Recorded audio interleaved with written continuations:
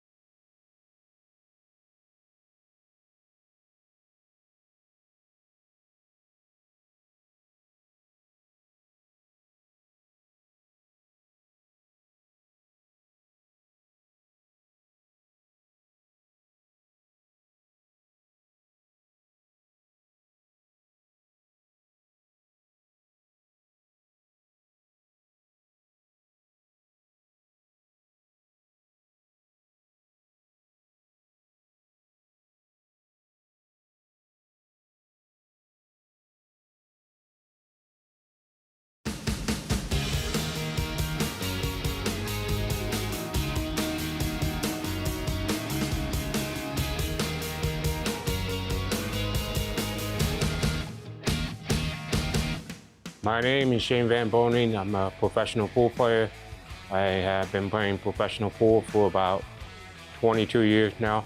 I'm a former world champion, 2-time world champion, 2023 and 2022, 5-time US Open champion, 2-time World Pool Masters champion, and so many other pool titles. Still continuing to be professional pool player. My family played pool in South Dakota. My grandfather was a good pool player. My mother was a good pool player, my aunt. And they own a pool room in Rapid City, South Dakota. And that's when I started playing pool. I started playing pool when I was 2 years old. And my grandfather owned a pool room, and I grew up in that pool room in Rapid City, South Dakota. And that's just been my passion about the game. But I still love the game. I think it's a great game. You know, the atmosphere, the people around the game is just fabulous, and I just love to play.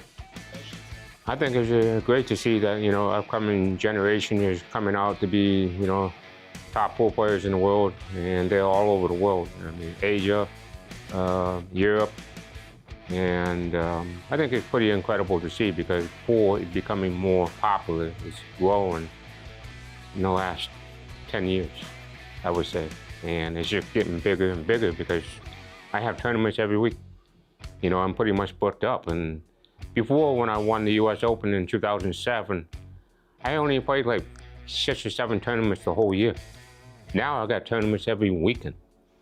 So that just says a lot about the sport, is that you're just seeing so many future generations, and there's just so many players out there, and we're just becoming more popular. Well, I mean, for the mental side of the game, it's very difficult because you have to stay focused, and you have to have a routine every day. You have to wake up in the morning, have a good breakfast, and probably have to do some exercises, trying to prepare for the day. And that's the most important thing. So, I mean, for me, I have a great experience, you know, just to travel all over the world and play every day. And I think that's why I'm so great about it, is because I play pool every day. I just show up and play like I practice. I don't even think about my opponent. I just get up there, play the right shots, and win.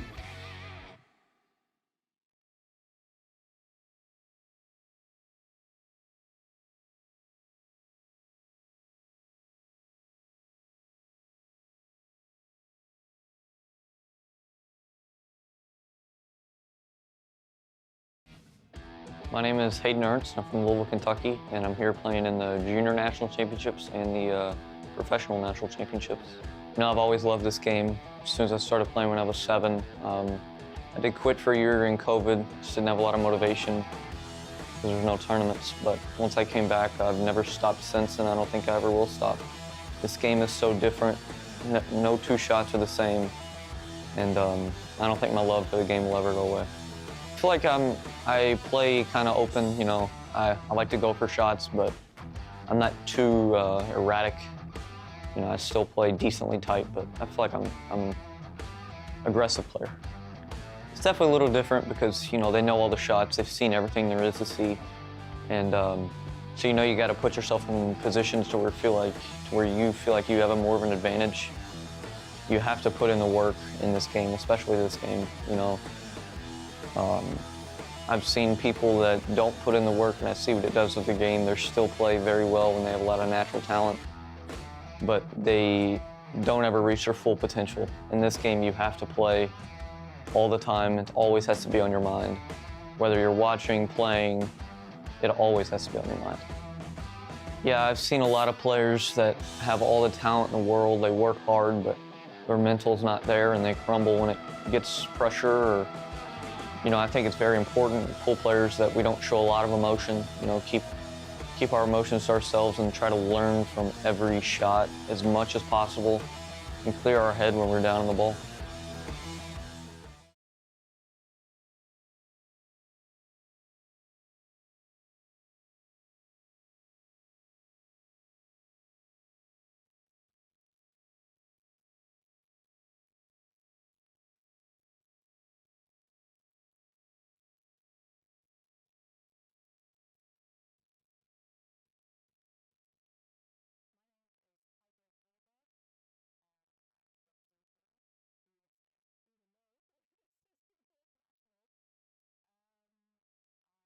I'm a two-time world champion in Hayball, parasport, and I'm here competing in my first US Nationals.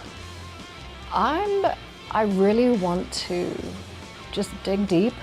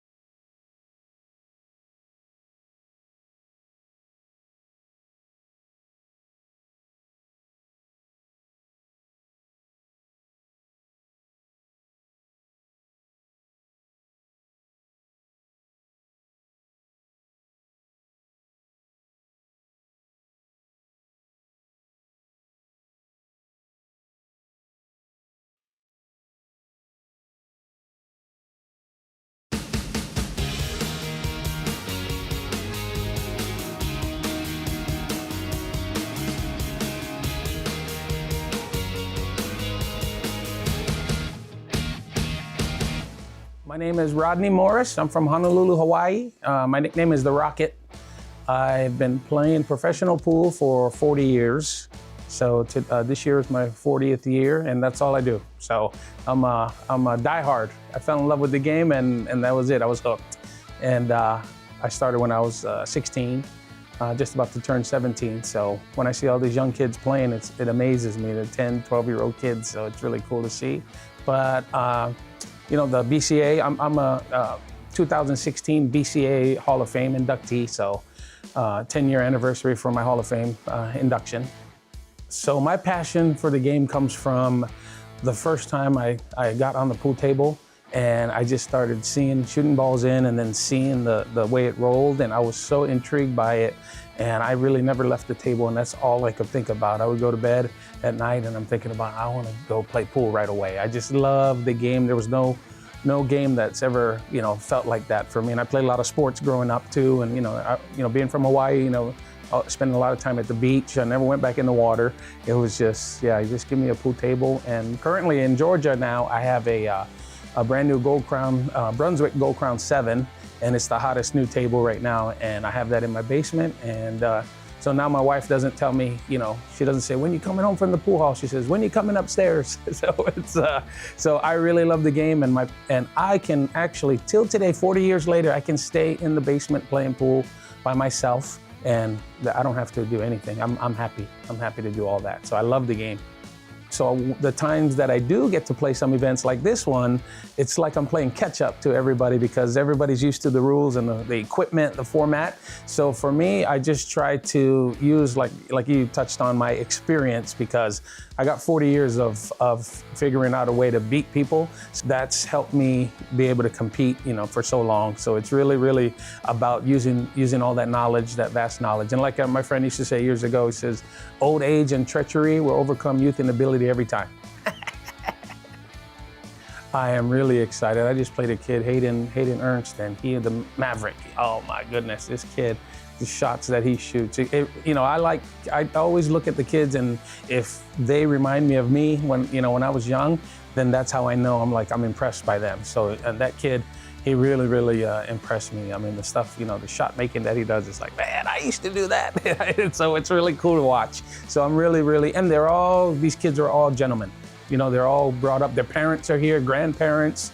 So, you know, for me and my generation growing up, you know, my mom was always waiting for me to get a job, you know? So she was like, what are you doing playing pool? I said, Mom, I just made $50,000. I won the US Open. She says, I know, but you should be working. It's so funny.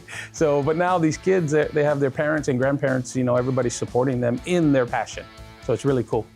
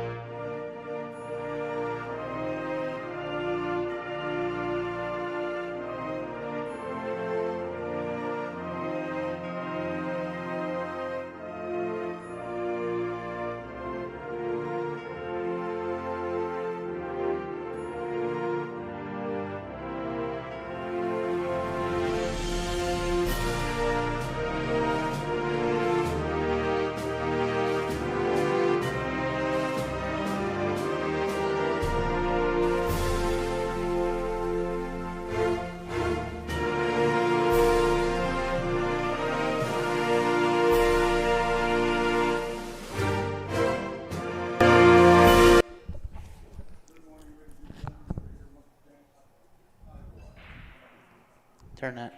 Hit that. Why is he fucking low?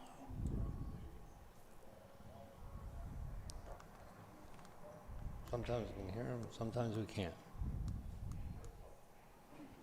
Oh. Ready for, it's the Wizard, Tom Davis. And his opponent, 2026 round champion, after that, not through this year, looking for another title in this division. Beckley, West Virginia, sponsored by Bolt Carbon, Goose Lodge 1606, locked and loaded. Let's give it up for Derek Bonds. The sign-on presiding referee, Mr. Tom Zenkel, they will have a player's flag for the break. When you're ready, gentlemen. All right, welcome back, everyone. We're getting set here for the wheelchair event.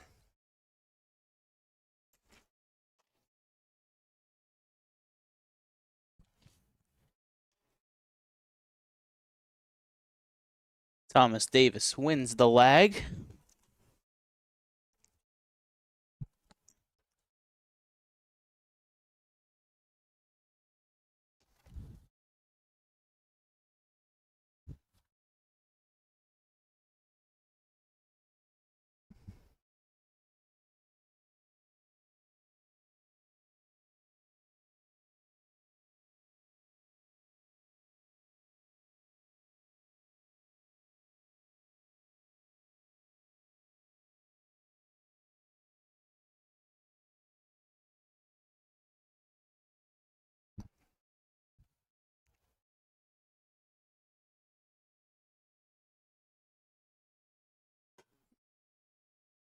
Good break there by Thomas Davis.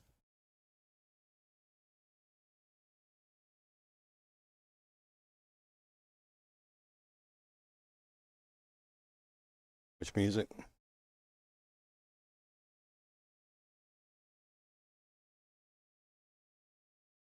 Calls the one.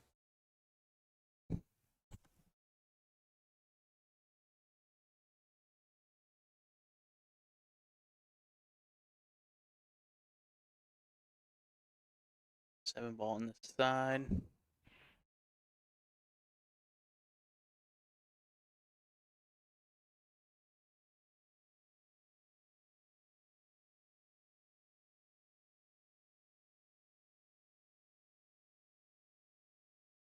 Side, try to go through the stripe. Nice shot there. Now you can play the three in the side, try to stun back to the middle of the table. Play the five in the corner. The five will land him on the six pretty nicely.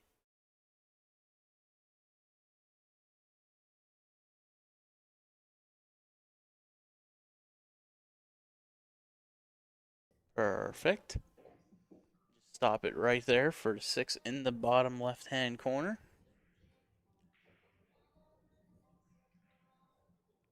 Thomas ready to go this morning, Dylan. Yeah, absolutely. Was running a little bit late yesterday when he was on the stream. Came in actually and apologized to us this morning for his performance, which never apologized to us. He said he was all jammed up. He was a little bit nervous, everything like that. So called for an extension.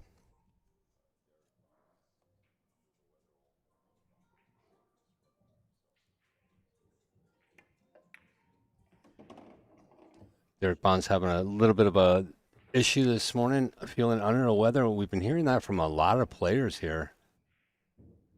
I know Melissa said yesterday that she wasn't feeling quite good, and that's going to help suck up that coffee there, Ed. Ed had a little bad experience this morning, dumped an entire cup of coffee directly onto his little laptop, and it kind of shut itself off and said, I'm out. That was it for that. So if you're trying to get Ed via email, nope. Not happening today. Looking to end this one quickly. Thomas Davis break and run. Is that a break and run? Yeah, a break Was and it run really? right off the start. That is awesome.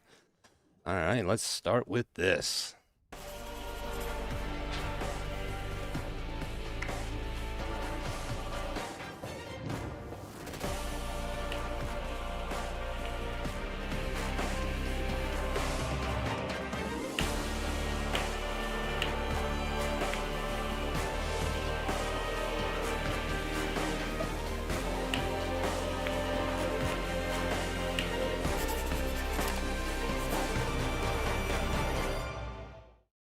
I'd say since 1680.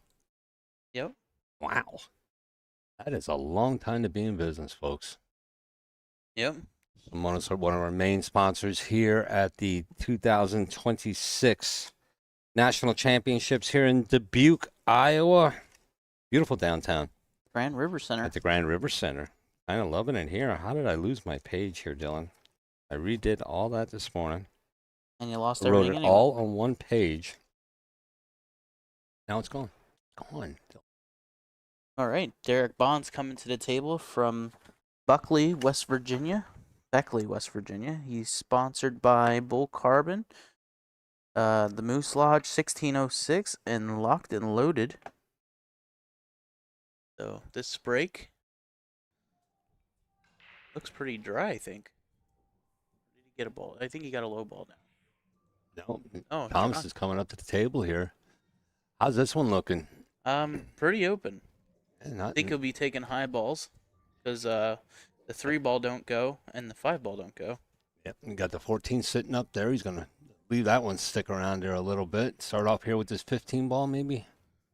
Yep, 15. Try to get down in position for the 10. Nope. Brought that back just a little bit too far. He's got the out though with that 14 ball. I think it's gonna be leaving right now. Yep. Try to come back in between 5 and 6, like this.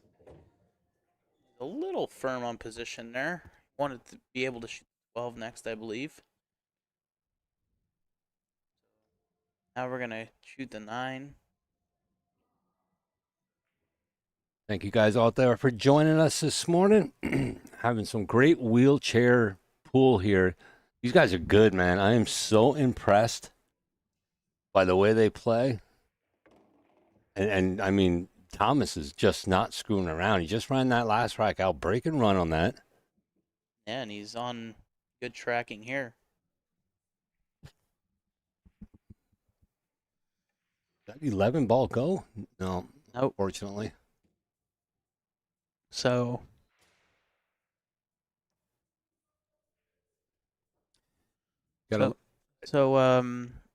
Derek Bond's coming to the table.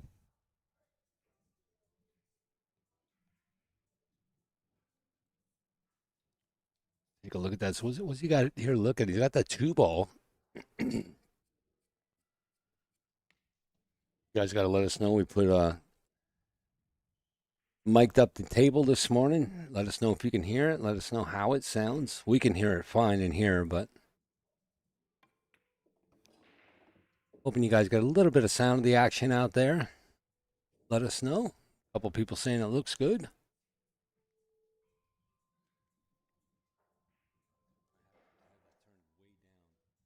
Well, you have the deadbeats turned way down, but they see it's barely even picking up, so they can't hear it at all.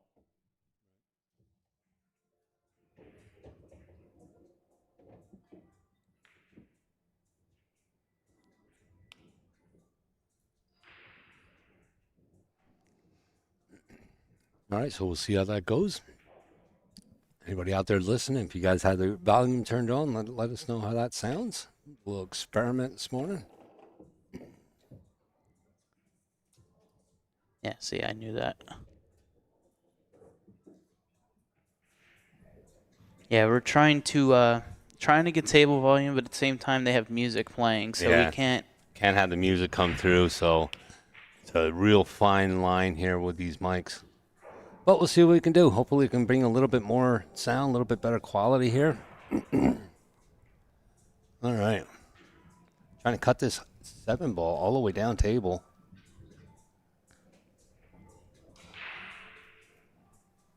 Yep. Gets it too. Oh, look at how pretty that shot was, Dylan. Gets himself nice for this 4-ball also. Yep. Shoot the 4-ball and draw straight back for the 1. Which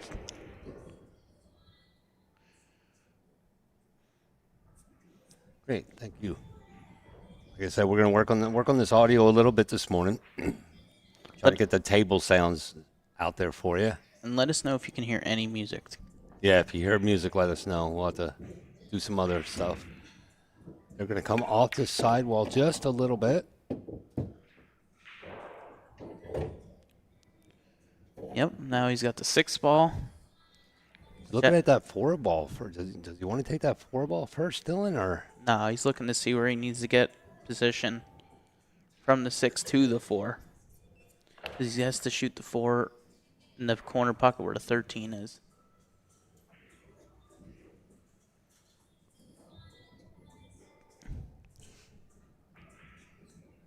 They're down here on this 6-ball, looking to draw this straight back. Ooh. They hear music, so it's got to go. Yeah, well, we're just going to turn this down a little bit, try to filter that out. So we'll work on this. We'll try to get your sound back here in a second.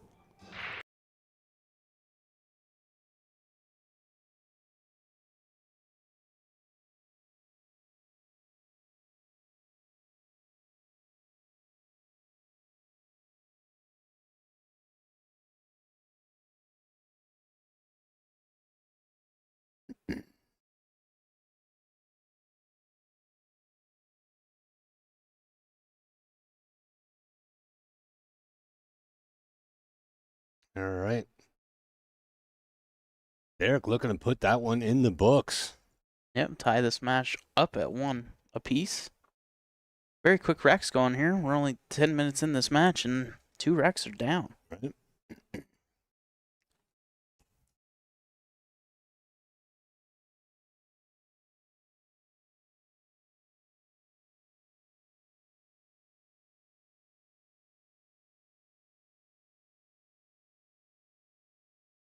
You know what?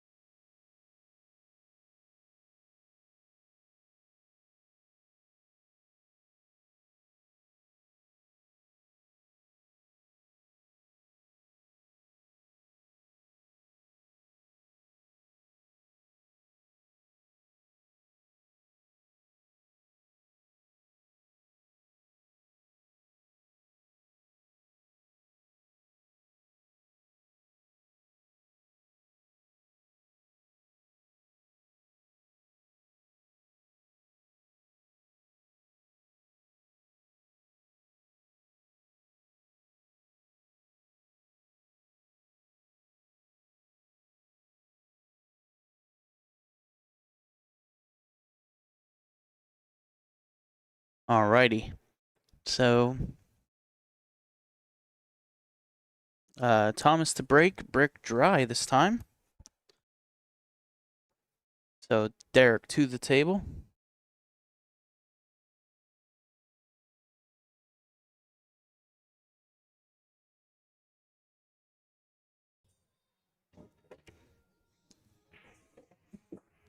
Alright, guys, we tried some other things, so let us know how it sounds. All right, Derek Bond's the winner of our 10-ball wheelchair event. Yeah. Earlier this week. Pretty impressive.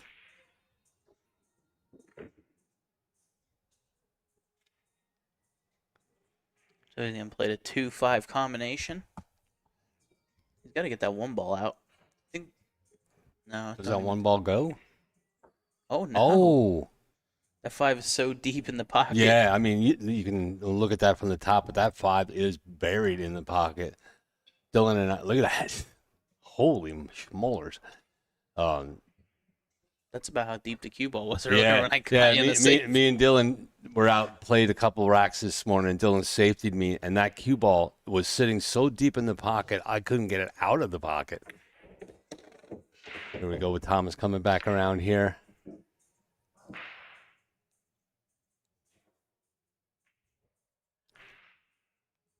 Thomas has a pretty decent table here too, Dylan.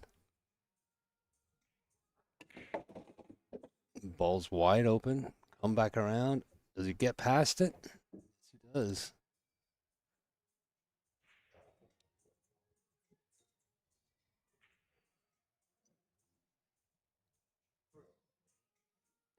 Big Daddy checking in there with us. I wonder who Big Daddy is. Calling a 9 past the 5 ball. No way. He's going to follow that in. He has to follow that in. I was gonna say it's the There- 5 there's ball. no- Almost yeah. no point. There is no way that's getting past that 5 ball. Get in the hole. Come on. How deep is the 9 ball now? Yeah, the 9 ball is just as deep now. Thank you, Otto, for checking in. Thank you guys all for checking in and helping us out. We really do appreciate it. It's kind of hard for us to step in the background and listen, to everything that's going out there. That's why we have you guys here, and that's why we so much appreciate you guys being out there. Good comments and bad comments. I mean, don't give us any bad comments. Critiquing is awesome. All right, so Derek back to the table.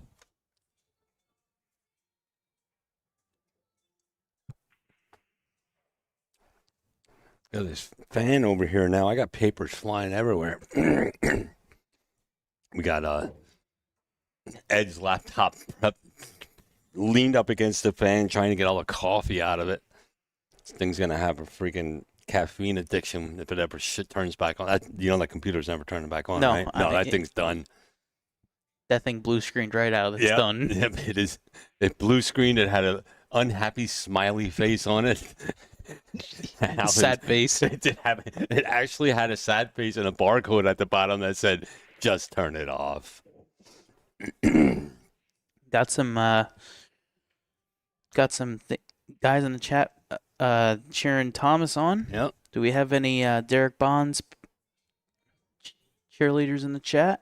Saw a couple people earlier, I think, said something about Derek Bonds. Yeah, throw it in some rice. We're going to need a 20-pound industrial bag of rice to do anything with this thing. Derek up here on that 6 ball. You're saying that. That's probably where Ed went. He probably got went a 20-pound bag of rice. I think it's actually too late. Yeah. Dude, I saw smoke come out of the side of it. Really? Yeah, once they release the smoke out of computers, they're done. Well, I don't know about that. No one hasn't seen Greeny's laptop yet. Oh, dude, that thing smokes every time I use it. You can actually, and I can't smell or taste anything, but you can actually smell the smoke coming out.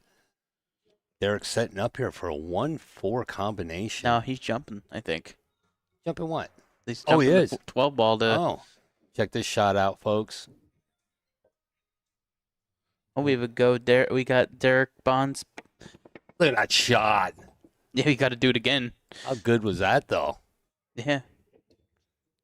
We got some Derek Bonds cheerleaders in the chat. There we like go. To see it. All right, let's go. What are we predicting here, folks? It's tied up 1-1 right now. Race to 5. Oh, he says I don't need to jump. Yeah, this is a tough one. There's a little bit of backstory I'm not going to say nothing about, but Thomas is out to win this. Thomas is not going to back off of this whatsoever. He has He's got the bank. he's calling this 1 ball. He's going to tighten up on this pretty good. Look at that cross. Tightened it too much. Yeah, a little bit too much. Is that going to roll over and drop? No, it's going to block that pocket out for Thomas. Hopefully he won't be using that pocket. Tom Davis comes to the table. His nickname is The Wizard. The Wizard.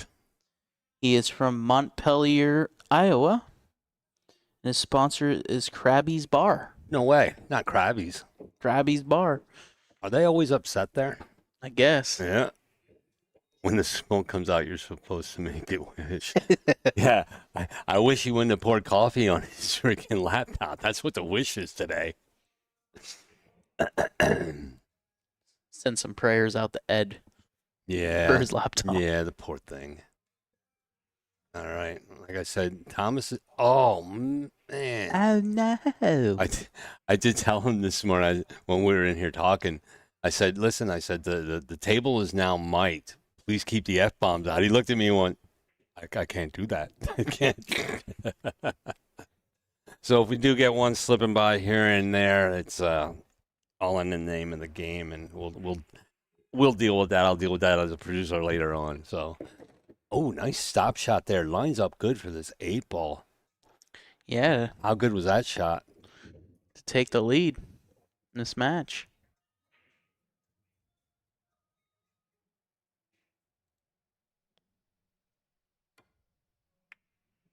There it is. Pretty shot. Derek Bonds to take a 2-1 lead and the break. We'll be right back after this commercial break. When I play all the big tournaments around the world, we only use Aramith and Simonis. You know, you're getting 100% high quality. It just makes the game easier to play. Simonis and Aramith definitely have the best cloth and balls, hands down, in the game.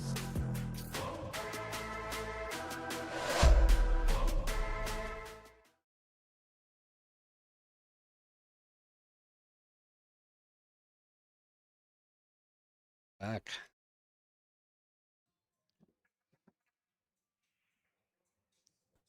Our commercial brought to you by Aramith Balls and I1 Simonis. Thank you very much for everything you do for the sport. We greatly appreciate it.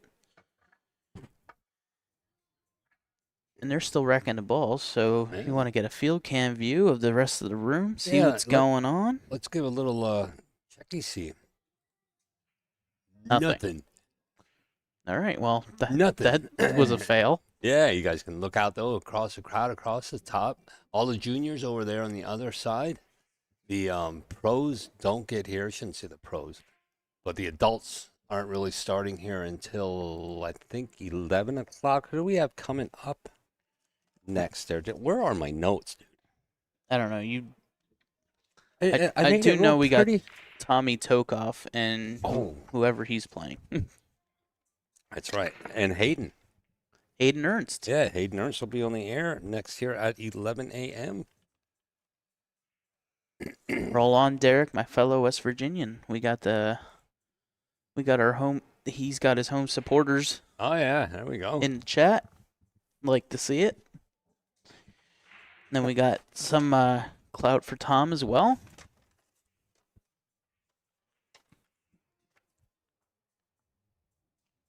I don't understand what happened here. Because you got your notes all over the place. No, yeah, but it had a folded page and everything in it. What in the where? No, not those. Those are just folded. These are real folded pages. There it is. Then why did somebody unfold that?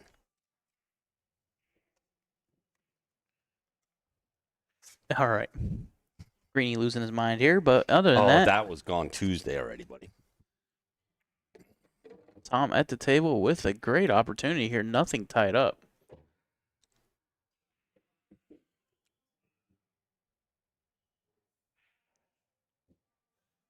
And all I could say is if I ever have to live in a wheelchair like these guys, I hope I could play a pool as good as they do. Oh my God, there's these guys are phenomenal.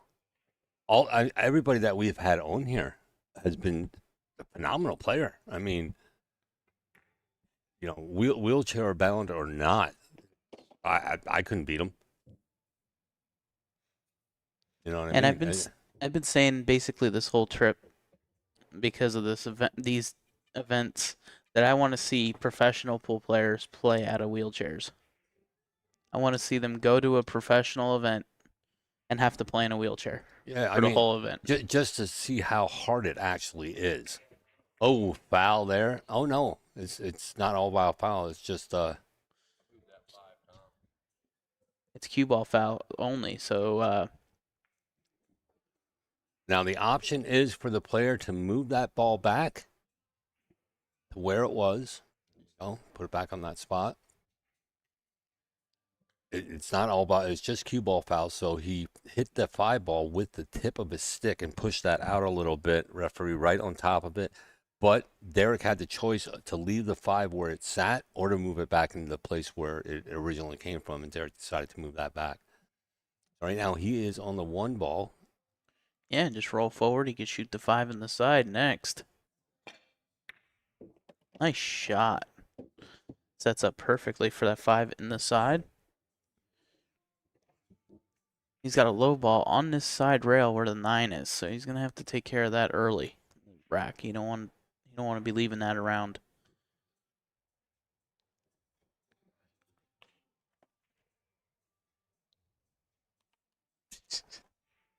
Well, it's a stupid fan that we're trying to draw it. Look at. Ugh. Coffee all over the floor. Oh, God, there's coffee everywhere. Now this fan's blowing on this stupid burned out computer, blowing our stuff all over the place. Where is Ed? Funny stuff going. I don't know. He's probably out in the car crying. Yeah, because he has to buy a new laptop. Yeah, exactly. He'll bill BCA for it anyway, probably. Oh, kidding. just a bit inside with that. Push it out to low rail.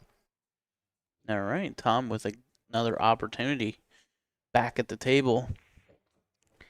Probably start with this 13 ball because that is, if there was a problem, that would be the only problem. That would be the only problem is that 13. It's not really a problem. It's just limited on pockets. The other 3 balls are near pockets, so.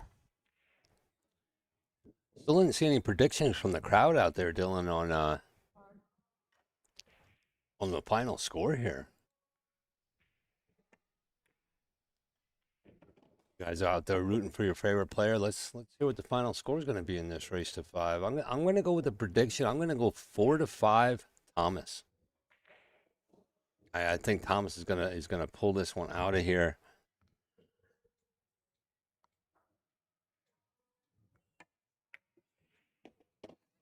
Shots like that. Get around it. Get around it. Oh, did you hear him, old boy? I think he did make that pass there, Dylan. What do you think? I don't know. I can't tell. No, it is. Oh, he's pushing at it. Oh, he does. That does get around. Look at this coming down off the 6 ball for a stop shot. Yeah, but he's jacked up over the 6 ball now. Yeah. You have to get his bridge out, maybe.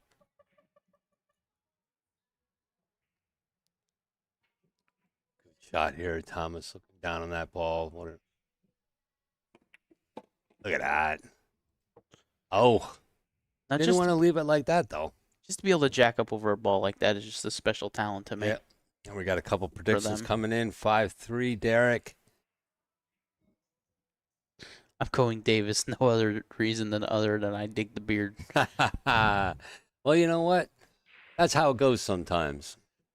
Is Davis going to get his jump cue to try to jump bank this ball? There's no way. Is that what he's doing? He's not going to jump this ball. You know, call there for his extension. Ooh, I like this now. We can hear the extension calls. We can hear the time calls. Can you see it? I don't know what he's doing. There's no way you can see that. No, he's just tying balls up. Yep. Smart move. That is a very smart move. Ball in hand down for Derek. But with that 7 ball now tied up with that 8 ball, that was a really smart play right there. What do you think? Come off the 3 down and break that right back up again? Or clear the balls off the table first and leave that 7 for last? I'd be using the 6 ball to break that out. Oh, he's just playing safe. Gonna leave that cue behind the 7 ball, kick that 8 out. Just like that. I was even playing safes against you this morning. Yeah. Right? I watched way too much pool this week. Actually, I don't think you have watched enough. You haven't watched enough? You haven't watched enough. I haven't. I've watched 1, 2, 3, 4, 5, 6. I've commentated on 70 matches. Approximately 45 matches so far. Ball in hand again? Ball in hand, yeah. You didn't catch a rail on any of that. Must hit a rail after contact with the 8, and he has failed to do so, which has given him ball in hand And now everything's wide open. Yep. Just needs to execute and run the rack out. This is probably his hardest shot right here. Is this 7 ball?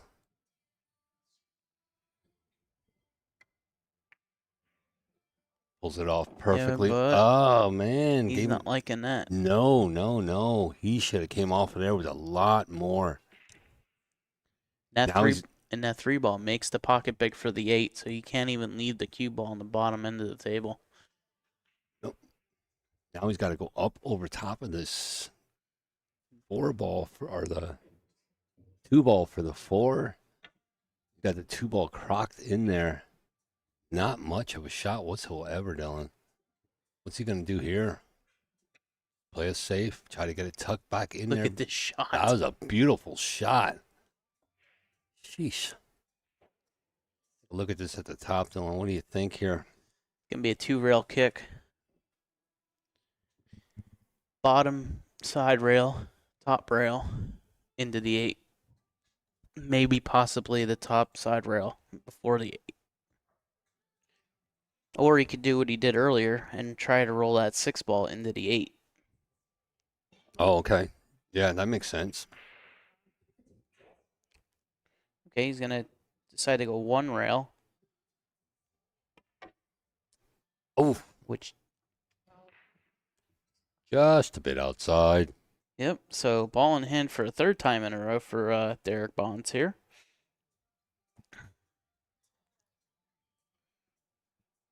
Now, what's he going to do? Where's your run out here, Dylan? Tell us. He's going to clear these 2 balls, and he's going to try to land on the 4 ball, which then he'll shoot the 4 ball, and the 3 gets him on the 8. So 2, 6, 4, 3 should be the pattern. But I think he's already made a mistake in the fact that he's left himself dead straight in here on the 6. You can see him shaking his head there, acknowledging just what you said. Yeah. Firing. Oh, does he get it back? Yeah, he did. He hit it well, too. Wow. We've seen people when they wind up on these diamond tables with these pro cut pockets, bobbling that ball once you get some speed behind it. They're hitting that one perfectly. Yep. Now just needs to play a stop shot here on this 4 ball.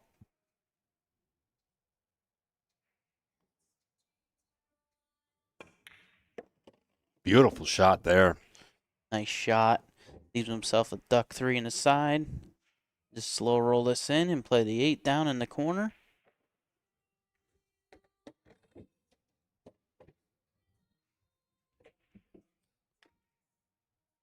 Derek rolling so far in this match. Going to go up 3-1 over here over Thomas. There it is. Down she goes.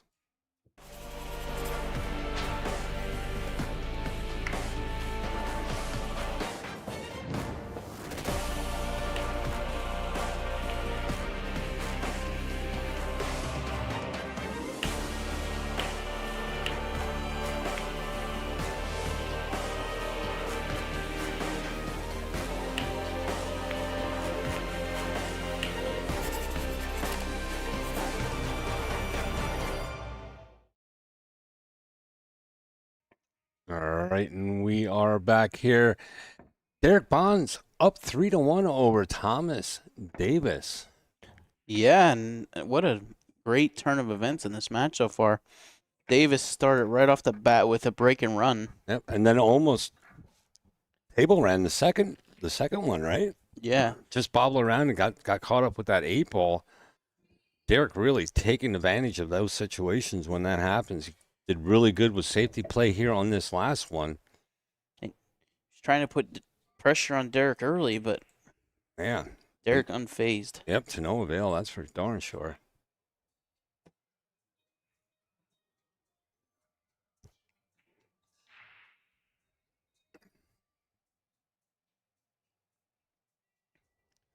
Tom's getting himself all situated here.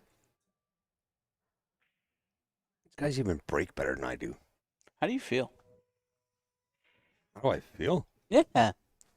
Feel pretty good. How are you feeling? I feel amazing right now. Yeah. I tell you what, I'm having a blast here. I'm so honored. What do we got? 13 jumps. Stop cue ball. Man, just stop that cue ball. Let's check it out here on the Simonis instant replay cam From satellites. from Skycam 2. All right, drops one ball. Now, you don't necessarily have to take the ball you drop, right? Nope, it's open after the break. Open after the break. So what are we looking at? I don't like that 14-10 there in the middle. Yeah, but they both have pockets, and I actually like stripes better. Do you really? Yeah, because the 6 ball. Oh, yeah, and the 3 ball, really. I mean. Yeah. Oh, no. Oh, no. Oh, ouch. The points of those side pockets are rock solid. They are, aren't they? Don't use them. And they're sharp. They'll cut you. Yeah, Greeny got cut on one before. I did get cut on one. You got me good on that one, buddy. Alrighty. Now what? Same thing? Or you? I don't like the camera's really bright in the middle. I'll adjust that later on today. All right, there, looking at this 13 ball.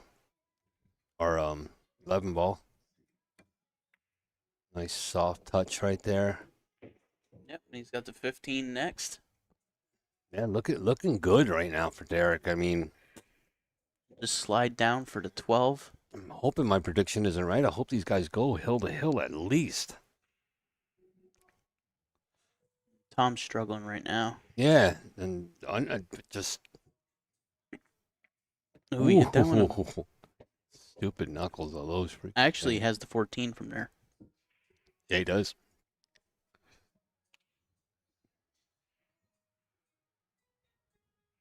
Be looking into the eyes of the beast here in a second. You see a couple people out there in the crowd. Wrong camera angle. They can't see what we're looking at. Oh, it's so hard to find good. Now you see the people. Now you can see. It had to be a perfect little shot here. Squeeze and oh, I think he pushed it a little high. Push it a little bit. He's already rolling away on that one. He was already out. He checked out real quick on that. He knew it. We could see it happen right away here. All right, Thomas back in. I think he's only left him the 5 in the side. Yeah, I mean, and that's even a hard shot there if you're looking at it. Yeah, because it'll be jacked up over the 6. And it doesn't really look like he has anything else. That's about the only start that he has. He's looking at the 4 ball here, though, Dylan. Hey, that's all right. That 5's a lot tighter than I thought it was. Yeah. So that was actually definitely the right shot. Oh, absolutely. He's going to get 1 ball now. Yep. But he landed a little funny on this 1 ball. Yeah, he's a little high on that. Be straight in. He's going to have to put a lot of high and inside English on this ball. How does that 2-7 look? Is that lined up? Oh, he's going down table for this 5. Yeah, he's just taking the pocket over, I believe. Which is a good shot because it blocks the only real good pocket for the 12. The only bad thing is if he's left the 12, sorry, he blocked the pocket for the 10. But if he left the 12, yeah, that's trouble. Yeah, if he left that 12, that he can get at that 12 and just stop it right around that area. He has a 10 all the way up in the opposite corner. See what he can do here. This is the shot right here. You know what? The 10 goes past the 12 in that corner pocket. Yeah, it does. That's one. This is the shot. If he can just sneak this out a real little. Oh, no. Just completely outside. missed that ball. He knew that again, too, as soon as he hit it. See how he, jabbed at that? That ball, Yeah. that is a quick jab on that one. You know, I don't think he ever looked at the 10 going into that corner pocket past the 12. No? You don't think he took his time with that one and saw it? Now, you got to remember, these guys are on a 30-second shot clock. Which I thought they weren't, but apparently they are. Yeah. Well, I heard him call time a couple times. They're saying one thing I don't like here is they're saying time, which means they had 10 seconds left instead of saying 10 seconds. You know what I mean? When somebody says time to you, what does that mean? That means that you just ran out of time, right? So I guess they tell the players on how they're speaking in their language that they're trying to use. So yeah, everything is said beforehand. Right. There's actually, with the ref, there's a little meeting before the match even starts of how everything's going to run. And the rules. I think they run through the rules on each one too, do they? No. No? Not the rules, but just the time and how the timing's going to work. I gotcha. It's usually the first shot they have 60 seconds, Mm-hmm. and then every other shot after that is 30 seconds. 30. Oh, get stopped, He get needs this to stopped, slow get down. stopped. It did. It did. It did stop for him there. Do you play the 7 first and draw it back, or do you get that 6 out of the way? I just played a 6 here, and you can either stop it dead, play the 7 in the side, and then just stun out for the 1 in the side. Yeah, because that 6 does not go in the lower corner. Have a little bit better look here. It does go down in the upper corner there, though, Dylan. Plays it in the side. Where's he going? Where's it going? He's all right. He's got both options from here. I actually might like taking the 6 ball from here. Just taking the 6 ball and using the 12 as a stopper for the 1 up in the corner. It'll push the 8 towards the side rail as well. If you take the 1, you're crashing into everything. And you don't really know how well you're going to come out. Right. No, you're right. Taking that 1 anyway. And this is what I was talking about. What happens, yeah. Now he's got a bank at best on the 6 ball. And no real place to hide the cue ball either if he wants to try it safe. There's no safety from here. No. He's got to go for it. Where's he running? All the way uptown? Nah, he's bank it to the side. Just stop it there if he makes it. Calls it in the side pocket. If he makes it, he's a shot at the 8. If he misses it, he's in trouble. Unfortunately. Oh, look at this. He got a roll there. Got a really good roll there. Tucks right up behind that 15 ball. But you know what? It's a roll. It's like a half a roll because Derek's now got a lot of options to play a safety. True. That's far enough away that he's going to have to jack up on that pretty hard if he wants to try to keep the cue ball. Or leaving the 8 separated. He's just sending it. Send the cue ball down table. Yep. Good hit there. Going to bring that back. I mean, leaves him another bank. Yeah, Thomas does have a bank. Banks are open here in Dubuque, Iowa. Even on Sundays. Wow, where'd that come? Is this Sunday? It's not Sunday, right? No. It's Friday. Don't do that. Dude, I had no idea. Look at this. In a hole. Get away from that 9 ball, though. He's got it. He's got it. He's got this shot. Break cam. Break cam. There it is. Too many cameras, bro. I love it. I love it. You don't even know what camera's what. Dude, we have 1, 2, 3, 4, 5, 6, 7. We have 8 cameras on this shot. Look at that. That's going to bring Thomas up 1. The Diamond Paragon Pool Table. Diamond tables are designed and manufactured from the highest quality, sustainable hardwoods, utilizing world-renowned designs. Diamond tables are unparalleled for playability and durability. After all, they are designed by players for players.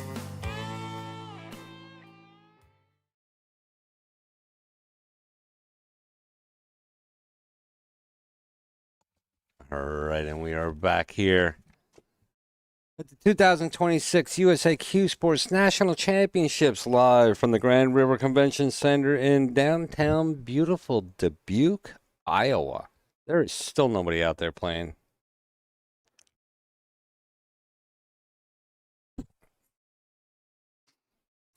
Check our camera here.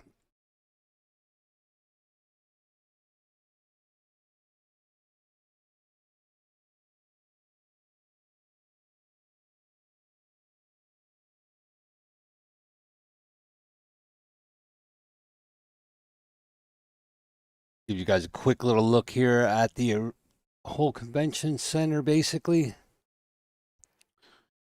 A little bit of activity. Juniors are going at it over there in the other 2 sections. Putting this stuff down here for pros will be coming back here. The women's event. I think we have do we have women's event next, Dylan, or the men's event? I think the men's 10 ball is still going on, right?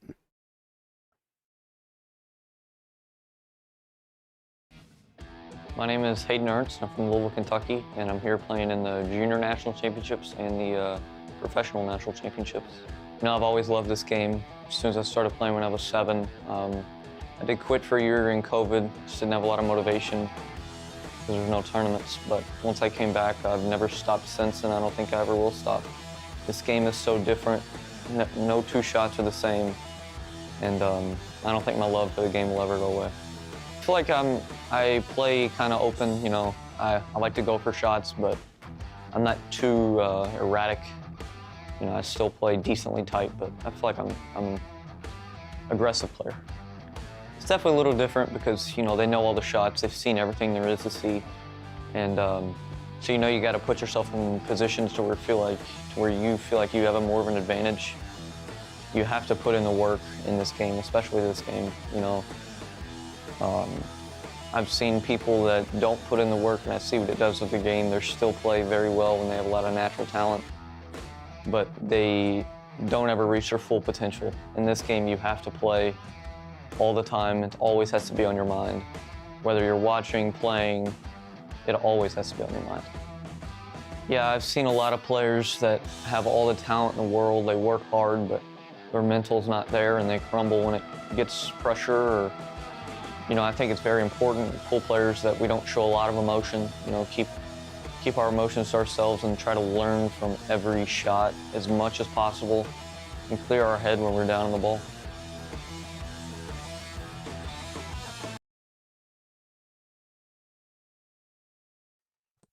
Hayden Ernst.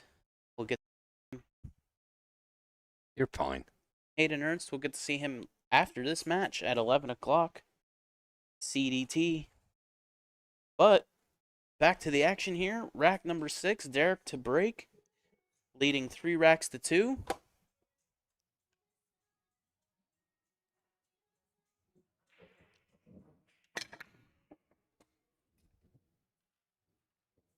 Let 15 go? No. No. And he scratched off the break. So that's going to bring Thomas to the table with ball in hand. See what this table looks like here, Dylan. Yeah, the only real problem on this table is 3-ball. And 3-ball and the 10-ball. So either way, you got a problem with either one of the balls. Looks like Thomas going to start off here with the 15 ball. Try to get some balls out of the way there for himself. Like you said, that 13 ball, a little bit of an issue. I think he is going to come right back around here and go for that 9 up in the corner. It's going to be a tough reach for him. Yeah, it is. He's going back for his extensions.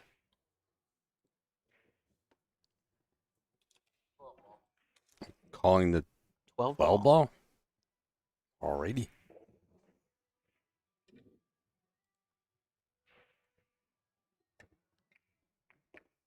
Good shot there. Gets that traffic jammed up just a little bit more in the center of the table. Should be able to come right out of that, though. 14. So he has a 14. Was that the 11 ball there? 14-11? Yeah.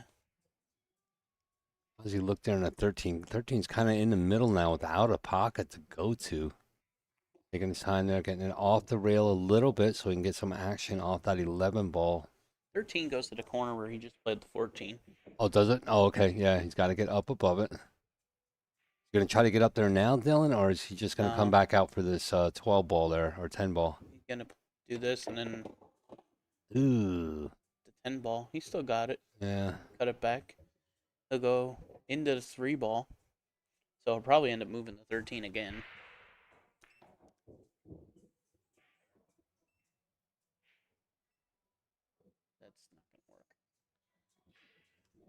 Should we just tell everybody that, or? Yes. Not gonna work. All right, it's going to give Captain. ball back here to Derek. Derek's got a pretty nice table here right now. Yeah, they'll probably start with this 4-ball.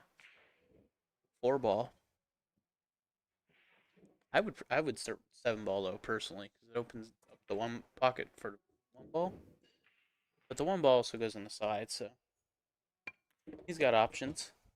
Sachin's taking it up all the way up table there for that 3-ball.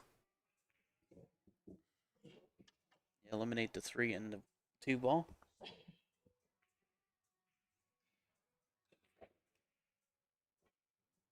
I think he's looking to come back down here on that 5-ball. Yeah, tough reach here. Yeah, very tough.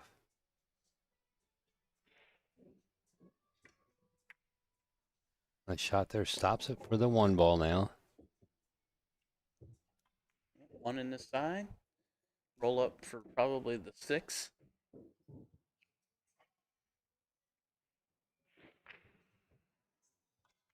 Six or the 7, his choice. Derek looking to go up here on the hill first.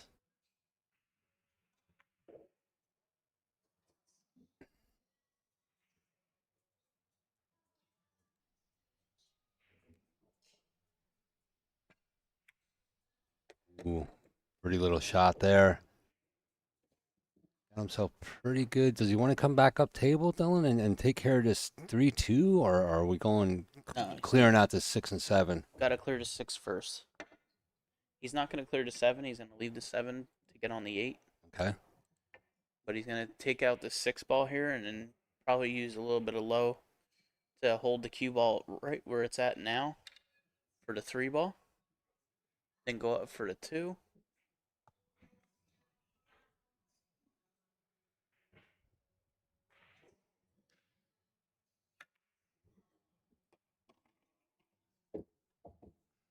Very nice. Gets himself down here around, doing exactly what Dylan just said.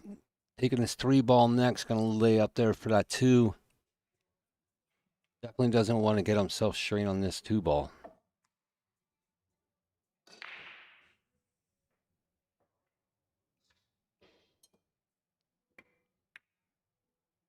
Ooh. Did it good.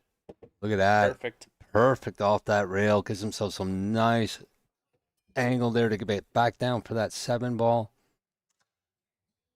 See him looking to get right where he wants on the 7-ball here.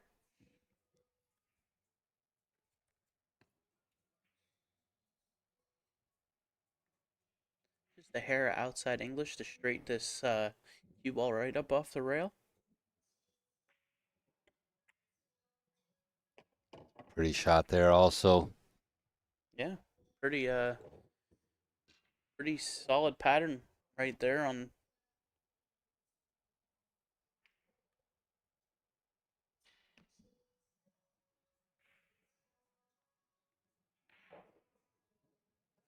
Just gonna stop that right there. Maybe just to drip the hair forward on that. Does like that. Just like that, Dylan.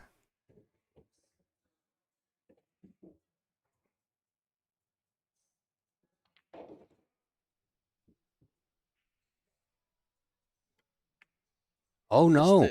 Oh no. Good leave though. Not a bad leave at all. If you're going to do a leave, he's going to have to try to cut this 9-ball. Can we get an overhead cam? We can. I want it because there's a little bit of room between that 8 and the rail. He may even try to use the 9 into the rail off the 8. I see that. I see that. I think he's looking at that too. He is. He's looking at the 9 I believe. I don't like that shot. He has to hit it 100 miles an hour to get down and up and back down the table. Oh, yeah. That was tough. Yep, he's giving this one. Derek will need the bridge here.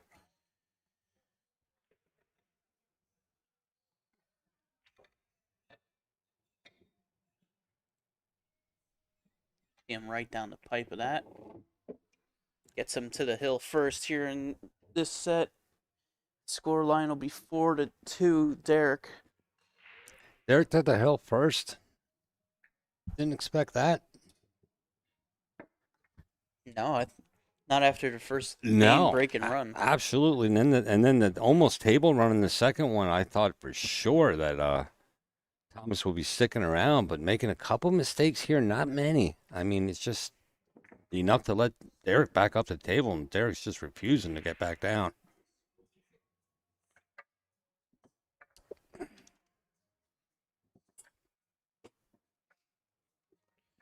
All right, well, while the ref is racking, we'll take a look around the room, see what's going on.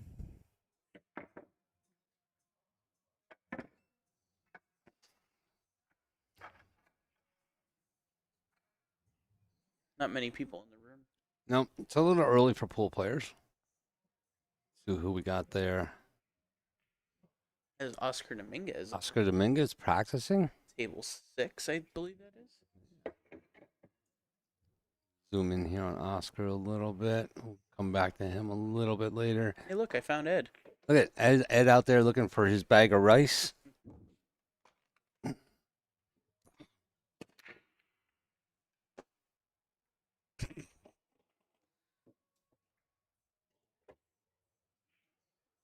All right. Break off here by Tom Davis. Gets a ball down. Take a look at here at the top. See what all we got to work with here, Dylan. Yeah. He's got a problem with the 7-9. But other than that, everything else is wide open. So what do you think? You think you can go in eyeball here? Start off with that 14 ball? Yep. Nice and soft. Looking at this 9 ball down the line here.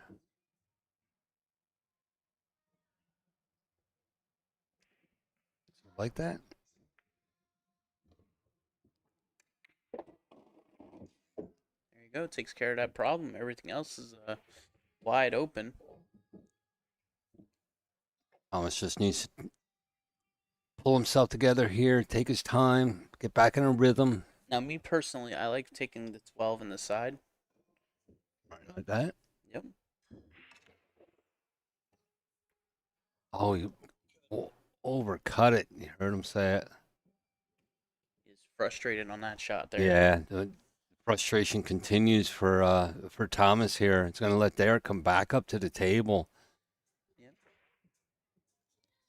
So really, the only shot is either the 3 or the 7 up in the top corner pocket.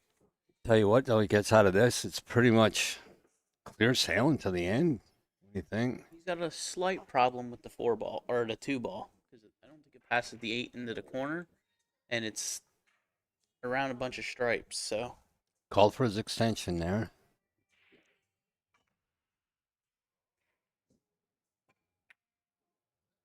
No, not tracking. Oh, I lied.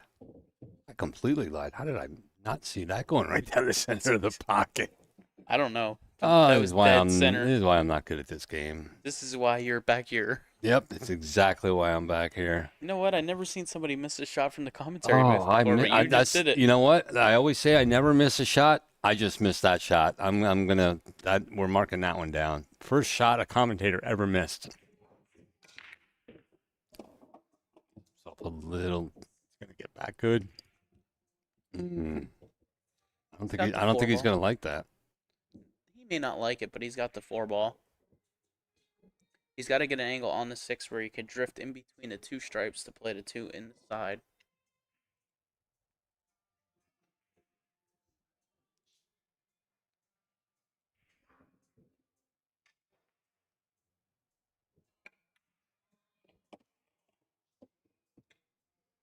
He could shoot the 6 now, and Yeah, he could. Back down in that corner, opposite corner. he's looking at it.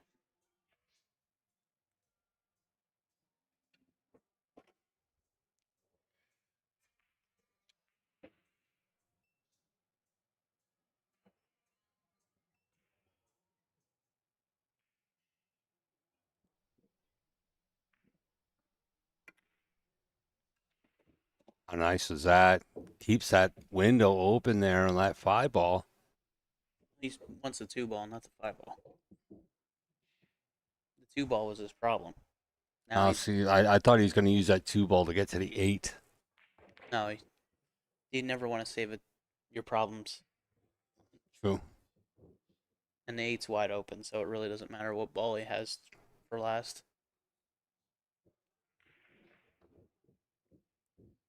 He just needs to guide off the stripe well.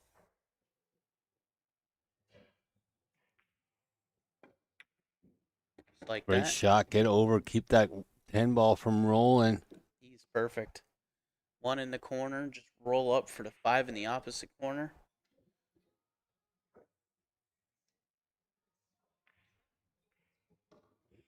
Derek's got very nice pace here. And he's well on his way to the next round. Just keep his focus here for the next 3 balls. That might be a little funny. Yeah. He landed a little straighter on this 5 ball than he wanted. He's going to have to do some pushing to get around here, Dylan. I don't see him doing that. I think he's just going to roll this in and take his medicine on this 8. Yeah, that's basically all I could have done with that shot.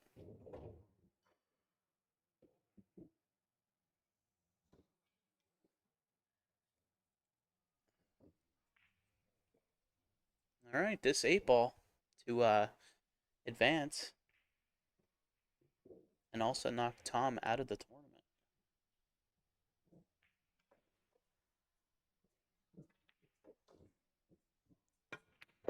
There it is. Excellent Beautiful shooting shot. by Great performance by both of our players there. Thomas just really not having much of a chance to get up to that table, Dylan. Honestly, I think he had chances. He just made a couple mistakes that Derek capitalized on, and that is going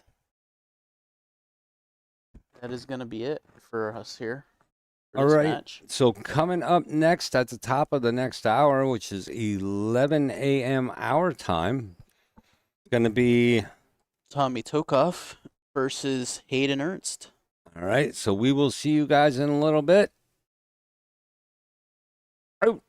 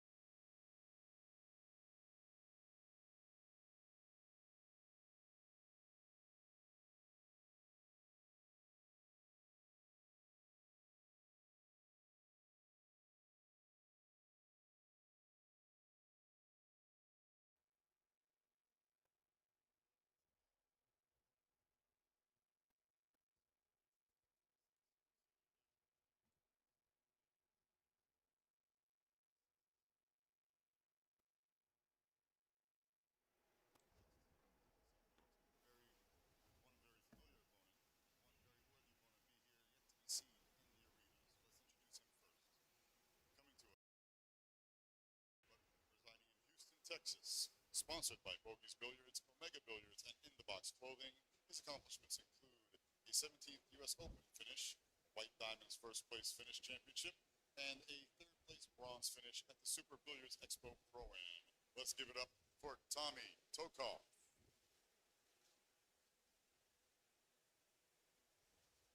And his opponent, you've seen before, coming to us from Louisville, Kentucky.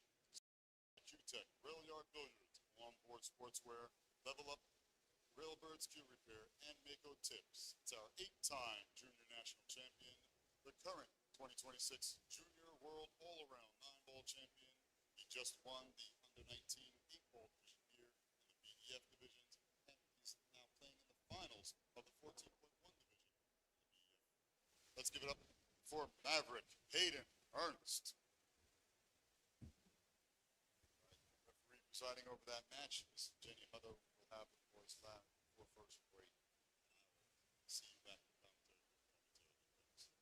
Take it away, buddy. Well, that went horribly.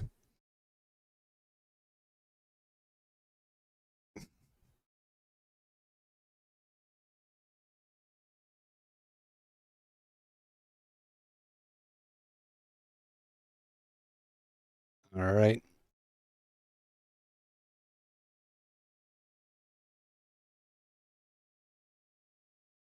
Referee here, Jeannie, getting ready for the ball setup. This is 10 ball, race to 7, and of course I don't have that up there correctly. That'll only take a second.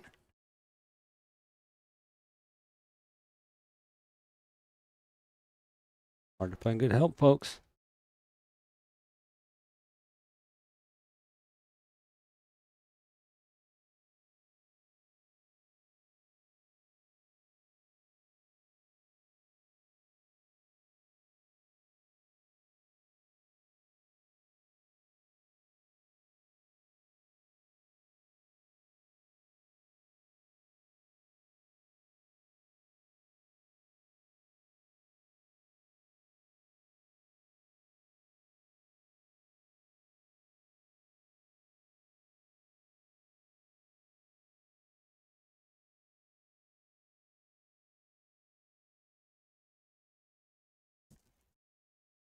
Actually a race to 8.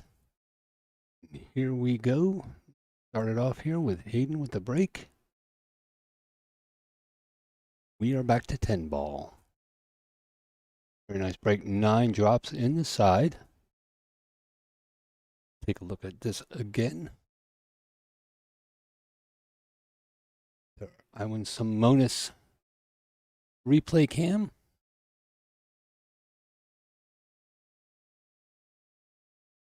Pretty good there. Looking at this table, we do have a shot at the 1, shot at 2, down table, got 3. And this looks like a pretty nice table here. I can't really see Hayden have any problems with this. See him start off here with this 1 ball. Back around once, come up really close here to the 7. Oh, he's going to kick that out.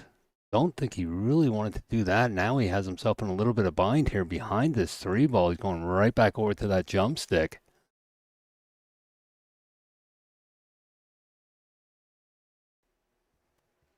See if we can get some table sounds out there for you.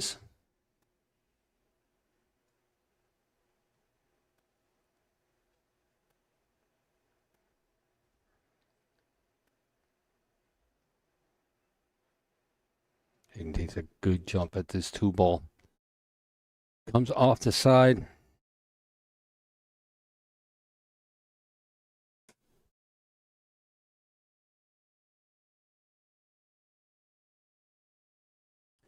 We lost our outside mic there, so fixing that during this next rack.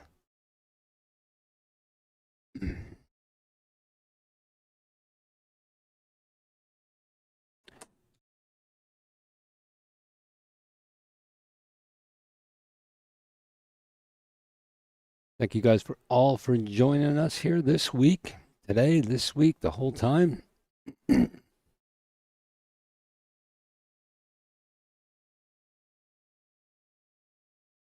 Yeah, we had a little bit of mic issues there. Ed forgetting to turn his mic on.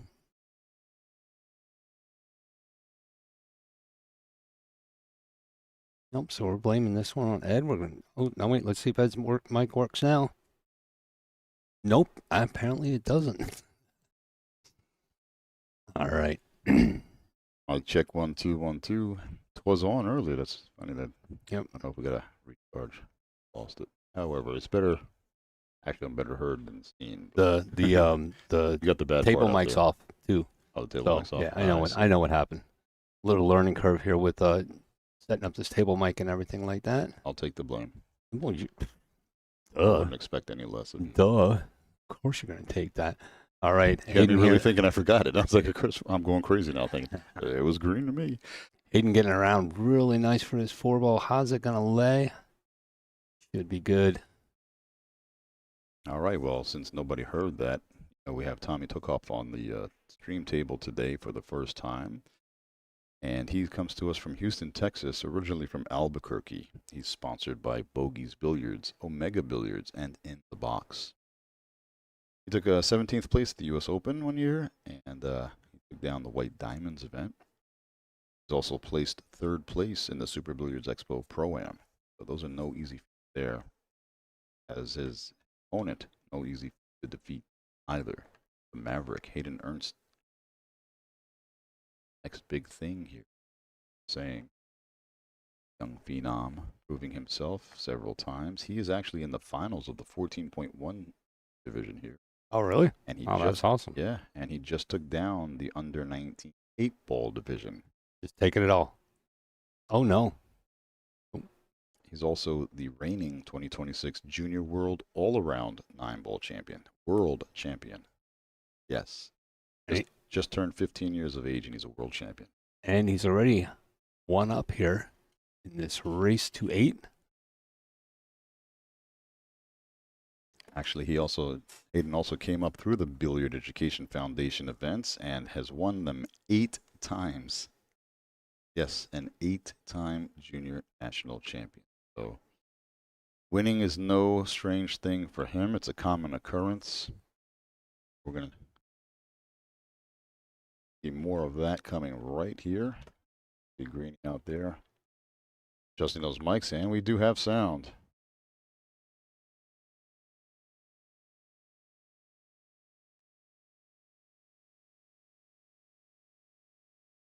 Yeah.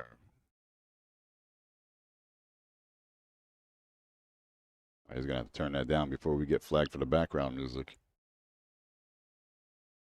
I'm not going to mess with those dials, so once he gets back here in the booth with me, he'll be able to adjust that sound. Yeah, we're going to have to turn down the gate on that a little bit so you don't pick up that background music, but are we good? All right.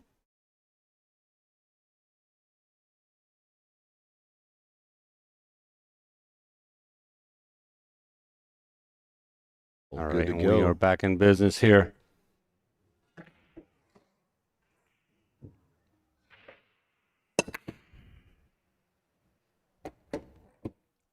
Crack goes the balls.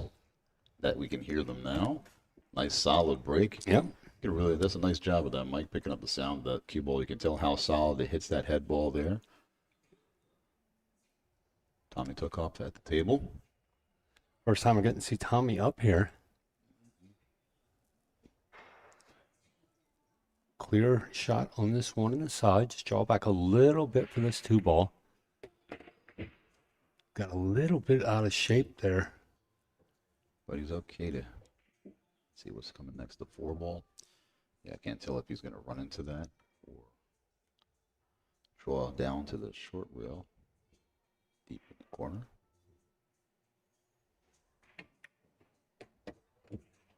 Looking good getting back around that 9-ball. Nicely done.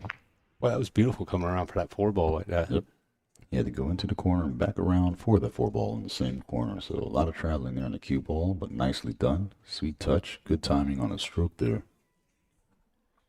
And Tommy, if you're not familiar with him, is I don't want to say an underrated player, but still quite unknown to many. However, he's been around for some time and a threat. Trying to get him to come out to more events, and this is the perfect platform for that. A USA player-only tournament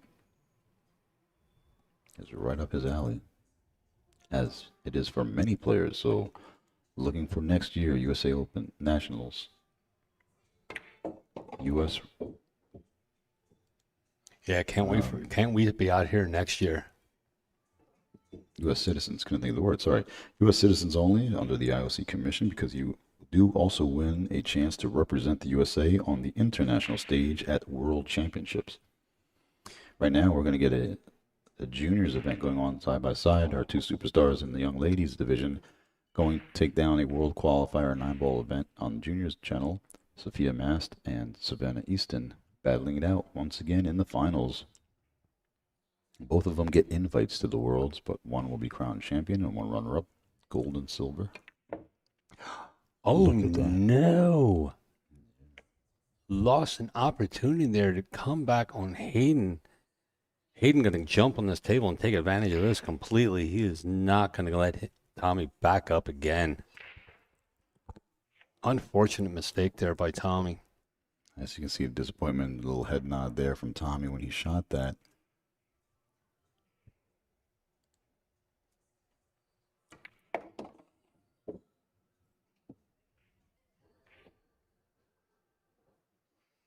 He's going to come around off this top rail, maybe off the long rail. Get himself all lined up here. Nice, steady, smooth, clean stroke there. Steady, watching the cue ball move around into position before he even moved his head or body to stand up.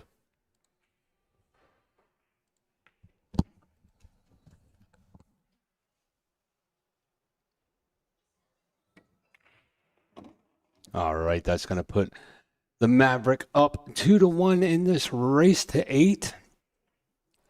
Let's do this. The Diamond Paragon Pool Table. Diamond tables are designed and manufactured from the highest quality, sustainable hardwoods, utilizing world-renowned designs. Diamond tables are unparalleled for playability and durability. After all, they are designed by players for players. All right, back here at our tables.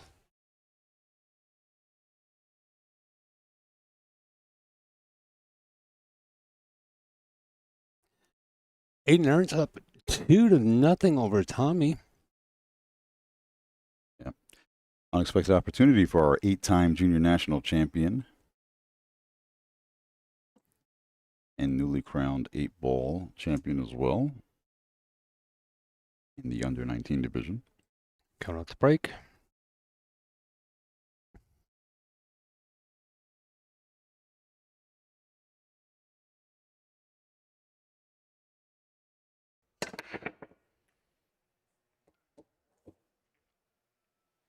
What drop there? Anything? Good, solid break. It looks like there's a ball down. We got 3. Just switched up on me. Let's see in the replay. You can't ask me a question and change views. Well, pay attention. I'm trying to count. Oh, a long way to 10, okay? I am sorry. You know what? I'm aiming for double digits on this. It's my bad. Really my bad here. It is. What do we look like here? We got that one ball all set up. This looks like a pretty nice table. The only problem I see is up here on this 4-8. He's going to have to work on that now a little bit. Get that problem solved as quickly as can. He's going to come back down here for this 3-ball in the bottom upper right, left, one of those corners. My math is gone. My sense of any type of direction is completely gone. I don't even know. I'll take over no, they don't, technical analysis. They don't want. They don't want any of that. They might get some proper calls here. You can call it. All right. Let's just see him load up on this cue ball. 1, 2 rails. Okay. Thought I was going to go 1 rail back to center, 2 rails it is. And just to have enough for a thin cut on the corner, he's going to call that. He does have a lane there, plenty of space beyond the 8. That's why he took it easy, just to keep the line more importantly than the distance. Settling for a further distance to have the proper lie on the 4-ball. Straight back down table for this. Runs into the 9 a little bit too much, but he's going to go to plan B with the 5-ball in the side pocket. Still a lot more work to do here with the cue ball going around, but the 9-ball may block that angle as well. Let's see if he can avoid that 9-ball.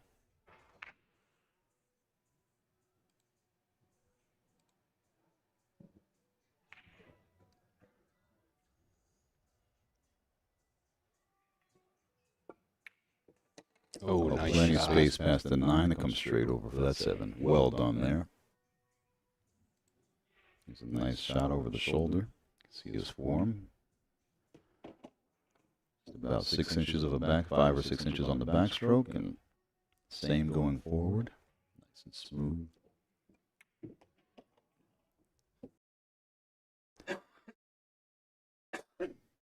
Got like a lazy cue ball, as we call it, going on here. We're really taking, look how nice and slow the cue ball moves forward. That means he's staying close to center on the cue ball while shooting. There he is. Just like that, he's up 3-0 over Tommy with that unfortunate miss on the 7 ball. Uncharacteristic, he took it for granted. Trying to just shoot it with a nice, firm, commanding shot, deliberate shot to position for that 8 ball, that second rack, and now finds himself down 3 from just one mistake.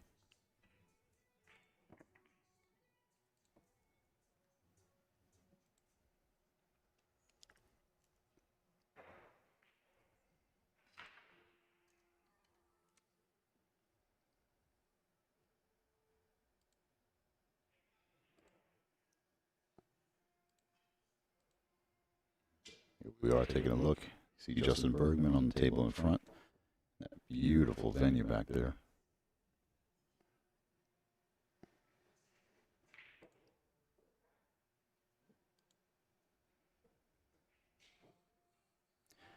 You have Mr. Orta as his opponent, Robert Orta.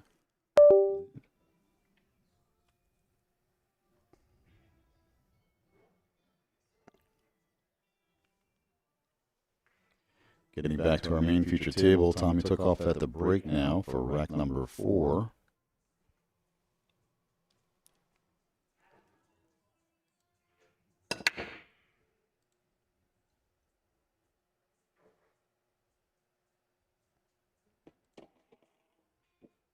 Another nice solid break. Cue ball up table, but perfect position for the 1 ball in the side. Take a look at that from the top. Let's see what we got to work with here, Ed.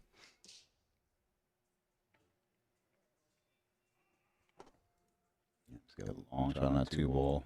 Looking to just draw it back towards center table as much as he can.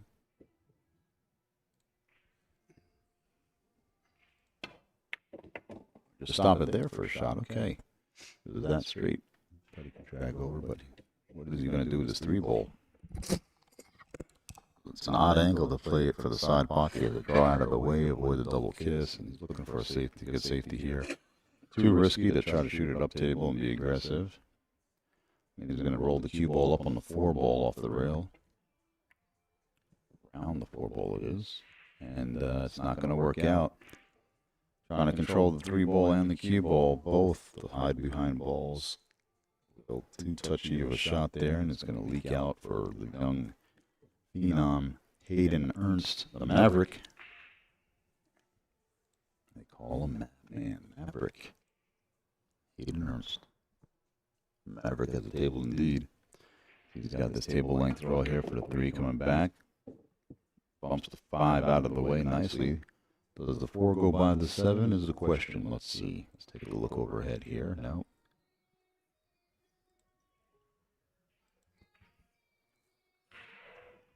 Safety play behind the 10 ball here. He's going to get there. Oh, he does. See if Tommy brings out the jump stick here. It looks like he is.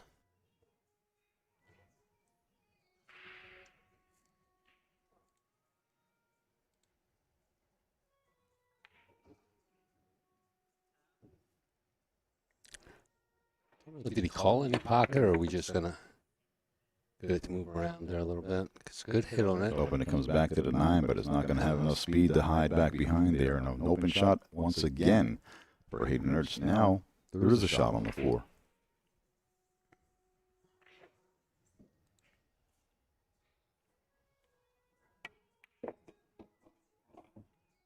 This young man from Louisville, Kentucky has made a name for himself quite quickly on the scene here through the junior divisions. And he's growing taller quickly, not only in his game, real life, and easy to reach and getting more power behind his stroke as Turning into a young man indeed, and what a nice young gentleman he is.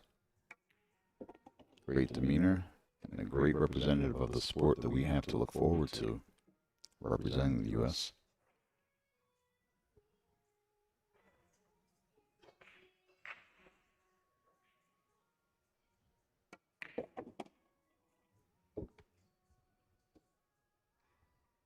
Really nice shot there, coming back for that 8-ball. It's a little straight on. He's just going to have to take what he can get out of this. Not do too much with the cue ball. Just draw back for that 9-ball in the opposite corner. There you see, further away allows that angle to develop.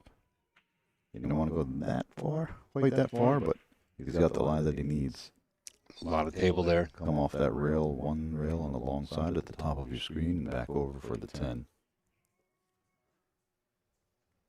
I see blue, like the ocean. I like blue. It's one of the names of referees out there. We call him Blue. Oh, yeah. Old Blue. Reference from a movie. Oh. And look, Hayden returns the favor now to Tommy, just like Tommy did on the 7-ball in the second rack. And now Hayden does it in the 4th, handing over a 2-ball out for Tommy Tookoff. And that's going to be the wind in his sail that he needs to get back in this game nice and early. It's a race to 8 in 10-ball division. A long way to 8 it is. And Tommy needed just that to bring this to 3-1. That's a good example right there of taking your time and giving the shot the respect it deserves, no matter how simple it may be. Use the same amount of time, the same amount of strokes, the same exact routine every single ball, regardless of the difficulty level. The more consistent you are in your pre-shot approach and routine, the more consistent the results will be. And with those 2 balls, as mentioned, Tommy on the board, 1 game to 3. And he's going to go take his player break at this time. So we might have a little something special for you guys to see while these players take a break.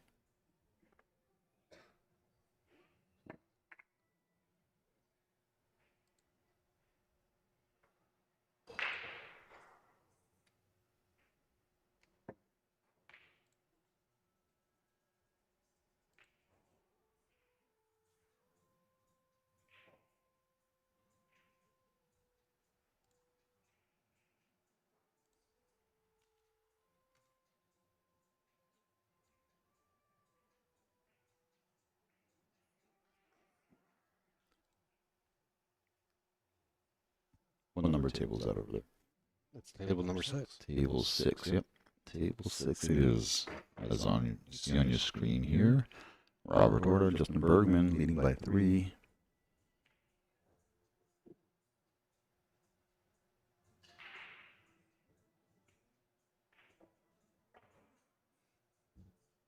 A couple other games going out there, winding down here on the men's 10-ball. Are we in the second stage? Did we go to the second stage? We are in the second stage, yes. These are the final 8 players. So here's 4 of them. If you're looking for those brackets, you can go to digitalpool.com, click on events. You'll see the 2026 USA National Pool Championships pop up. Once you click on that poster, all the subdivisions under it. And Robert now hanging up a 6-ball. Now the arena does not have a lot of a crowd yet this morning. They come in, during the 3rd match mostly, fill up the arena. So it's not humid yet. The air is nicely cool out there. It's nicely cranking out there, so it's comfortable. Conditions should be okay, but tables are breaking in now on day 6 throughout the tournament with constant play for 12 hours each day, actually 14 hours each day. People practicing before and after. Kind of nice to come in here. Dylan and I get here at 6 or 7 o'clock, 7:30, and we usually go out and try to hit a couple racks to have nobody out there and it quiet. And it's just one table. Just kind of that's the best things thing that we don't get to see all the time, And Bergman off the rail first with the 6 comes around. I wanted to come around a little bit further on that one. Yeah, he caught it a little bit thick. It was tough to judge because it was a long thing, one railer. Those are tough to judge of how far up the rail you want to catch. but a little bit thicker than he wanted to. A little thinner would have allowed more speed on the cue ball to get there where he's standing more. Now he has this tough thin cut on the 7. But getting back to our main table now, we'll check back on them in a moment. Here we are, Hayden back at the table with alternate break format in his favor for rack number 5.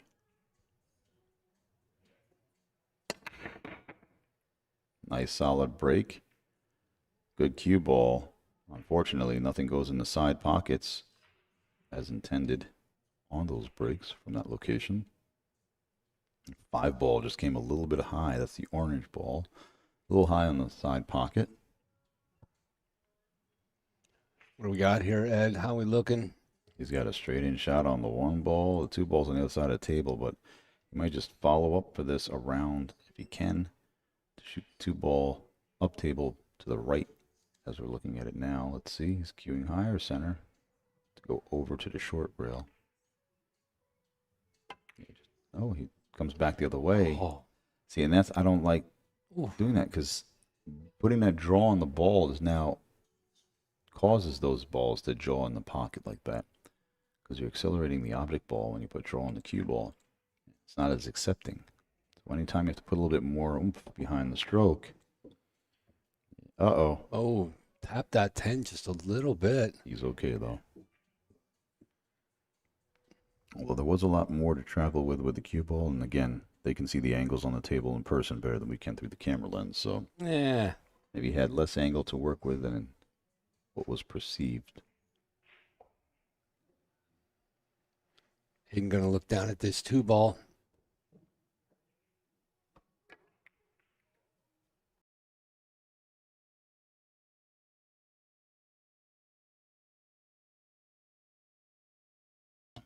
I was just looking for it. What is it here? Oh, okay. Player can't. No, not for this shot. I'm just saying Yeah, in general. I know. I was looking. Hayden calls the. That's not a good. Are you done now? I'm done. Jeez. Louise. Good jump, and it's Ooh. close. Close, but no go. Gonna get fortunate here with this lay, though. Very much so.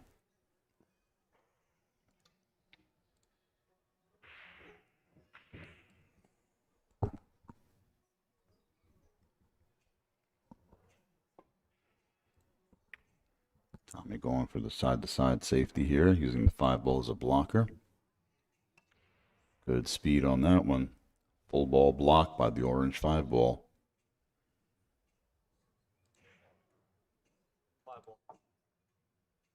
He calls the 5 ball. He's looking to jump this 3 and bank it backwards to the 5 and not really trying to make it, but just in case the 5 ball falls, he holds his possession of the table. Oh, no, Look watch out, that cue hole. ball. Straight in the hole it goes. Tommy with an unexpected ball in hand here. Great opportunity for him here to get himself another game up on this. For those of you just tuning in and unfamiliar with the game of 10 ball, just happening to catch this stream, either on Billiards TV or on our YouTube channel, the game of 10 ball is another rotation type game, just like 9 ball, where you shoot them in order, lowest to high. Must hit the lowest ball first, and something must contact the rail afterwards or go in a pocket for a legal hit. 10 ball is a called ball discipline, however, unlike 9 ball, where you can get lucky and make something by accident with a legal hit. 10 ball must be called, the intent must be called. Otherwise, it is an option to the opponent if you drop something by sheer luck. That's why Hayden called that 5 ball, just in case he made it. He didn't want to give up possession of the table or give that option to his opponent. 10 ball must be made last also. So even if you make an early combination on the 10 ball, it comes back up. It is a legal shot. You continue shooting, but the 10 ball keeps coming up until it's made last for the win. 3 foul rule is in effect. 30-second shot clock on these players. Tommy just called for his extension, as you can clearly hear. There'll be another 30 seconds on the clock. You said a lot of times players will get that extension and then rush it anyway, not realizing that another 30 seconds is actually on there and how long that is. And a nice bump to stop in position. Good speed on that. Got this great shot on the 6 ball.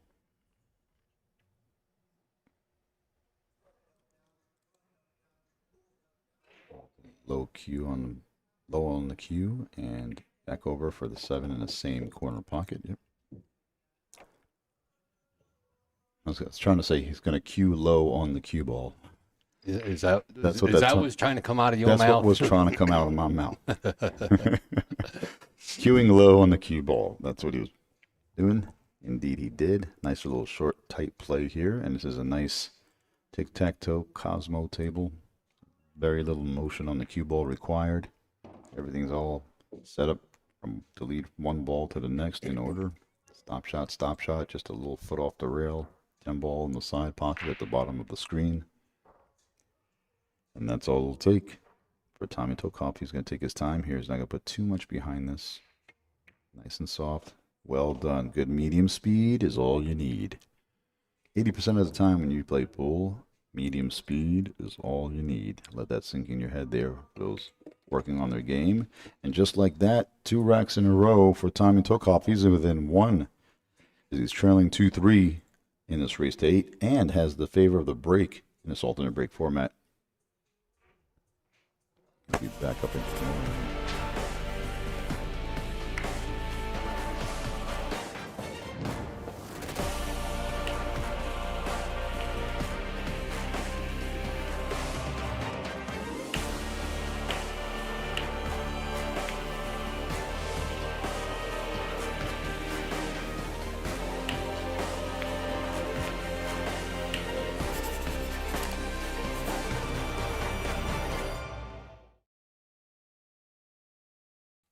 In the USA Q Sports Arena, coming to you live from Dubuque, Iowa at the Grand River Center. Beautiful convention center it is, very spacious, 30,000 square feet here on the floor, as you saw earlier, all those tables out there, 30 tables out on the main floor, 6 of them in a separate section, and just in front of these 2 arena tables for the BEF Junior National Championships and the USA Q Sport Championships arena that you're watching now. All right, Hayden up here, 3-2 over Tommy. Tommy up to break, trying to get back in this.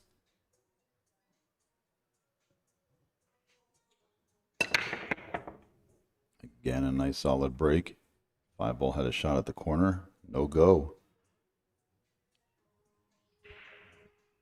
Dry as the desert on this break. Hayden looking around this table here. He has that 1 solidly in. He's looking to come back here with the 2 ball.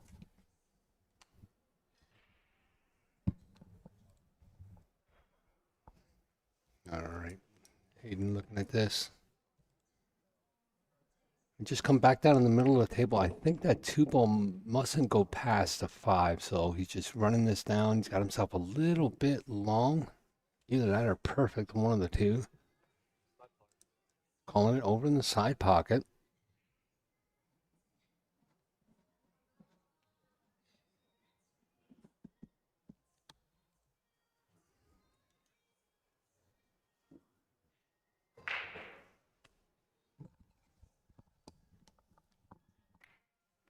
Makes a really nice shot there, Ed. Coming back in that little window to get up to that 3 ball. Nicely done there. He has a decent angle on it. He does have to worry about running into the 4 ball, but he has the option of going either way. Cue high and come across on the right. You don't want to dig down unnaturally. Well, he did have enough to come back on the left. Good. Again, tough to tell from the camera sometimes. If he can get that angle. Yeah, just enough to avoid hitting it on the way out. Nicely done. Back for center. Center table here for the 5 ball. The orange ball on the bottom left-hand corner.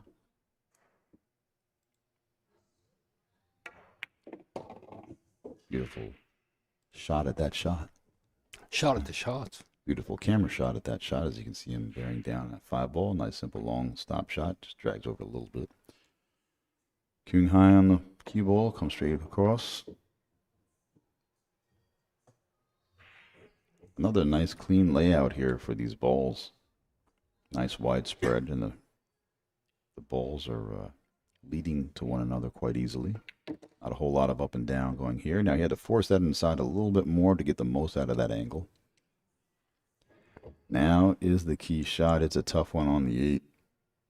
He's hoping to get straighter on it to shoot it up table. I believe he's still going for it, or does he try to? Yes, he does call it in the corner indeed. Wasn't sure if he was going to just try to play safe and put it on the short rail at the right of the screen.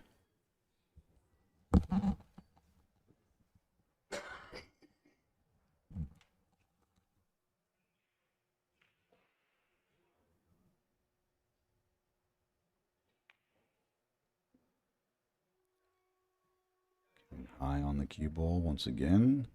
That helps keep the cut sharper and true.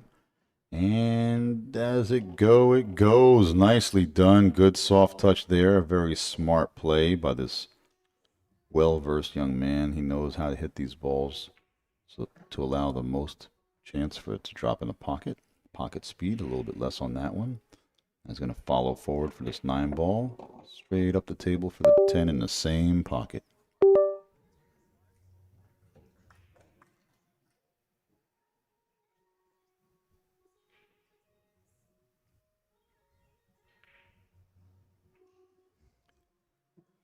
And here we are with that 10 ball going down. Great To shot. lengthen the lead to 2 once again. Hayden Ernst, 4-2 over Tommy Tookoff in the final 8 of the men's division.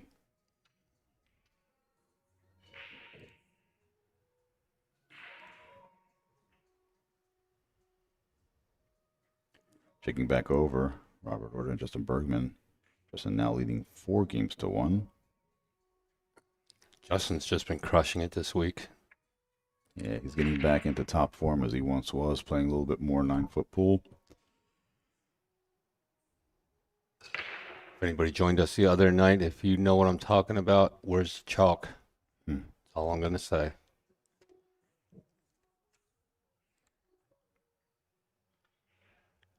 If you ever play Bergman, you gotta get a piece of chalk on a string. You know, one of those retractable Yeah, strings, yes. cords maybe. Keep yours on Absolutely. you. Don't even have one with a holder for your pocket. If you set it down, it's gone.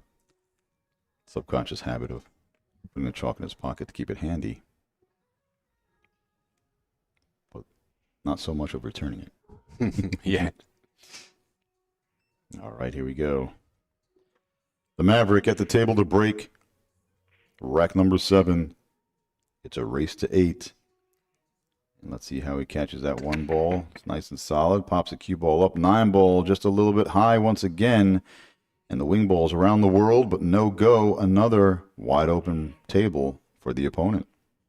Table's not breaking that well for these guys. No, it is not. They're not liking it. All right, let's take a look from the top here. Ed, what do we got here? We got that 1 ball. Yeah, tough back cut on the 1, but naturally 2 rails. He's going to take a firm medium speed here if he goes for that to bump the 5 if he has to, because the 5 ball looks like it's in the path coming around 2 rails.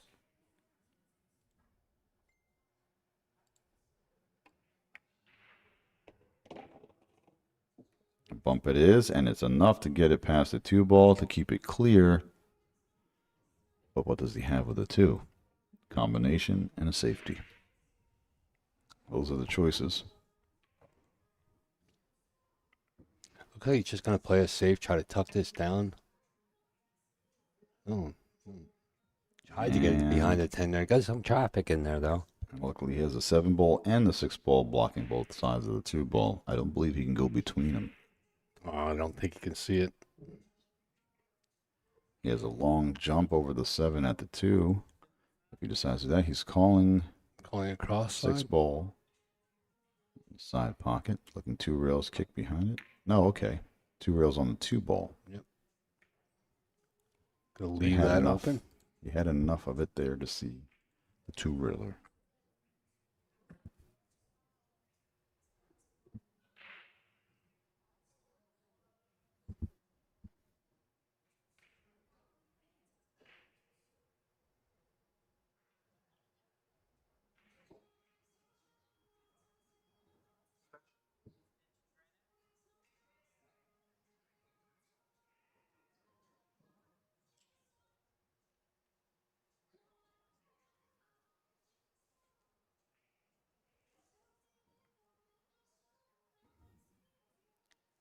Congratulations to Mark Smith online, being recognized as a top contributor on the USAQ Sports BCA page.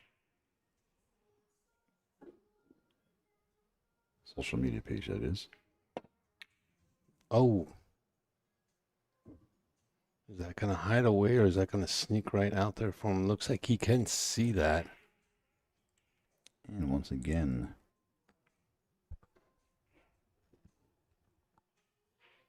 hello to Ike in the chat room. Thank you for letting us know there. Who is Ike in the chat room, by the way? I don't know if they want their identity revealed. If Oh. not, All right. let's see.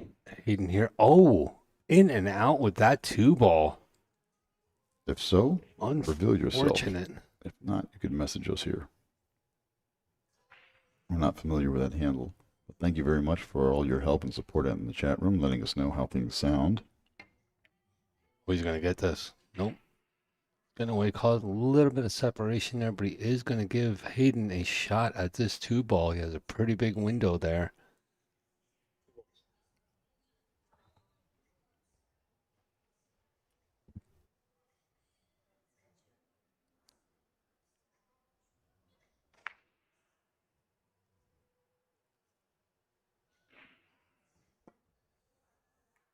Goes for the thin cut on the 2, catches it on the way in, too thick, and does he get away with it? Oh, of course. Look at this.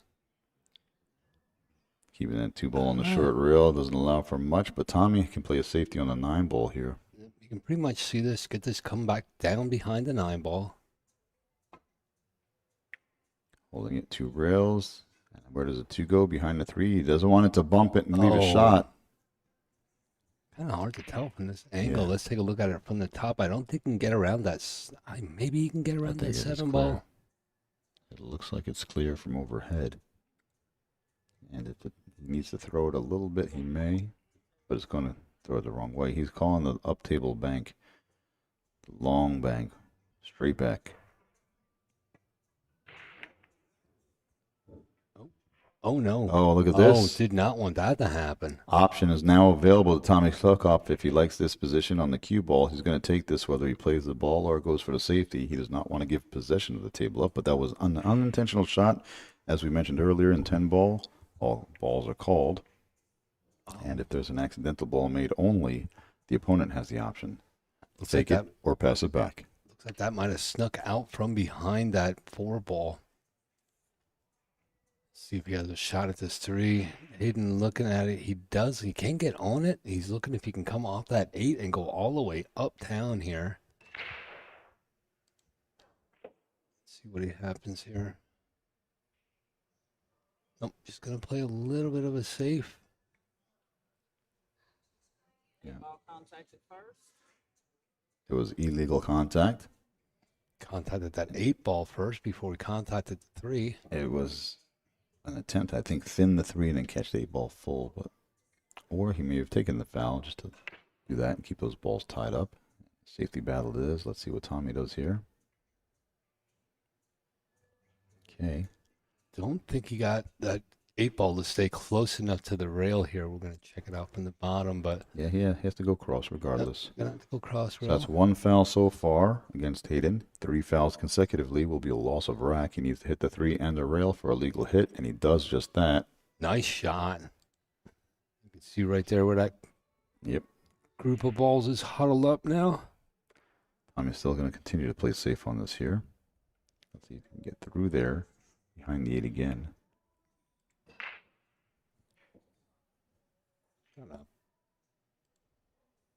Nope, not enough room there.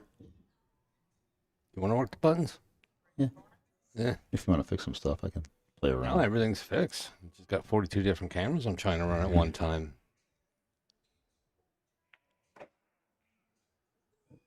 Hayden with this long 3-ball shot. Perfect shot right down the center. Keeps himself really nice here for this 4-ball.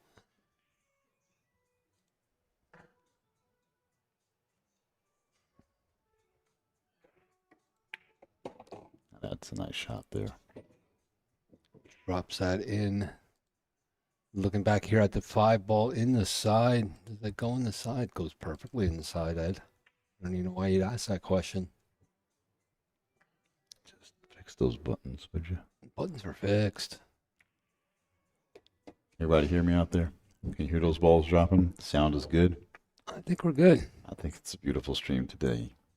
Just wish we had a Wish we had a good commentator. commentator. Exactly. It's the only thing that we could use right now. If anybody's out there looking to be hired, get your own jokes instead of jumping on mine. Yeah. Yeah, we're worn out. We were funnier in the beginning, and our timings were we? Well, we think so. We think so. I was.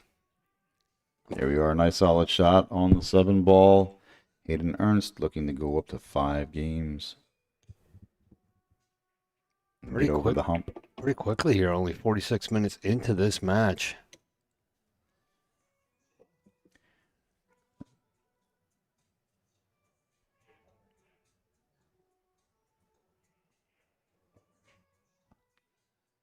Even looking at this, like the angle on the yeah. ball. He's hoping he was out there a little bit further. He's just pointing to the table where he actually wanted to be. Might have to power this through, come up off the 3 rails. And back down to the pro side there, that 10 ball. He's digging down just to come straight across and spin up. But let's see where he's going to go. Yep. I think he's going to try to draw this right across. Draw it across and then spin off that bottom rail on the screen. Back over for the 10. Just a little bit. Just a little bit off there. There it is. Take his medicine with this a little. Should be able to get this in and take him up to 5. It is a good cut, though.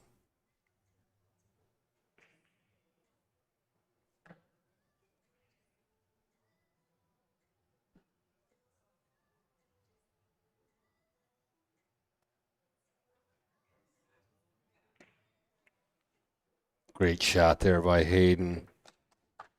Getting that ball down there.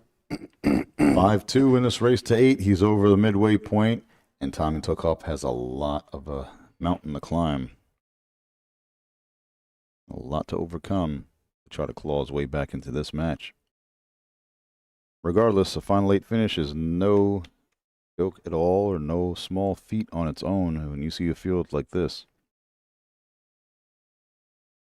Bergman and Tyler and Rodney back almost back in top form like he was in the 90s. He was shooting nice. I knew he was shooting really nice. Took out Dylan Spohr. Took out a whole bunch of them.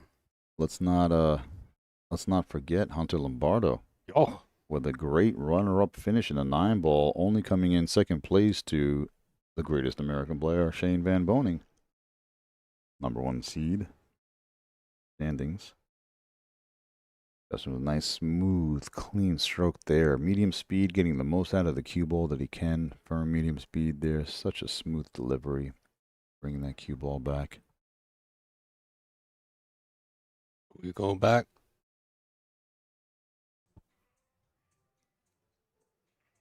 Tommy up to break here.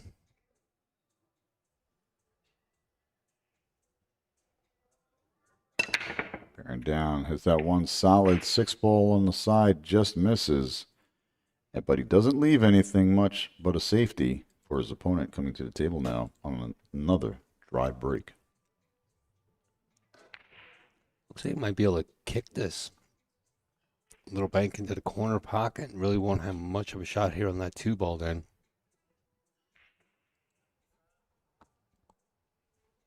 Hayden does call it inside. Just in case it goes. That's that just in case call once again. Right. As Tommy hooked up behind this 8 ball. Really nice little safe there. So he's going to try kicking it off to the long rail. Trying to play that safe right back on Hayden. 1 ball finds a 7. It's going to hit it full. Does it stay? The cue ball just sneaking out, but not enough. That window is small. It's like one of those little tiny bathroom windows that they turn sideways in a house. You ever see those? No. You have a tiny house living? I do. Yeah. I actually got into one of those shows. I was curious to see how they're turning like these shipping containers into a home and really? School bus into a home like with 3 rooms. Oh, it's crazy. can barely fit in there. Like, I don't know, I'd be too claustrophobic for that. Oh my God, yeah.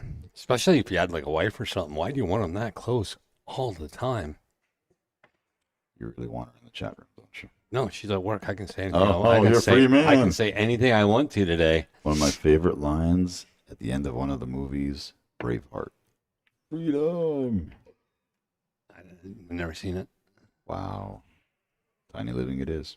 Yep. One ball tucking halfway behind the 2. Hayden has sights on it for a crisscross safety, just sending it over.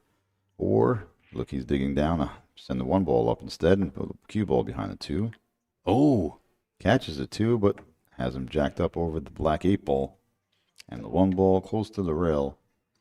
We're going to have a few more safety shots at this 1 ball here before anyone gives up an opportunity for a shot. That was pretty. Well done. Is he there. going to get it to Very roll tight. up? Maybe that's a little bit too far here. Just a bit. Just a little bit. Hayden getting a good look at this 1 ball. Just a little bit. Calls it up in the corner. Just a little bit.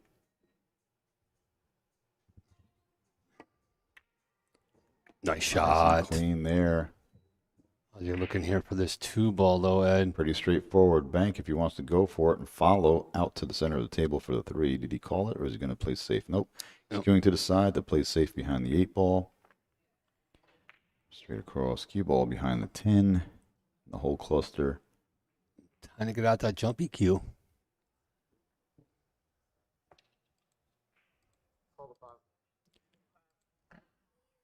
There you hear Tommy Tookoff. Calling a 2 ball on the long bank, straight back. Jumping over that cluster of balls.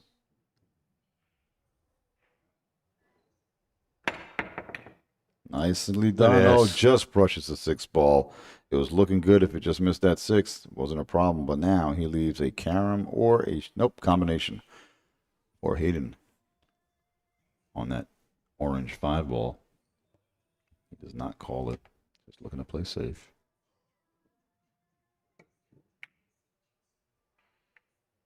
Tried to spin the cue ball behind the 3, and I think that's the first wrong choice or first error he's made. Yeah, in quite some time. absolutely. He's going to be thinking about that one when he goes back to the chair.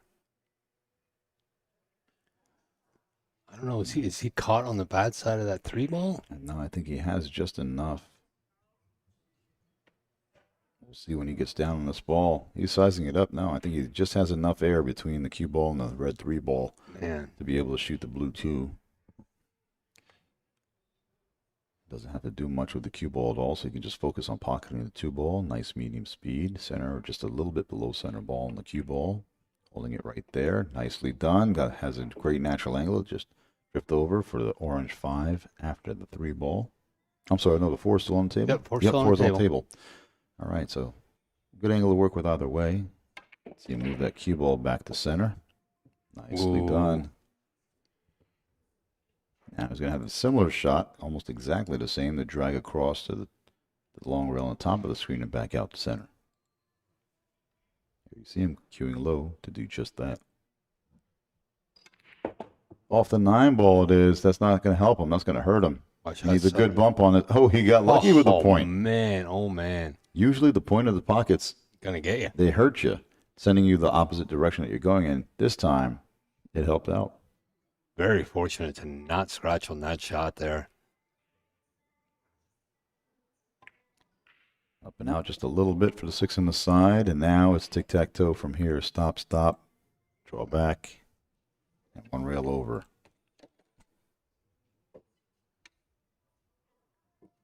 Tommy Tookoff looking to shorten the gap once again, stay in this rack. Excuse me, in this set. Every rack counts. It's 1 rack closer to elimination or advancement. For those just tuning in unfamiliar with these players, Tommy Tookoff out of Houston, Texas, originally from Albuquerque, is going up against Hayden Ernst, the Maverick from Louisville, Kentucky.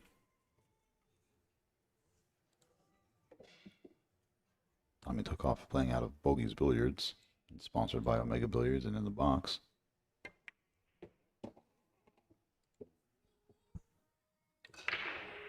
His opponent Plenty of sponsors and support from Q-Tech, Rail Yard Billiards, Onboard Sportswear, Level Up, Railbirds Q Repair, and Mako Tips. But it's Tommy Tookoff from Houston with rack number 8. Going up to 3 games to 5. It's a race to 8. And we have a match. When I play all the big tournaments around the world, we only use Aramith and Simonis. You know, you're getting 100% high quality. It just makes the game easier to play. Simonis and Aramith definitely have the best cloth and balls, hands down, in the game.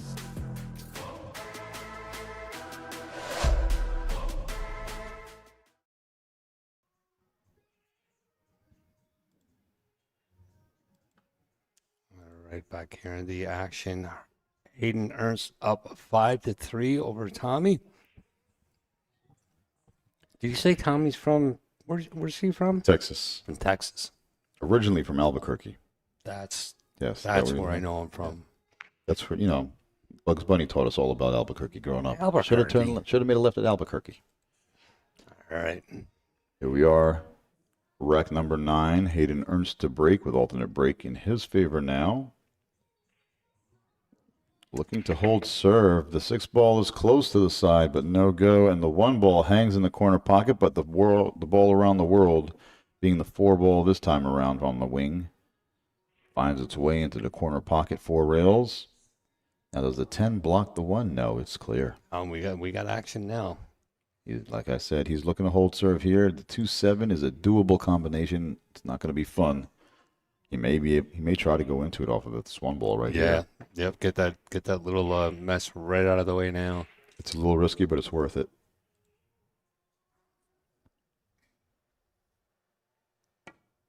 He's up a couple games. And look, it cost him the 1 ball and does free it up nicely, but that force on the 1 rattled out of that pocket, as you could hear at home.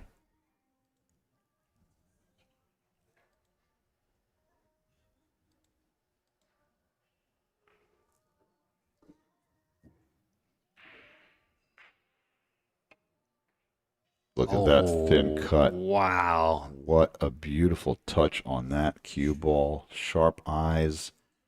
Slice that like a Ginsu knife. Slicing that like a tomato for the whole family to eat, which is from. Ooh. I don't know. Safety play. Don't know where that came from. All right. Are we too close to jump, or is the Mav going to get over top of that? No, it's too close. Too close and risky. Tough to control that cue ball here. He has a jump stick in his hand, though. Nope, he's kicking it.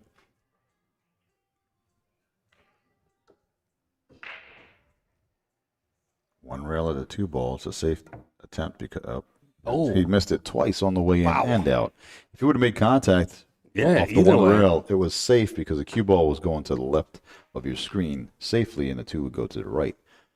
But a little bit too short. And now, Tommy with a great opportunity to come within 1 rack once again and have the break in his favor if he can run this table out. No real tie-ups here, just a little tight work right now, but he's got ball in hand to get the perfect angle. 5 ball has to go to a corner pocket.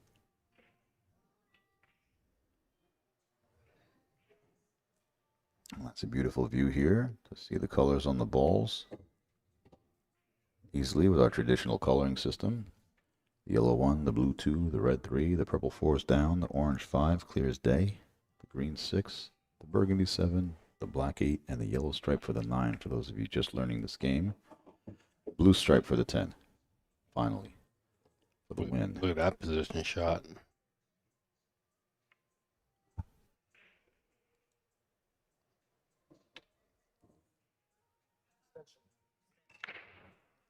Like I said, the 5 ball is going to have to go on one of those corners, and that's the key ball of this rack here. He doesn't have as much angle as he wanted to. He's got to settle for the shot, shoot this nice and clean, just roll up a little bit to the proper angle for the 6, because he's still going to be close to the rail. He just doesn't want to be frozen to it. But definitely a wise move, taking his extension now. An extra 30 seconds added to the original 30 seconds on the clock for the shot. Comes off the rail a little bit. Nice and smooth. Gets the most out of that. And now he has enough room from the rail. Perfectly done. Perfectly executed there by Tommy Tookoff. TNT. T squared.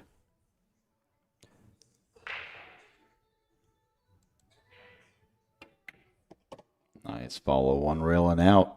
He had the angle he needed for that perfectly. He's out of the woods now.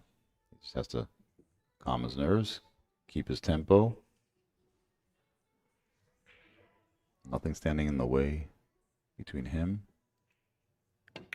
and this rack.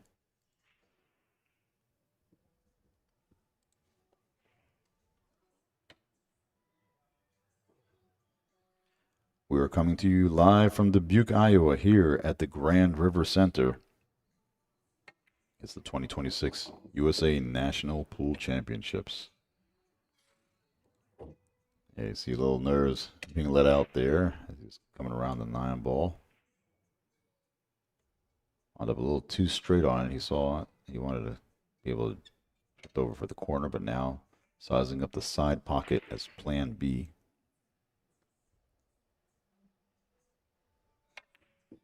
Nope, he does come back to the corner. Comes straight back for that corner. He sounded disappointed on that. Yeah, he did. He did, really. As you can see, he was too straight on it, but I thought he'd follow up for the side. Now he has this shot. He draws back for the corner. To each his own. No wrong answer. It's whatever you're most comfortable with. And down goes the 10 ball. A little bit of a jerky motion with his shoulder there after the stroke, but luckily it was after the delivery of the stroke, but you can see the nerves there. Tightness in the shoulder a bit. But he does indeed shorten the gap, shorten Hayden's lead. 1 rack. Race to 8. Going over to table 6 on the side here.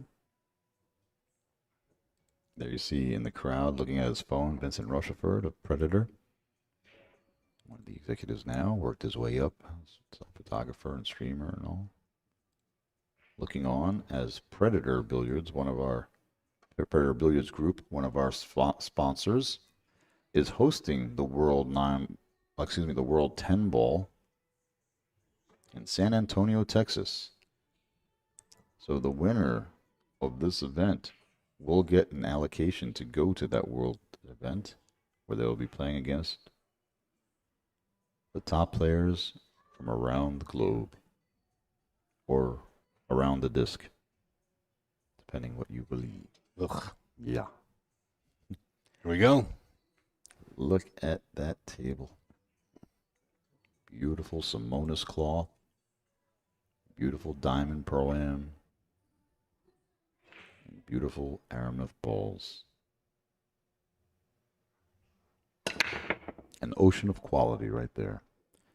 He needs a ball to drop in the side here. Does a 6 get there? Nope. It's spinning the wrong way anyway, but there's no shot on the 1. Taking a look at our instant replay here. 6 ball saved the cue ball from the side. Yes, it did. A lot of thanks to that 6 balls owed. What are we looking like here, Ed? Get that 1 ball tucked up behind the 4 and the 5. Don't know if there's a window to get in there or not, or if Hayden's just going to play a push shot here. Looks like he's electing to do. I predict a push out here. Yeah, very good, Ed. You always get me say, what are we looking at here? So I start to think and say, and oh, you got it. So I answered. And the safety behind that 7 ball. Does it go wide enough? It does. Almost locked up on there. There you see a gentlemanly tap by Hayden. Young gentleman that he is. Tap the table, applauding his opponent for a good safety. Good cue ball control. He knows how difficult that shot was to execute. As we typically do see in today's players now, a lot of good sportsmanship. 2 rails out for the 1. And it's going to be sold out for an easy contact, but no easy shot. Yeah, where does he have to go with this? He may thin the 1 ball and just send the cue ball away up to the around the 9 ball area, maybe the 10. He might try to send the 1 ball across and bring the cue ball back behind the 2. That's it. Pretty shot. 1 ball about a 10 and cue ball about the 2. Good shot there. Easier to control the cue ball. Well done. Hayden looking at 3 rails here. Calls the side. 3 rails from behind. Calls the side pocket just in case the 1 finds its way there.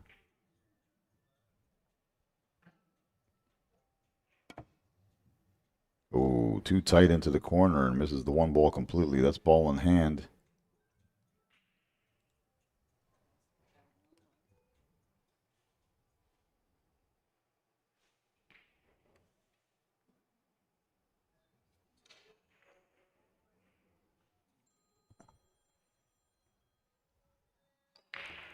Ladies and gentlemen, please remember to silence all cell phones. Please don't make your own soundtrack.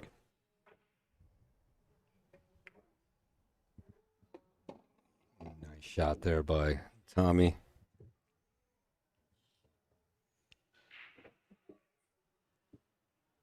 You see a nice big open stroke on this shot here. Big backstroke, letting the stroke out on this one. Unfortunately, runs into the 9 ball. Did he bump enough for a shot on the 3? Yes, he does have the edge of the 3.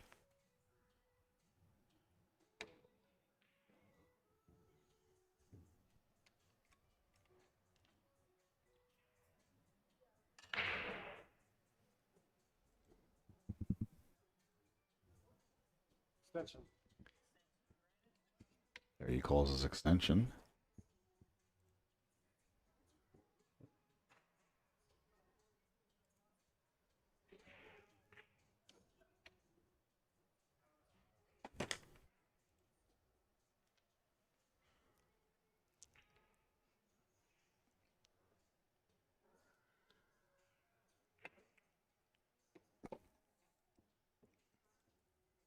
Nicely done there, using his extension on that one. We're hoping that that shot clock does not come into play with a 10-second warning for the rest of this rack using that extension so early on. He has to keep form here. Good solid shot. He needs a little bit more. You see him shake his cue in the air there a bit. Trying to push that ball back a little bit more. Letting out his disappointment on that shortcoming of the speed.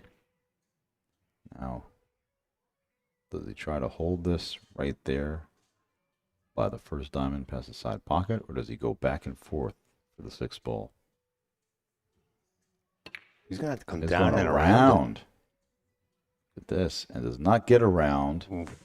And the 5 ball now creeps up by the cue ball. You see Hayden little hop. Trying to push that 5 ball a little bit farther there. That's the only time body English is allowed. When you're trying to root the ball on. It was funny yesterday. That was hilarious when we both leaned over trying to use body English. Watching the screen even. We're trying to get the cue ball over. Yeah, him and I both at the same time. We're both leaning as that ball was just trying to come past that 10 ball. Remember that? That was funny. Seeing all kinds of body language going on. Even the commentators get into it. As we should. Yeah, absolutely. We share the passion for the game, and we want to see a lot of great shots being made. We want to see everyone's A game coming out. Nice Massey shot right behind it. The 5 ball gets a kick off the long rail, and the 10 ball is a blocker. It's going to be a jump cue requirement for this shot here.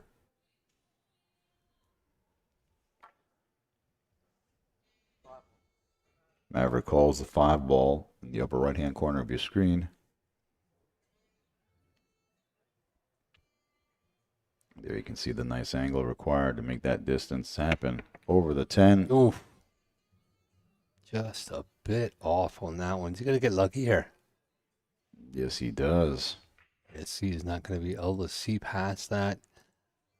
Don't even think he's going to be able to get to it to get a... Oh, yeah, he's calling a 5 in there. He's going to measure this one. Is that going to go?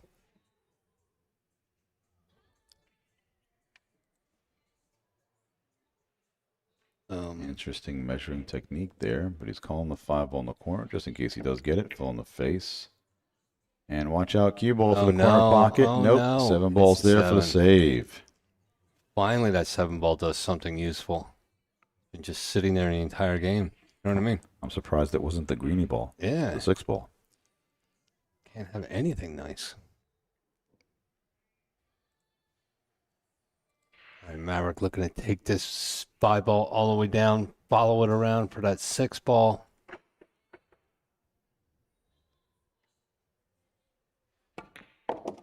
Nice power follow there, force follow there, but kind of dies in the corner. May have caught the point a little bit. Did you get it though? Nope. No sight on the 6 ball here. He's looking. Maybe an edge to cross bank it for a safety and call it cross side. He might. He might be able to cross bank it. Yeah, he might be able to get at this anyway. Maybe he's calling the 7 off the carom. Yes, the 7 ball it is. 7 ball goes What down. a beautiful Great shot. It's not over yet. But the no. spot to make the ball is available, so nothing blocking that. The contact point on that green 6 ball is available. He's got to go back and forth with the 8 ball. So still not out of the woods here for Hayden Ernst as he's still leading by 1 game. Tommy Tookoff looking on, waiting for an opportunity back at this table.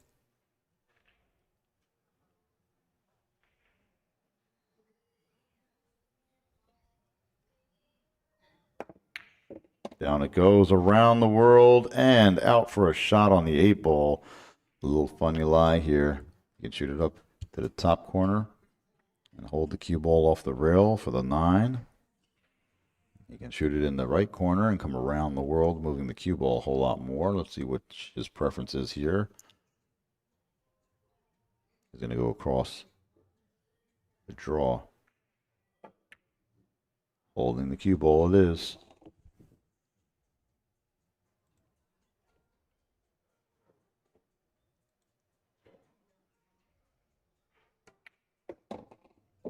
And lengthening the lead to 6 by 2 games once again. It shall be by the Maverick, Hayden Ernst, 6 games to 4.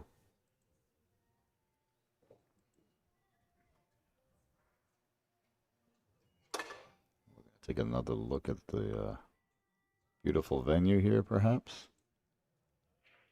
Those matches have concluded on those front tables. If you want to see those matches, the brackets or live scores even, you can visit digitalpool.com and pick up the pay-per-view for just $20. Actually, I think it's maybe discounted now at this point. They usually put a discount out there. But still, even if you get it now, I think you can still go back and watch all the videos, right? Absolutely. For the next 30 days after the event concludes, you'll have replay access to check out each and every one of those tables. 30 tables on pay-per-view for $20 for 18 different divisions of this event. Thousands of matches. How many matches? 17,000 matches, I think there. 17,000. I thought you were saying 1,700. No, I went right for it. I went right for it. Over. 17,000 matches. 1 million matches. 1 million. That's not right. For millions and millions. Getting back to our main table here, the Maverick, Hayden Ernst, going for 7 here to get up on the hill. Does he make a ball on the side? He does this time. The 2 ball, he found the sweet spot, and look at this cue ball set up nicely for that 1 in the corner pocket. Let's take a look at that one more time.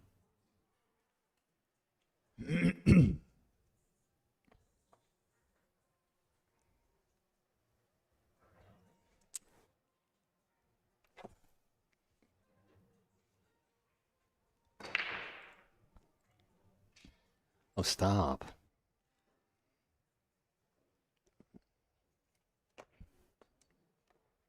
All right, Hayden looking here to come across with this 1 ball. Gonna have to do a little bit of traveling to get back down here for this 3. Kind of at a really bad position. He's gonna come off that top rail.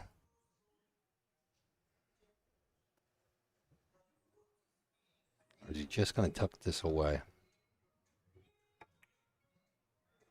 Oh, indeed it is. Very uncharacteristic and unexpected miss on that shot. Rattling out. He caught the point on the way in. No humidity fault of that. No what? No humidity fault on that. Humidity? Yeah. If the rails, you catch the rails a little too humid in the pockets, it could spit it out. Humidity affects the rails. Is this your first day? I didn't know that. Explain to me how that works, Ed. I don't have the time. There is not enough time in the world. Nice little slow roll on this 3, rolling up for that 4 ball, the purple ball. Past the 9 ball in the corner. Looking at his spot for that orange 5 ball next in the opposite corner. This low end of the table here by us. Just going to push this forward a little bit. 5 is going to go in the side pocket. Nope. Nope.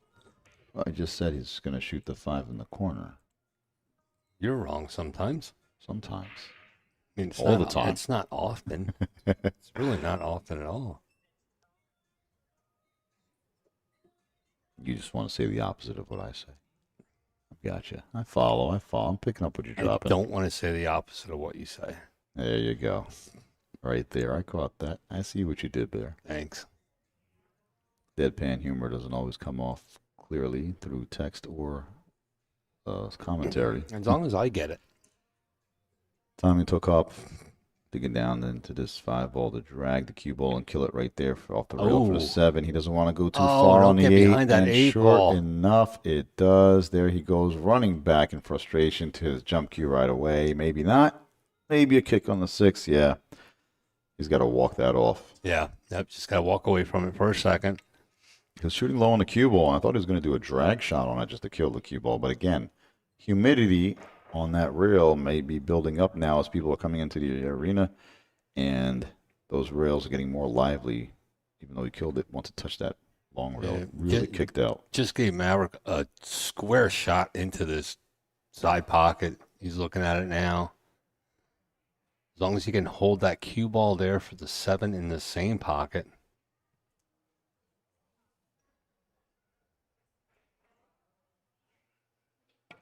Fire in the hole, 7 ball it is. Did he call Not the the 7? 6. I think he called the 6 ball. Yep, 6 ball. Option goes to Tommy Tookoff. He did not expect to come back to the table at all. No, not at all. Let's see. Does he have Especially not this quickly. Does he have a clean look at this? He does. Yeah. This is a tester, though. How straight can you shoot 11 feet away? Over top of the back of the pocket. Time warning for 10 seconds. Fires it in, but no. Too much force for that pocket to accept it. A great shot, great attempt there, but no good. And back to the table it is. Maverick Hayden Ernst.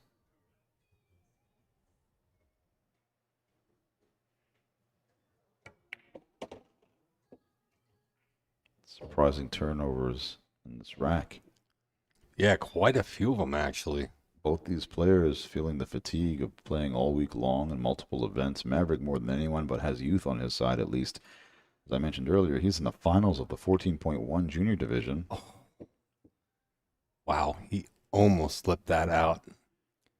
He just took down the under 19 8-ball division in the juniors. And here he is in the final 8 and still looking like he's going to advance, getting up on the hill here in the men's 10-ball division.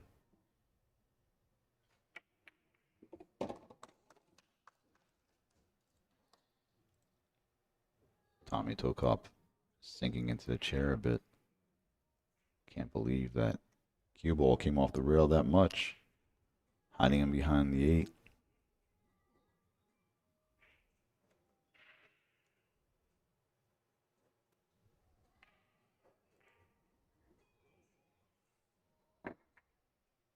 All he can do is sit back, calm his nerves, and wait for an opportunity to capitalize upon.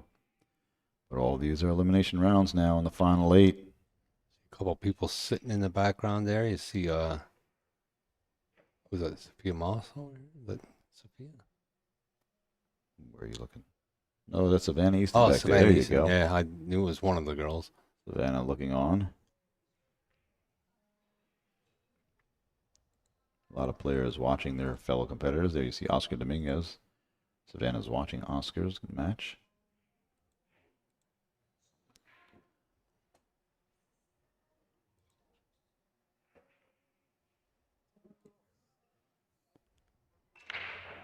back to our main featured table in the USAQ Sports Arena. T squared. Time it with the break. Anything in the side. Around the world. 2 ball. Down it goes. And the 1 ball dresses up in the corner. He is breaking quite well now and consistently in the last couple times. With a shot on the 1. He's got an open table, but he's got to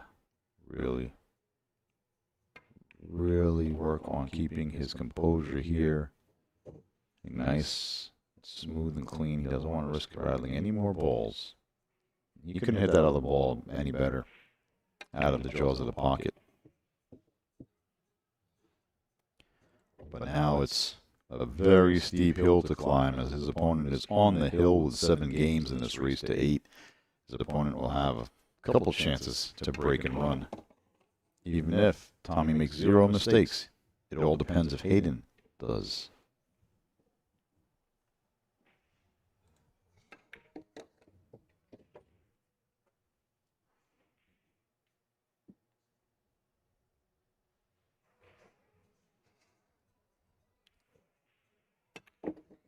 We're just going to stop that, give himself a little bit of an angle. Don't want to be straight in there on that 7 ball.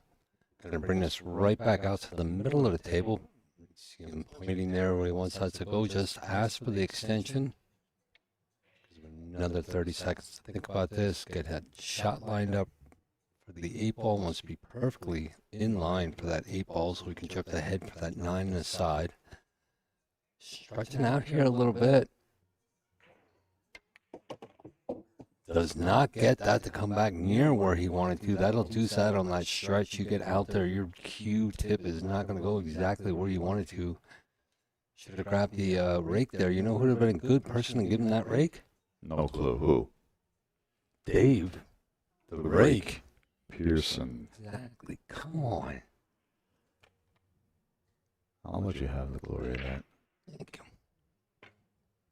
Oh, that did not look good.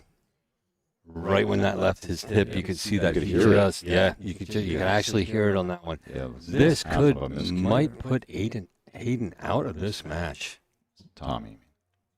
Hayden could be. Yeah, sorry. All right, here we go. We know what you meant. You're on top of it all, and so is Hayden right on top of that 8 ball. Comes around beautifully for that 9 ball.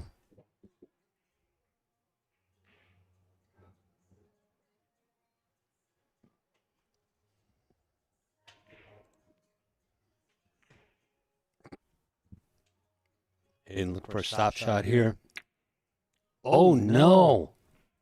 Wow. Oh, my, oh, my, oh, my. Great transition that was. Wow. Wow is there are right. no other words than what an unexpected opportunity as Tommy Tookoff jumps out of his chair for this 9 ball attempt.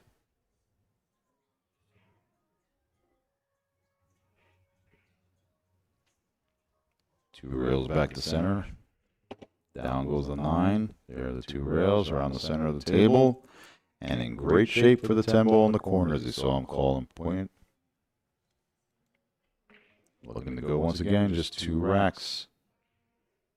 A very possible comeback here.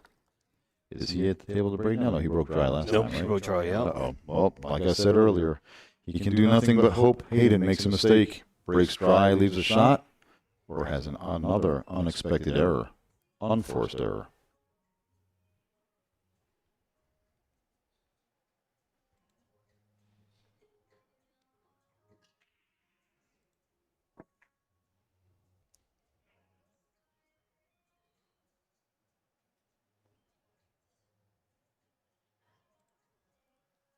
And it's another beautiful shot. Oscar Dominguez match. Here you see Jordan Helfrey and Ava also looking on, like a couple of our players. Jax. Pong Panic as well. Savannah Easton behind Oscar. And Manuel Perez at the table now. 4 balls left.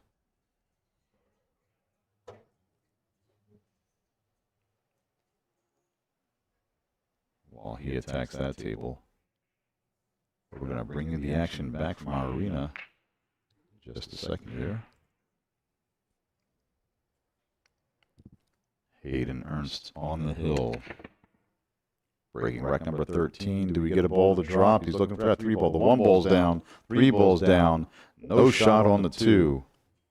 And out comes the jump cue for a shot on that 2 ball in the corner. Yeah, we're not going to mess around. He's grabbing that jump stick right away. Kind of why even bother pushing? You know you're going to get that ball back, you know what I'm saying? You're not getting that ball back. Right, exactly. Got to go for it here.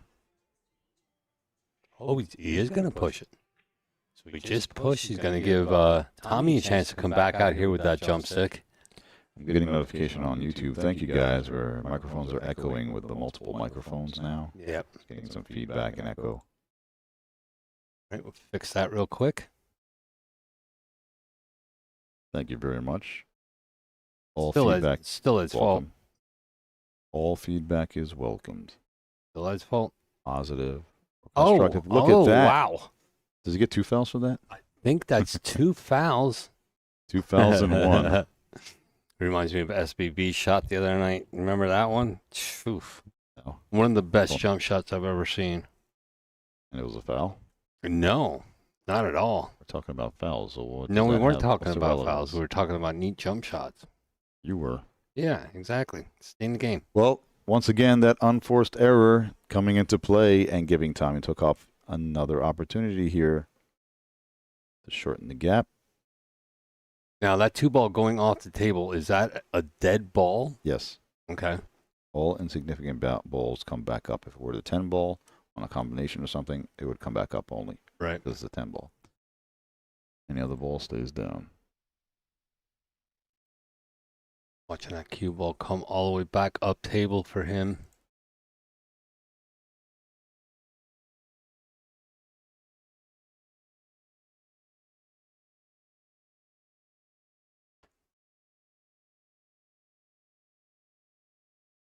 Tommy Tookoff, T-squared at the table. Fighting for survival.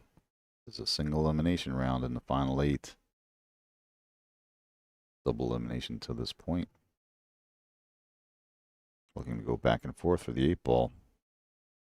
Off 1 rail. Center table, good angle it is. A little bit too wide. He wanted to be a little straighter on that. I'm surprised he didn't go back and forth to the second rail. Yeah, he doesn't want to risk missing or drawing the ball like he did before. Rattling the pocket. Follow up for the other side. Good choice there. Good choice, Tommy.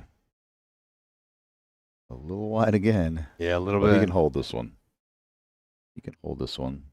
Got a full side pocket, so it's slightly wider for him now on this angle. Center of the table.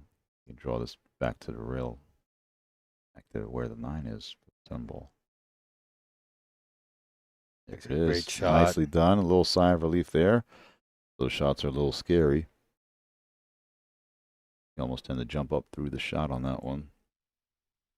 Oh, here he is. See him taking a big deep breath in. Seeing as he gets down on this ball. And sure enough, he's within 1 once again for the 3rd time this set. Wow. Only 1 away from tying it up to a hill-hill match. Tommy Tookoff of Houston, Texas, originally from Albuquerque, 6-7 in this race to 8. And it looks like we're going to have a player break at this time.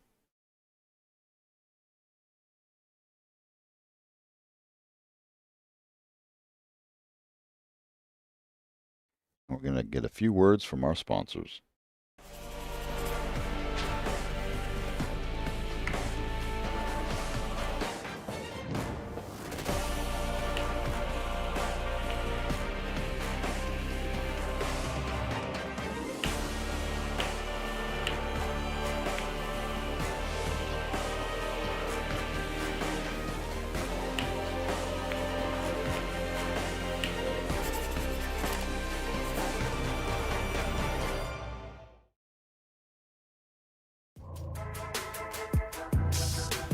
When I play all the big tournaments around the world, we only use Aramith and Simonis. You know, you're getting 100% high quality. It just makes the game easier to play. Simonis and Yarmouth definitely have the best cloth and balls, hands down, in the game.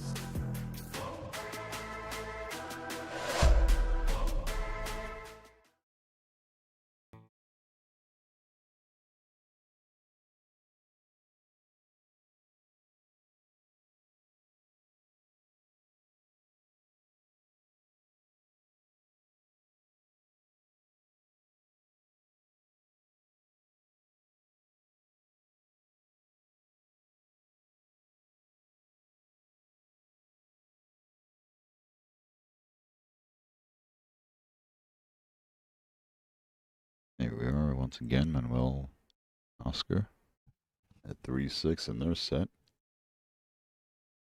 We're waiting for our players to return from their break in the USAQ Sports Arena.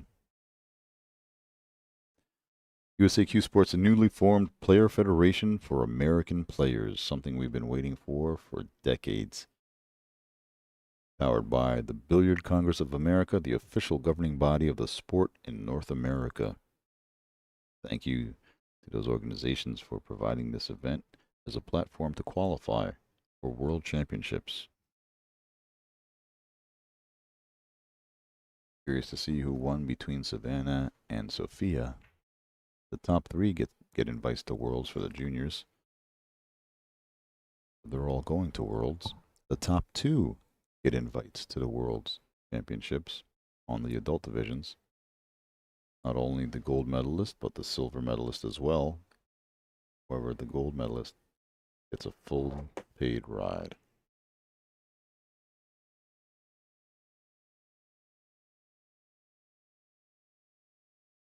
Coming up next at 1 p.m., we have a ladies match for you that you were all asking for in the chat yesterday. It's a rematch.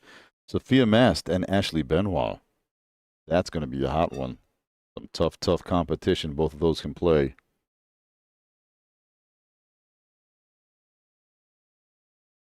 Here we go. Manuel Perez doing this 9 and 10 to come within 2 against Oscar. A little bit more room to work with, but back to our main feature table now. We have Tommy Tookoff at the break, looking tied up for a hill thrill. 9 ball just misses the side. The 7 doesn't. Look at the cue ball on the 1. 9 ball trying to be a problem. Does it cause it? And the 8 ball. Look at this. Safety it is. Thin the 1. The 9 ball stops it there. Cue ball down table. And we'll see what Hayden can do with that. I told you to do, Tommy. Let's see if you heard me. Like the obvious shot. He is not playing the combo. Don't say it. Looks like he's going to play the combo here.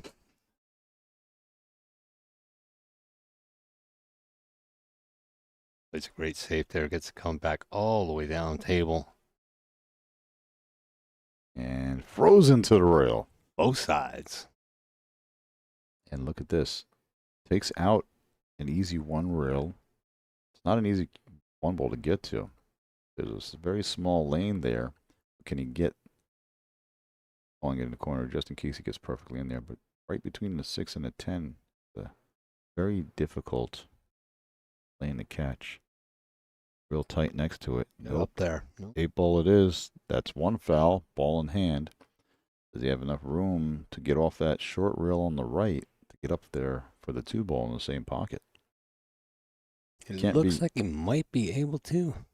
Yeah, he can't put it behind the 1 ball because on the rail, which is sometimes preferred, just follow up. He has a little bit of angle. He's going to get as much as he can. Maybe play the 2 ball in the side pocket, making it easier to get up table towards the center for the 3 ball. Give me down table.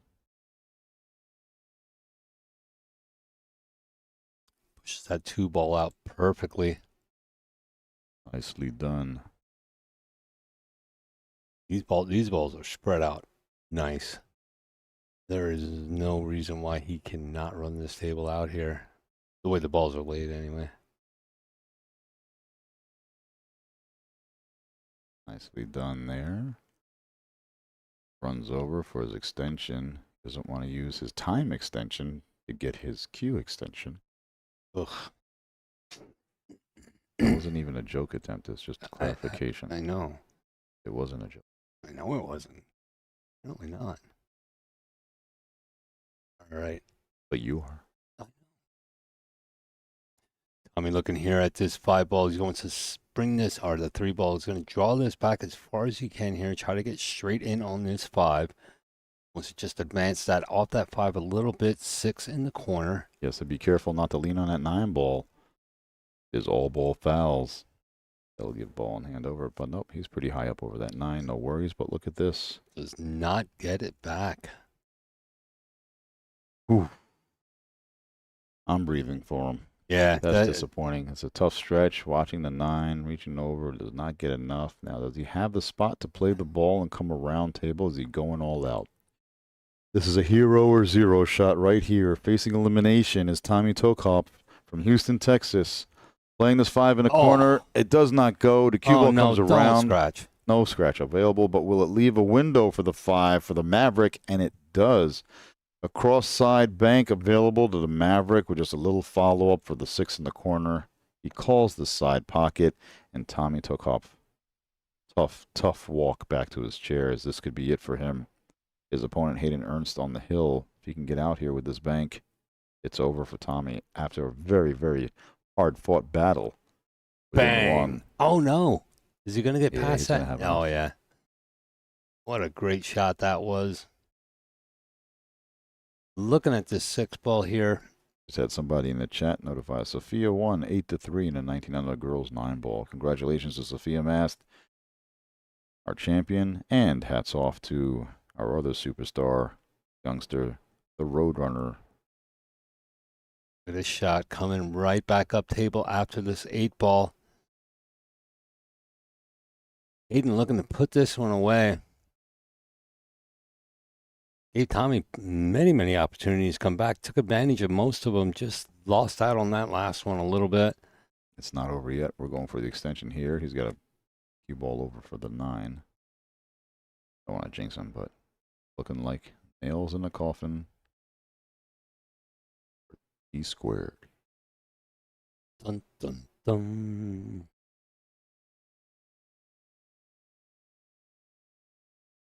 Hayden's still going to take his time on this shot. Wants to come straight down table after this 10 ball. I want to be surprised if he even called for his extension while passing by, just to make sure he took his time here. And he's in good shape. Hats off to Tommy Tookoff, Texas. A great fight, a great battle, but it's going to be Hayden Ernst advancing on. A nice gentlemanly handshake. What a great battle back. Just not quite enough. Congratulations to Hayden the Maverick. Ernst as he advances on to the final 4. All right, we'll flip you guys back out to the main arena. See what we got going on in race to 8 here with Oscar Dominguez and Manuel Perez. That was supposed to be our feature last night, wasn't it? Got a little bit behind. Yeah. All right, so we're going to let that play out for you guys a little bit. We are going to be back at the top of the hour about 20 minutes from now. Ed? Hello?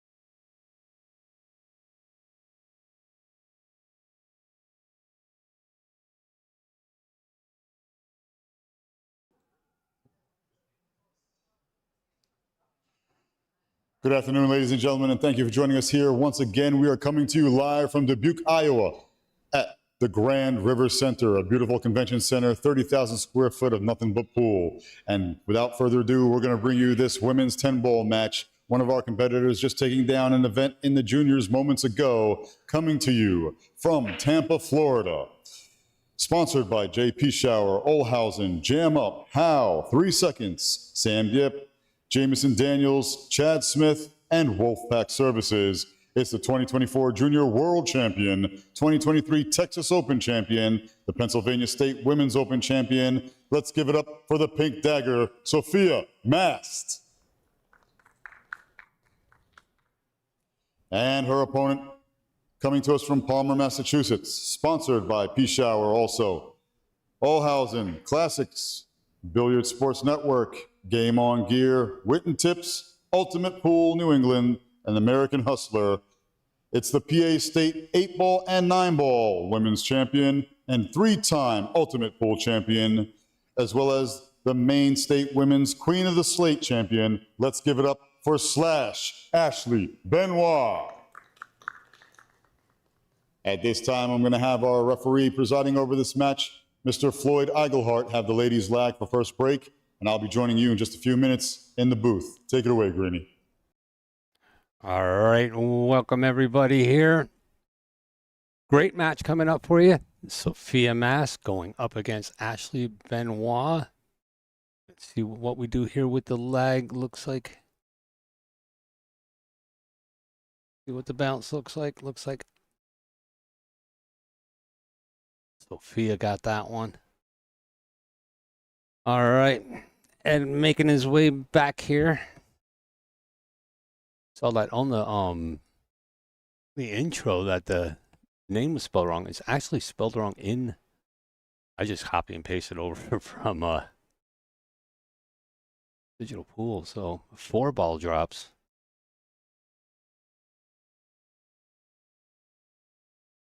Let's see what we got here. Can't really get a look at this 1 ball.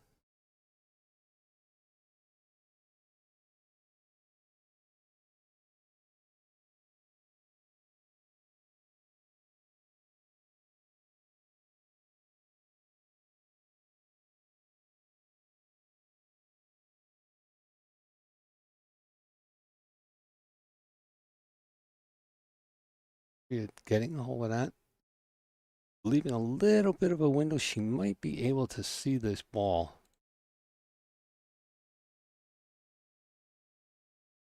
Pretty close. She might have to come off rail first and kick that 1 ball back down table. Making some separation there.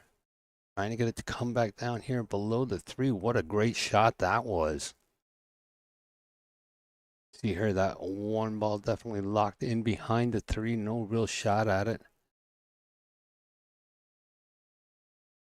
Yeah, taking a look, going to come off this long rail once it get up there pretty high so she doesn't kick it back into the side pocket or into the corner pocket with the cue ball.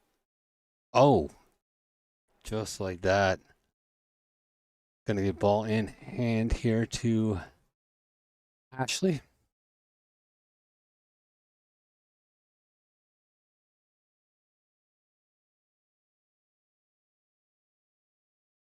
Up here to the phenomenal ladies athletes here.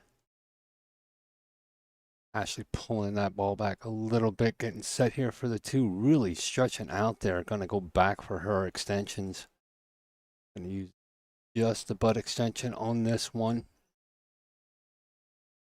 Nice stretch out now over that table. Has a little bit more control. Come off that rail a couple. Come all the way up. Does she get there? Keep going, keep going. Came up a little bit shy there. She should be able to cut that in the corner pocket. She has that 5 ball next. She's going to have to come across sides. Take her time with it. She does have that cut shot. Straight over. Uses that 10 ball as a stopper. Very nice shot there. Looking at this 5 ball all the way up in the corner pocket.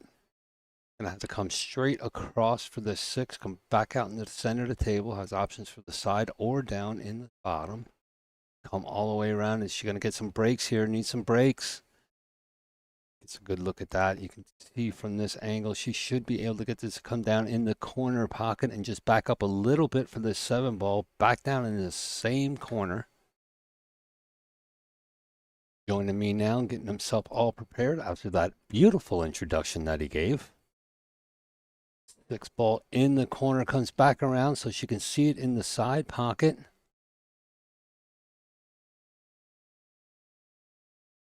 Ashley looking to put this in. She just wants to come off that long rail towards that 8 ball a little bit so she can have the 8 ball back down in the same pocket. Going to come all the way around. I lied. Ashley looking right now at this pocket.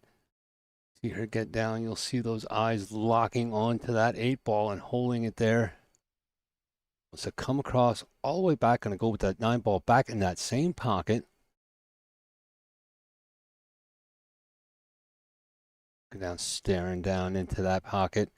Gonna draw right back out. Put that 10 ball in the other corner pocket, and this is gonna be game number 1. Getting that extension out again. Wants to keep the balance on that stick so she doesn't roll around. Widens up, laying on that table. Nice easy shot in the pocket, and that's gonna be game 1. And joining me back now is Ed. How are you doing, buddy? I'm doing great. Just call me Tony the Tiger. Tony. Why? I'm great. I Yeah, you wanted now, it. I never really did like those. The things. I was addicted to that. Really? Sugary Oh, yeah, cornflake just garbage. nail for a it in while. there. Nail it in there. Yep. All right, we're going to look out at this field cam. We had a really close game out here. Try to keep everybody abreast of everything that's going on. Oscar at the table right now. Hill with Manuel Perez. Ooh. Speaking of a dark horse, I just introduced a dark horse on the junior side. Skylar Hess now going up against Marissa Dew on the BEF channel. Her nickname, the dark horse, Skylar Hess. But a dark horse here in Manuel Perez. We knew how he played, but against Oscar and other big names in the men's division, wasn't so likely. Favorite. Hill now. Back over here to our match with Sophia Mass and Ashley Benoit. Ashley up now 1-0 over Sophia.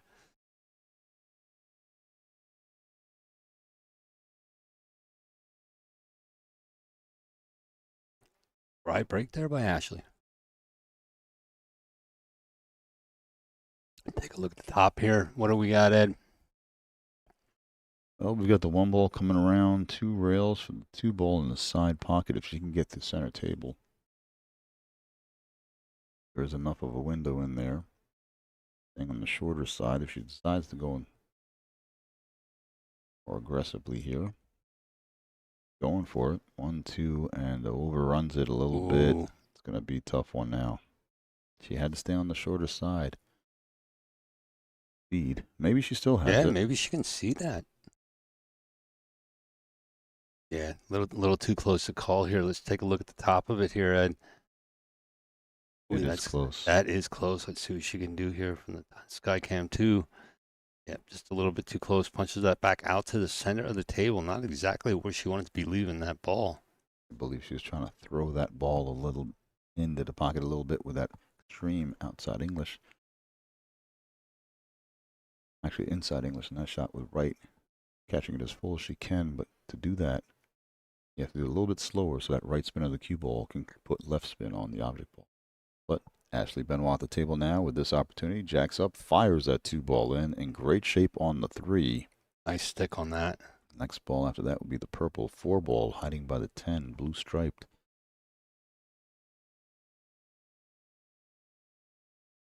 Good. And over she comes. Or that 4. Can she get by that 10 ball? Looks like she can. She's getting down now. I think she's going to have to roll play up on the safe 10 here. ball. No, it does go. Fires that ball in there. I did not think that went, Ed. It does go past. And two things there. If the edge of the 10 was blocking it and you elevate your cue, You fire that ball, it's almost like a little jump shot. It makes the object ball jump over the edge. Gotcha. At the same time, the second part of that is that amount of force also forces the cue ball forward and out for the 5. So even if that edge of the 10 was blocking a little bit, she was able to make that cue ball the object ball clear it and force the cue ball out for that 5 ball. So absolutely an incredible shot there by Slash Ashley Benoit. Gets that 7 ball to come, comes right back around here for the 8 ball. Down the eye here.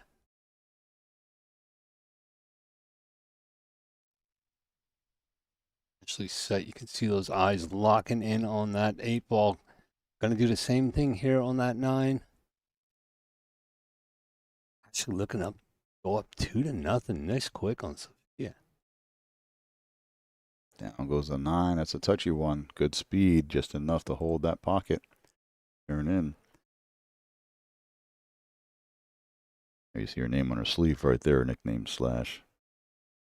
As she makes another slash on the scoreboard, going up 2-0 over the Pink Dagger, Sophia Mast.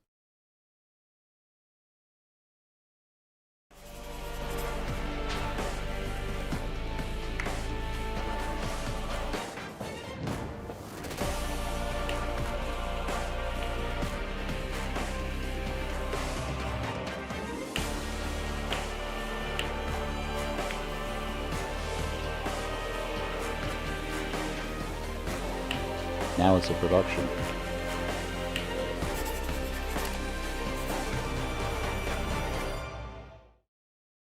All right, back at the table here, waiting for Floyd to get these balls racked up. And we're ready to go. Sophia up to the table.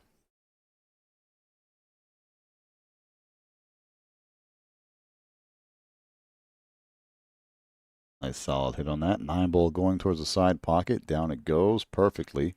Unfortunately, that 1 ball up on the short rail with no shot. 6 ball goes, 9 ball goes. Man, what a pretty break, right? Just unfortunate with that cue ball up on the rail and the 1 ball up on the. We know what you're doing. We know what's going on. Doing We know what you it mean. Look at so this cue good ball for a behind the second. 8. Wow. What great cue ball control demonstrated by the Pink Dagger right there.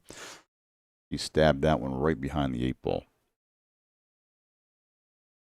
You locked that up. Locked that up good. See her come 2 rails down for this 1 ball. Floyd there making sure. Oh, A little bit short. A little bit short on that. Ball in hand going to the Pink Dagger now. Effective safety there. Take a look at that there. That's not exactly a pretty shot to get in there on that 1 ball. Gonna have to come back up mid-table for the 3 ball back down here in the opposite corner. She has a 2 ball, I believe, right there. Oh, it is?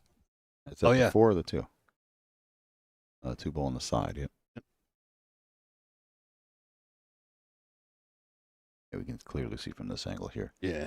The blue 2 right there in the side pocket. She's going to roll it forward a little bit past that spot for the 3 ball in the bottom left-hand corner of the screen. Nicely done. Nice shot.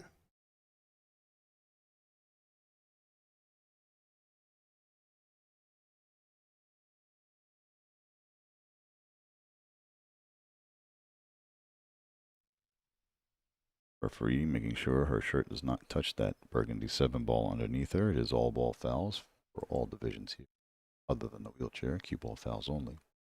But the juniors and adult divisions do have all ball fouls, world standardized rules being applied.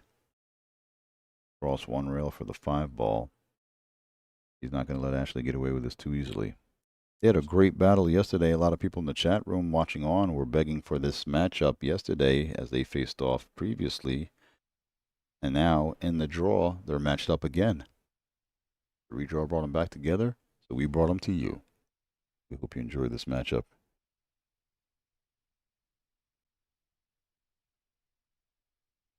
There it is. Gets that 7 ball in, coming back here for the 8 ball.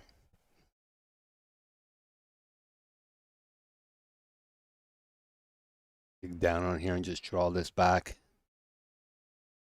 Come straight across. Uh-oh. Should be fine here.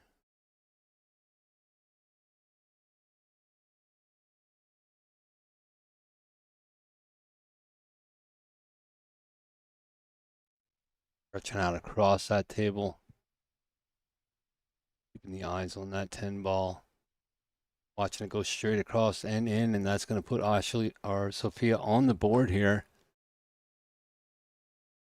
Ashley Benoit up 2-1 on Sophia Mast to take this back out and show you the final score of that.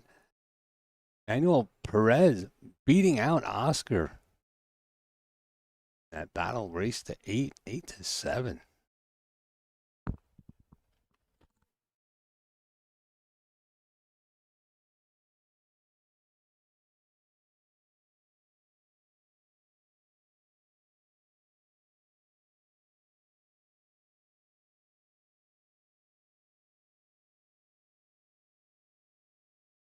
Back here at our table.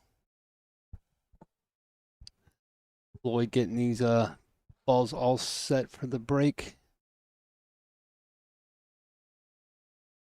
Ashley coming up to the plate here.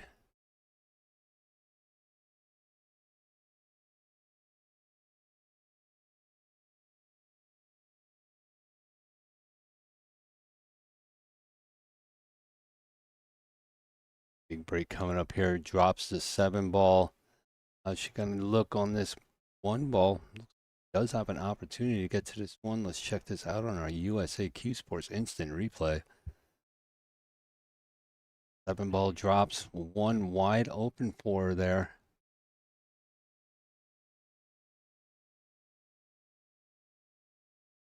What do you think here, Ed? We got this lined up pretty nicely. Oh, misses the 1 ball. I think something funny is going to happen here. But Is that what you think happens? yeah.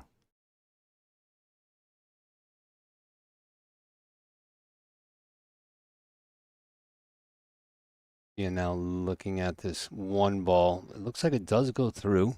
Should be able to get to it.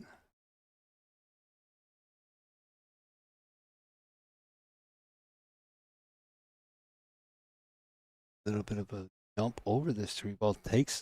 Catches the 6, unfortunately. Gonna scoot that down. Looks like she's gonna lay this up here in the corner pocket for Ashley. She's going to come off there. She has the 2 ball right alongside the 1. Going to come off that long rail back over into the center of the table. Give herself just enough of an angle that she can get that ball to come up for the 3 ball. I don't know if she wants to bring it all the way up here and put the 3 in the corner pocket. It does go by the 9. She's looking at that right now. But looks like it goes by the 9, so that's how she's going to play this. Then has the 4 ball right alongside the 6. Get it come back up far enough? Yes, she does. You see that ball just goes by that 9 ball. She's looking at it again. It might not, Ed.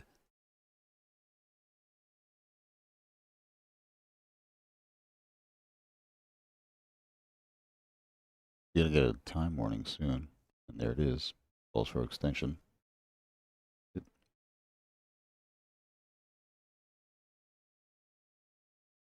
Contemplating a possible carom on the 9, but the cross bank on the 3 ball, cross corner, is the decision made. And down it goes.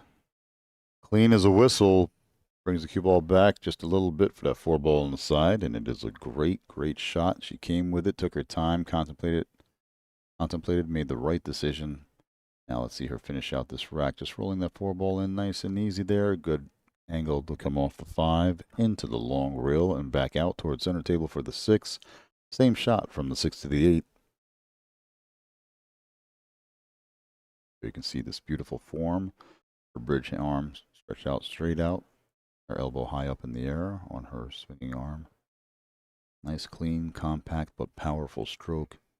Ashley Benoit now playing pool for about 7 years.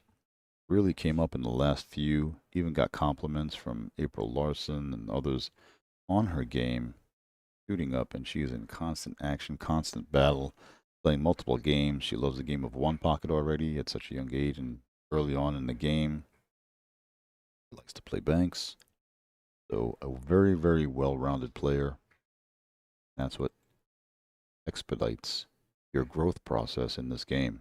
Playing all people of all levels, playing all games. Ashley Benoit, aka Slash, looking to go up 3-1 over the young but formidable opponent, Sophia Mast, the Pink Dagger. Another one up on the board it is. It's a race to 7, alternate break. And did these ladies decide to take a player break at this time? I don't see them around. Nope, they're in there.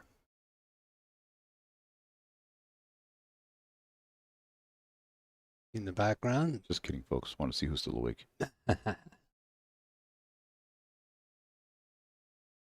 In the background, who we had there on table 3, Ed? I think I see April Larson and Melissa Helen playing back on there on the left table. That's table 3. We also have Savannah Easton on the right table with, it looks like, Emily Duddy, right? But getting back into our USAQ Sports Arena here. Perfect 10 ball sits there nicely. Does we make a ball on the break? No. Dry break from the Pink Dagger.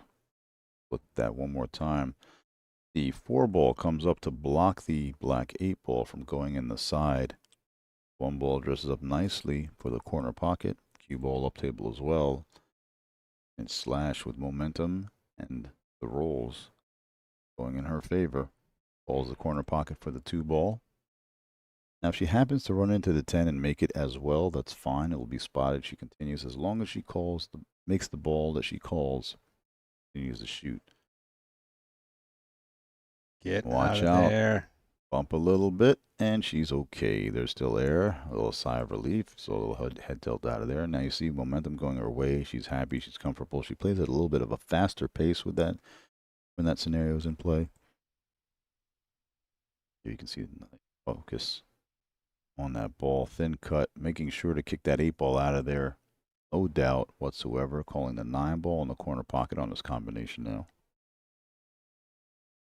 It's close to the pocket. No such thing as an easy combo, but it is actually a big ball being that close to the rail. Oh, goes into the rail though. It bobbles and falls. Unfortunately, that miscalculation brings the 4 ball to the wrong side of that pocket. You're going to have to play it safe or kick at it here. Gonna get the bridge out.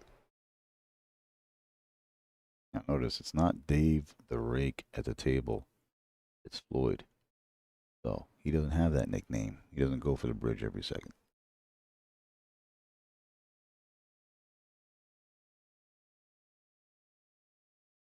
I'm gonna try to get that 4 ball down on the side rail a little bit. Don't want to come down too far with that cue ball. You wanted it straighter on. Yeah. Leave a very, very thin cut on the 4 for Sophia. Came out a lot more than she wanted to. Unfortunately there for Ashley. Sophia should be able to jump on this.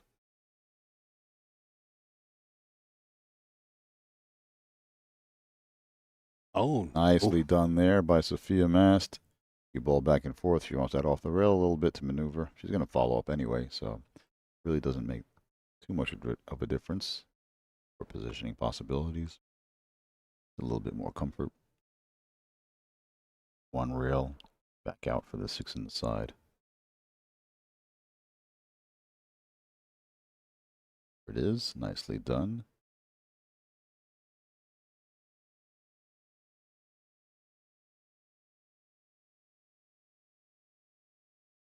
These two had an incredible hill battle yesterday. They enjoyed it and were laughing, smiling afterwards. They were dead serious into it throughout the whole match. Neither one giving up back and forth. Goes Sophia victorious. This time, Ashley with the lead early on, and Sophia making the comeback here, looking to make these two balls shorten the lead to just one. Down goes the 8. 10 ball in the corner to go up 2 games to 3.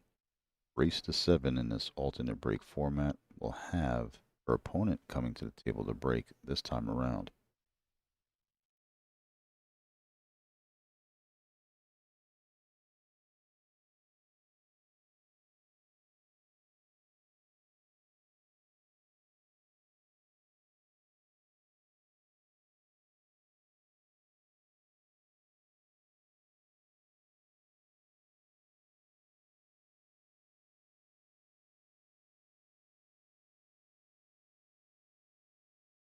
Here you see those beautiful Aramith balls on the table. Referee Floyd Eichelhart delicately placing them on that turtle rack template. That is the rack that we throughout this tournament.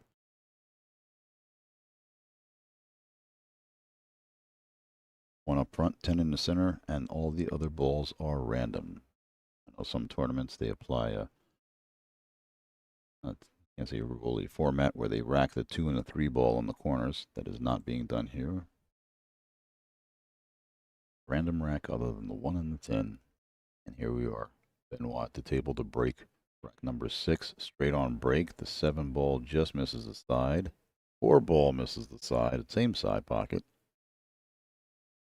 And it is a dry break with a clear shot on the 1 for Sophia Mast. Don't know if that gets by that 5 ball or not, Ed. Taking a long look at that. Not exactly sure. Maybe it does. Have enough. All right. Well, looks to me it has enough. He's bearing down on it. And it has enough. 2 Does. ball in the same corner pocket.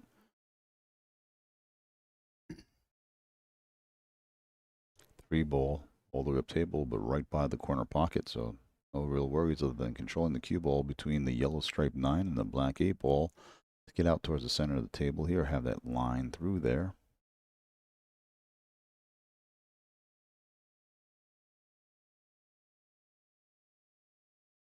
Next up will be the purple 4 ball. May possibly have to be shot in that same corner pocket as his 3 ball.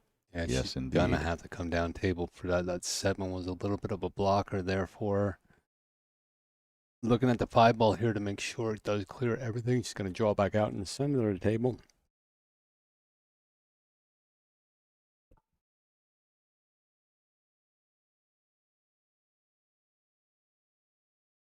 Nice clean stroke there. Center table it is. Mark it with an X. Can't get better than that. We think come back here, maybe boot that 9 out a Yeah. little bit as a stopper there for her. Absolutely. You can do no wrong drawing the cue ball. If you miss the 9, you're okay. You're clear. If you catch the 9, it's only going to help you along the way. Pointing there at that 5 ball. Try to draw this back a little bit. Or a lot of it. Wow. Is that a miscue? Is that a miscue?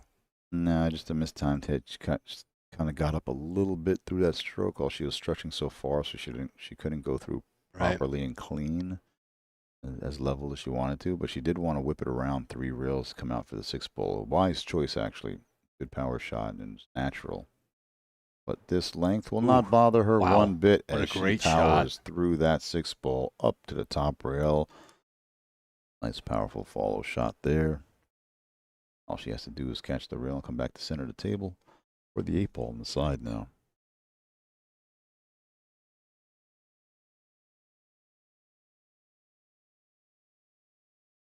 Looking pretty good here.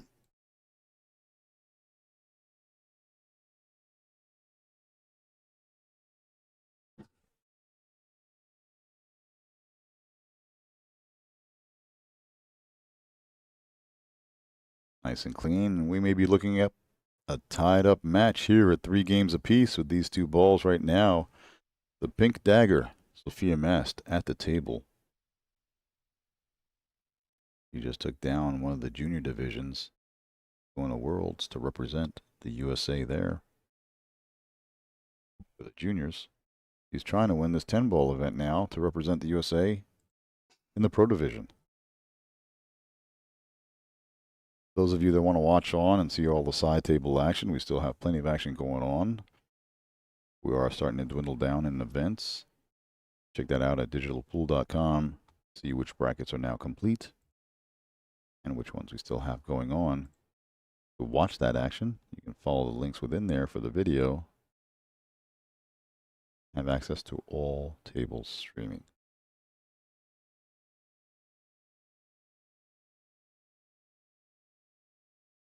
Once again, those beautiful aramith balls being racked up on the Simonis cloth on the diamond table.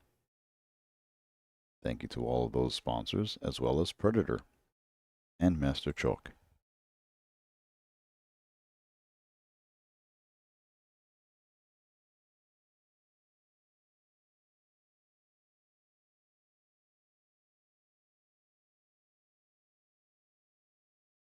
All right. A lot of force follow on that cue ball. Does a U-turn from the center of the table going back down. Mass not really popping that cue ball to squat at center, putting a little bit more behind it, trying to play that 7-ball in the side pocket. It catches the point on the high side and stays there for another dry break. Fortunately, she didn't give up an open shot at the 1-ball for Ashley.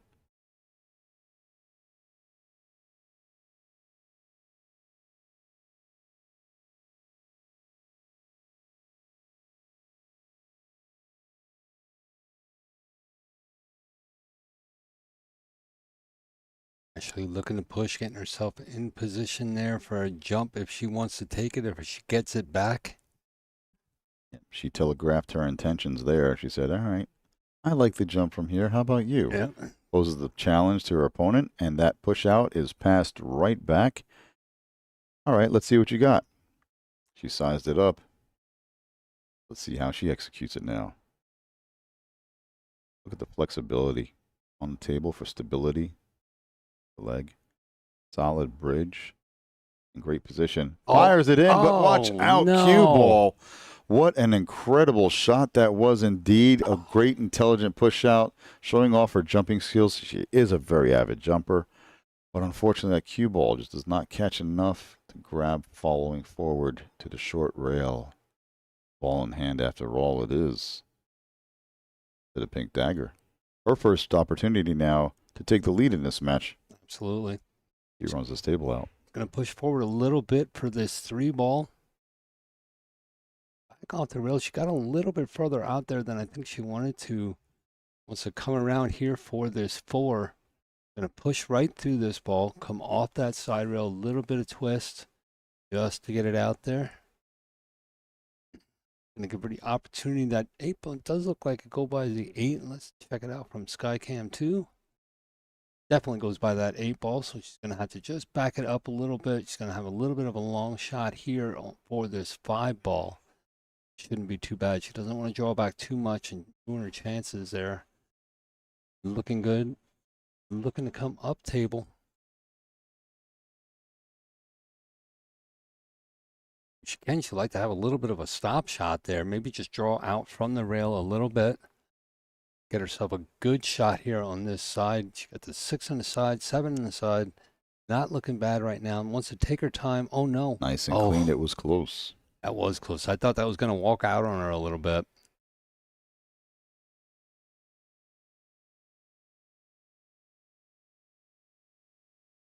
Checking a look at this 6-ball. Checking a look. Yeah, I let it go. Did you see that? I heard it. No, I didn't see it. Look at this, a little too far, real thin on that 7 on that back cut. However, 3 rails around back to center will not pose a problem here. It's just to make sure she does catch the correct spot. It's very easy to misjudge these and catch that point. Oh, absolutely. She does not want to miss this opportunity. All for that scratch on that beautiful jump shot. Very nice. Comes right back out to the center of the table. Sets herself up here for this 8-ball.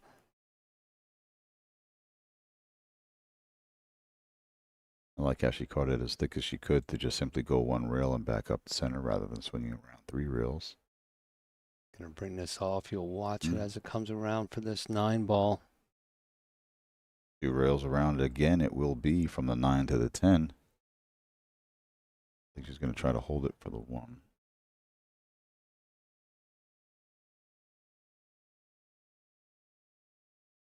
One, 2, out. Uh-oh. Rut-row, Rorge. Not too bad. Little wide there. That'd be a lot more straight. What'd you tell me that the only time you want to be straight in on a ball when it's the last one, right? Ball you want to be dead straight in on. Definitely not. There we go. Got her extension out. It's a little bit of a stretch. Well, let's see the pink dagger. Perfect. Dabs at that cue ball just center. right. Couldn't get too much more perfect than that one. Can't get any perfect. What? Exactly. Have you been listening? 4-3 for the first time up in this set is Sophia Mast.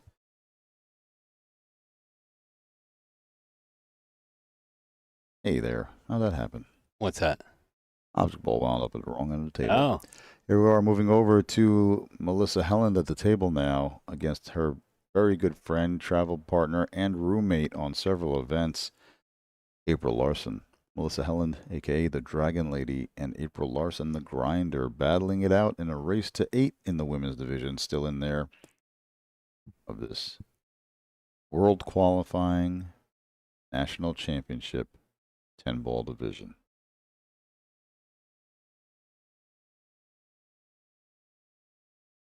Melissa Helland, one of the players here, telling us that she was under the weather. All the travel, exposure to many people. I met a couple people saying that they weren't feeling too well.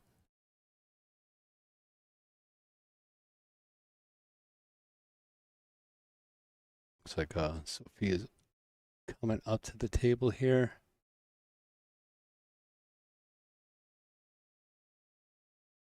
On those guys.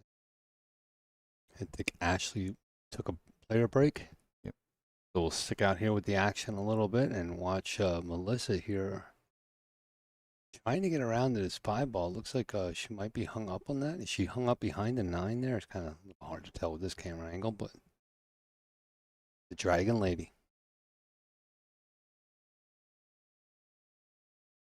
There in the background, you can see Manny Perez dancing on through Oscar Dominguez, a big upset. And now going against another tough opponent in Hayden Ernst, just missing that 6 ball back there. Melissa Helland with the kick, just wide of the 5 ball. Ball in hand to the Grinder, April Larson, now at the table. Multiple-time junior national champion and reigning women's 10-ball champion from last year. Looking to repeat. Her opponent, Melissa Helland, came in 2nd place runner-up, silver medalist here at the USA National Championships last year.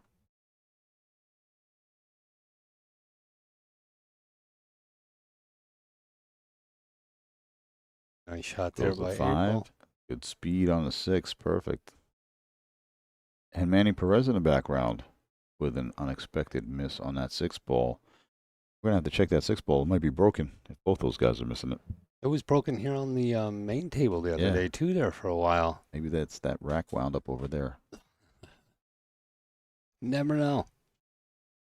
You see some light things going on I over saw there? something happen there with the light. I saw some Yeah. white patches. This looks like a lot darker than what it was just I'm 30 gonna seconds go ago. check and see if people are playing with the lights outside in the arena. Yeah. I'll be right back in just a moment, folks. Excuse. Fortunately, I had his mic shut off before he said, I'm leaving with Greeny for a while. Check a look out here. We're still waiting for Ashley to come back from her player break. Looks like Sophia now took her player break too, so we're going to stick right here with April Larson going up against Melissa Helland. April up to the plate now on the 7 ball.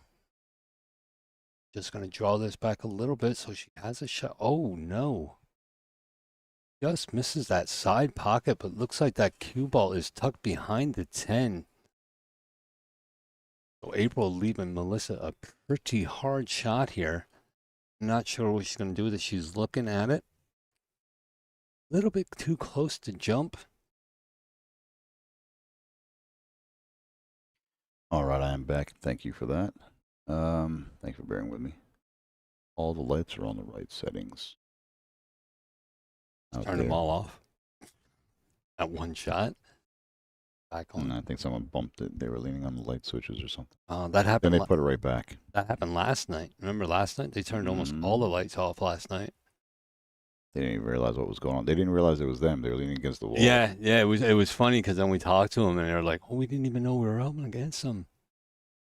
All right, players back in the arena over here. Ashley Benoit up to break, and here we go.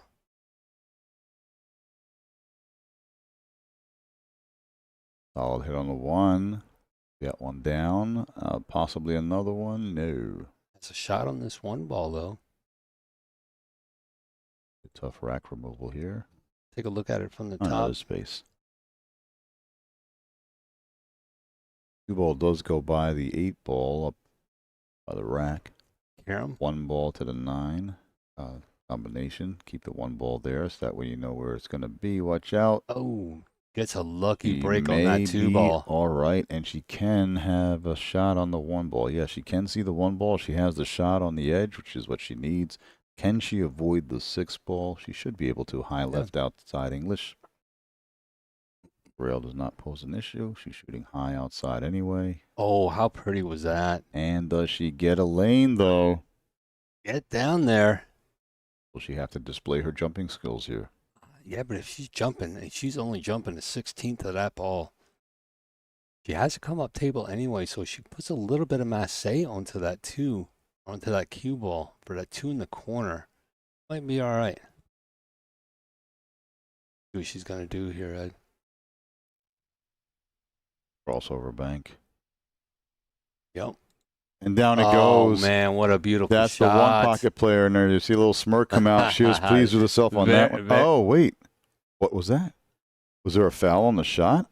I don't think there was a foul. Did she touch something? I don't think she called it in that pocket. Did she not call it? I don't think she did. Oh, I do not think she called it in how that could pocket. she not? I saw the ref point. I saw her point. I could have sworn she called it. Oh, wow. no. Wow. Does it feel with the... Oh, no. Is 2 she going to turns, hook 3 it? turns Is she of going to hook events it? in 2 balls. Is she hooked? Wow, she is hooked. She is hooked by the point. Wow. One extra little half roll on that cue ball got Ashley hooked behind the point of that side pocket here. This is just torture. Oh, Absolute boy. torture. Will she jump over the edge of this point now? I don't know if she's going to jump over the edge or she's going to try to swerve Masse. out around this. Yeah, she's trying to masse it just for a hit. Does it come back for the hit? Second time around. Nope. No good. The ball just slides out. Doesn't really grab. And now ball in hand ball in hand for this 3 ball once again. Attempting to make the 3 ball in that corner pocket. Man. All the way back down table for the orange 5 ball. Dia gives it up to Ashley. Ashley gives it right back. Coming all the way down table for that 5 ball now.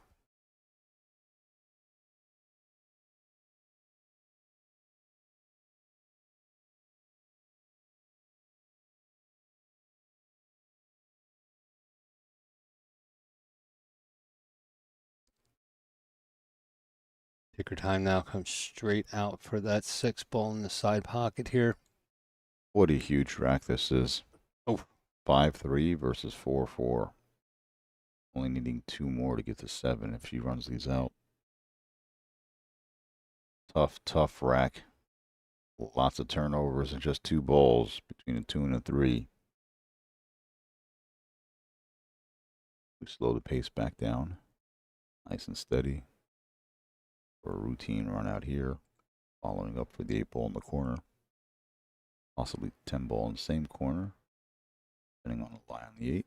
Nope, opposite corner it is.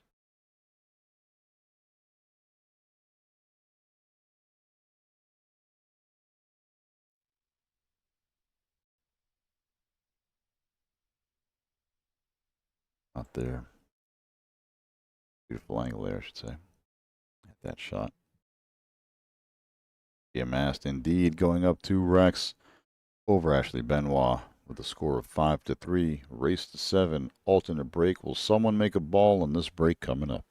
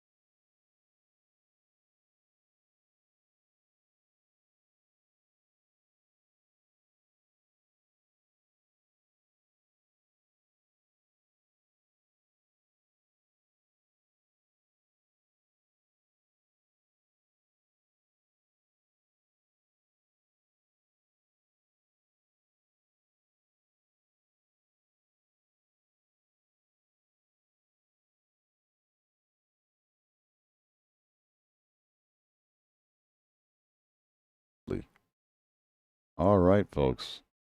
We are back here.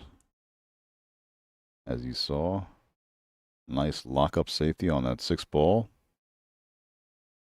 Ball in hand now back. Sophia Mast. Effective. Yeah, what a great little push she did there to get that out.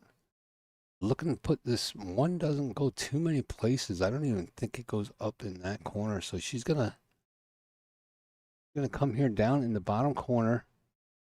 Try to draw back up between this 6 and or the 7 and the 2 maybe. Straight back. Past the 7 for the 2 on the side. It is. Gets past it. You're gonna have to do this a similar. Oh, she has a reel. She has a reel to go forward and come across for the 3 ball. Just missing that black 8 ball. Cueing high on the cue ball, following forward and back out towards center table for that red 3 ball. Placed perfectly center table, easy to reach. Purple 4 ball up by that little cluster by the rack. No obstacles. This is a fairly easy run out. Tables all spread out. The balls are not too far apart from one another as far as a sequential order. The 4 is by the 5. You just have to get from the 5 to the 6 up table and back center table for the 7, which is not a problem at all. A very routine table, I should say. Very routine layout for the win. As Miss Sophia Mast, the pink dagger, now on this 4 ball. 7 balls are between her and victory in this set. Nice little bump there into that 5 ball.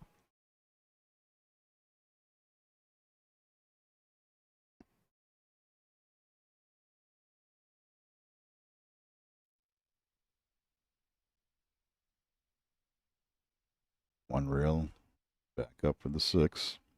Doesn't have to do much there. 6 ball right by the corner pocket. Same thing again. 1 reel out to center for the 7 ball. She's going to look to see which way she wants, which side of the 7 she wants to be on, preferably for the 8.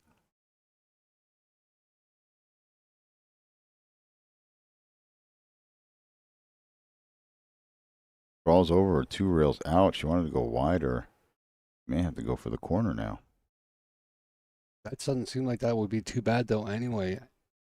Draw back on the top side of this 8 ball with that shot.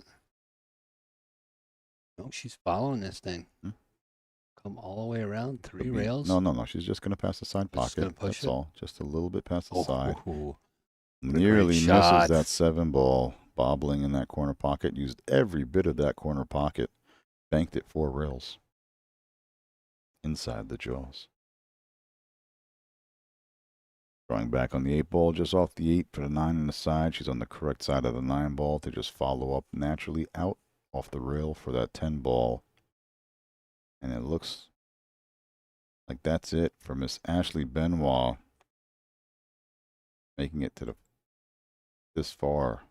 Hats off to Ashley Benoit / of Palmer, Massachusetts. As it's Sophia Mast, the pink dagger, victorious and advancing. A big hug between these two. They've battled it out.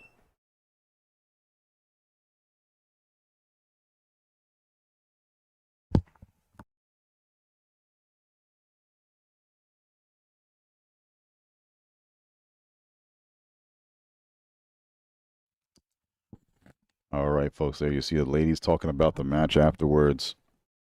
Lovely, lovely battle. An incredible jump shot, which changed the pace of the game as that cue ball scratched, performed by Ashley Benoit. And it was downhill from there for her. No rolls. She got an opportunity at the 3 ball, no good. When Sophia missed the 3, she hooked it on the corner of the side pocket. And Ashley was unable to make legal contact with that. That allowed Sophia to take the lead for the first time in this set from 3-3 to 4-3. And there was the pink dagger show from there. Hats off to Ashley Benoit. Until next event. And she's got a bunch on her list. Sophia Mast, once again, moving on. You are watching the 2026 USA National Championships. Brought to you by USAQ Sports and powered by the Billiard Congress of America, the official governing body of the sport in all of North America. These national championships are the official qualifiers for world allocations. Top 2 finishers in both 9-ball and 10-ball divisions for the men and women all get spots at the 9-ball World Championships and 10-ball World Championships. 10-ball World Championships for the juniors in San Antonio, Texas, hosted by Predator Billiard Group. We're going to leave you with this view on the side table action. Manny Perez and Hayden Ernst at the table, as well as April Larson and Melissa Helland, as you can clearly see on your screen, up front. All right, everybody, we are going to be back next hour, about an hour and 1 minute from now. We'll be coming back. We do not know exactly who we're waiting for matches to come in here, and as soon as they do, we'll let you know who it's going to be. Get ready at 3, 5, and 7 o'clock for championship matches. 3 o'clock will be the wheelchair championship match. 5 o'clock, I think, is the women's championship match. Could be, maybe, could be. And then 7 o'clock is the men's 10-ball match. So it might be 5 o'clock men's, something like that. But 3, 5, and 7 championship matches coming up. We're going to leave you here with April Larson and Melissa Helland playing there. In the background, you can see the match going on there. You guys can look it up on Digital Pool and see what that score is. That's actually table number 8 back there with Hayden. So check it out. We'll be back shortly.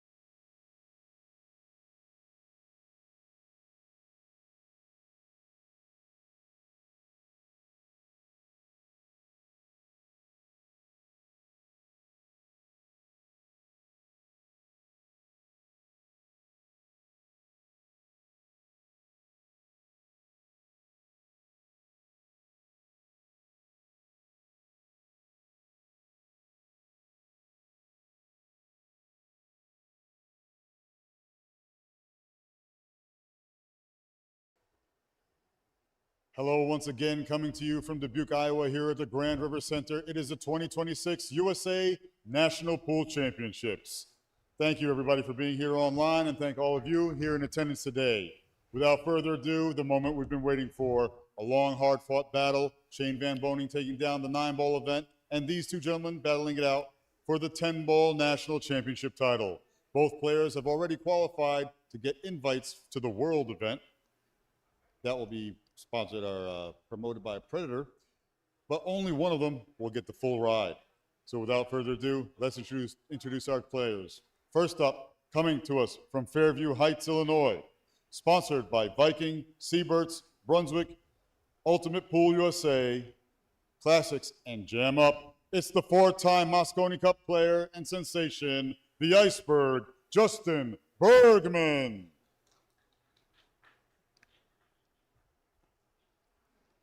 And his opponent coming to us once again in the arena.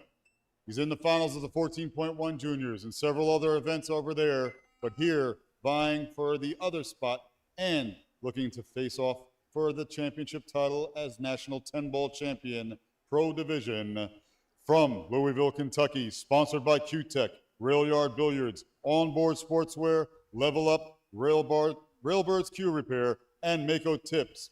It's the 8-time junior national champion, the reigning junior world all-around 9-ball champion, just won the under-19 8-ball division yesterday, and now, as I mentioned, in the finals of the 14-1, let's give it up for the Maverick, Hayden Ernst. This time, the players may lag for first break. Our official referee presiding over this match, Mr. Dave the Rake Pearson. Take it away, Greedy, in the booth. All right. Thank you there, Ed. Here comes the lag. Like Bergman's going to get that one.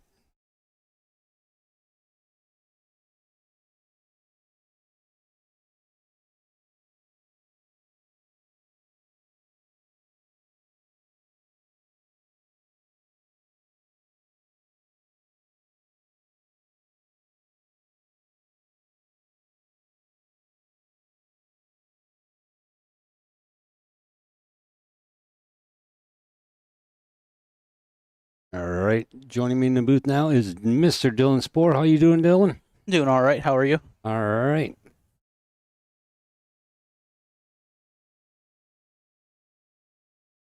All righty.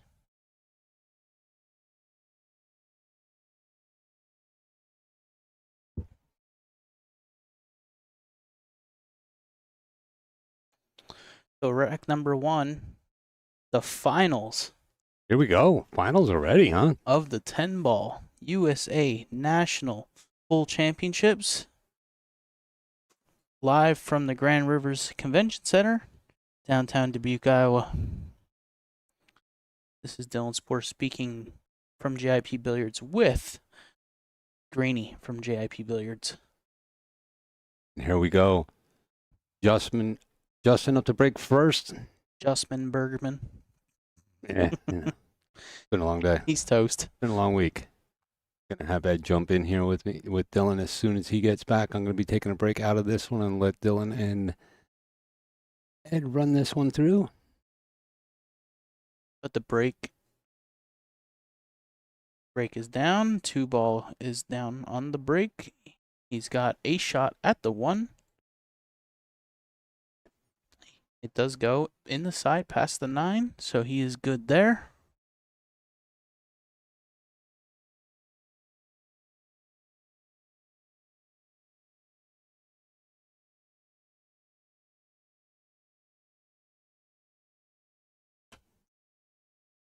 All right.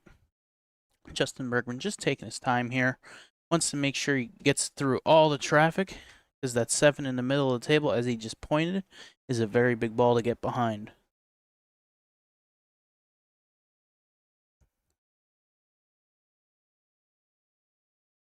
So here we go.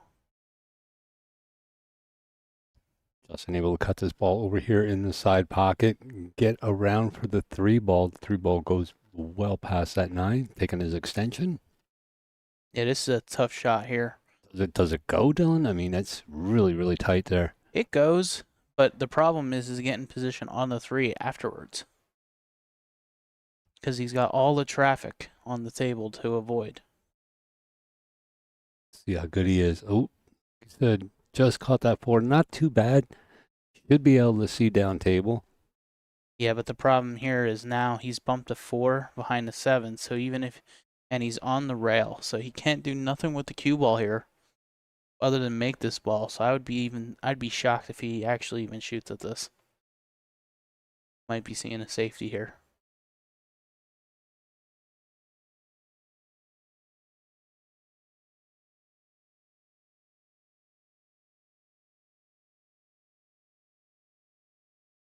As I said, he plays a safe. No cover, just containing for now. This is a race to 10 here in this championship match. Yep. Hayden's going to be trying to play a safe under the 10 and 6. I think he's hit this a bit firm. And he has left a wide open shot here at the 3. But again, tough to get position on the 4 because of all the traffic on the table. So this will be the tough shot in this rack for sure. Somebody asking you if the flies are an issue. No, the flies are all gone. We took care of those the other night if you were joined us. Yeah, even the one yesterday left. Yeah, kind of got out of here. We did nothing to get rid of it either. No, it was just kind of nice that it left, you know. All right, he landed pretty good here on the 4. You playing this with a low right hand English.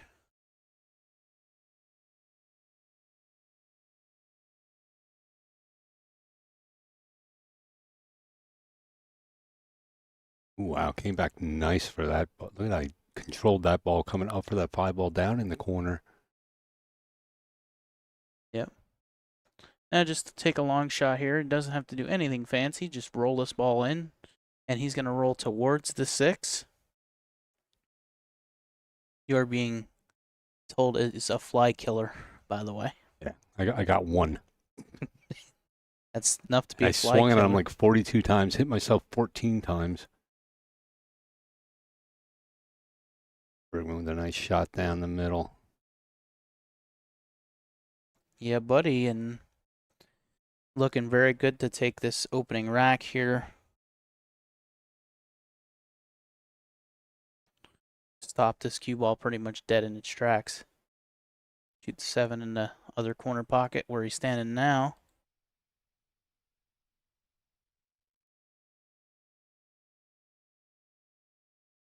Easy squeezy from here on out, Dylan. Absolutely. Nice little stop shot here. Pull over for that 8. And say, got fancy. well, no, because he had angle. He had to do that. Oh. Railing back out. Pretty hard to play a stop shot when you have a rail. Yeah, he could have done it. So he's just going to draw back off here, put the 9 in the side pocket. Did they want to know, did you feed the tumor M&Ms to get rid of it? Oh, no, but that's a great idea. Let me go get another bag of M&Ms and see what I can come up with in there. All right, this shot here on the 10. Take the opening rack. 1-0 in this final.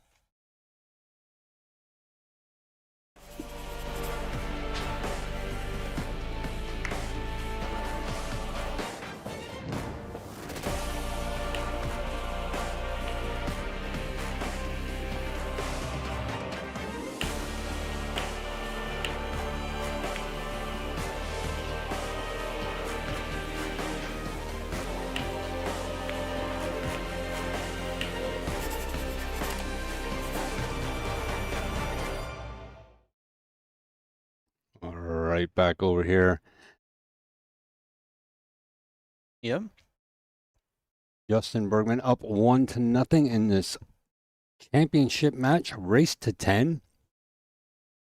Give a shout out to some of our sponsors here. Well, all of our main big 5 sponsors: Aramith, Diamond, Predator, Simonis, and Masters. Masters chalk everywhere. We played hide the chalk the other day with Justin. I wonder if he's going to do it again. I don't know. Let's keep an eye on that chalk, folks. Hayden better keep his chalk in his pocket. Yeah. Justin will have them all in his at the end of this event. Nice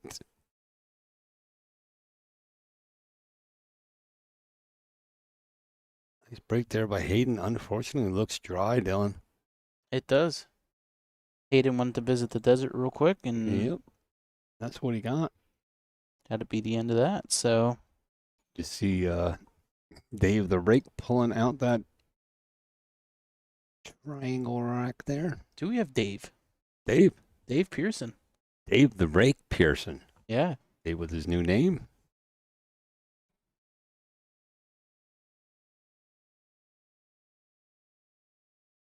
All right. Looking at this, does not look like that gets through there for him. No, 6 blocks him, I think. And yeah, he's looking at that. He's seeing how he can get through there. I don't think he can. What kind of safety choices does he have here, Dylan? He's going to try and create separation, I would think. Or try to use the 6 and 5 in a way. Yeah, he tried putting him behind a 4. But he got him behind the 5, so. Oh, yeah. See what that looks like from the top here. Hayden was pretty dangerous playing me with these one rail kicks. Yeah.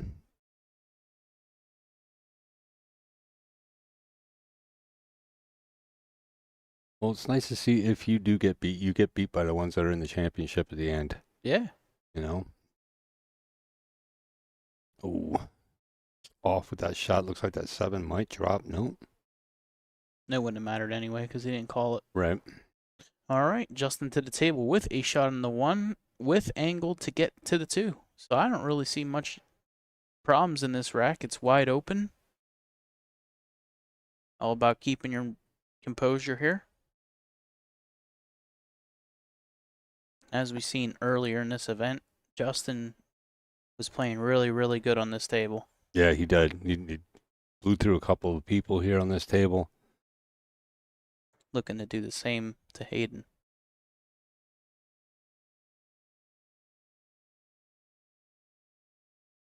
Follow this one through a little bit to get this 3 in the corner pocket. Yep. And he's perfectly in line here.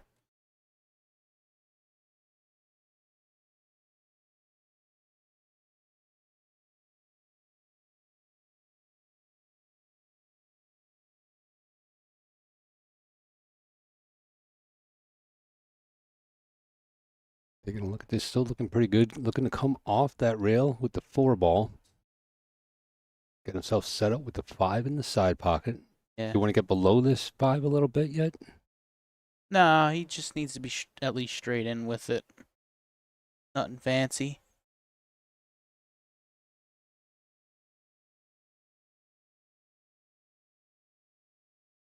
Everyone's calling Justin a thief for stealing all the chalk.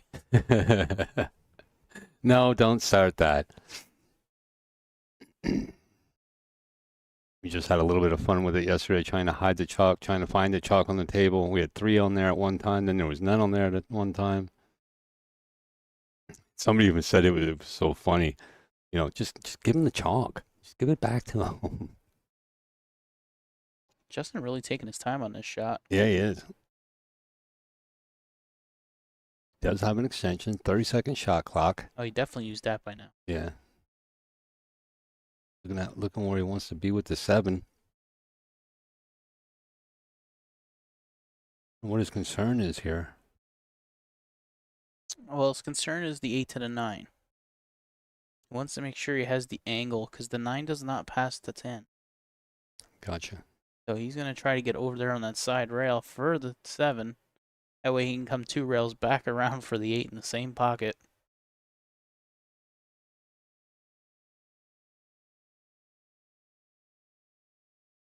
Just like this. Just like that. And now he's the angle to go off the rail and back out for the 9 in the bottom left-hand corner pocket. Actually, top left corner pocket as we... Wrong camera.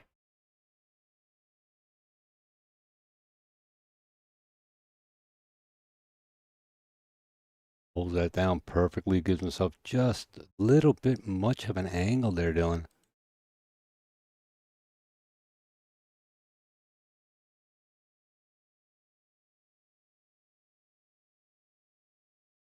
Gonna come back across and put the 10 in the same pocket, or?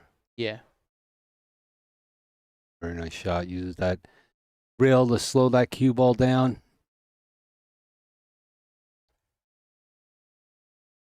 And a 2-0 lead here real quick. Coming up after this match, we will have the wheelchair championships. Coming up, let's see who is going to be in them. I actually wrote it down somewhere and cannot find it. Oh, we're still not. We're still not that far yet. Yeah. It'd be either William Larson, who is tearing up the scene over there. Yep. Or it will be either Derek Bonds or Brett Clifton. Talking to William a little while ago. A really nice guy. Having some fun with him out there. Right now we got Dave the Rake getting this rack ready for us. Rack number 3 coming up. Justin up 2-0 over Hayden. Maverick just waiting to get up here on this board. Justin up to break. Rack number 3. Take a look at this again then after this break.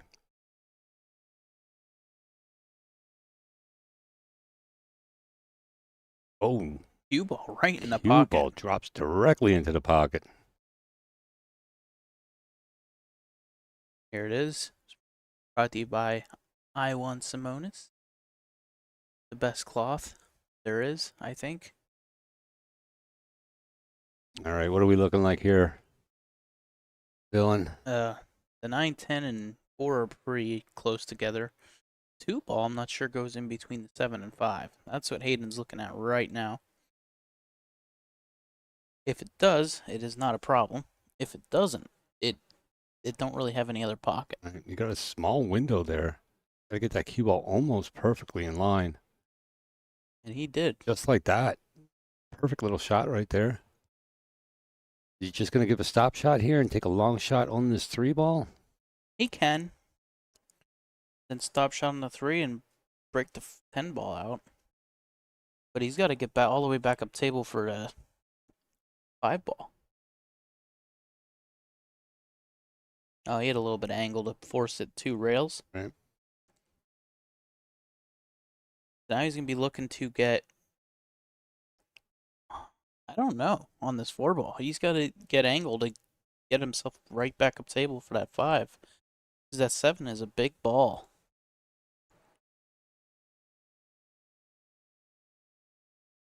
Yeah, I don't know if this will work. Because he's running into that 10 and... Yeah, he might not be able to blast out through there to get up to that 5 ball. Do you think he's going to try to play it safe here? Maybe kick the 4 ball up and out? He may try to jack up and jump over the balls. Nope, he's level Q, so he's putting a lot of right-hand English on it. Yeah, and just got nothing out of it. Fortunately, well, I mean, if you look at this angle, looks like he can see the ball. Yeah, but it's going to be a safety for sure. Ball's still spinning on him.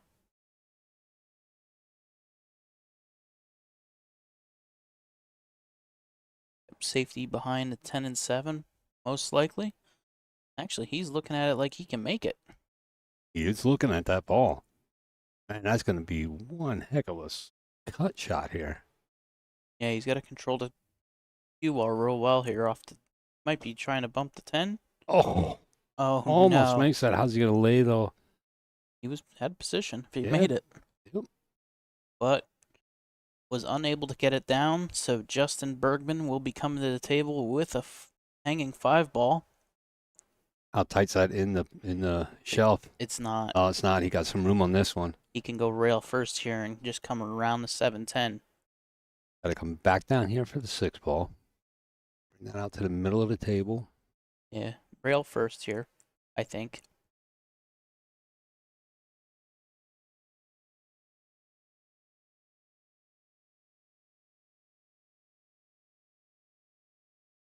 Maybe he's just trying to cut it and come before the 7. No, rail first. Right the first time. All the way around. Yep, and now 2 rails back in line.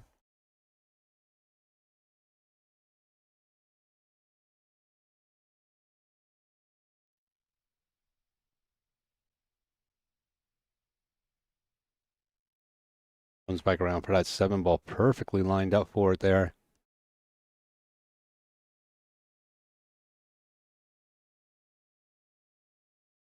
Yep, he'll be... I don't know how much angle he's got. If he could force it around 2 more rails, or if he's just going to draw back a little bit and just take his medicine on the 8. Wow. Or he can do that. Or draw back a lot off 1 rail.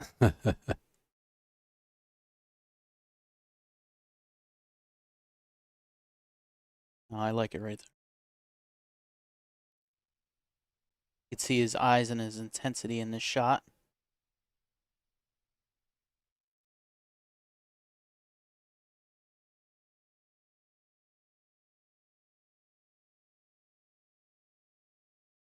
Just come off 1 rail, go straight up table or off 2 and make it really cool. Yeah. Justin going to go up 3-0 here over Hayden. There it is. Yep, and Hayden to break in rack number 4. We'll be right back after this break. When I play all the big tournaments around the world, we only use Aramith and Simonis. You know, you're getting 100% high quality. It just makes the game easier to play. Simonis and Aramith definitely have the best cloth and balls, hands down, in the game.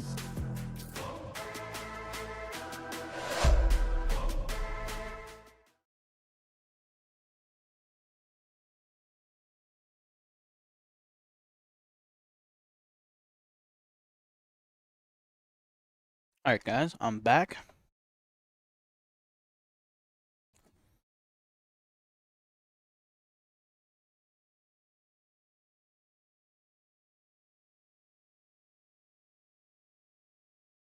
Referee Dave Pearson getting the balls racked up for us. Ready to fire away on this break. Joining me in the booth, Mr. Ed Landowie. Hello, everyone, once again. Here we see Hayden up against one of our superstars over the past few years, Justin Bergman. Hayden Ernst looking to be the next big thing here. Already making a big splash all across the junior national division. And here he is in the finals of the men's division. Unbelievable talent. Absolutely. I got the chance to actually play him, and he is stroking the ball really, really smooth. You can tell he puts a lot of time into the game, and he loves the game also. So, rail first here. A little bit of a ticky here on this 1 ball. Go 1 rail and then 2 rails after the 1.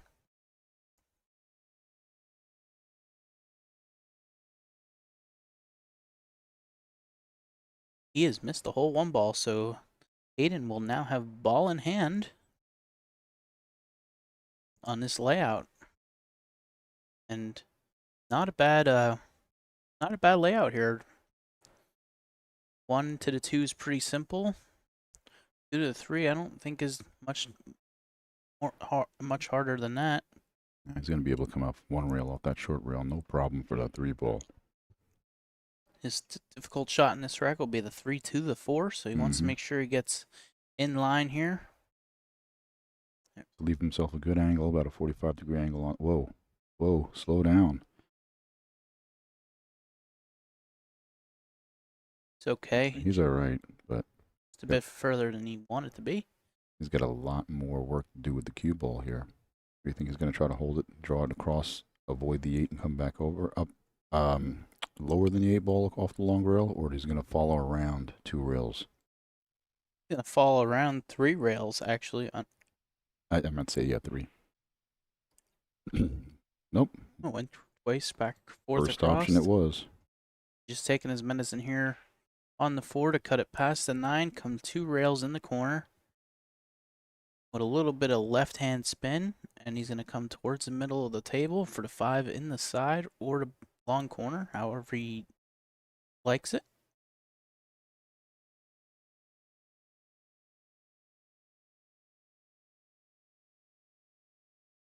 Nice roll up. Oh, 2 rails, but still the 4 ball missing its mark. Yeah, he forgot to pocket the ball, and So worried about the positioning. early game nerves here a little bit showing for Hayden. Yeah, we haven't seen that from him yet. However, despite the fact he has youth on his side, he's still playing in multiple events, going nonstop, 6 days now, and in the finals of the men's division, taking down a couple junior divisions. Actually took down the 8-ball junior division. He's in the finals for the 14.1 division. All right, so Justin Bergman back to the table, gets position on the 5. He's going to go one, maybe 2 rails here. He just wants to pay a little bit of attention where you got to get on the 6 so he has angle to get back for the 7, possibly in the same pocket.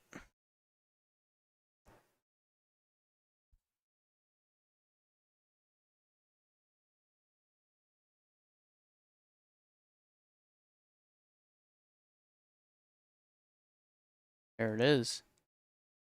Nice cue ball there. Good angle on the 6, coming off the long rail and over for the 7 ball. Yeah, I think he wanted a little more on that, but he's okay. He could play short side here on the 7. Mm-hmm. A little bit of inside English here. Yep, that inside English will kill it off that long rail, holding it there on that short side that you mentioned. There it is. Nicely done. Yeah, I thought he had a little bit more angle on the near side. All right, sort of the same stroke. Much less English, though. On the 7 ball to go 2 rails back to the center of the table for the 8.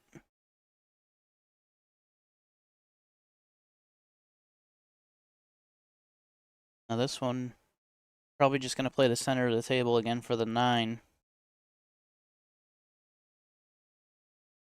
Kind of wants to be right where the cue ball is now for the 9.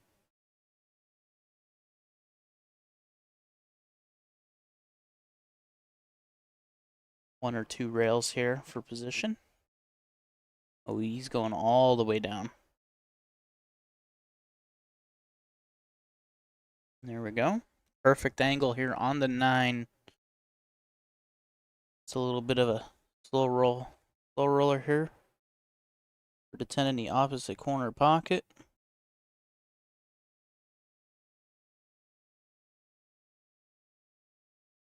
Nice and easy just like that.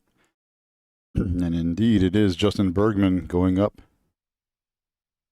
4-0 with this 10 ball in rack number 4. Yeah, and very fast pace too. Will this set continue this way? It's a long race to 10, alternate break format. Anything can happen, but thus far, it's been the Justin show, and they're going to take a player break at this time. Will he be victorious? Will Hayden have a chance to come back? Or will it be story of the Titanic hitting the iceberg? Not sure, but with this player break, we're going to show a player intro. Hayden. My name is Hayden Ernst. I'm from Louisville, Kentucky, and I'm here playing in the Junior National Championships and the Professional National Championships. You know, I've always loved this game. As soon as I started playing when I was 7, I did quit for a year during COVID. Just didn't have a lot of motivation.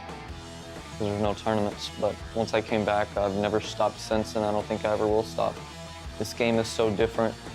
No 2 shots are the same, and I don't think my love for the game will ever go away. I feel like I play kind of open, you know. I like to go for shots, but I'm not too erratic. You know, I still play decently tight, but I feel like I'm an aggressive player. It's definitely a little different because, you know, they know all the shots. They've seen everything there is to see. And so, you know, you got to put yourself in positions to where you feel like you have more of an advantage.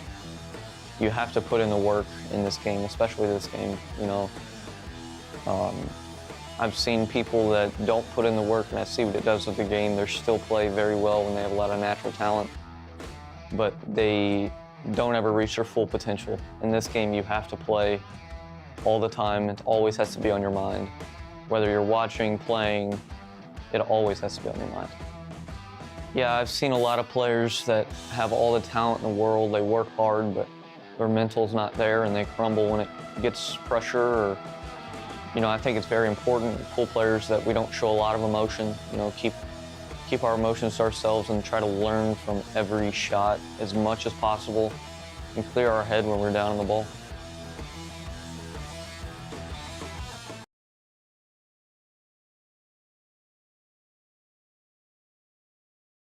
Hayden Ernst, everybody.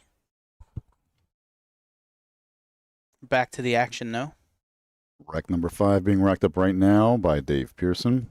We've dubbed him Dave the Rack Pearson. A funny situation handling the rake, not the rack. Handing the bridge over to one of our competitors in the other day. About 15 times, one of our wheelchair competitors. So we'll start out as Dave the Bridge, and he said, "Nah, sounds better with the rake." So Dave the Rake Pearson racked up number 5. Nicely done there. Ball goes on the side off the break. A shot at the 1. Not a great one. The safety available here. Does he go for the shot, or does he play the safe? He's up with a comfortable lead. He may be confident enough to go for this. Yeah, I'm not sure. Crossover safety here. Yeah. That Definitely would be the right shot. Definitely think he's going to play safe here. Not let his foot off the gas at all in this match. Yeah, there you see he's mapping out where he wants to leave the 1 ball, putting the cue ball on the other side of the 8.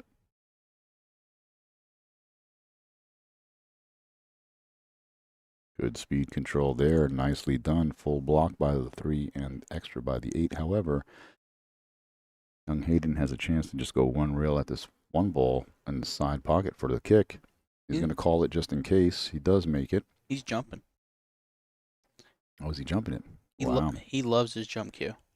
Kids. See how this goes. And wide it is. Safely done, though. Does it get there? No, it's not safely done. Nope. Doesn't get there, so...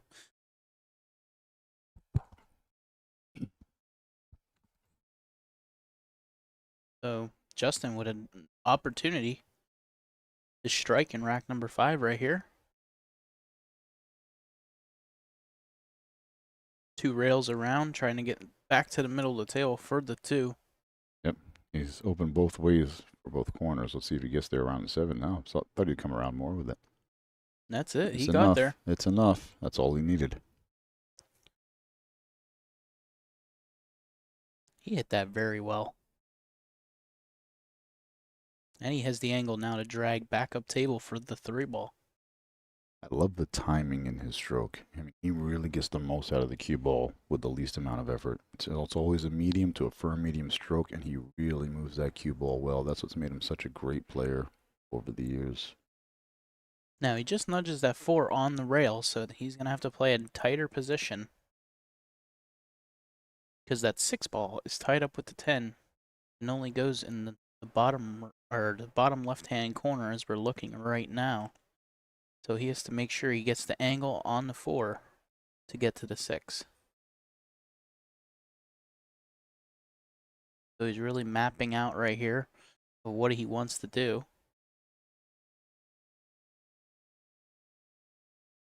And he's got a lot of options here. He's got angle. 2 rails, it looks like. There he does, cueing high left on the cue ball, coming around to center table.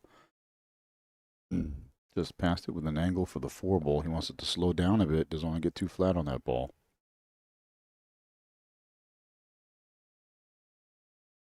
Now the 4 ball is not exactly frozen to the rails, very close, but there is some space. As we go over to this other angle here, we can see that clearly. There you are. A little bit of breathing room off the rail, so he has a little bit of a tangent line to work with off the ball. Still going to have to hit this crisps. Nice and clean it is. Straight across. Well done there. by the iceberg, Justin Bergman. Now he's just going to draw this in between the 7, 10, I think, and play this in the 7 in the side.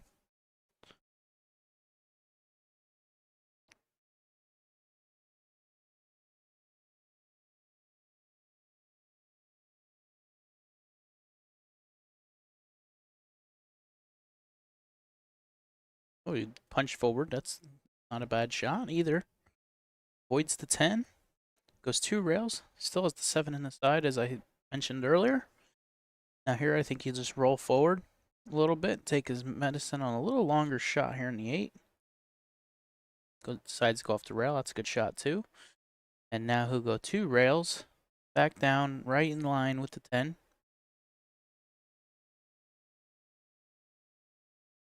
Justin's pace is just unmatched as well. No, he has that extra gear, for sure. And this 10 ball right here to be halfway to the finish line already. Halfway it is indeed for Justin Bergman. 5-0. Alternate break format, I believe, will bring the Maverick, Hayden Ernst, back to the table, though. He's looking to break, make a ball, and hold serve to make his first mark in this race to 10. Yep, and as Dave racks, we will be right back with a commercial break. The Diamond Paragon Pool Table. Diamond tables are designed and manufactured from the highest quality, sustainable hardwoods, utilizing world-renowned designs. Diamond tables are unparalleled for playability and durability. After all, they are designed by players for players.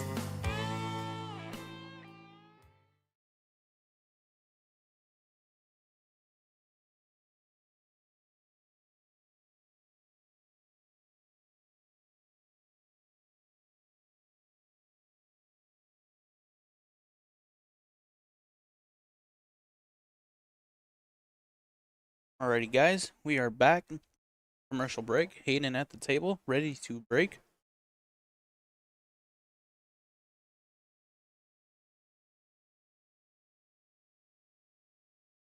Here we go.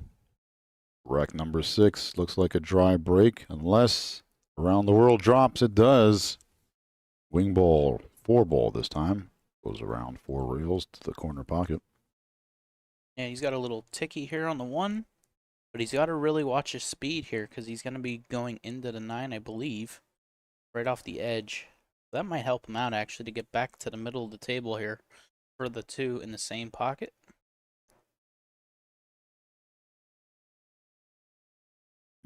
Just catches it a hair too full, and that's going to bring Justin to the table with the 1 ball hanging in the pocket.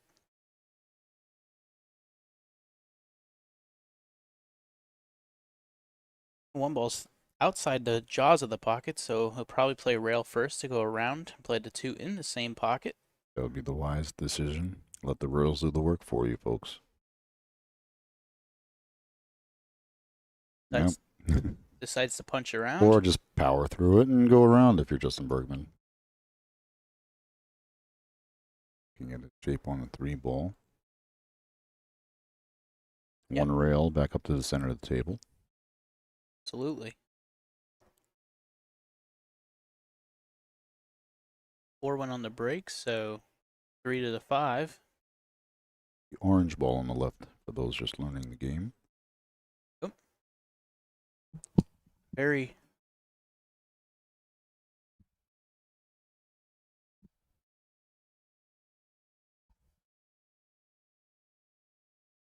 got there.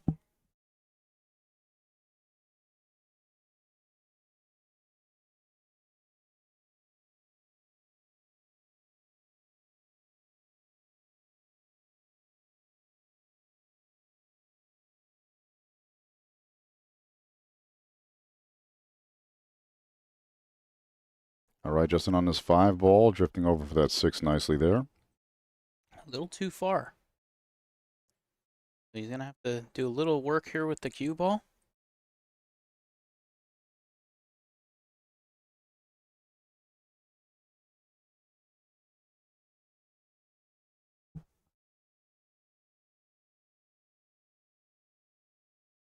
Gearing low to drag it over to the rail and out, back for the same pocket on the 7 ball. We'll have another 1 rail forward roll position on the 8. It's a little bit out of line. A little bit steep. Not a problem. Roll is nice and easy. Less effort to get there, that's all.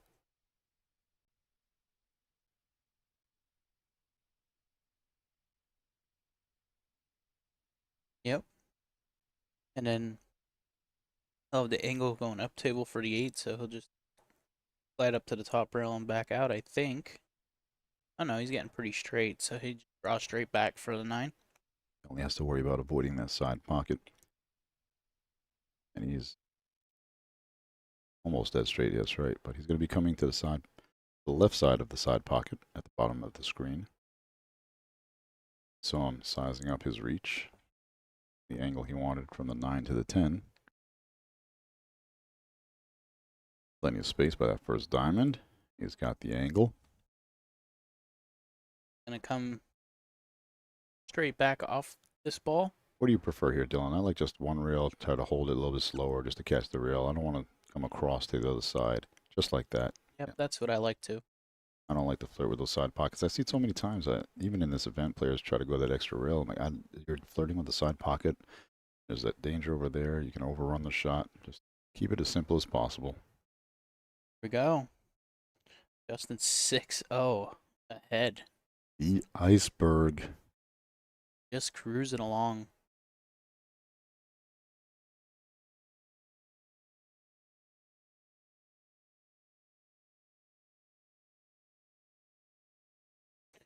Get the field view. That's not really a field.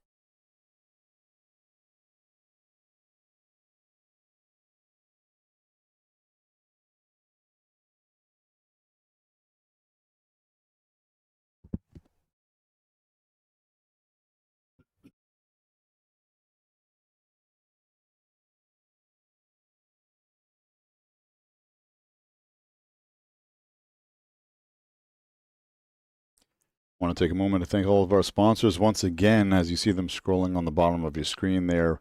The Predator Group, Diamond Billiard Products, Aramith Billiard Balls, the True Belgian Billiard Balls, Master Billiard Chalk, and Iwan Simonis. Only the best in the business for the players, the best players in America. Well, here we go with rack number 7. The Iceberg, Justin Bergman. At the table to break, almost makes the 9 on the side. Comes up a little high. Nothing down. And it's a dry break. So Hayden finally gets the opportunity to come back to the table. He's got this ugly shot. Yeah. Nothing a lot of opportunity for him here. Looking for a kick. He's going to call it in the side in case it goes in the side. If it misses the side pocket, hits the rail, it'll be a safety. Up behind the 8 ball. 2-way shot here. Kicking behind it. And a little bit too much for the 8. Does it find the 10? Enough? He's got a hair of it, but tough to control as well. He may thin this 1 ball. He doesn't want to make it and come right back through between that blue striped 10 ball and the black 8 ball. So back up table, kind of where he is right now, if he can do it. But being on that rail does add difficulty to this shot. I think he's going down towards the 5 and 3. If he's Can he catch it that thick? Yeah. If he does get more, that is the way he's going. And it is. He's using the 8 ball. That's going to be an easy jump for the youngster who loves that jump cue so much. Wasting no time, reaches over, grabs that jump cue, and he is at the table sizing it up. I don't think he can jump this because he's got the 6 ball's blocking a little bit, right? Yeah. Yeah, he did put the jump cue back. Put it on the floor. Kicking 1 rail. Being careful not to let his shirt or body touch that ball underneath him. It is all ball fouls. He does, fires it in. Down goes the 1, and plenty of speed on the cue ball. Friendly little bump. You see a little hop there. A little body English to help the cue ball bump that 2 ball off of it. That was an awesome shot. Nice, easy shot on that 2 ball. Absolutely, I agree. Very nice kick shot. Perfect speed. Knows his kicks. Yeah, and to get the position too is just an add-on there. All right, the 4 is a little difficult, though, because it does not go in the corner pocket past the 6, I don't believe. So Hayden's going to have to come up with a plan here. Maybe he's going to try to get the other side of the table so he can play a 4-7 combo, or the 4 on the side past the 8. The rail, and maybe it goes. Does it go past the 6 ball, perhaps? I don't know. I didn't think Let's it take did. a look from the overhead camera. No, there's no way that can go in the corner. Maybe he's going to just... He's looking at a combination. Wow. That's a risky shot, being down 6-0. Yeah. Trying to get something going. After that kick on the 1 ball, he's feeling confident. He's like, all right, I'm back in alignment. Getting back in the groove, back in the stroke. Everything's on. Let's go. Splits the pocket. How hard was that combination? So well executed by the young Hayden Ernst. Truly a maverick on the table. Earned his name by far. And he's displaying the reason he has that nickname right here. Great shot on a 4-6 combination. Follows it up with a 4-7 combination and controls the 4 in front of the pocket, so he has an easy shot here. Come around 2 rails for the 5. Watch your speed. Uh-oh. Uh-oh. There's Watch. a backup plan, but he's going to be forced to go to the opposite corner pocket than intended. Yeah. That's a sharp cut, and he's got to jack up a little bit so he'd get it a little lower in the cue ball so he don't scratch.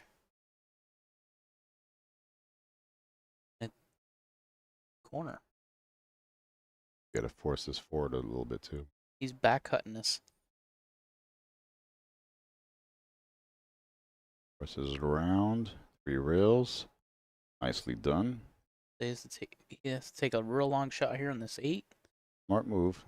Took the shot. Made sure he guaranteed himself still possession of the table. Didn't want to give up a 5 ball in that far corner. Settling for the longer shot on the 8 ball and looking for a recovery here. Drawing over to the rail and back over for the 9 ball. 1 rails. Beautiful shot there on that 8 ball. That was a really difficult shot, being all the way back there by the rail. But gets it down and has a good angle here on the 9 to go forward and come off the top rail and back down towards the 8-10. That he does. And to get on the board.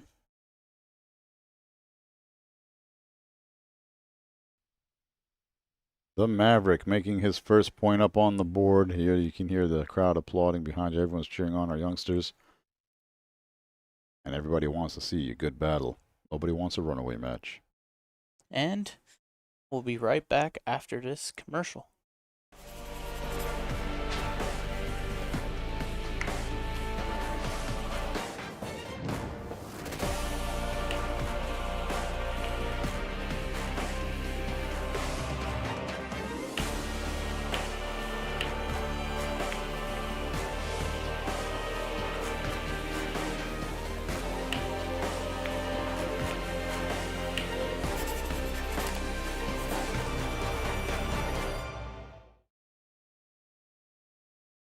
And we are back after that commercial break. Thank you, Ivan Simonis, for everything you do for the game and the beautiful cloth that we get to play on.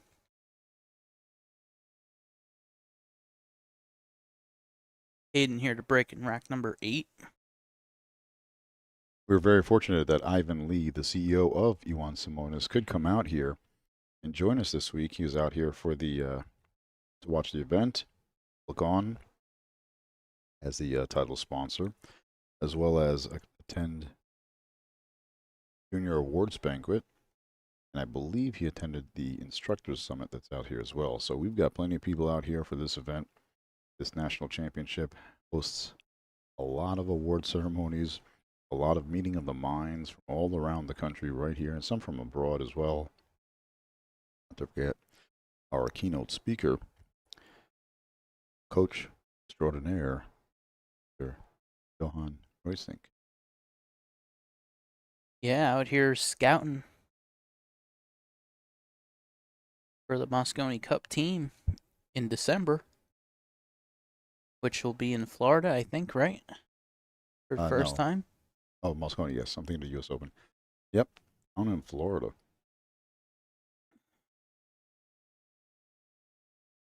Hayden really looking good. Finally gets the ball down on the break. As I say that, he's a little bit short on that 4-ball, and I was going to have to play the combination once again. well. We all seen how good his combination skills are in the last rack with the 4-6 combo. Now he's got a 4-7 combo that's pretty much the same as that 4-6 combo from earlier. Yes, very similar shot. So he split the pocket with it before. Let's see if he can do it again right here. Consistency is key in this game. Sure enough, does he marry the 10-ball? Look at that. No love from the 4-ball. Gets a little bump, but the 10-ball rocks back onto it. And he does not have that 4-ball on the side now, does he? Nope. We're about to find out. If not, we'll see a safety behind the 10-ball.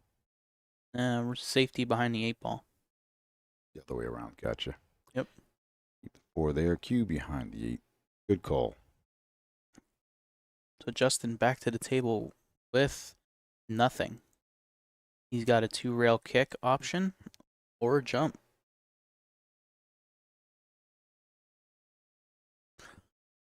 Jump don't really give much position if he goes to make it. So now that's what he's looking at right now. They'll send him off the short rail at the bottom of the screen, back up table. Just called his extension. Referee Dave Pearson calls time. When he says time, you have 10 seconds. People going 2 rails on the backside of the 4. He calls the side pocket. If he makes it, great. If not, hopefully a safety. But the cue ball will be in good natural position for the 5-ball if this goes in. See Justin Bergman, the iceberg, picking 2 rails. And it's a thinner hit. Does it tie up? Nope. It leaks out.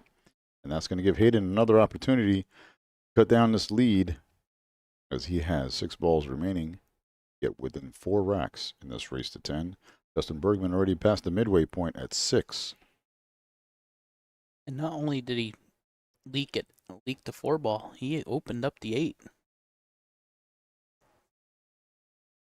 Now Hayden, I don't think he got far enough, because he wants to hit this with low right to come towards the 6. Gotta hold it. Did got it. Oh, he's good. Yep. He is good. He did excellent on that shot.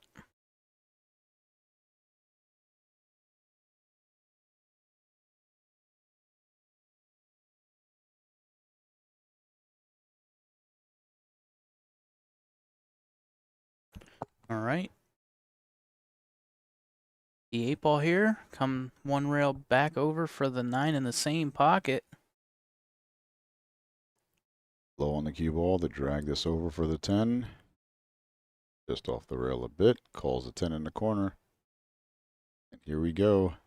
Looking to get his 2nd mark up on the board. Trying to make this a game. And there you see our audience. Even one of our referees in attendance here at the finals. In the white jacket. Yeah, for sure. And here, commentators for this match are Dylan Spoor and Ed Ladawi. Sitting next to me here. We got our 10-ball finals race to 10. Hayden is getting back in this match. Scoreline will be 6-2. And we could take a shot from around the room, maybe. Actually, we only got about a half a room left. Yeah. Trying to condense things and get ready for teardown. That's the other half we got left.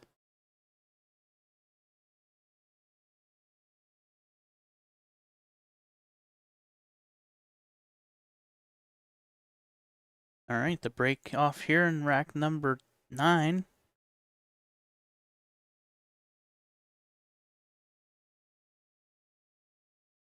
Nothing down for Justin Bergman.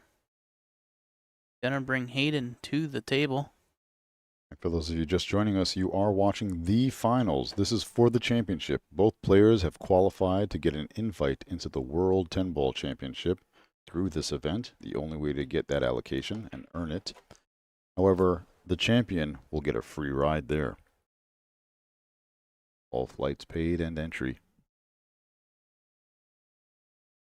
On top of the prize money. It's a $10,000 added event. We had a few over 40, I believe it was 43 players, somewhere around there. 52 in this event. And right, that's right. The 10 ball had 52. Excuse me, I'm thinking of the 9 ball. 52 players. The 64 player bracket. The event still in its infancy. Looking to grow it larger and better every year.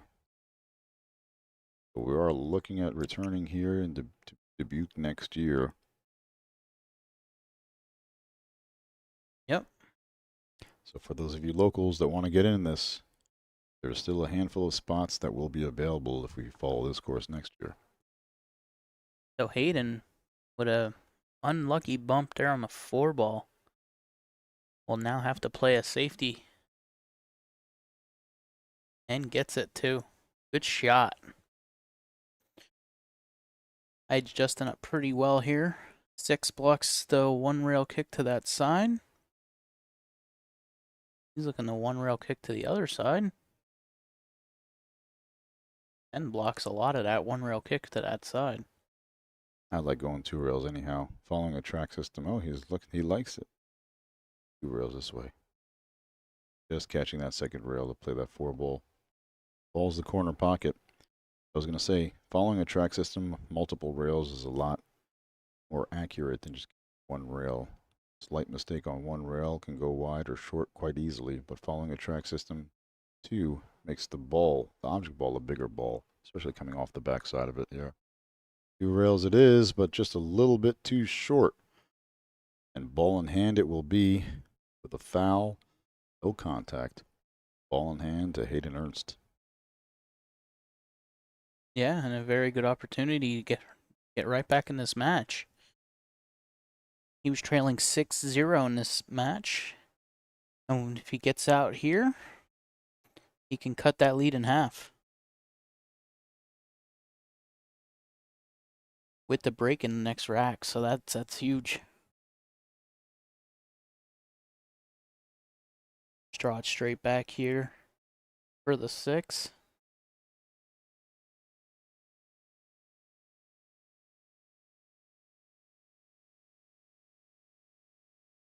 Great position here, nice and comfortable at the table. Come around that 10 ball, catching the long rail to slow him down over 7, staying backside.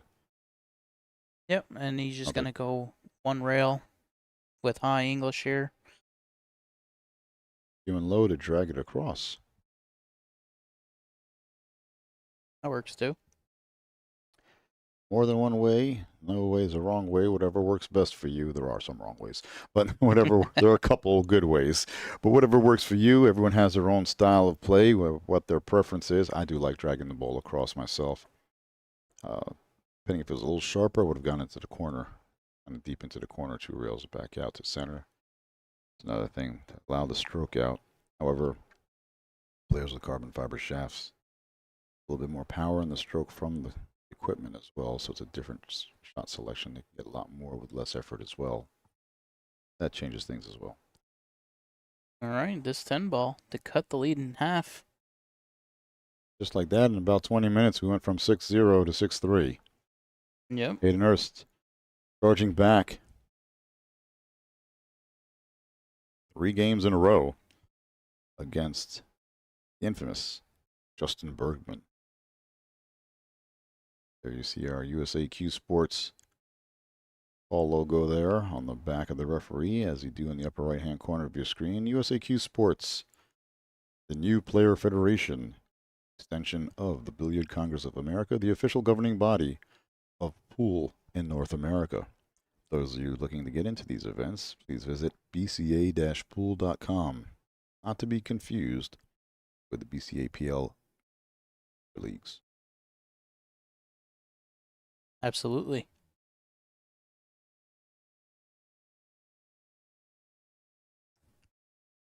So, our referee, Dave Pearson, doing a great job making sure these balls are racked very tight and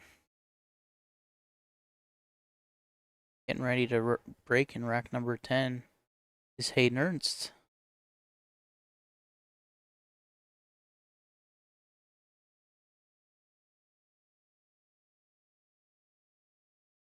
It's amazing to think Hayden Ernst just avoiding a side pocket. After this matchup, going up against Justin Bergman in the adult men's division, has another finals to play in the 14.1 junior division. Already took down the 8-ball junior division. I think there's something else going on. He's still in there too. So 9-ball. He's in the finals 9-ball. of the 9-ball. Oh, he's already in the finals of 9-ball, not semis. Look at that. Is it semis? I'm not Not sure. But yeah, the 9-ball that he's still in. So there's 3 other events that he is just ripping through. Keep your eyes on that kid. Just turned 15 years of age, and he's already going toe-to-toe with the best players in the country. And that's exactly the vision that this event was meant to be. We needed a buffer, a true national champion declared, and preparation for our American juniors to mix it up with other professionals across the nation only before facing the rest of the world. The only path to a world championship other than chasing points around the country. Yeah, and a good safety here by Justin Bergman. That acknowledgement, tapping his cue on the table, is Hayden. Tapping his cue to his opponent, saying good safe. Acknowledging that. After bracket clarification, he is in the finals of the 9-ball. It is. Wow.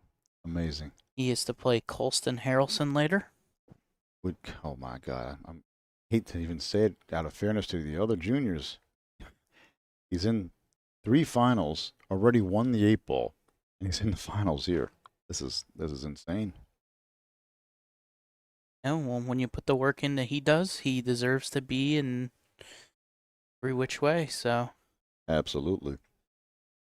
Bergman back to the table with an open shot here on the 1. I think it's natural for Bergman to go up in between the 2 and the 9, but I think he's going to draw under the 9 to go in between the 9 and the 4, which is a bigger... Just to be safe. Bigger window there. Yep. Larger margin of error, allowing for anything to happen. It's a little flat here on this 2-ball. So he's going to have to take a longer shot on the 3-ball than he wanted. But I don't think that's going to cause any issues. What do you think? He loads up here, throws it back with the right hand spin to reverse off the rail, come back out to the center of the table where he's pointing here. Yep.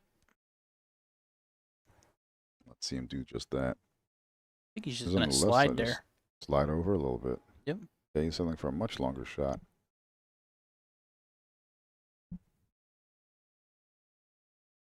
And I think Justin's going to go 1-2 rails up past the in between the 9 and 7 for the 4 in the side.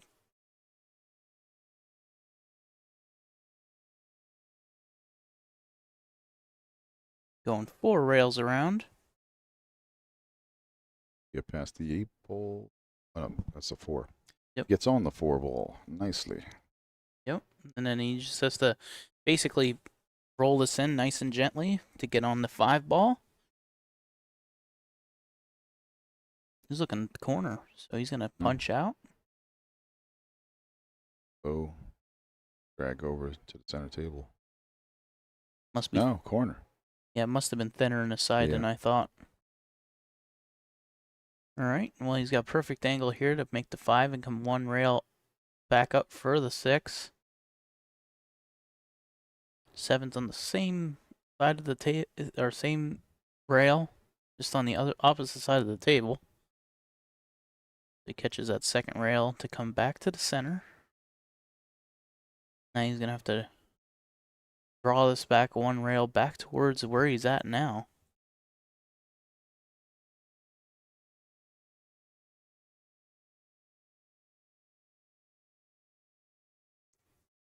A little bit awkward cueing with the 9 where it's at. Careful with that 9-ball, not to touch it. All ball fouls would be ball in hand to his opponent. He's unhappy with that, but he still has the same line at least, pretty much. He can come out from behind it rather than a little bit closer as well. 2 rails in line with the 8. 1-2 it is, coming into the line of his shot. Very nicely done.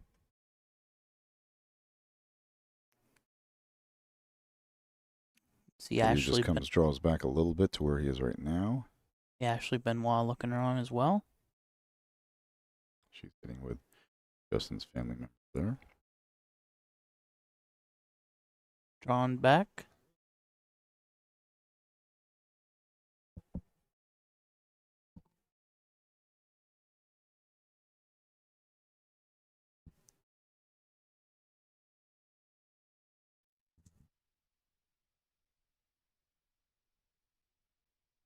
Gonna go up 2 rails. Back down for the 10 ball.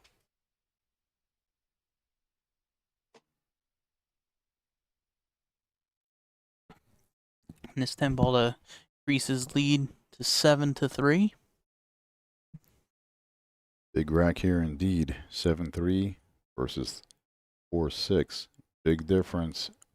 All pressure on Hayden Ernst. Justin Bergman indeed sending that 10 ball down. It's a race to 10, folks. 3 more to go for the Iceberg. And we'll be right back after this commercial.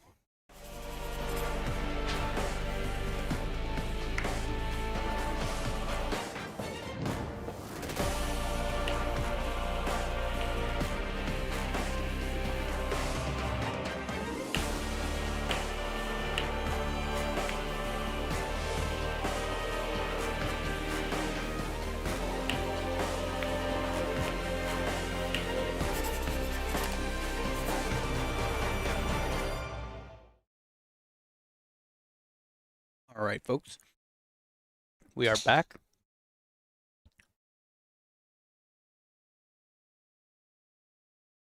And our referee, Dave Pearson, getting prepping the rack. For rack number 11. This race to 10. Maximum 19 racks here.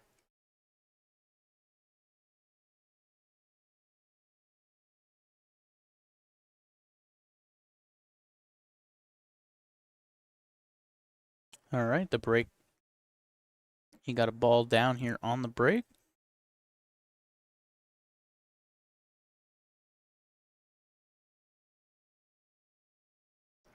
One in line with the 1 ball.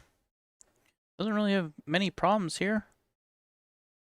Besides maybe the 3 ball on the 8.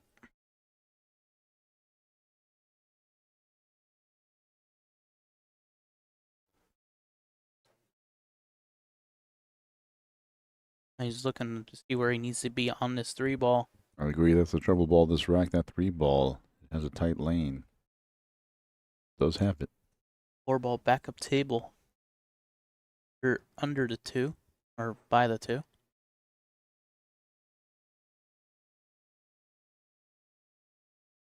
So 2 rails here. Oh no, just decides he go 1. That's 1 fine. rail straight up. That works. But now he's bringing the 4 ball in play.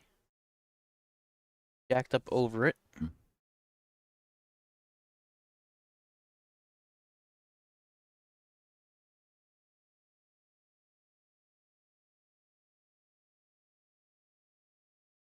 Look at that off the rail, off the 8. Perfectly played to make that ball. Yep, and now he's just going to play this 4 and go 2 rails in line with the 5. And he's really happy that 3 ball's over with, because that was the hard shot in this rack. Indeed, the key ball to this rack here. He's comfortable now. Again, just a simple 1 rail back up to the middle. Oh, 2 rails. Okay, scratch that. Camera angle always gets me. It looked like he was a little straighter on that ball to the forward. But now, swinging out 2 rails to the 5 ball center table it is. And he's just going to go forward here and shoot the 7 in the side.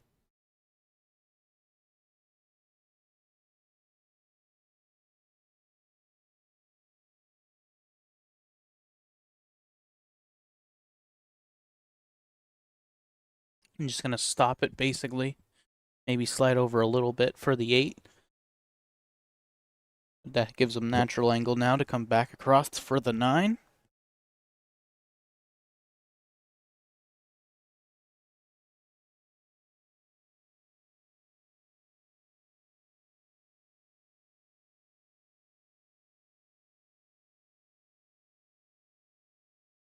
Perfect. Speed's a little heavy, so he's going to have to stun back across the table for the 10 in the same pocket.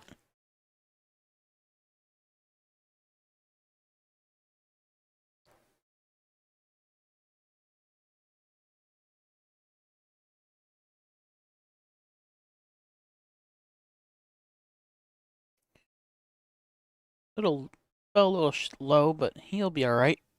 Just got the 10 back in. Center high.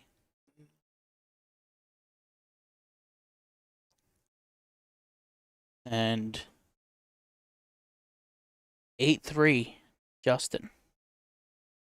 Fairview, the Iceberg from Fairview Heights, Illinois. Justin Bergman. As Dylan just said, 8-3.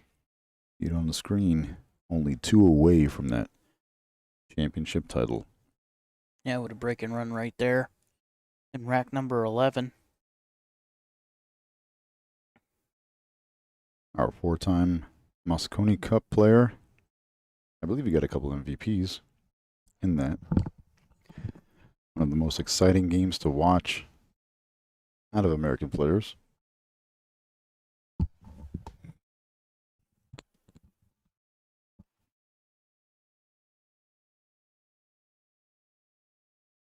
Referee racking the balls. Getting ready for rack number 12. Hayden's going to have to try and find a stroke here.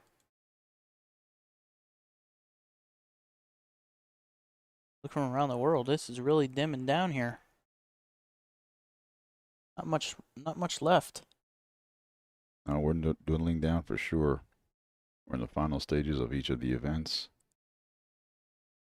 Some players hanging around just playing casually. Some young players taking advantage of the massive number of instructors that came from all around the world. I think there was around 100 of them. Well, at least the dinner scheduled for them was at 100. And the break is really hurting Hayden in this match. Yeah, he has a look at the 1, but no possession of the table. Justin back at the table. Gonna cut this 1 in the side. I don't know if he can get position.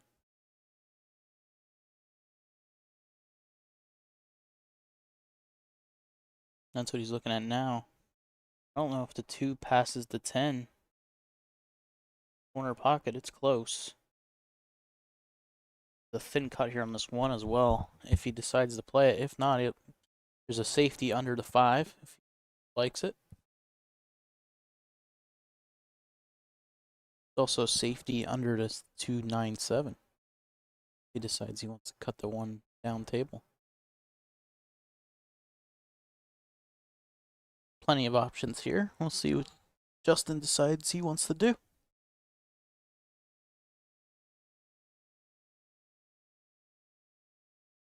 Players get 60 seconds after the break. After that is a 30-second shot clock. 1 extension per rack. He's going to be taking his time on this one.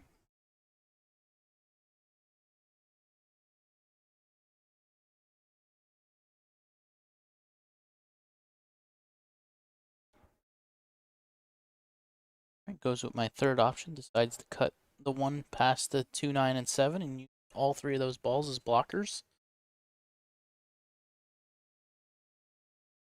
Leaving Hayden, I think, a 1 rail kick behind it. Not sure how much that 9 ball's blocked up.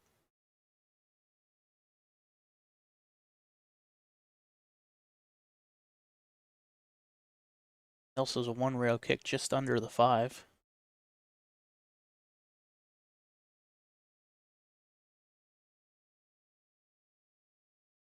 Calls the 10. Oh, he's looking at 2 rails, I think, around the 8.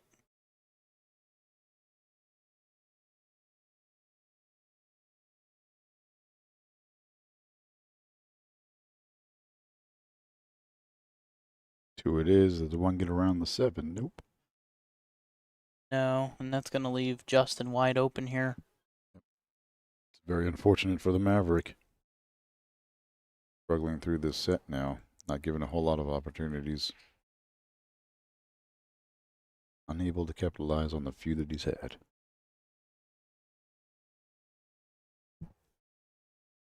Cutting us back in the corner. Past the 4.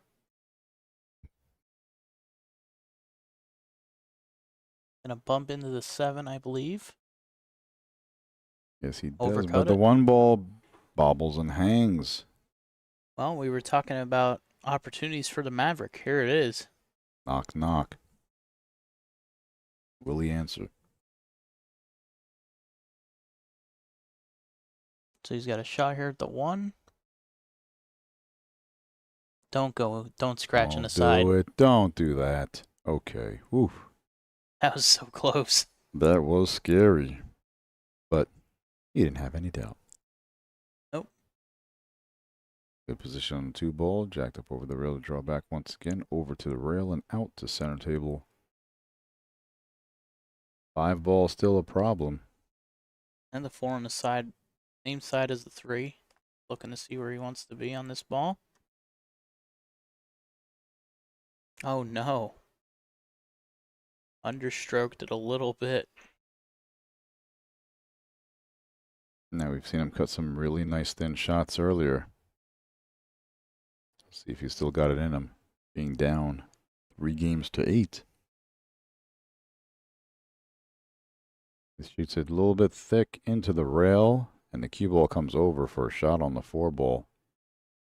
Justin Bergman in complete control of this match. All the pressure mounted on the young Maverick, Hayden Ernst.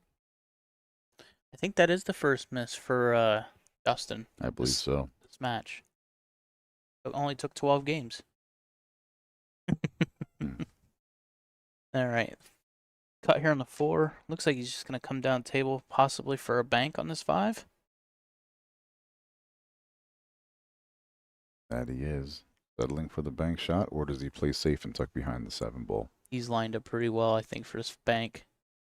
A little bit of inside English to hold it up a little bit. Just a bit. Yep, he does call the cross side bank.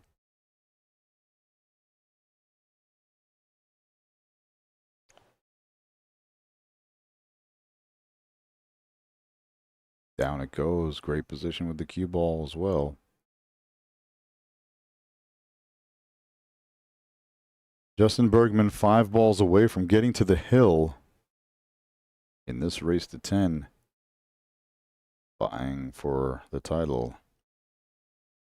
2026 USA National 10-ball champion. And invited to the World 10-ball. Indeed. Down 3 balls. Yep, no problems here. And then there were 2.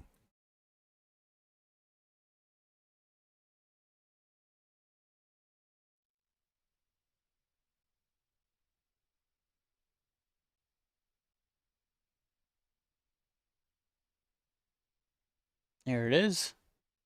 To get on the hill, folks, 9-3.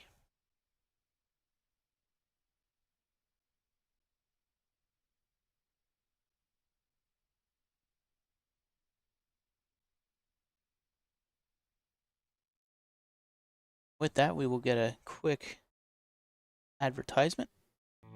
The Diamond Paragon Pool Table. Diamond tables are designed and manufactured from the highest quality, sustainable hardwoods, utilizing world-renowned designs. Diamond tables are unparalleled for playability and durability.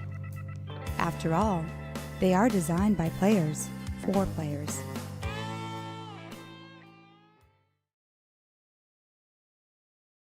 There's your word from one of our sponsors. Diamond. Billiard tables, those beautiful tables, home edition, but we use the professional Pro-Am blue label here in our tournaments. Rack number 13, Justin Bergman on the hill and at the table to break. Let's see if he can pocket either the black 8 or burgundy 7 in the side pockets. And close this out. 8 just misses. The 7 ball goes in. The 1 ball Up table by the cue, a little back cut on there, but he has a shot at it. And no real major tie-ups on the table. Let's take a look at this layout. Looking from overhead here, a little bit of a back and forth from the 1, 2, 3. 3 leads to the 4. 5 in the center of the table, not so bad, leading to the 6. However, we've got to go back up table for the 8. So a lot of work to do here in his final rack. Tough shot here right off the bat with this one ball. Probably going to play safe, actually. Yep. Double banks the 1, 2 rails down table, gets it behind the 8. Excellent shot there by Justin Bergman. Maverick go airborne, or does he kick behind it 2 rails? 1 rail. He's definitely jumping. He's sizing up the spot to make this ball air Maverick it is.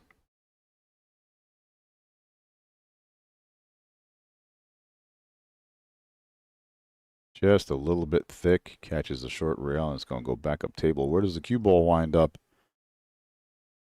No luck hiding the cue ball. And the 1 is a real tight lane by the 3. I believe it does go by. If not, nope. Might play a bank. There it is.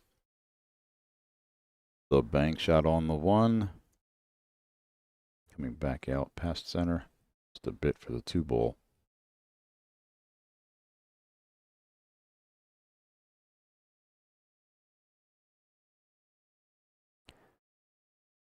A little bit short. No harm done. That's the preferred side to miss on. 1 ball safely on the short rail up table.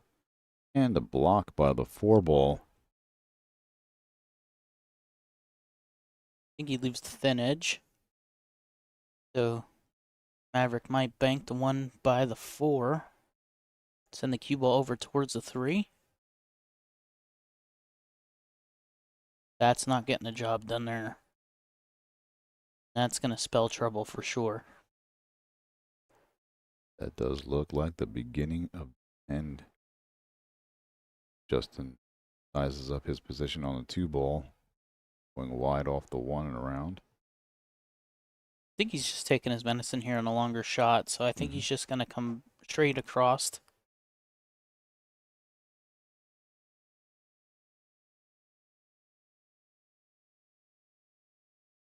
Yep, does come around a lot.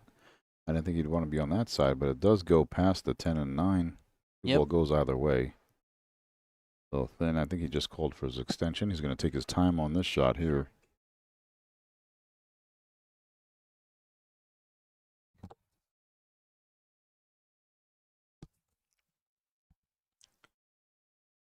Yep, perfectly in line. 2 rails back to center for the 3 ball. Needs us to slow down. Flat, yeah.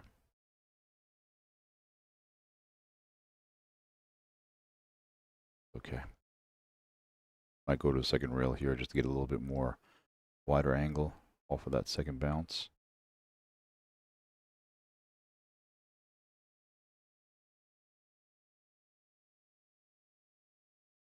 Getting a little bit more room to work with. That 4 ball, 5 ball. Easy position now.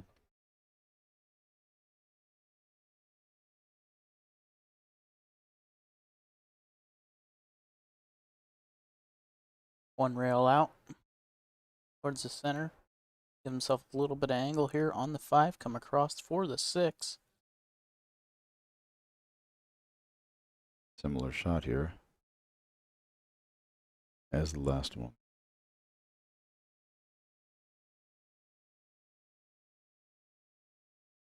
6 ball needs 4 balls to crown a new champion.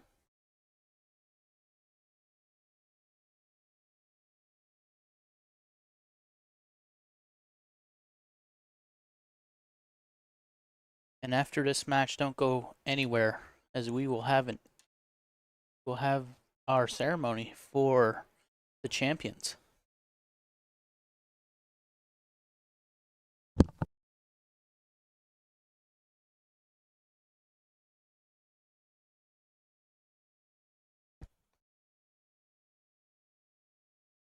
This is it.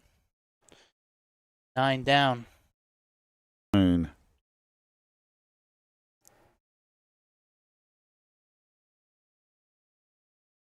For the champion. The 2026 USA National 10-Ball champion, folks. Justin the Iceberg Bergman has done it. Hats off to Hayden Ernst for putting up a great fight. And I'm going to go out there for those award ceremonies. Thank you for joining me in the booth here, Dylan, or allowing me to join you. And I'll see you guys out on camera. Sounds good. And I'll be right back when we're ready.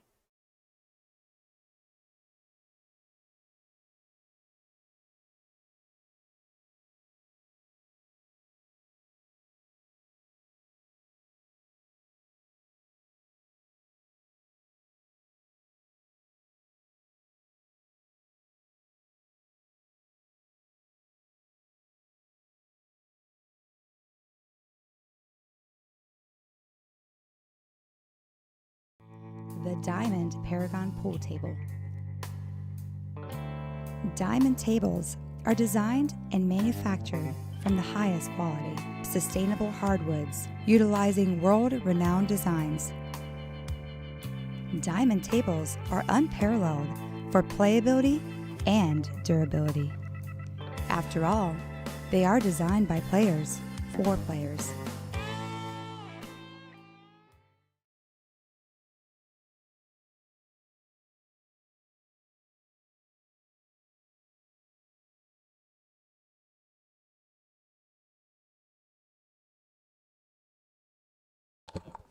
The other camera, straighten it out.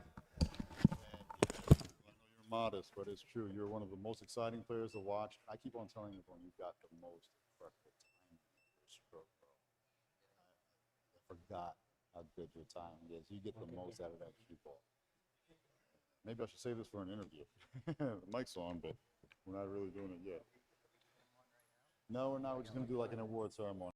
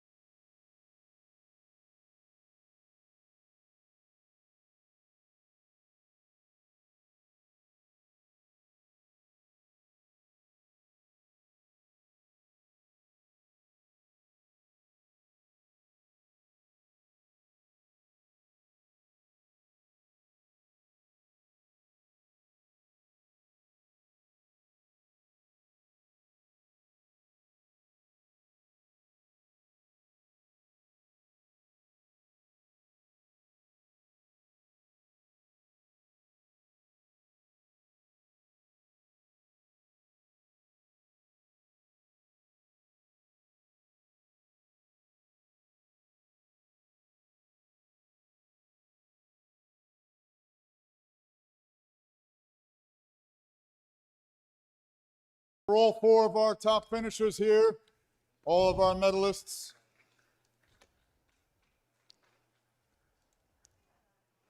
Brandon Schuff, show enough, third place finisher, as well as another bronze medalist, Manny Perez. Presenting those medals will be our tournament director, Jose Burgos.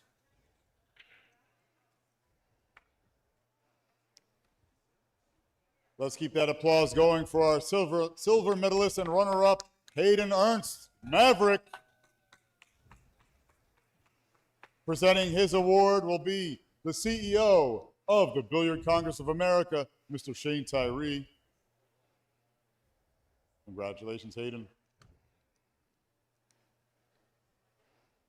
And I will be presenting the gold medal and announcing our 2026 USA national 10-ball champion. Let's give it up one more time for the Iceberg, Justin Bergman.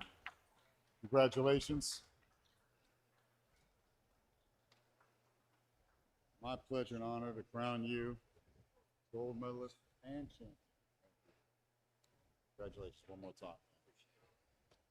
Congrats. Congrats, Brandon. It's been a pleasure always, Manny. Congratulations to you. He's still shorter than everybody else. Flip this one. All right, and there you have it, folks.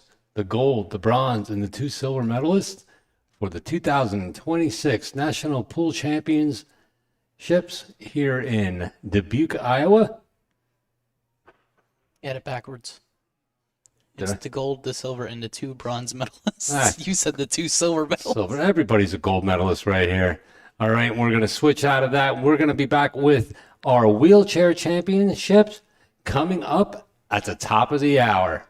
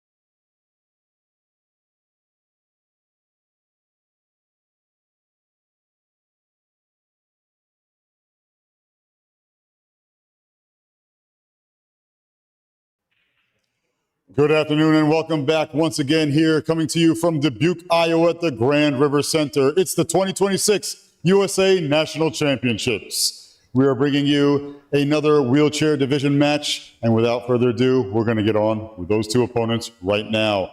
First up, coming to us from Fort Atkinson, Wisconsin, out of the Karam Room, sponsored by Cue It Up, it's the BCAPL Wheelchair 9-ball champion and BCAPL Wheelchair 8-ball runner-up. Let's give it up for Hocus Pocus, Bill Larson.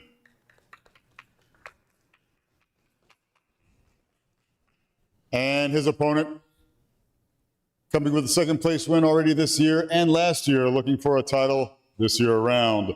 From Dallas, Texas, sponsored by Fort Worth Billiard Superstore, Sticks and Stones Billiards, NTX Wealth Partners, Open Table Sports Bar and Grill, Locked and Loaded, Custom Billiards Wear. It's the two-time PVA Oklahoma City 9-ball champion and Malmo Open 8-ball and 9-ball bronze finisher. Let's give it up for Wheels Brett Clifton. Presiding referee over this match will be none other than Mr. Scott Manuel. You may have the players approach the table and lag for first break. At this time, I'm going to send it back to the commentary booth for two very special commentators, Mr. Jeff Dolezal and Ms. Hydred Goldberg. Take it away, folks. Thank you very much, Ed. This is Jeff Dolezal. I'm the president of the National Wheelchair Pool Players Association. And this is Hydred Goldberg. Did I just cut you off there, Jeff? No, you didn't. I was watching the leg. Ah, look at this. Looks like Bill has won the leg. Yeah, I'm the president of the National Wheelchair Pool Players Association. I'm also, along with Hydred, I'm a para-sports representative on the newly formed USA Q Sports Player Federation under the Billiard Congress of America. Hydred? Hi there again. Yeah. Hydred Goldberg, starting in San Diego, California. And I'll be here with Jeff Dolezal, working on the commentary. I guess you do the introductions of ourselves here, right? Yeah.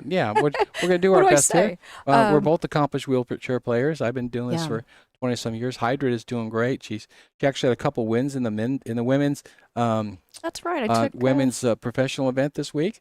I think she finished just outside of the stage 2, and had some great wins. And she also had some wonderful wins in the 10-ball event for the wheelchair division, as well as the 8-ball. And she actually won the go-up bronze medal in the wheelchair 10-ball division, which is the first time we ever had a 10-ball competition in the wheelchair. So it's great. That's awesome. Yeah. So both these players, Brett Clifton and Bill Larson, or William Larson, are fantastic players. They're both capable of running racks.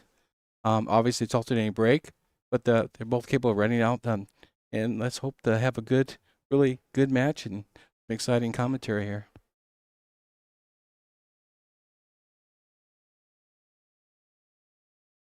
I know Brett's really eager to get a championship title, and he's worked really hard on his game.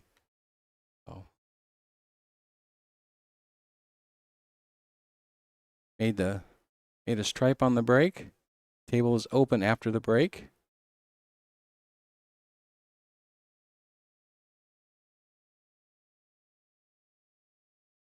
Looking at the layout there, went kind of a complicated rack with a lot of grouping. Right. Yeah, the 14 ball's pretty tied up. Got a clear shot on the 1, or the 9 in the side. See which option he goes with. I think he's choosing the stripes.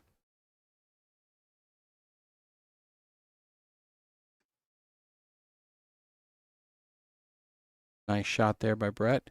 Use a little inside English to come out into the center there. Yeah. Brett sits a little higher than Bill in the chair.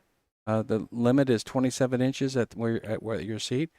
He's about 23, maybe 24 inches. Gives him a nice upper stroke. He's got a little bend in his wrist there, but a very solid stroke. As I speak there, of course, that happens. But yeah, and Bill's paraplegic, so he sits a little lower in the chair, a little less trunk control. But very, very solid player. Very capable of running out.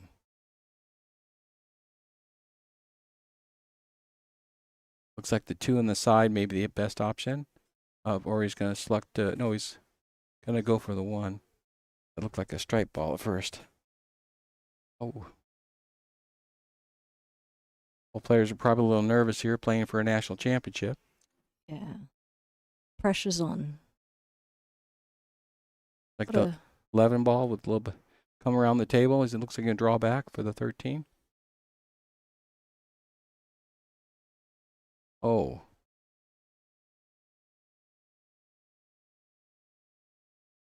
The ball shake it off here. Get going. It's often the case with these TV tables.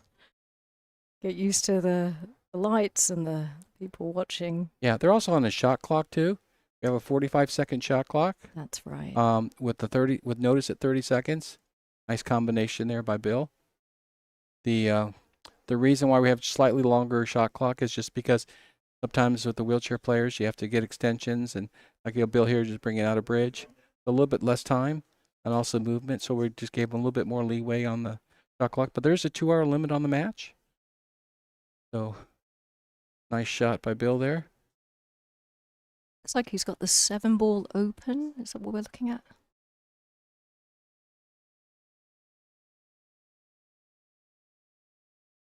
It's 2-hour limit. It's got a race to 6 here. And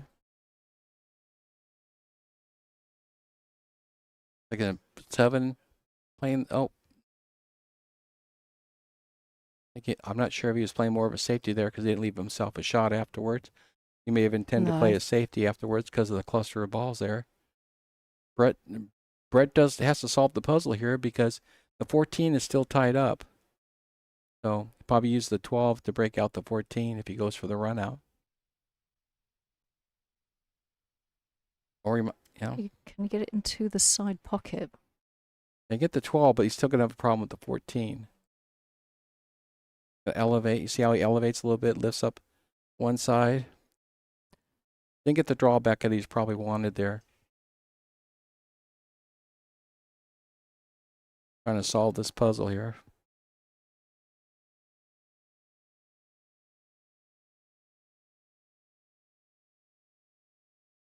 The referee will call time when it gets to 30 seconds, and they can use an extension. They'll get 1 30-second extension per rack.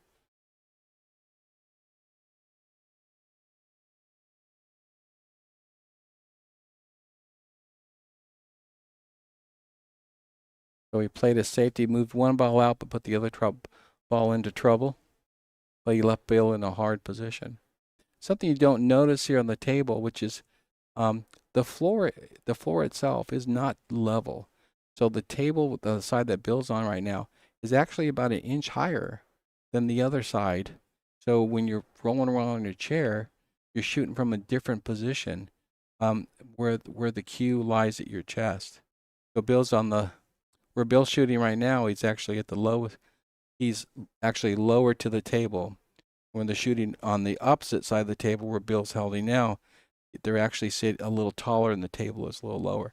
And it makes a difference with your stroke. That the height differential makes a difference. So I know both players were concerned about the floor, but they're working through it.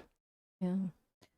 Looks like Brett has a shot here on the in the side pocket. Looks like it could be clear. Oh, it looks like he got a lucky kiss. Got it.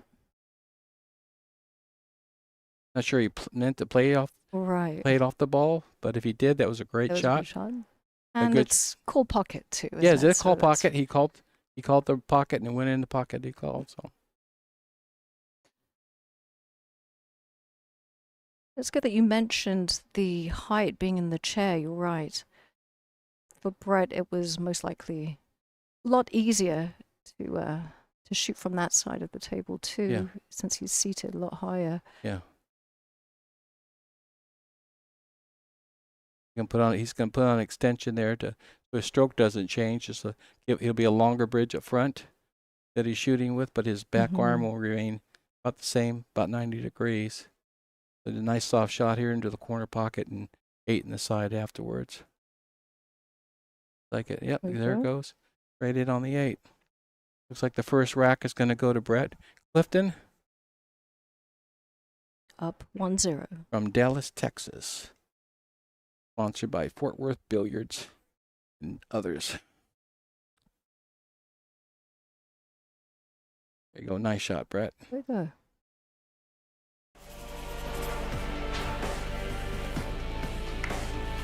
Look good.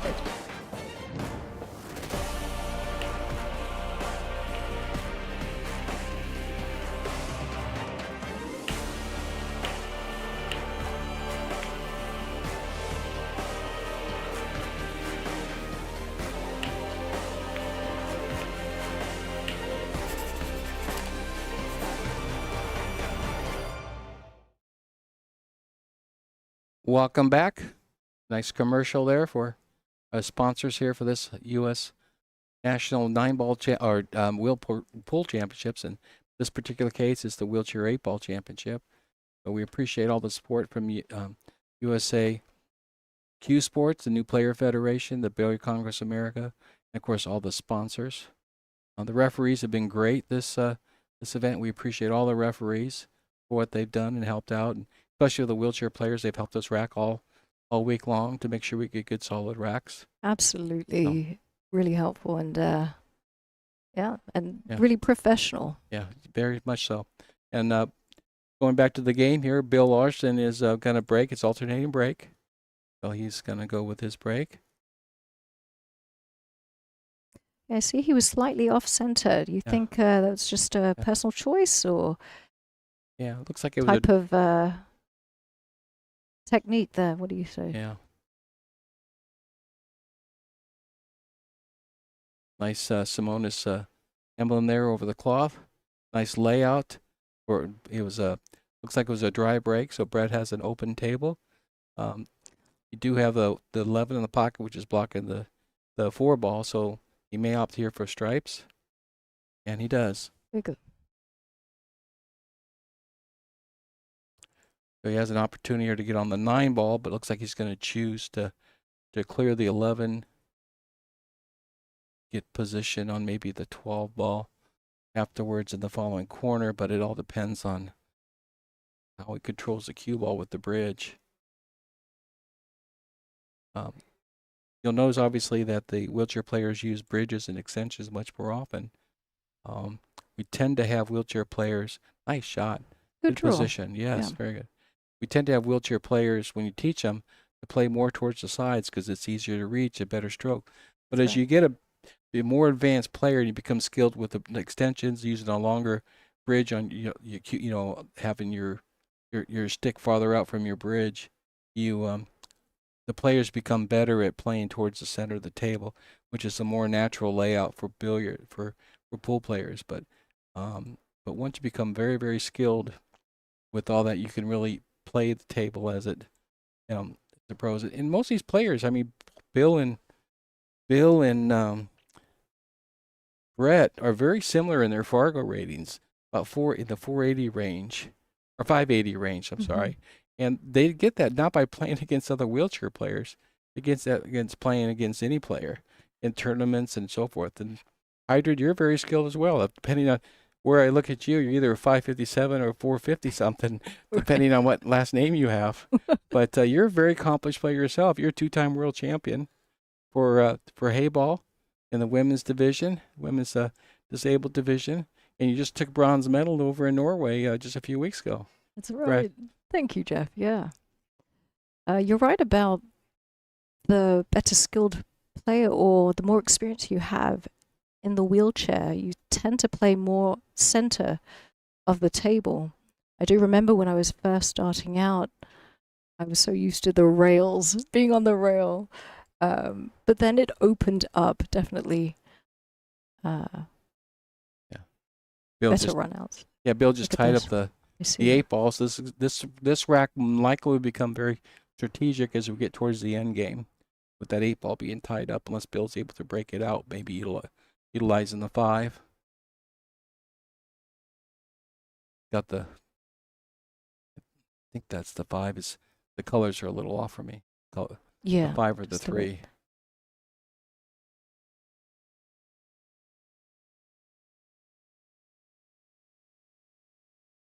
So Brett's going to come to the table and see if he can solve this dilemma here on this not an easy run out table. Yeah, this is a tough one. Is he looking at the 12 there? Yeah, it's going to cut the sure. back Yes. back cut See the that. 12. Oh, he missed it. But he put it in front of the 8 though, which is strategic for him as well. So Bill has options here. He has either the 5 or the 7 or the 6. Sorry, the 6 ball, the green 6, or the 7. But he's going to go for the green 6 on the I guess it would be the top left corner. Not sure what direction we're referring to the table there. Ooh, that was close. Now clear the 1 ball so you have an opportunity to come back on the 3. Yeah, I like that shot a lot. Gets access to that little cluster there. Oh, he tried the breakout there. Yeah. He missed Still another the shot. breakout, but he still has an opportunity here on the 2 ball to come around from position on his other remaining 2 object balls. Well, he actually has 3 if you count the ball in front of the 8 ball.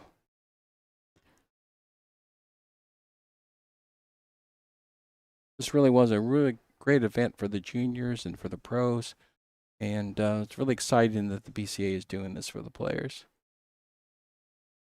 through the USAQ Sports Player Federation. The ultimate goal, of course, is to get billiard, the Q sports into the Olympics and Paralympics. That's right. So, Hydrid, how would you address this 4 ball? Would you play safe here, or what would you do? I mean, Bill's in a pickle now because he doesn't have a lot of options. He doesn't have any way to get onto the 4 ball. He might set up for a type of bank shot. Look at that. He could get some Wow. little nudge. All right, he had a little nudge there. I would play. For me, I'd play slightly aggressive. I would go for a side pocket shot there. Nice. Yeah. Cross corner. Can clear doesn't get a double kiss here. Oh, that's good. Unfortunately, for that type of shot, you do open it. There's not that much control with the cue ball. Right. So now he's opened up the table for Brett, and obviously position on the 10 is going to be key, or 12 is going to be key here. Right. For him to get out. He's got the 13 and the 9. Yeah. If he doesn't like it, he can get. Yeah. I'm sorry. Go ahead. No, go for it. I was going to say if he doesn't like the run out here, he could always play safe off the 13 and just hide the cue ball behind the 9 ball, so Bill doesn't have a shot on the 4. But I think he's an aggressive player. I think he's probably going to go for it. He doesn't want to allow his opponent back at the table. Yeah, he's going to go the 9 and try to break out a shot here. Looks like he's going to try to maybe get on the 12 ball here. Right.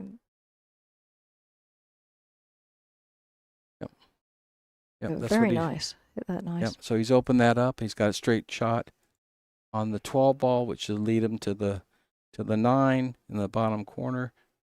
I'm sorry, I don't know which way is the bottom corner. Yeah. So then in the nearest corner, and then he'll shoot the 15 in the far to the top corner to the right where he was just at. I mean the far corner up there. Then have a shot on the 8 ball afterwards. So I think he'll just roll this 12 in, so he has a nice shot on the 9 ball. He'll roll. It looks like he'll most likely just roll the 9 in as well. Mm-hmm. Cinch the ball in the pocket.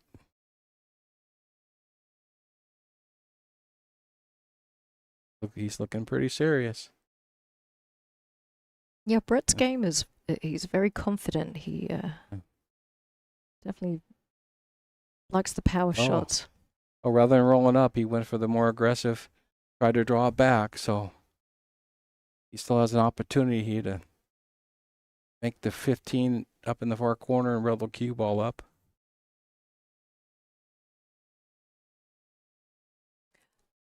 And Brett's got an awesome haircut.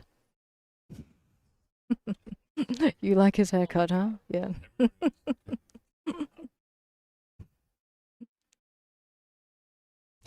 Looks like he's going to draw. He's going to draw into the for the position on the 8. That was a great shot. Now he's came up It's a a little long one. short. Does that look like a nod to plate along the rail there? Yeah, well, he's looking at Using. that. The other option would be bank it up in the far corner, cross corner. But he's going to have an issue with if he misses it, leaving Bill wide open on the 4 ball. So Oh, he's digging in. and he ran it up and giving Bill an opportunity to get back to the table. Okay. With 2 balls left. So I guess in this particular situation, I favor Bill at this point for this game. Yeah, this is looking good for Bill.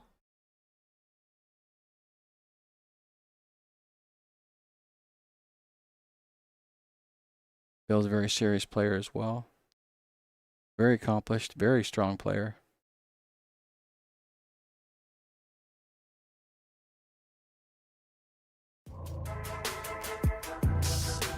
When I play all the big tournaments around the world. And this rack goes to Oh, Bill, good. so we're tied 1-1, right?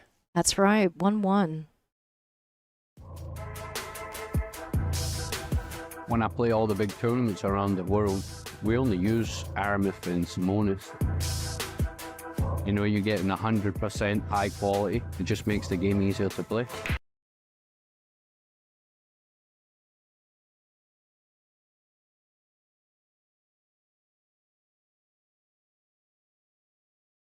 Food trick from Norway, representing the United States in the 2026 Hayball World Championships, correct?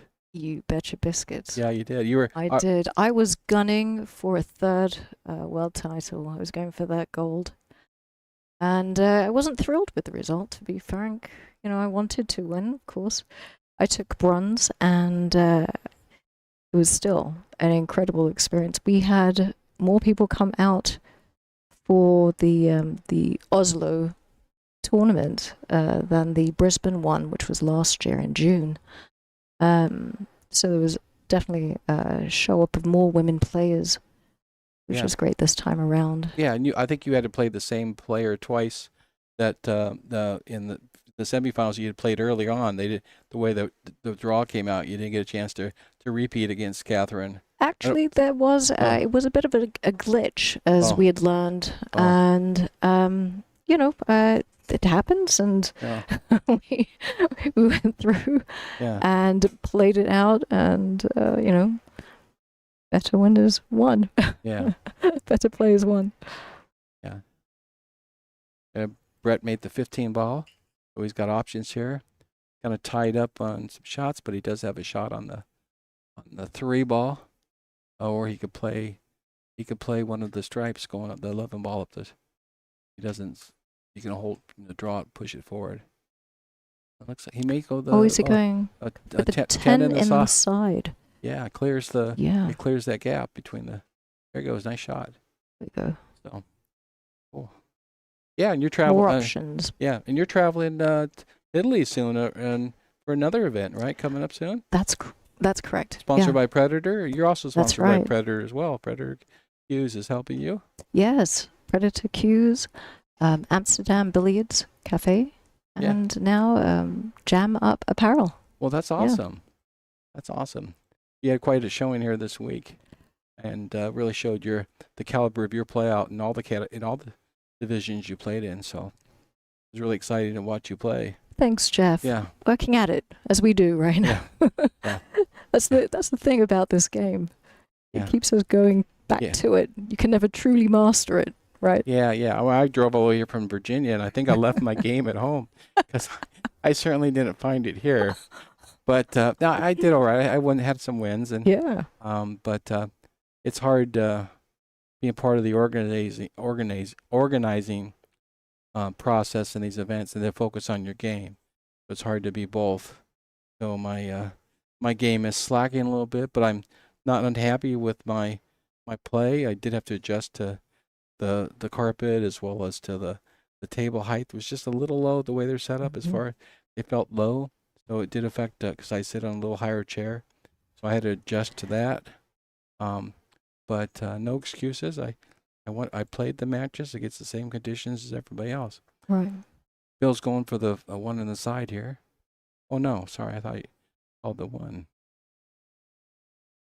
Got to focus on the game match, I guess, rather than my story, which No. isn't that important. No, it is. I think a lot of people don't really know about how wheelchair pool is played. I guess what I'm trying to say is that there are a few different variables that not many people think about, like you mentioned earlier, carpet. Depending on how thick or slick, it can change the way that we are positioned to the table. And also the effort you have to exert to go move around the table. That's true. If you have a very cushy carpet, you sink into the carpet, and it takes a Yeah, lot of it does. energy. And the same arms and muscles that you're using to push around the table, you then have to go into relax mode, have a nice, smooth, buttery stroke, Right. or a hard stroke. And you know, and if your arms are tired from pushing around, from trying to go through a very meshy floor, Right. you know, and you don't have any power assist in your chair, it could really wreck your day. Oh, precisely. It's true. Yeah. But it's fun. We put on the Wheelchair Pool Players Association, the National Wheelchair Pool Players. We put on events around the country in cooperation with the Paralyzed Veterans of America. Oh, that was a great question. Nice carom shot there. And so several of these players play in those events. I've been doing it with the Paralyzed Veterans of America cooperative agreement with them as far as providing our expertise on wheelchair pool for the last 20 years. That's right. And doing lots of different events. So the Paralyzed Veterans is a big supporter for their members as well as for other disabled, providing wheelchair pool. And in fact, this week there's the National Veterans Wheelchair Games going on in Detroit. And there's probably 180 players up there. They're playing in the various 9-ball divisions. It's fantastic. Yeah. So that's kind of conflicts with this and limited some of our players' ability to come here. But it's a great opportunity, and we hope to see wheelchair billiards continue to grow. In the meantime, we're going to keep going back and playing like we always do with able-bodied players. That's right. You know? Yeah. So I think most of us did start that way. Yeah. Is that right? Yeah. I mean, the first time you ever went to a wheelchair tournament, you think, well, I could beat all these What is able-bodied this? players. Yeah. This should be easy. And then you find out that all the other wheelchair Right. players are beating their friends too. So it's like, a completely different mindset, isn't yes, it? it is. Yeah. Yeah. I qualified twice for the U.S. Amateur Nationals through the APA for their U.S. Amateur pool. Nice. And I had to go through 108 players, you know, and to qualify, all able-bodied. First guy I beat was 6'8". Raced to That's race to awesome. 11, you know, and I beat him 11-5, and he was mortified. Yeah. Of course, then I went to the nationals, and all the basically amateur players who really were pros. Yeah. You know, pro-level Fargos, you know, made me wish I didn't come, but it was a great experience just to qualify. And I qualified, that was 2015, the first time, and I qualified again in 2017. Yeah. So, and haven't really played it much since they've kind of changed where their locations are and time of Right. year and stuff. But no, it's fun, so. But, you know, pool is great because you play with your friends, your family, you know, whether you're disabled or not, it's just, you know, no matter you're 80, 85, male, female, whatever. Do you know why I like playing? Why is that? I can play by myself. There you go. You know, I don't need another person to play with. I mean, it's great. It's very therapeutic, but Yeah, I watched some of your videos online, some of the stuff you do, some of the practice sessions, and you're pretty awesome what you do. So I think it's great when you bring it to competition tables. Yeah. That's when it really counts, yeah? yeah, Brett's here on a pretty good run out here. Like he's got the 14 in the far, chooses that. He's looking at his options. The 9 goes pretty easy. It's a scratch shot kind of where he's at now, so he's got to play something different. He's got to get onto I think that's the 12 ball. Get onto the 12 ball.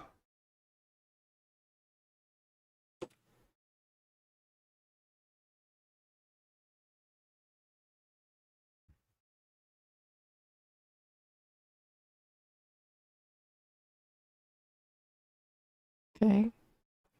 Looking like a bit of a back cut. I Yeah, think he wanted to be a little bit more yeah, a little to straighter. the right. Yeah, a little straighter than that. Yeah, but he should be able to back cut it back and still get position.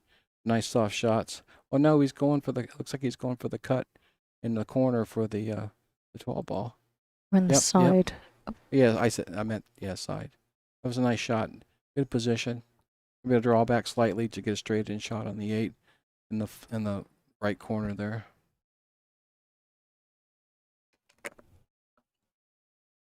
Yeah, he does. Yes, he's taking a look at it.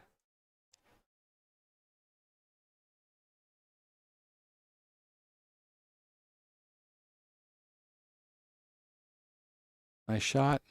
Bring it down a little bit. Gives him able to reach the shot a little bit better. Of a nice natural stroke on this. He may not need it. Oh, he's putting an extension on. Oh no, he's just reaching for his chalk. Sorry, but I guess he could reach. I'd have to use an extension for this. Just from where it's at, but he's positioning himself. He's got a nice backstroke. His arm is nice, straight. Bam. Nice shot. Good rack by Brett. Brett's up 2-1. Race to 6.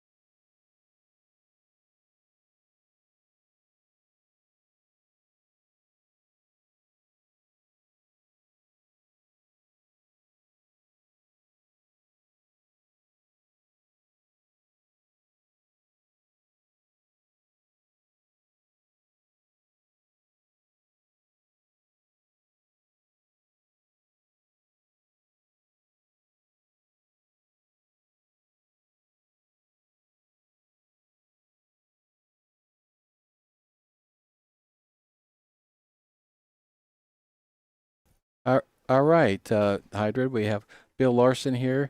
Gonna break. Explain the sideball break there, would you? Yeah. Oh, yeah, I can. Yeah, I sure can. No. Well, typically, I think from the side break, and I've done this myself, I tend to have a lot more control, actually, especially on that right-hand side of the table. And because I dig down deep, and I'm going for the second ball on that 8-ball rack. The only problem is that it tends to get a bit messy, and then you push all the balls, it hits over to the side and all on one side at the end. But this was a very good spread. He hit it quite nicely. Yeah. I tend to use the 2-ball break, the second ball break as well.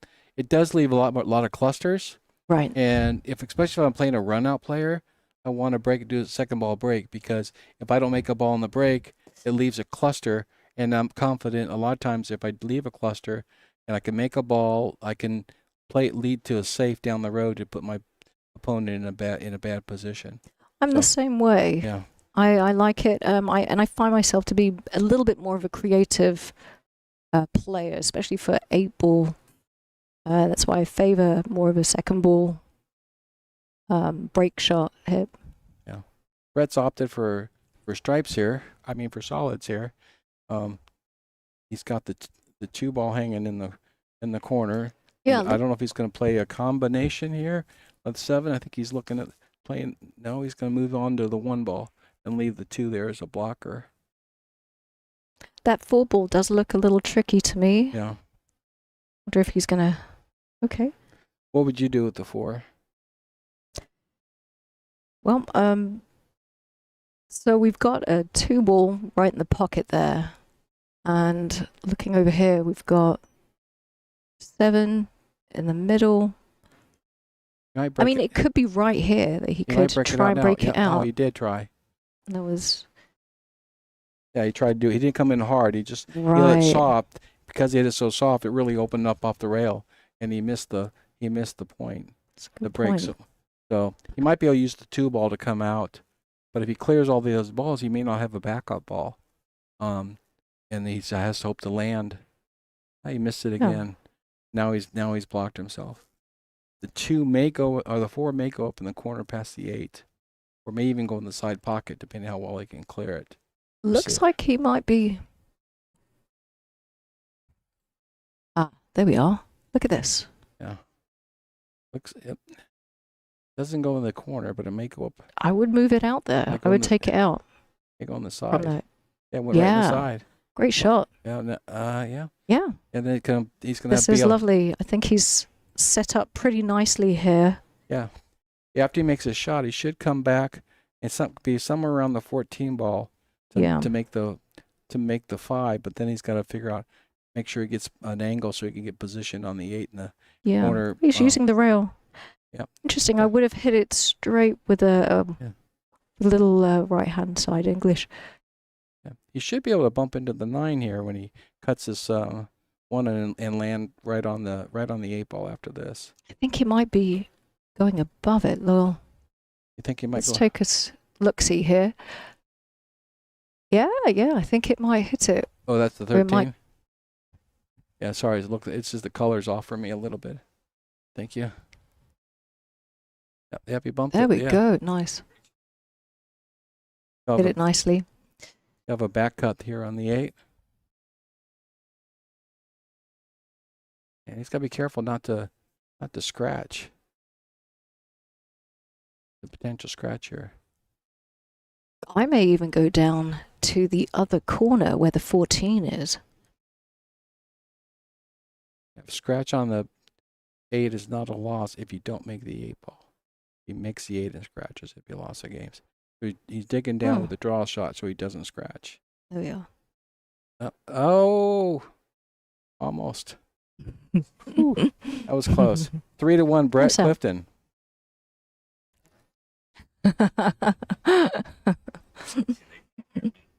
Yeah. Yeah.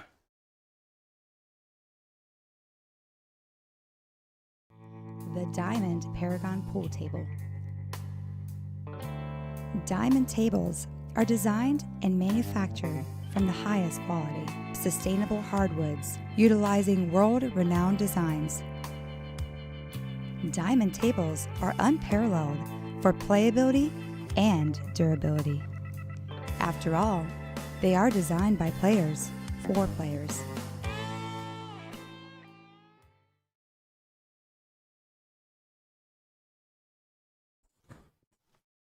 Okay, we're back. Got still racking be the 5th game here with Brett Clifton being up 3-1 over Bill Larson. So, Hydra, what you think about Brett's out there? It was pretty good, huh? Brett's what? Brett, his finish, the last His game. finish. Sorry, I didn't quite hear that last part. Yeah, that was very good. It's, little bit tricky parts. He was trying to break out of the full ball there. Was able to do it at the end and It was a nice shot in the get side on around. the 4. Yeah. So I believe it's Brett's break here. I think they're trying to figure out. Yep, here comes Yeah. Brett. The There break. you go.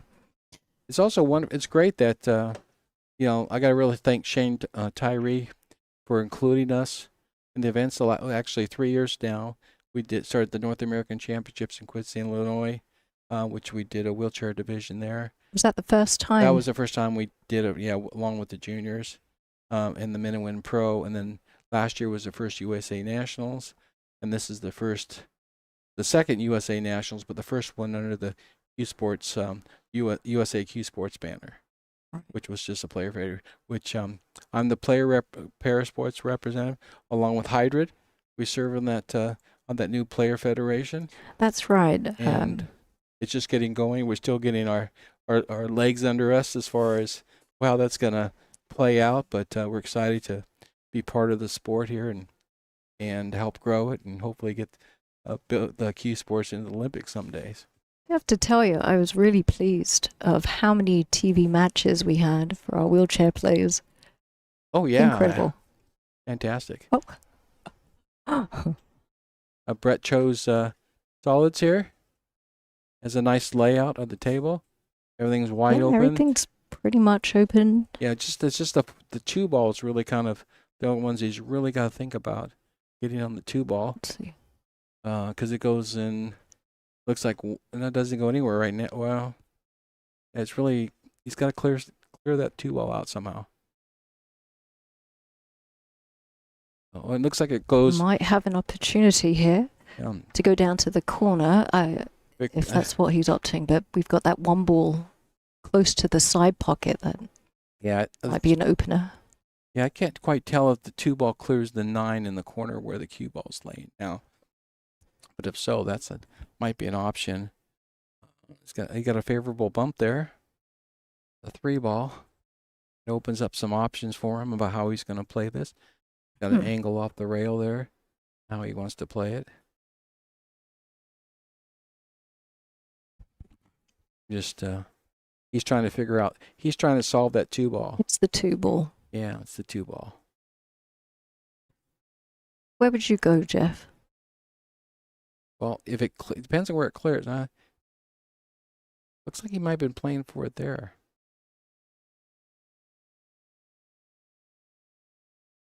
No, he's still trying to figure it out.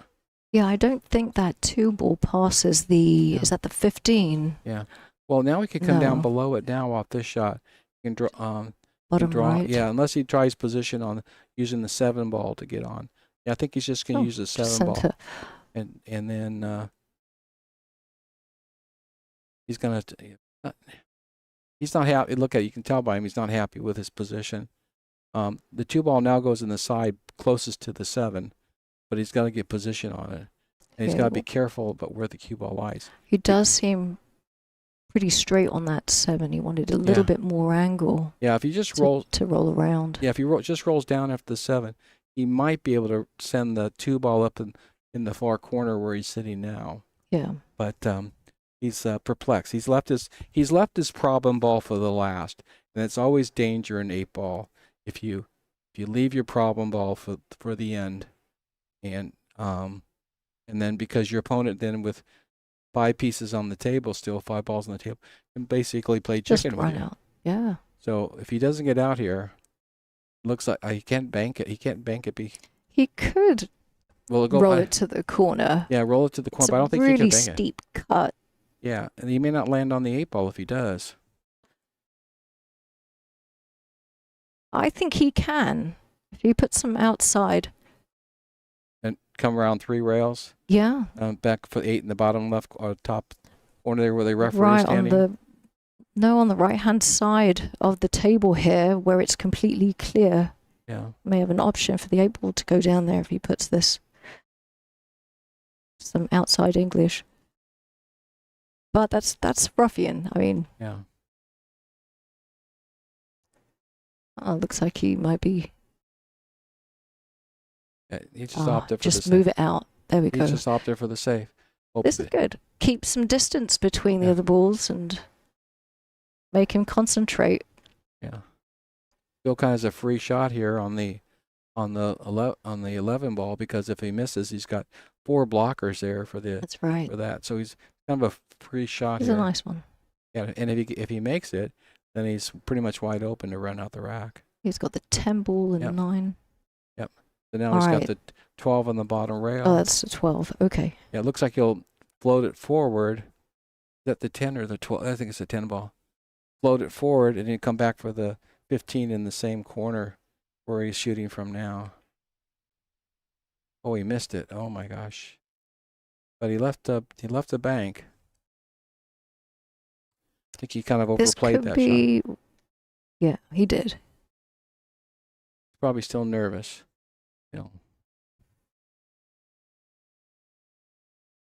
Brett's he called the bank in the side pocket. It's looking pretty favorable. You can kind of let it swing. I think he's just trying to think about how does he get position on the 8 if he makes it.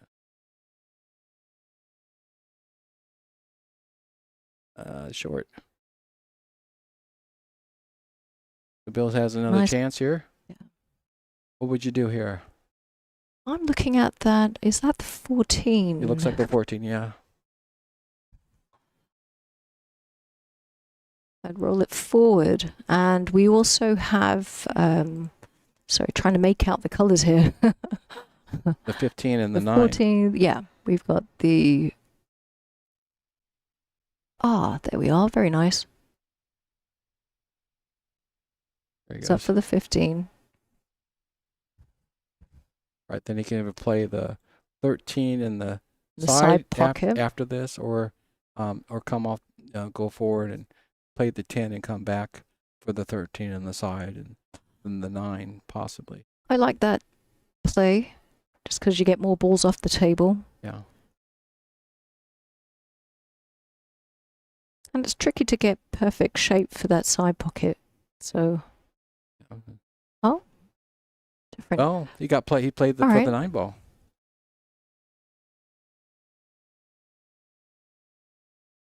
So the 9 ball. This is good, yeah. Yeah, the 9 ball was a blocker on the 13 for the corner, so he's clearing his blocker ball. He doesn't want to be straight on this, so he's got a little bit of an angle. It's a nice smooth stroke, yeah, with that bridge. Right, either could come off the right one rail, come off the bottom rail up, or he could go 2 rails and out for position for the 13 down in the corner where he's sitting right now. He plays it. Looks like, yeah, high left, and go 2 rails out. Oh, he came up a little short. He didn't play it, but he still has a shot in the side. Yeah, might have been in between 2 decisions there. Right. Do I want to shoot in the side, or do I want in the corner, and then hit pull? Well, they say measure twice and cut once. Cut once, yeah. So, but I still like him for the shot here. I like it too. I think he can make this shot. He's strong enough shot, and it's open. All he has to do is focus on making the shot. Doesn't have to worry about position on the 8 afterwards.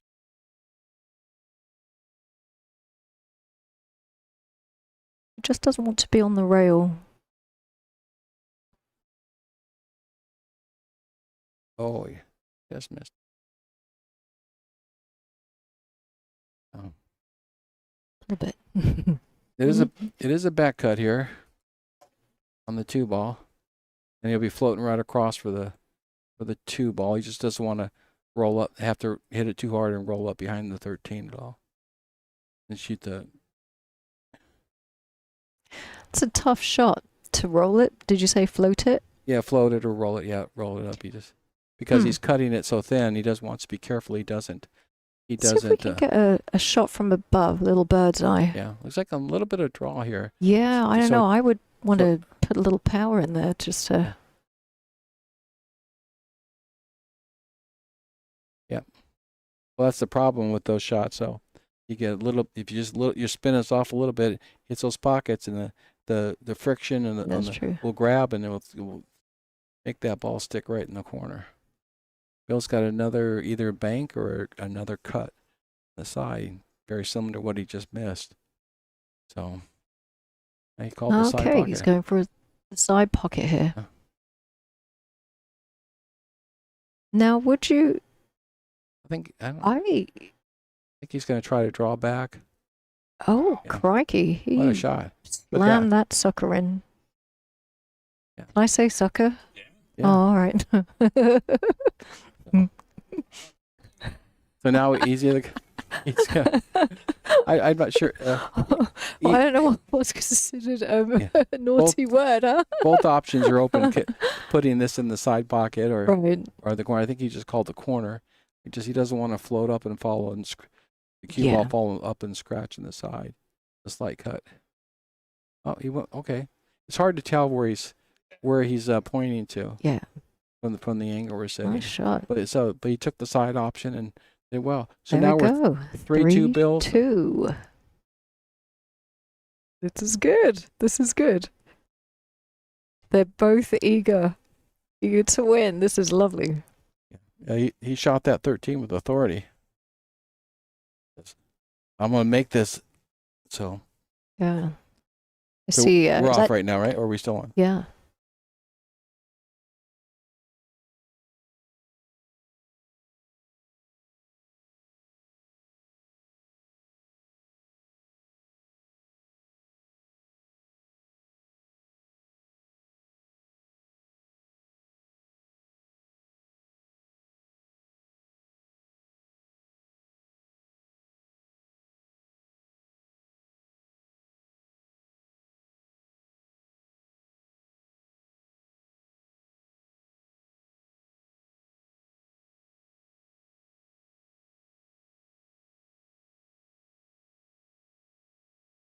All right.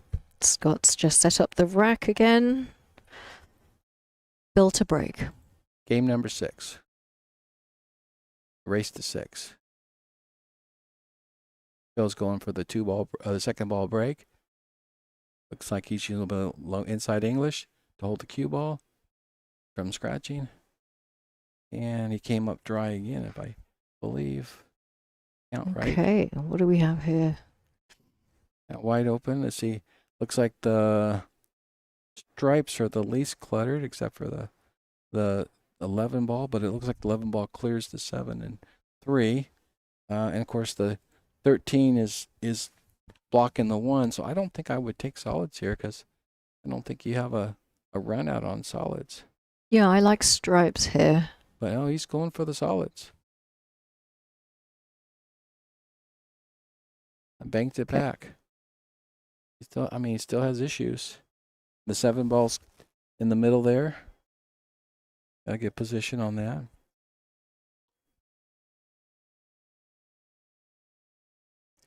that. Brett's style of play, I'd say I'm quite similar. A lot more assertive. I could say sometimes aggressive, really, but Yeah, very aggressive. He wants to get out. But he's also, his defensive play is fantastic. If he needs to be on an odd position, he can play a lock-up safe very well, especially in a rotational game. But I saw some good safeties in playing on 8 ball as well.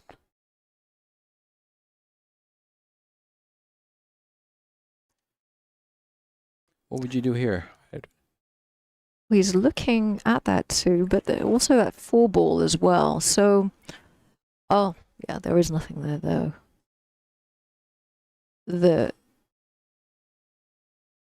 Looks like the 2 ball might Does be his that option. No, he doesn't. The 6 ball does not. Oh no, go. he's playing safe. I think I'm trying to. Yeah. He's gonna play safe here. He's moving that 7 out. Yep, playing safe. Leaving Bill. I think that was a good move because that 7 ball was pretty much locked up in jail there. Didn't have really tight little channels to get to it. Bill Would not could have been return good. the safe on hitting the 10 here, or if he could be aggressive and go for the 12 in the far upper corner, or even bank the 10 back. But yeah, he's gonna go for the aggressive. Oh, is he gonna cut in the 9 in? Can you see the 9? No, he's going for the 12. Yep. So. Okay. The 12, and now Brett's got some clear shots.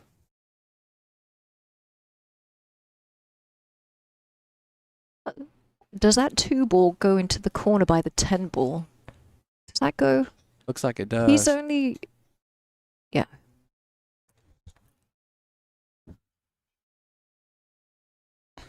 Wonder if he's eyeing the 4 ball by the 12. He might be eyeing the 1. Yeah, the it's 1 looking at goes the by 1 ball now. The 1 guy goes the 13. The 13 was moved after that last shot. Right.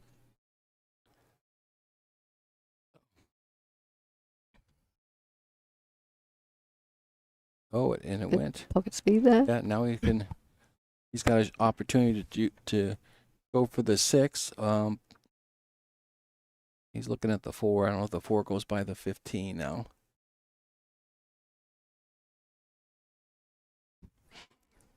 Hello.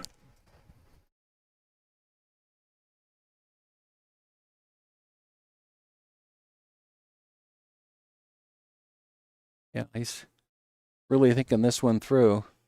He doesn't want to give Bill another opportunity to come back to the Right. table. I think he's looking at that 2 ball. Yep. It's going to move, so he's got to see where it's going next. Yep.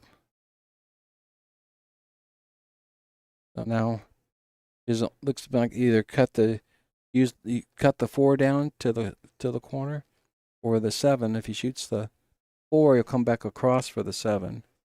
But it's a harder cut. Gotta be careful he doesn't scratch the slide. But he's gonna go for the 7 now, and come back out for the 4, or maybe he's Set up for digging the down. 6? Yeah, set up for the 6. Yeah. Oh, he missed it. Yeah. See what he was trying to do. Yeah, he got very aggressive there with the Right. stroke. Looked like a little bit when he stroked. It was a little bit of a swing rather than a smooth extra. stroke. Right. So Bill has some options here. He can. I don't know if he can see the. I Oh, he's okay. He's gonna play He's safe play behind the safe. 8 ball. To block the 8 from the. Oh, he left open the. He left the 4 open. He didn't get up behind the 8. So Brett has a shot on the 4 ball, but then he still has a problem with the 6 and the 7 6 ball. 7. Hey, What 6 7. is the 6 7 thing? I have huh? no idea what the 6 7 is. You know? Yeah, Do you Brett- know? I don't know. It's 6 or 7, whatever. So.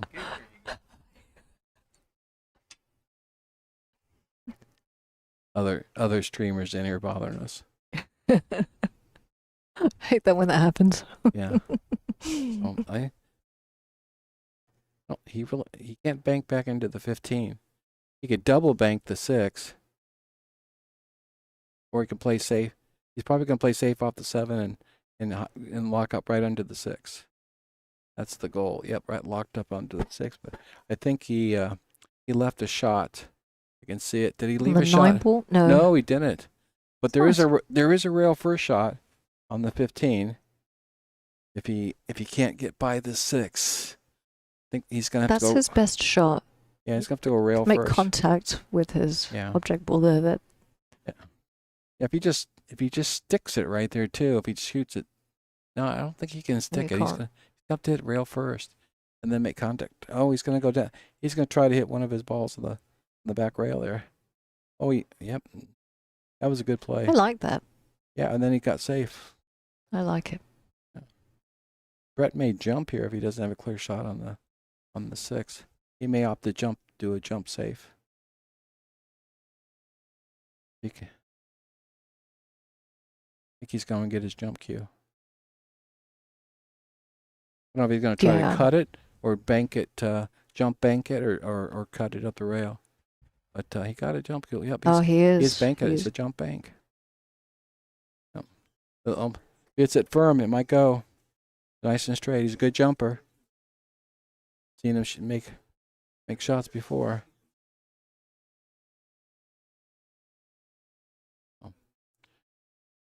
Go. This is a critical shot for this rack. Gonna try to get up, get stable. Yeah. Doesn't have brakes on his chair, so I was about to say that. Yeah. so he's supporting himself with his left arm. Oh, he hit the ball. Okay. Good try though. Right. Good try. But Bill does have some problems there. He's got 4 balls along the same rail. Do you use your brakes on the table there? I typically don't, Right. but on the carpet. But his chair is set up. It's very mobile, very quick. Because of the camber. The camber and the caster Right. wheels. It twists and moves a lot easier than a standard chair, which has he's got high pressure wheels on his tires and got small casters up front, so it's very fluid. It's a very fluid moving chair. That's true. Yeah. For those of you who don't know what camber is, on wheelchairs, when they go straight up and down the big wheels, it's slower to turn, but because the wheels are set outward a little bit, you can turn corners really, really fast. So you'll see a lot of like rugby players, wheelchair rugby, or basketball players or tennis players in chairs, parasport, that have the camber on their chairs. Yeah, it also makes the chair more stable. It doesn't flip over side to That's side. right. Yeah. Easier as well. So it stabilizes the chair and it adds for the turning ability. But when you have a stable platform, like for pool, Nice cut there. it can be problems. Yeah. Yeah. But Bill, That's nice. he's kind of nudged his way between the 14 and 10 there. Yeah, he's got a shot of the 14 on the side if he just wants to shoot off the rail. And that's what he's going to do unless he plays safe. I think he's going to play it in the side. Yep. Got it right in the side. There you go. All right. He's got, the 7 ball is still blocked by the 10, but he's going to clear that out now. But just from Brett's perspective, so Bill's got to be aggressive here and try to get the run out. If he's opening up the 10, he's going to try to finish this game, not let Brett back to the table. Right. 2 rails. Oh, did he get it? Yeah. Yeah, he did. He got the right Very speed nice. there. Now check out his extension Yeah. at the end of his cue there. Yep. Now he's going to draw. Pretty nifty. I don't know if he's going to bump out or draw back here. Bump it. Yeah, he This. bumped it. Oh. So now he's got. Well, he opened up the pocket there, but I don't know if the pressure's on now. Yeah, I don't know I'm if the sure he's 12 feeling it. I don't think the 12 ball clears the 8. Let's see. You might be able to play I it think safe. it can. And he might play it at speed where if he misses it, Let's it take a hangs look. and it hangs right in front of the pocket. No, he shot it firm. Very nice. Look at Good that. position. Come on, let's get out. Wow. Wow. What do you think? Think he's going to have to he's either come down the bottom rail and play safe and do a slight bump, or he'll be aggressive and try to cross bank it. So he's always going to try to go off the 6 in the side, so he's going to come down table. So I would play a soft shot here and try to play safety behind the 6. But he's being aggressive. Oh. He's being aggressive. I'm not sure if that was the proper shot there. I think that was just maybe frustration, that he was frustrated. He didn't get position. He made a great shat and before, but didn't quite get the position. And I understand that, yeah. So was given Brett an opportunity to take another game.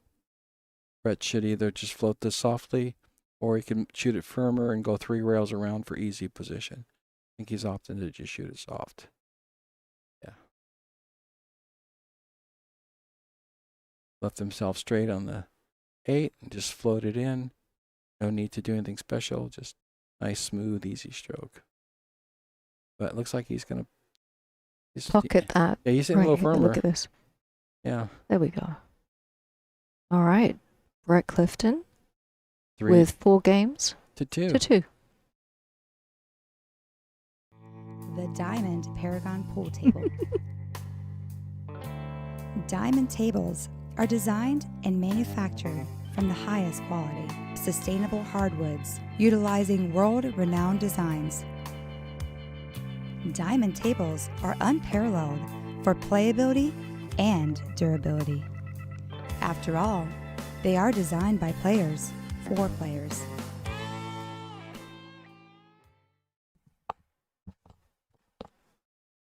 And we're back.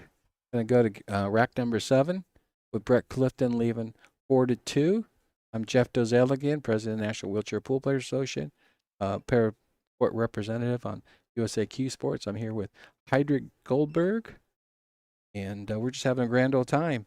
Hopefully you're enjoying the broadcast and we're getting it right more than wrong, but we're trying. We're trying. We're Jeff certainly has a lot more experience, I could tell. Well, no, this really is new good to at me this. too, but Really? I don't mind talking without a script. So, but Brett's about to break, rack number 7, and they're competing for a national championship. I know Brett's eager to win one, and so is Bill. Second ball break again. Oh, God. It's like the 9 ball or the Was it a stripe? It was a stripe. What? Yeah. It's the colors are Was hard. it 13? It was a 13. Here we are. 13. There we go. Straight down. Yeah, 13. There you go. Right to the corner. Hard to see the colors. So that was great. Predators. I saw the Predator there. That's one of your sponsors there, Hydrid. That's right. You know they've done a great job. I tell you this. Yeah. Well, Predator's done a great job in promoting wheelchair pool. I know you've done a couple of the Predator Opens, and you and Henrik Larsson have competed in the doubles events and stuff. It is incredible. Yeah. Predators now added, more. We've got the new wheelchair event coming in Italy. It will be July 31st through the 3rd, I believe, or the 4th. Yeah. I think also going to do one in November, possibly in Texas. That's right, in San Antonio. Yeah, Yes. I'm hoping to get Jacksonville. Yeah, I'm hoping to get an invite to that one. One of those. Right. We'll see how it works out with my schedule, but I guess Come on through. It's amazing. I love how Predators. It's just a lot more inclusive. We have some of the best pool players ever. Where in July we are in Rome, Italy.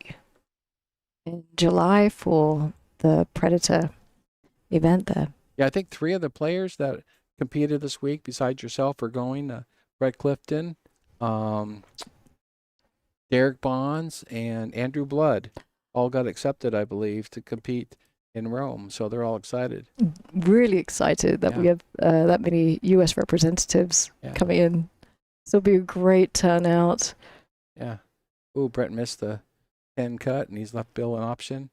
Here, Bill's got a problem with the 4 and the 6, as well as the 2 and the 5. We're kind of tied up. So Bill's got some problem. If he rolls the 1 up, it looks like he can get a shot on the 4 ball behind the 6. But then the question is, what's his next shot after that? I guess he could draw back and shoot the 6 in the same corner.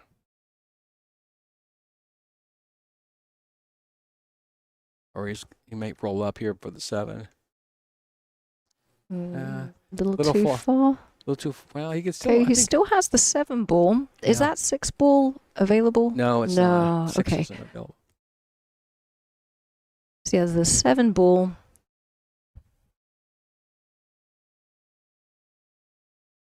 Which he could cut right in there. Yeah, he could if he maybe do the same for that 3 ball. Yeah. That same corner. Oh, he missed it. Even Brett an opportunity to get out. He's got right on the 9 ball. Bill did get on the 4 ball, but he missed the shot. So that's good. He was addressing his problem ball there.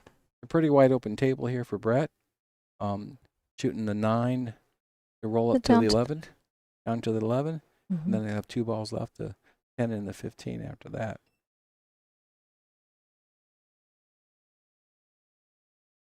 Ooh, he doesn't want to be straight. I think he's got some angle. Let's see. You can draw up and avoid the 5. Or I guess that's the 3. Avoid the 3. Or you even go forward and go between the 7 and the 3. But he wants to be careful of the 8 ball. So, good. What would you do here? Would you draw back or would you go forward? I think you don't have enough angle to go forward.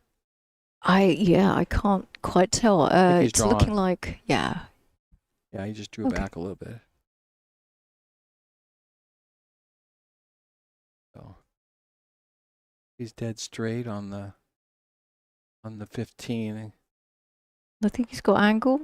Yeah, I can't quite see whether he's straight or angle, if he can play a stop shot or if he's got to go forward and come back off the bottom rail. All right, he's got a little bit of an angle on that 15. So you have to go down to the bottom rail and come back up towards the 8, play the 10 in the same pocket. There we are. Yeah. He's a little short, so it's going to be a steep cut.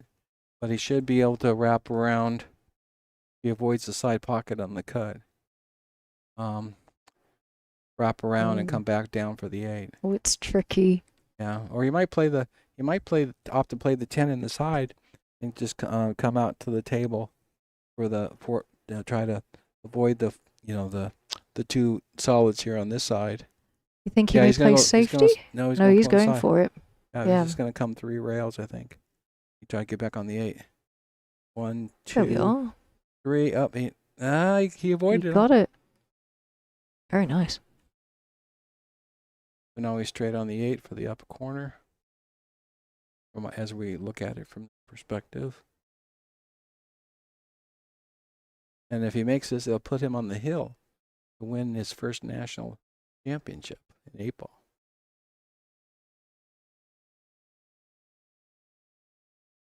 Oh, he missed it. Maybe the nerves got him. This is good. Yeah, the nerves. Now Bill's got nice opportunity to maybe grab himself a ball in hand moment here. Yeah, he can certainly play a safe off the 2. We got some clusters going on. Yeah, he should play a safe off the 2 and get to the under the rail. And or is it a combo? No, he played safe. Yeah, there we go. He just opened that up. I wonder if you can see a sliver of that 8 ball. Yeah, it looks like you can see the edge of it, but if he does, he's going to bump into the 7 and scratch. Oh, doesn't want that. No, you might. You'd have if he plays it really slow. He's going to be tough to hit a rail afterwards. You're going to have to go 2 rails, I think, and come in below it, bump it. I think that's what he's going to have to try to do. He's weighing out his options Yeah, here. yeah, I think he's going to go. He's looking at the 2-railer. Yeah, because he doesn't want to scratch. He doesn't want to get Bill ball in hand. He's just going to play a soft shot and just hope that Bill doesn't get out. Yep, got the hit, 2 rails. Wow, nice try. I mean, nice hit, first of all. Yeah. So I assumed if he called the lower corner, it would have won, but I didn't see whether he called it or not. Now, can Bill see the 4-ball? Can it go past? Yeah, I think the 4-ball clears. Yeah, the 4-ball goes by. He's taking it out now. This would be he solves nice that. time to get in front of that 8-ball. Yep. Oh, it hung. Oh, wow. No, crikey. Yeah. So we have a straight-in shot for that 8-ball. I think that's the right shot. I don't think he maybe used the right English. He should have drew back again. Would have been my opinion, but I'm not out there playing either, right? I'm here commentating, so Bill got a lot farther than I did. So who am I to talk? So there we go. All right. So Brett got on the hill. He's 1 game away from winning a national championship. I know he's really excited for that. Yeah, yeah. He's looking very confident. Very you could confident. see the way that he's shooting. Yeah, but I want to count Bill out. Bill has the ability to get back in this game. I mean, just because Brett's You think it's the nerves? Oh, absolutely. Plus, it's the pressure of the time clock. What decision making? You can't sit there and overthink it. You got 45 seconds, 30 seconds to think, and then you're on time, and you got 15 seconds then to pull off the shot, unless you use an extension. So I'm sure Bill's feeling it on the pressure, and he's not out of it. They haven't updated the score yet. Yeah, you're absolutely. Oh, there it is. There we go. You're right about the time just to get round the table. And if you think about the distance between the tables, the small tables that are holding your cue sticks and the pool table itself, there's quite a bit of distance. So you're also kind of wearing yourself out a little bit by going over that carpet. Right. When I was doing the match with... I can't remember who I was playing. Well, you played so many matches this week. Yeah. I mean, you played more matches. I think you must have played about 20 matches this week. Right. I did have a women's match on this. Oh, yeah, on this table. It was the 9-ball with Hunter Doyle, and we had a 30-second shot clock. Yeah. So I found myself getting called on time. Fortunately, those last couple seconds, it's actually quite long. Yeah. So 10 seconds is quite long to get settled down and shoot through it. Yeah. Bill made a break. Okay. Made a ball in the break. He made a solid, and he's going for solids here. Yeah, Hyder. And when you're playing in those open divisions, the women's open, I mean, there's no consideration that you're in a wheelchair. There's no extra time. You're up there competing just like everybody else. Right. So you're under the same rules. And while they can fly around the table and dance and sing along the way, you're pushing and using your arms and trying to stay ahead and find your extensions and everything else. Can I tell you, it's really exciting though to be playing with the cream of the crop. These ladies, they're shooting just incredible, and some of the junior players. I mean, all of them showing up. The one kid called Baby Shark. Yeah. It was really awesome. Yeah, well, it's pretty. Bill's on a run out here. It looks like. I see this. He can make the 7-ball. He should be in good position. But yeah, I With the agree. two. Plus the the harder competition you play, the better you are, because you learn so much from watching someone who plays so much better than you. Absolutely. Bill. Unfortunately, Bill had a miss there. He overstroked the ball. A little bit of work there for Brett to come in. I wonder, is that 9 and 14 wired into this side? I can't. Yeah, it looks what like do we see? It looks like it might throw in. Yeah. But there's a gap. The gap there is a little far. It may not throw correctly. Right. But okay. But it could go. I mean, it looks like it could hit the corner there. The point he's looking at. Well, then I think the 9 goes the other way. Right. I think the 9. Yeah, there we are. I think the 9 goes the other way. But Brett getting the bridge out here. I think he's gonna try to drift over. for the. Yeah, he drew Oh. back. Oh, there he goes. Does he want that 9 ball? No, he drew back too far. Or So did he want it?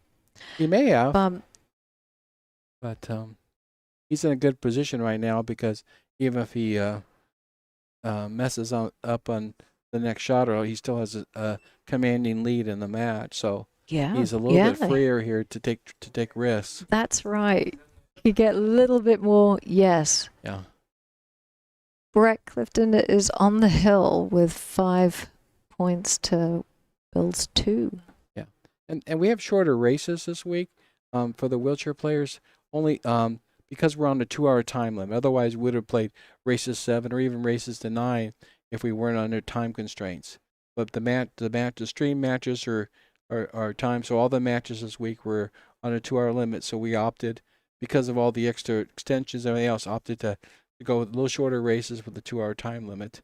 But still, that just means that you have to be on your game early. You can't fall behind and expect to catch up when you're down 4-1 in a race to 5. You got to be on your game right away. So, but it was the same competition for everybody throughout the week as far as the duration of matches, and the finals we extended a game, but we didn't extend the time limit.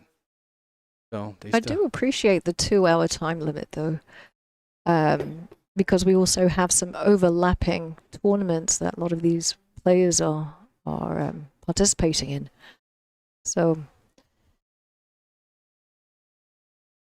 and it's a lot of work for Mariah and Jose Burgos up front, making these, all these moving parts work together.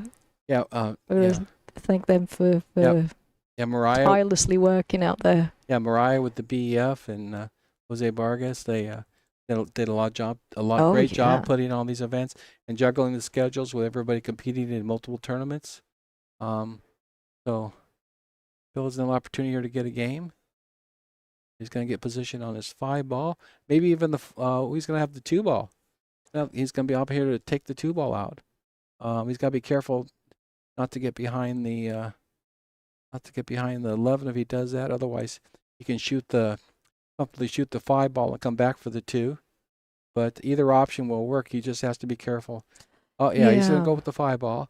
I think that 2 ball had too much of an angle. It would float out towards the other end there too much. Yeah, he doesn't want to. Oh my gosh, he got on the 2 ball perfectly. Just slightly off on the shot. That's a shame. Yeah, I think he may have taken his eye off and was concentrating more on that cue ball. Yeah, on holding the cue ball, thinking about it. He was shooting from a little elevated position there too. That's right, over that too. Yeah, Brett's back at the table. Gonna take the 14 out, draw back for the 10 in the same pocket. Got to figure out the 15. What's he gonna do with that 15? I don't think he can draw. He's got too much of angle to draw back for the 15 now. Oh, it looks like he's maybe trying it, like dragging it. Oh, yeah. There we go. He's got it. Yeah. You have to back cut it, or cut the 9 ball in the side, or I don't like it in the corner. They go on the side. Now he's looking at the. I would want to take that 15 out. I think he's looking at the 9 ball. He doesn't like it. He doesn't like the back cut. No. Yeah, and would it bump into that 8 ball? Oh, or? Yeah. Now he is taking the 15. Okay. Oh, he missed it. But he left safe. He left him safe. It's tough. Now, what about that 5 ball? Well, he can't. Can he hit the rail first? Yeah. Yeah. Or even straight into it. Yeah, it looks like if he goes to, it looks like he could go. I don't have a marker, but it looks like he could go almost a quarter diamond away from the pocket. Yes. I love it. Yep. There he goes. There. And it drops. No. I get clear of the 9 ball. That's my straight line. I love. Yeah. He got clear. That was funny. He got clear of the 9 ball, and now he's gonna have a easy shot on the 2 ball and float out slightly for the 8 ball in the other corner. All he really had to do is focus on making this 2 ball and not overplay. This is a critical not shot overplay here. it. Don't overhit it, Bill. All right. It looks like he's stroking pretty deep. Yeah. Oh, here we are. Yeah. Ah, look at this. I think he nice. shot.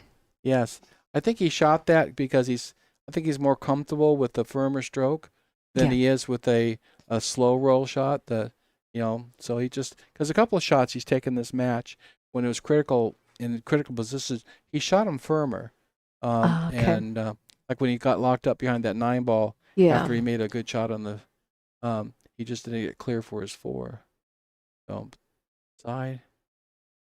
So there you go. There we go. 5-3. Oh, wow. 5-3 now for Brett's still in the lead, but Bill's in there. Bill's in it. Bill's in it. He's still in it.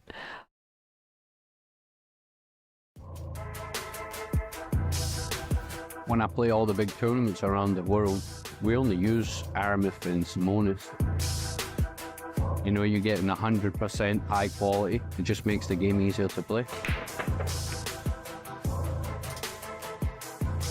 Simonis and Aramith definitely have the best golf and balls, hands down, in the game.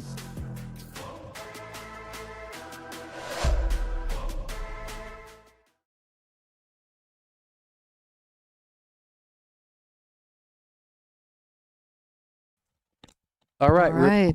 We're back. Hyder and I here are still hanging here, giving you guys some hopefully decent commentary. And we have Brett Clifton against Bill Larson. It's now 5-3, a race to 6. So Brett is breaking, and if he could break and run here, he'll claim the championship. If Bill has an opportunity to win this game, he'll bring. If he can then hold his own break, we'd have a tie score, a hill match. So this is a critical rack for Brett, obviously. If he can hold his serve, we will have a champion. Let's see what he does here. He's opting for that side ball break, this second ball break again. It's pretty consistent. I think he's been yielding some really good results, so he's been sticking to this side. And let's see if there's any clusters afterwards, where it's a wide open. How he breaks. The cue ball should come off the bottom, the side rail, and come back out a little bit. That's the goal, so it doesn't get stuck. Yeah, it came out a little bit. And let's see a replay of that. I think it's a dry break. There's a dry break there. Here's the replay.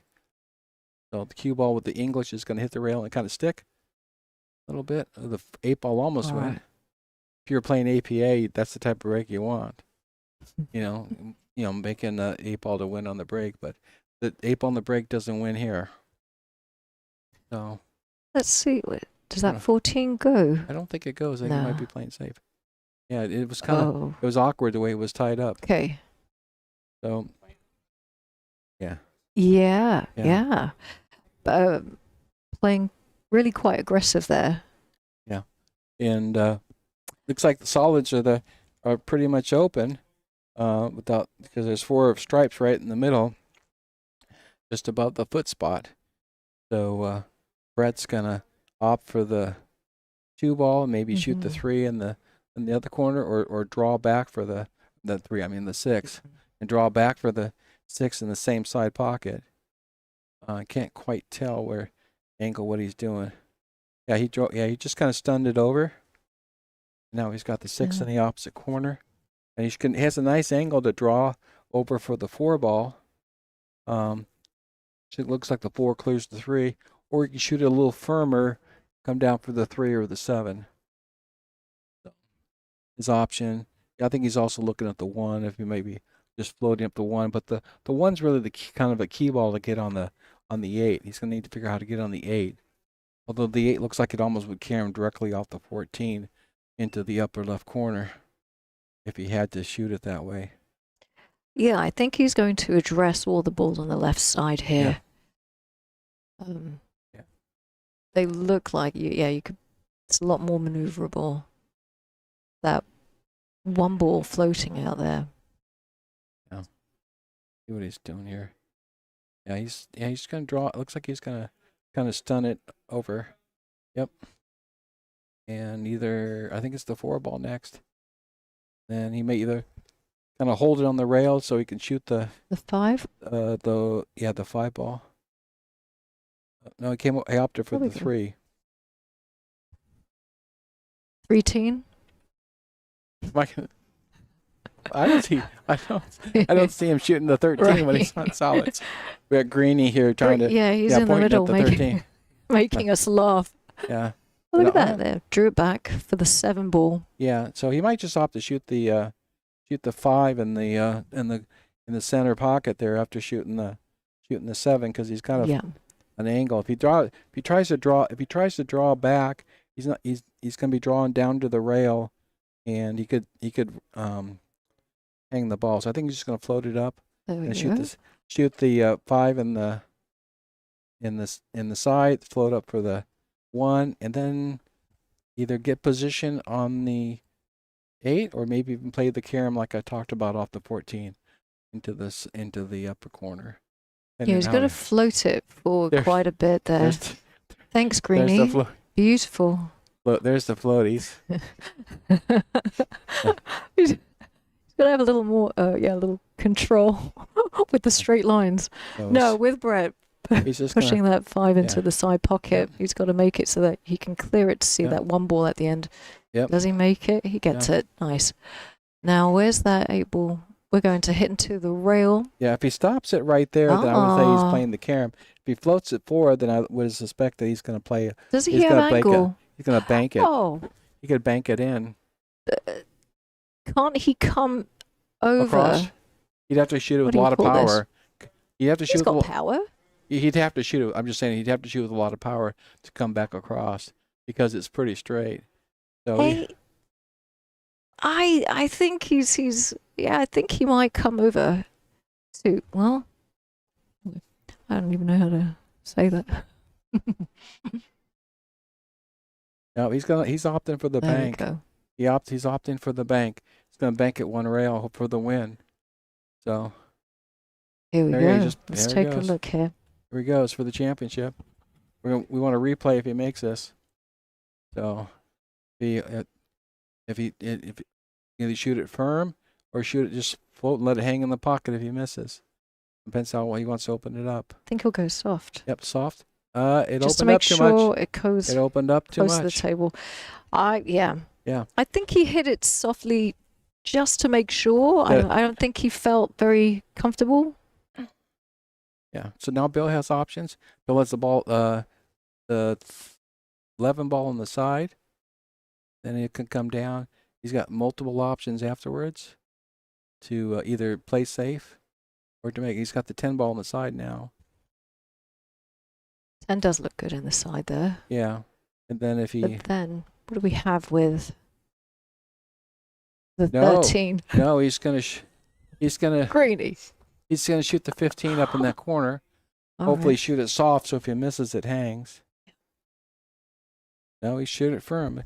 Again, I think he's comfortable with a soft stroke. He's just letting his natural ability in stroking to play here.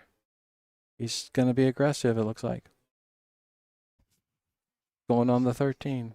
He's going on the 13. Did you know that? Nice shot. Nice shot. Very nice. Nice shot. And protected. It would have been a tough shot on the 8 ball had he missed, but. So he's going to play the 15 and he'll pull up down for. It looks. I would think he'd take the 9 or the 15 because of the cluster. He makes this. Well, he's going right. Oh. So he's straight on the 9. It's nice. He's got but the 10 ball is also a good. The 12 ball. Bird's eye. Yeah, the 12 ball is a good shot here too. All right. So if he shoots the 10 and roll or 12 and rolls it down, he's gonna have a straight shot on the 10 in the opposite side or a corner. So I don't like him drawing back here because it could rattle the pocket. Yeah, that's exactly what he did. He had that little aggressively there. I would have rolled it up. Yeah. No disrespect to Bill because he's a great player. Yeah. And he has to make the decisions in real time. So they're both great players. Brett has an opportunity to win the championship with a cut.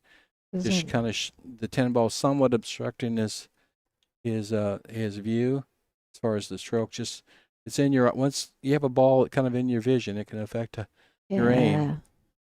So it's going in. So here we go. This might be the winning ball right here. might be the moment.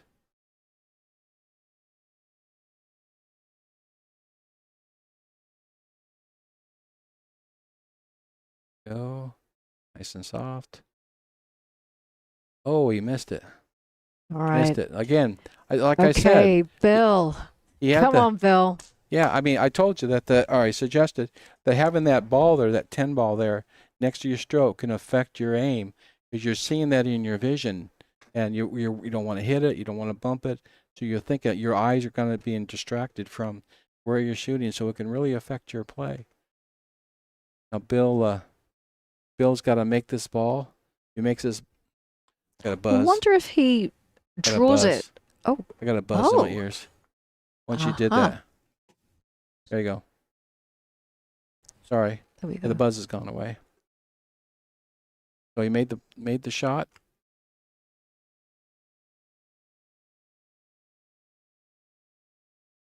Shooting with the bridge. Probably wants just to cinch this ball and take the 10 on the side. Yep, 10 on the side. All right. And then float up. Here we go. 10 on the side and float up for the 8. This is really exciting, huh, Jeff? I mean, it's tense. I mean, they both want it. I know Brett's really feeling it now that he's let some opportunities go to win this last game. Okay, hold it, Bill. Just float it in. There we are. Got perfect shape on the 8. Nice shape. Nice. All right.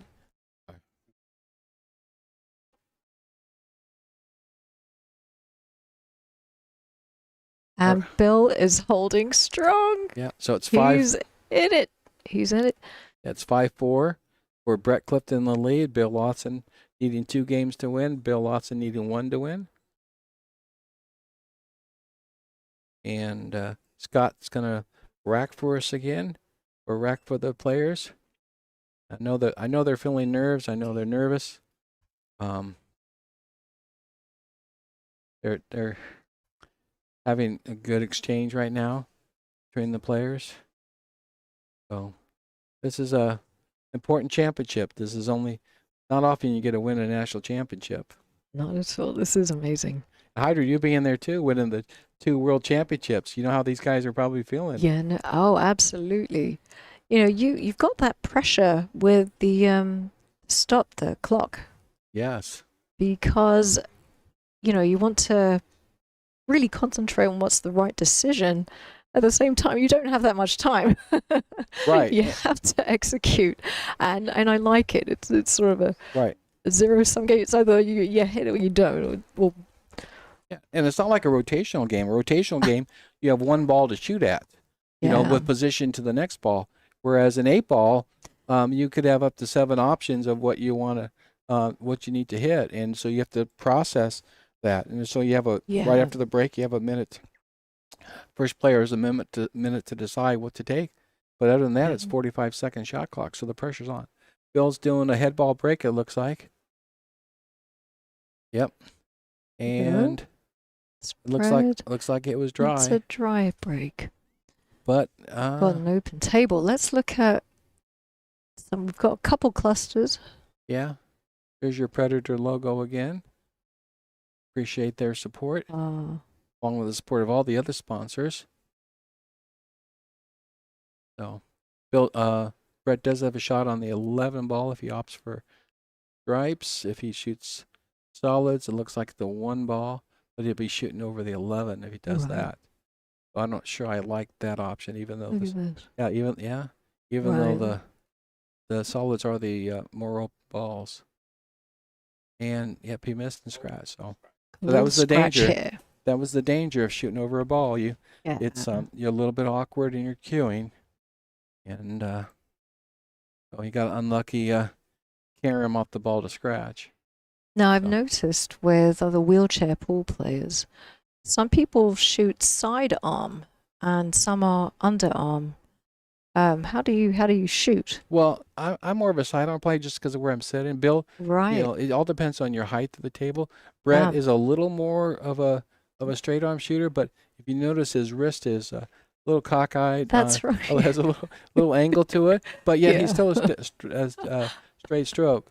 One of the things that you do when a wheelchair player, you're low, even though you have a side stroke, is as you obviously any unwanted side spin when you're stroking is not good.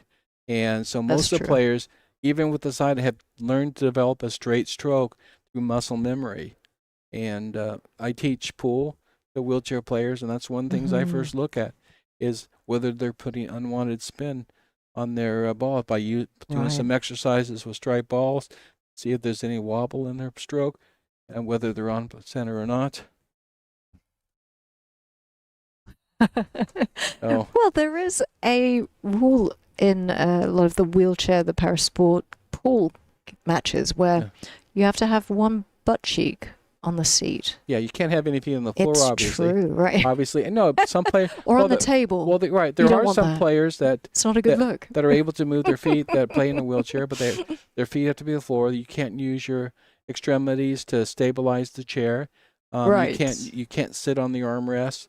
You have to stay in your seat. It has to be a flat, elevated seat, 27 inches height or lower. And that's just to kind of even the playing field. There are some players that they have like amputations, that like one-leg amputations that can sit right. And if they sat like on an elevated, on an angled seat, they'd have a much more natural angle and could reach far on the table. It puts them at an unfair advantage of other players that are more severely disabled. So those are kind of the restrictions to make it a more of a level playing field. Now you can use your feet, if you could, to push around the table when you're not stroking, but when you stroke, your feet have to be off the floor. Otherwise, it's a ball and hand foul, just like somebody was laying on the table and took their feet off the floor to reach. It'd be a ball and hand foul. So this is a really open table here. It is. Brett's on that 4 ball. Yep. He's got a nice angle here off the looks 1, like the drawback for the 6, and then the 8 in the bottom corner. So it looks like he's very close here. Could kind of stun it across. Yeah, the only thing I see here that might go wrong would be if he puts some unwanted spin on it and the ball rattles in the pocket, which can happen with draw. So if he overshoots this ball, but hopefully just a nice clean stroke, and with that angle drift across and maybe draw back slightly for an easier shot on the. Yeah. He's elevating the cue. I think he wants just a little bit of angle for that 6-2, so this is good. Yep, up, just like we talked about. That elevated cue, unwanted spin, and give him Bill a chance at the table. Yeah. That's really, that wasn't a fault of the player. I mean, you could make that ball all day long. He was trying to get position. He had shoot elevated, and he wanted the cue ball to be a certain place. He got the cue ball almost exactly where he wanted to be, but that unwanted spin caught the pocket, and that friction caused that ball to stick. And giving Bill another opportunity at the table. Like Bill can play the this is nice. 11 ball down. He's got a big pocket with the 5 sitting there. As long as he doesn't overstroke this and put any type of spin on it, that so he doesn't catch the hang up in the pocket. Yep. So he went off, he hit the pocket, used the pocket, moved the ball out so it makes it a little tougher. On the I think I call it the 5 ball, was the 1 ball. Again, the colors. Yeah, it's not the 13 ball, greeny. Yeah. Yeah, I'm gonna call every ball 13 ball. 13. Yeah. Oh, that was close. I like that back that was shot. Close. Looks like he has a back cut on the 9. Can't see the 13. That is the 13 by down there by the 5. That is right. That is right. So he's got 2 back cuts. He's got a back cut on the 14 or a back cut on the 9. I like the back cut on the 14 here because it gets you right on the 13. But he's gonna opt for the 9 ball, and don't go behind the 15. Oh, it's all right. Wait, does he? I think he got lucky. Let's see. Yeah, he got lucky. He can float down. Now he can float down. He'll have the 15, or he might even be able to cut it. I think he'll be on the wrong side of the 13. I think.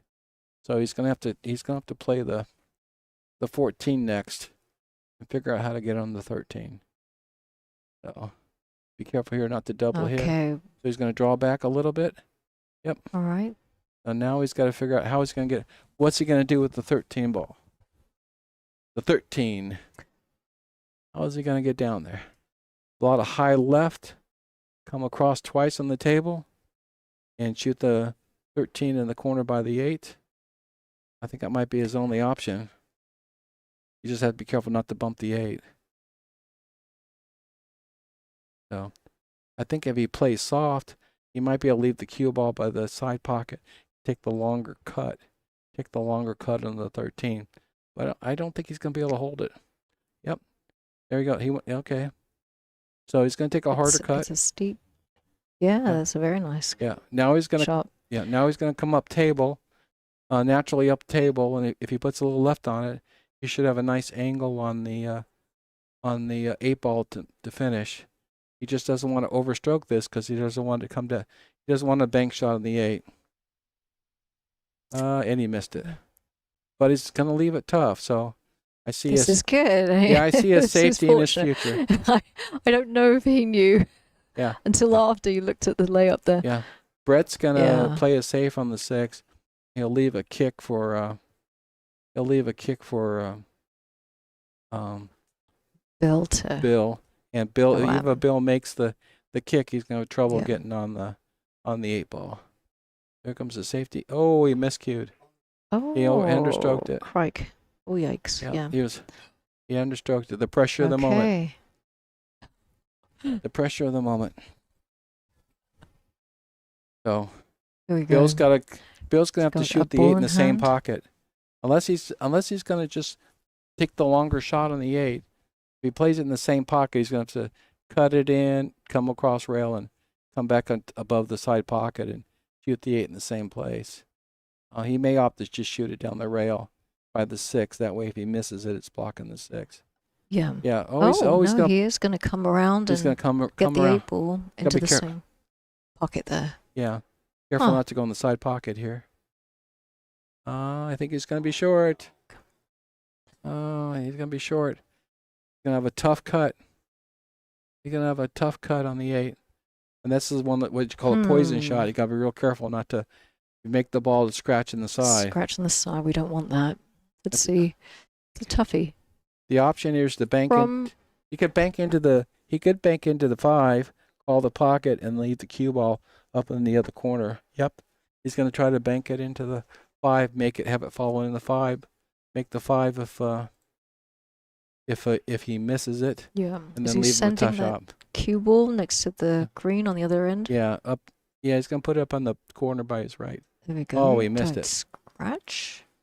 Oh. All right. Well, it's still long, but because that 5 ball is hanging in the pocket, he does have some options. He can use the rail, can hit it straight in. Yeah. It just depends on this angle here. Yeah, it was a good attempt to Bill after he contacted trying to clear that 5 ball and leave the cue ball long. You can see how it would put Brett in a tough position if he had executed it. But Brett's got an opportunity here to come off the bottom rail and spin out into the 6 ball. But he's got to be careful that he doesn't scratch in the side. A lot of times it'll come off the rail and scratched in the side, so he's got to be careful.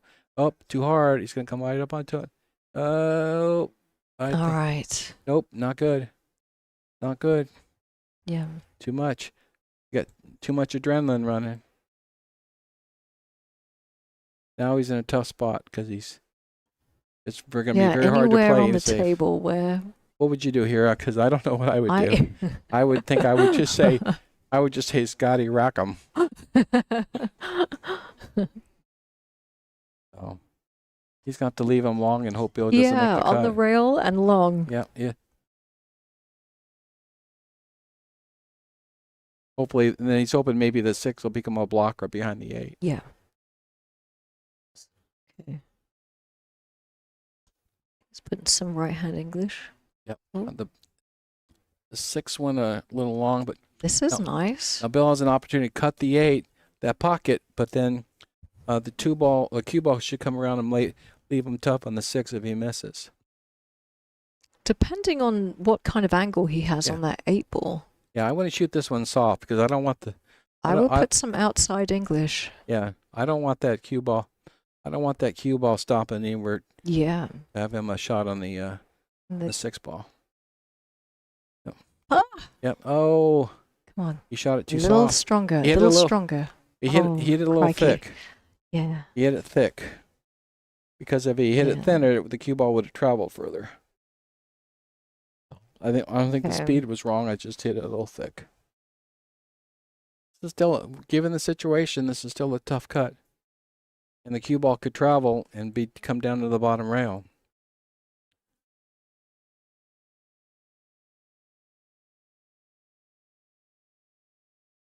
This isn't a gimme. Put an extension on, shooting from the corner.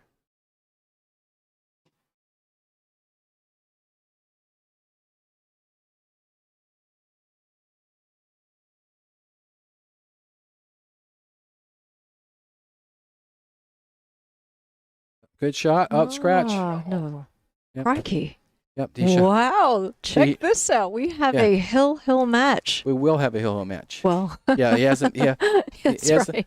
He still has to make the 8 ball now. Well, that was the trouble. I said it wasn't a gimme shot because that's right. That's such a. If you overhit that shot, that cue ball travels down the bottom rail. He didn't hit it with bad speed. It's just it's such a thin hit. It doesn't. You're not losing any energy on the cue ball. So that cue ball traveled, and picked up a little bit of forward English and ended up pocket. So now we have a hill. This is the last game of the match.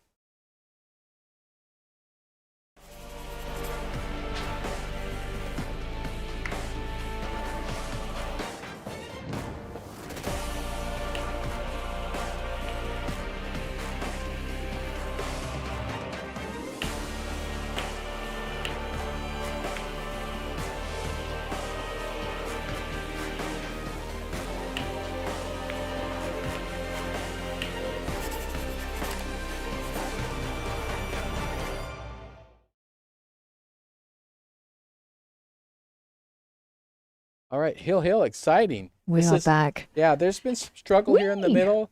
Both players have made some mistakes, but they both have good some brilliant moments as well. And hill, this doesn't get any more intense than this for a national championship. Basically, one coin or one game for it all, right? Yeah. For all the marbles. So, Brett's breaking. He's got the opportunity if he holds his break to win the game. I believe they might have taken a break. Yeah, speaking of which, this was a good time to do one. Yeah. Reset, get ready for this one. Yeah. I'm sure they're both feeling the nerves. I mean, you noticed in the way that they were shooting. Right.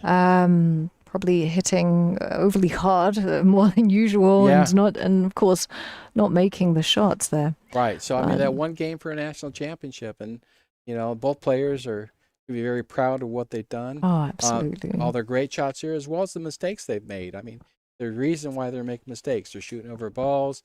There's a lot of intention. There's a lot of pressure to win and to get the championship. So your adrenaline is running hard. And my name is Hayden Ernst. I'm from Louisville, Kentucky, and I'm here playing in the Junior National Championships and the Professional National Championships. I've always loved this game. As soon as I started playing when I was 7, I did quit for a year during COVID. Just didn't have a lot of motivation because there was no tournaments. But once I came back, I've never stopped since, and I don't think I ever will stop. This game is so different. No 2 shots are the same, and I don't think my love for the game will ever go away. I feel like I play kind of open. I like to go for shots, but I'm not too erratic. I still play decently tight, but I feel like I'm an aggressive player. It's definitely a little different because, they know all the shots. They've seen everything there is to see. And so, you got to put yourself in positions to where you feel like you have more of an advantage. You have to put in the work in this game, especially this game, I've seen people that don't put in the work, and I see what it does with the game. They still play very well when they have a lot of natural talent, but they don't ever reach their full potential. In this game, you have to play all the time. It always has to be on your mind. Whether you're watching, playing, it always has to be on your mind. Yeah, I've seen a lot of players that have all the talent in the world. They work hard, but their mental's not there and they crumble when it gets pressure. Or, I think it's very important, pool players, that we don't show a lot of emotion. Keep our emotions to ourselves and try to learn from every shot as much as possible and clear our head when we're down on the ball.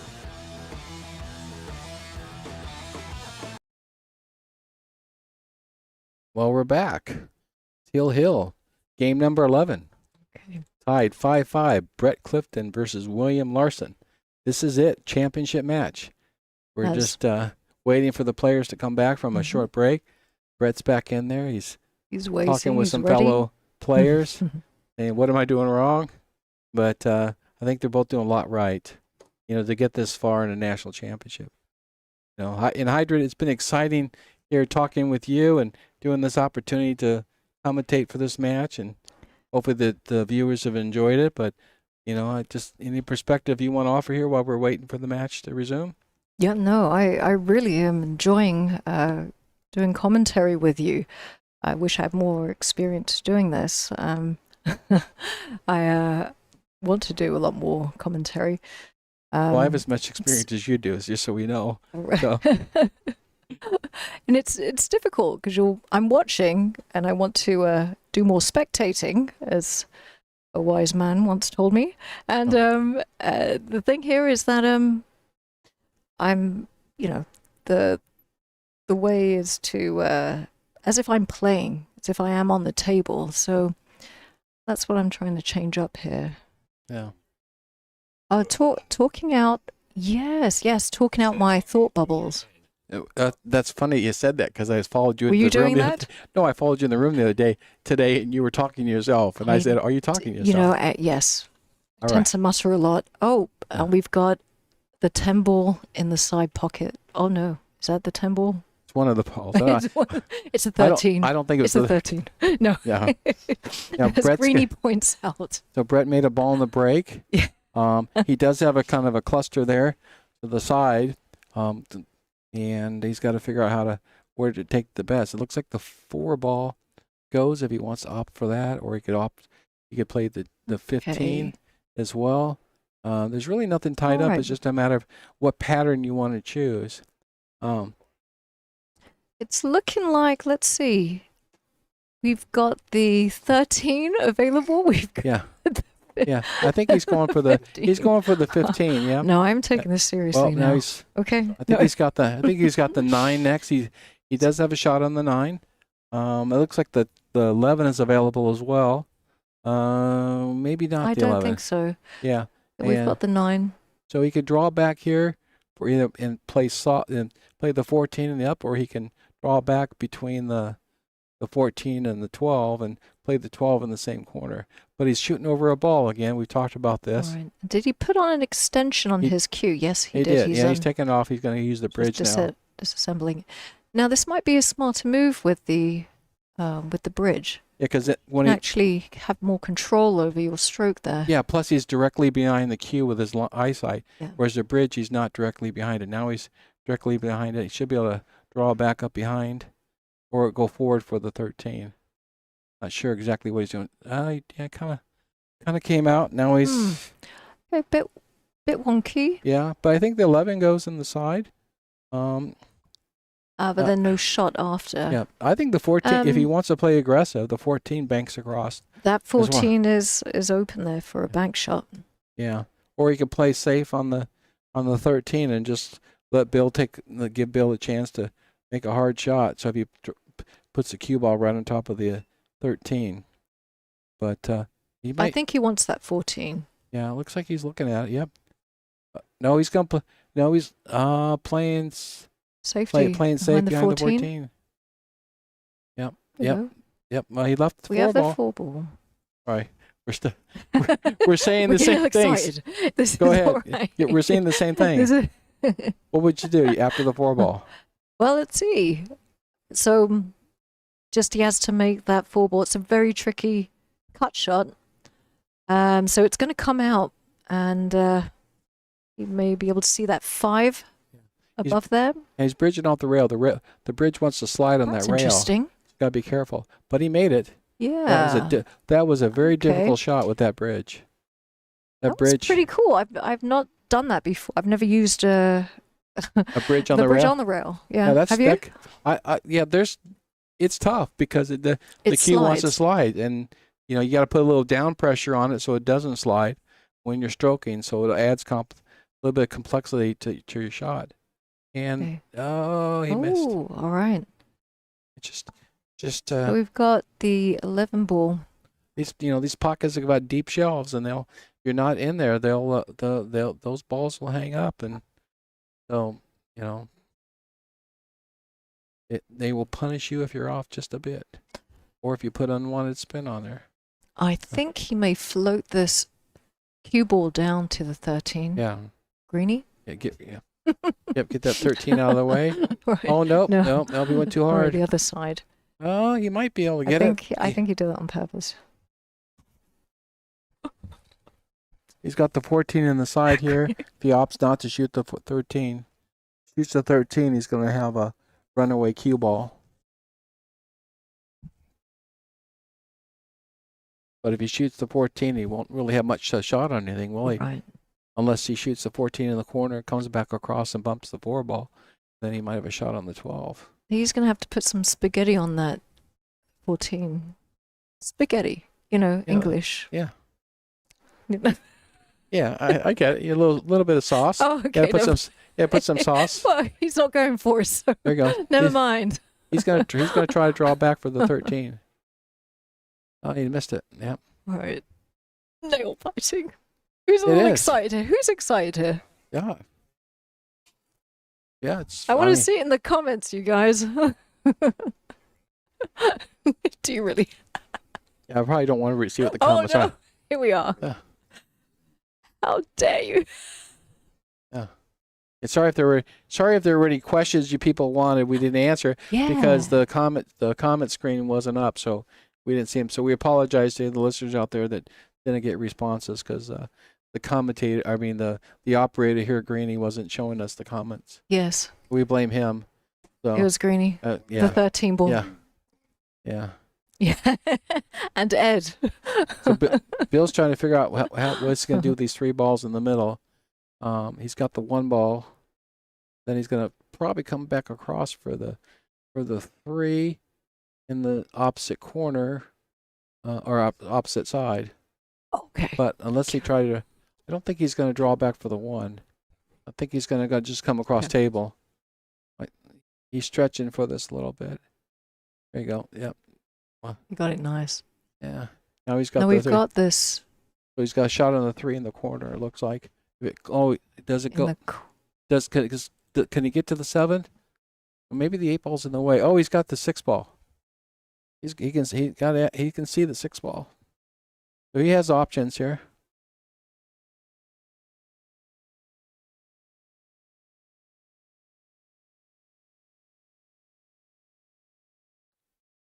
There you go. Okay. Now he's on the 5 or the 3, whichever one he wants. I like the 5. The 5 and just kind of shoot it soft. You have the 3 in Yeah. the side. Float it forward. Yeah, just slightly. A little angle. It's going to take over to the rail a little bit. The cue ball. He just doesn't want to overhit this. Oh, it's a lot more angle than I was thinking. You don't want to overhit this one. There you go. Oh, now he's on the rail, but he's got 2 options. If he doesn't like the 3 ball, he's got the 7 he can take. I would go for that 3 ball at this point. Yeah. It just mean like shooting off the rail. But now he's going for it because he'll have natural position for the 7, and then he'll just pocket the 7 and float down slightly for the 8 in the far corner or even in the side pocket. Yep. Oh, that's a nice smooth stroke. Look at this. Yeah. This is a great comeback. Crikey. Capitalizing Look on at this. mistakes and getting Look at lucky this. along the way, but he's got an Alright. opportunity to win. Just needs to He's gonna control the cue ball so he has a position on Yeah, the 8. ball first. Up. All right, now where's this cue ball going? Oh, he's center We're table. going straight. We're right in the middle. Yeah. Okay. Center field. Okay. Yeah. Excitement. This is it. Can you hear me? I'm quite giddy over here. Where would you shoot this, Hydra? Would you shoot this the upper left corner as we're looking at the All right. or the right? Yep, he's shooting it over there towards the to his right. He's just studying to make sure he makes it. He wants to put a little bit of draw on it so he doesn't scratch. But then That's right. But then, of course, when you do that, you got the possibility of catching a corner there, the edge of the pocket, and hanging it. But he's coming in from a center angle, so it's not so much. This is an opportunity to be in front here. Yeah. Well, yeah, he's shooting All over a right. ball. He's Oh shooting over a boy, ball. this is a rough one. And dead center. He got it. Yes. Wow. That's Nice stuff, Bill. That's fantastic. Fantastic comeback for Bill. Incredible. Congratulations Incredible. to Brett Congratulations. Patterson. So, Brett anyways, Clifton. it's been fantastic commentating with you. We're gonna go present some medals and some awards to these guys. So, thank you very much, Hydrid. You were awesome. Thank you, Greenie. Appreciate the opportunity. Thank you, everybody. USA Q Sports. Thank you very much. Thank you.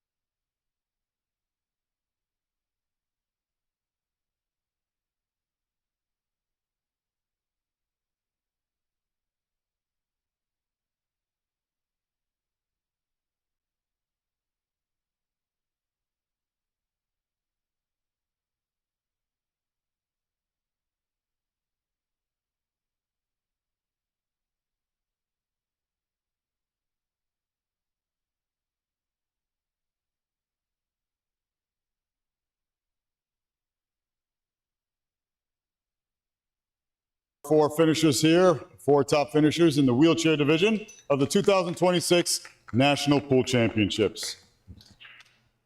All right, presenting our bronze medals will be our tournament director, Mr. Jose Burgos, awarding Charles Enterante, thank you. And Derek Bonds, round of applause.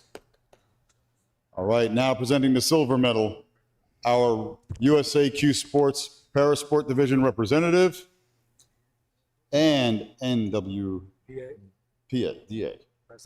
Is he the president as well? Excuse me. I can never remember the acronym for the organization. Sorry about that, Jeff. Jeff Dolezal presenting the silver medal to Mr. Brett Clifton. Round of applause for Brett, our runner-up, once again collecting these silver medals. I'm sure he's going to be coming back again. I know it burns. And our gold medalist and champion, Mr. Hocus Pocus, Bill Larson. He pulled out some magic for this one, presenting the gold medal, our CEO of the Billiard Congress of America.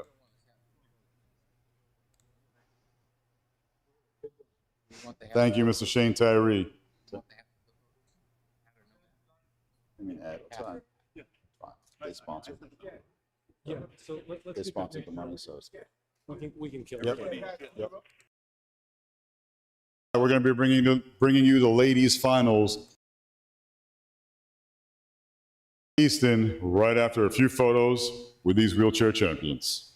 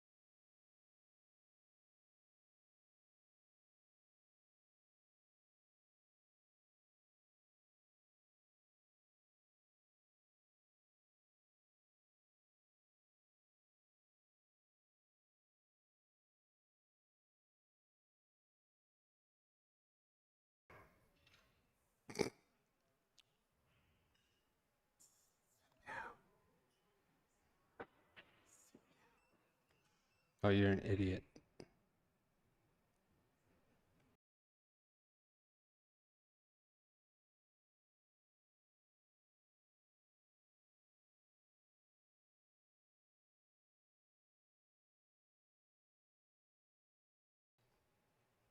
Good evening, ladies and gentlemen. You just saw the wheelchair champion crowned, and now we're back to the ladies with a rematch from last night.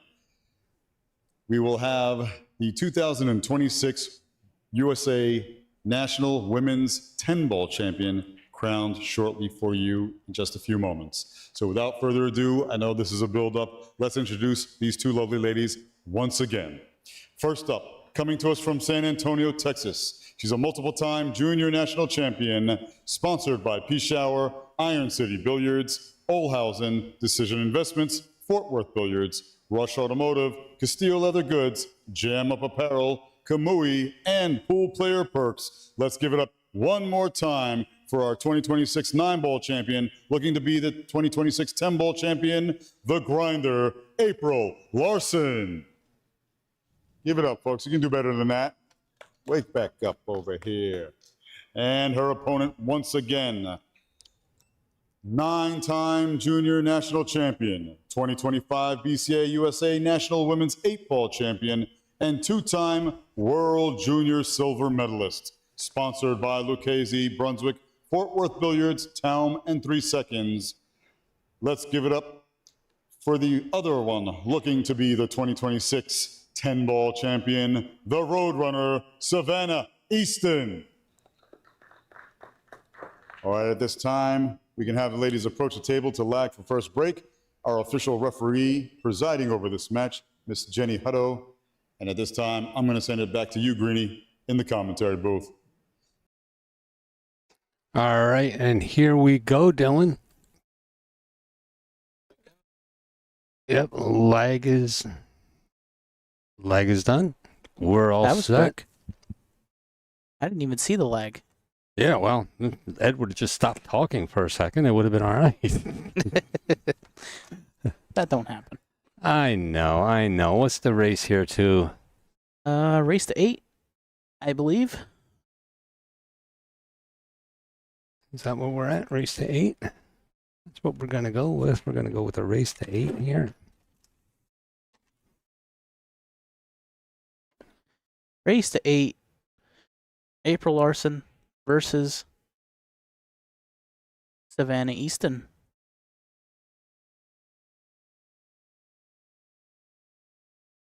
They're trying to get the score all set up here with the names. Hopefully it'll catch up in a little bit. Just gotta update, send it out.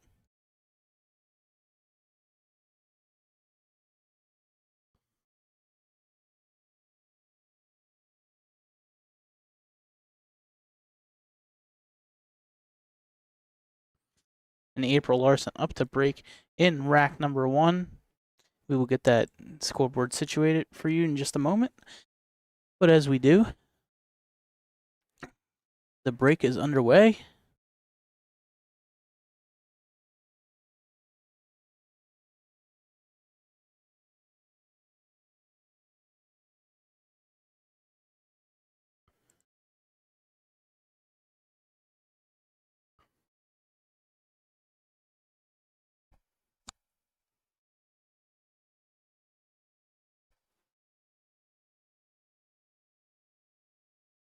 Take a couple seconds here to update. Yep.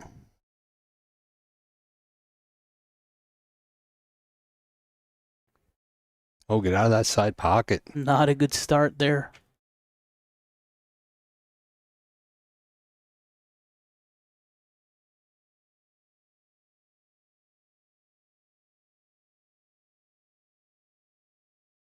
There it is. Now the girls have to do is start it over there. I started it. Somebody went in, tried to restart it again.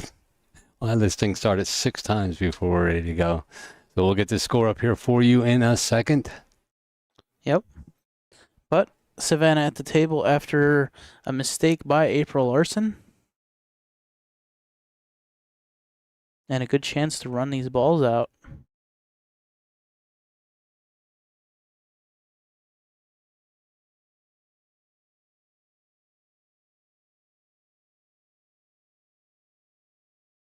Good shot there.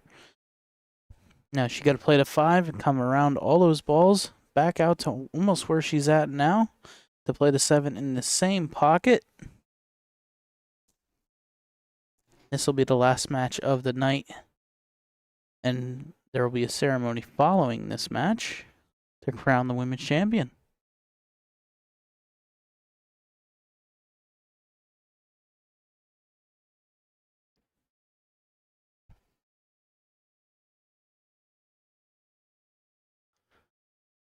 This is the tough shot of the rack right here.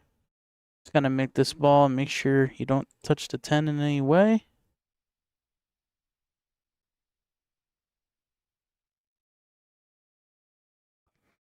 Perfect. It's done into the side rail and back over for the 9.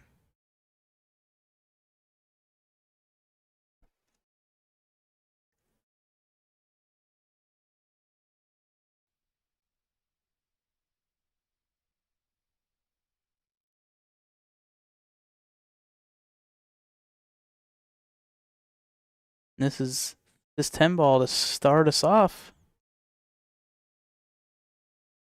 Savannah running out to make it a 1-0 lead, and we'll be right back after this commercial.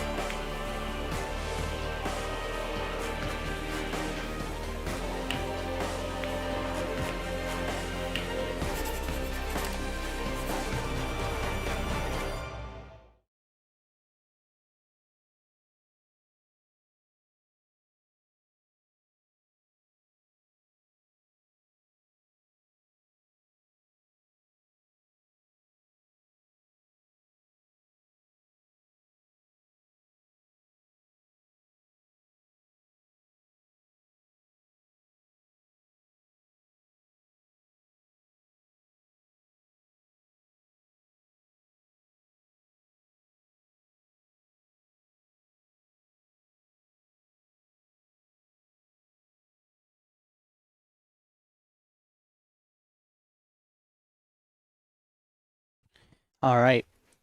Breaking in rack number 2 is Savannah Easton.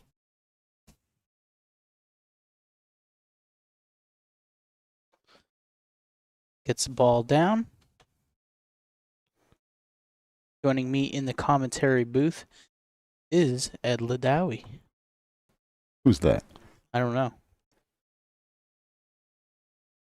Just your friendly neighborhood Sandman. Yep, from Sandcastle Billiards. All right. Nice long shot here on the 1 to start us off.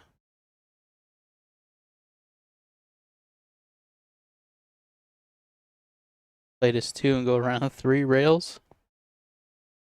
First shot on the 3.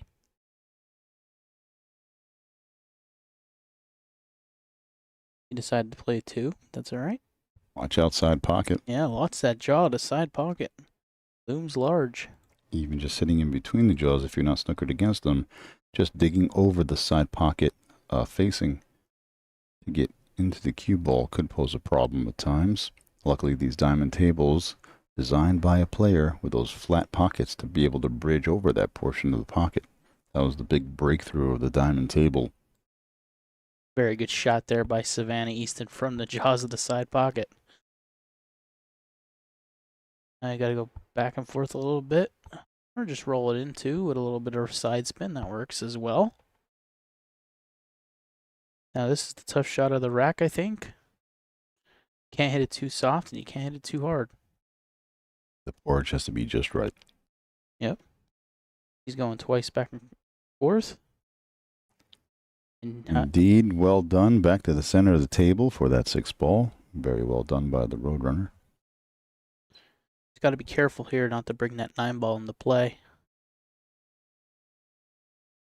We saw these two ladies face off just a few days ago for the 9-ball championship, and it was all April Larson dominating that set. Not a whole lot of chances for Savannah. This time it's Savannah out with the lead for the 10-ball title. Watch outside pocket. It's a close one. Woof. Catches the point out just enough. Actually gives a good angle. Yeah. For that 9 ball. Yep. All she got to do is roll this in, and she'll roll right towards the 10. Air an inside spin, but not much. Does she want to go inside or across the other way? She's readjusting here. Let's see. Yep. She goes to the other side. Mm-hmm.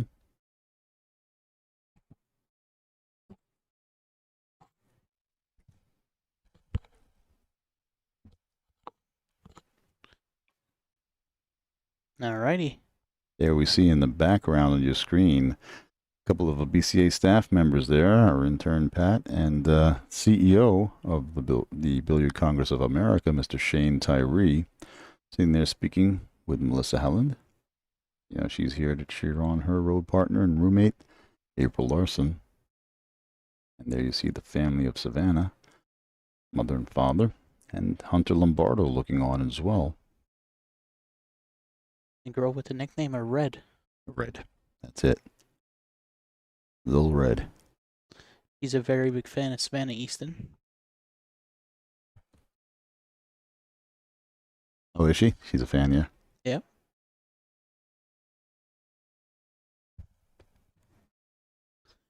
Fix that for you, Ed. Thanks. Appreciate it.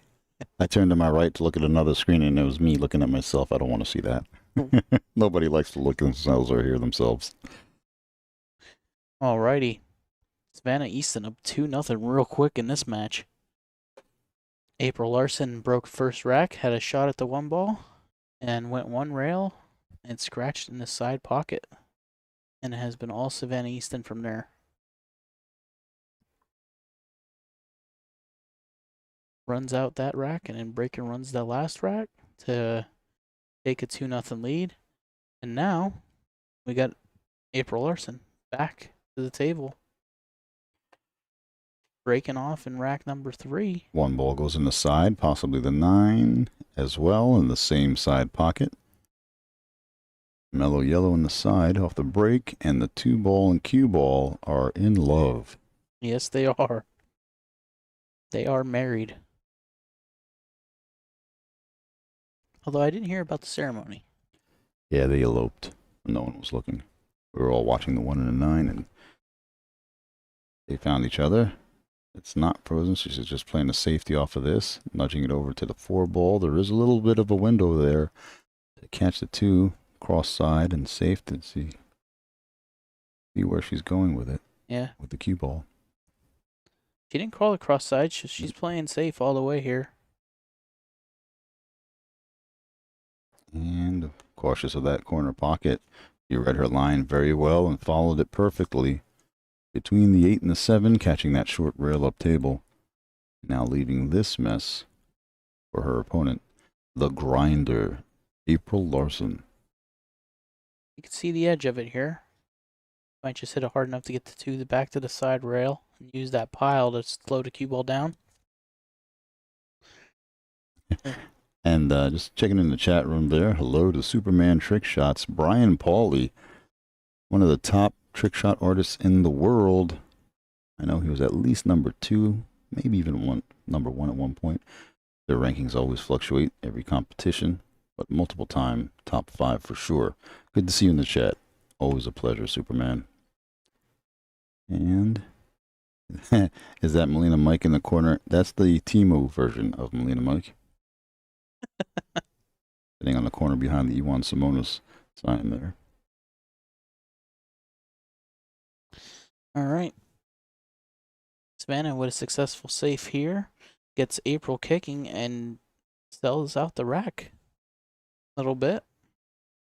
Savannah's got a good shot with good angle here on the 2 ball to go into the round. Be trying to get in between the 5 and 8 for a position on the 3. It's funny, this time last year, we were in Quincy, Illinois, and we had Savannah and Sophia facing off in the finals of almost every event in the juniors. Then it was April and Melissa Helland in the 10 ball. This year we have April and Savannah facing off both times in the finals here. So a sample of each of those from last year mixed together here this year in Iowa. Sven is a little out of line here on the 4-ball. I don't know if she can, I think she's going to bank the 4 towards the corner pocket and draw the cue ball a little bit and try to use the 5 as a hider. I think if she tries to cut the 4, she's going to scratch in the side.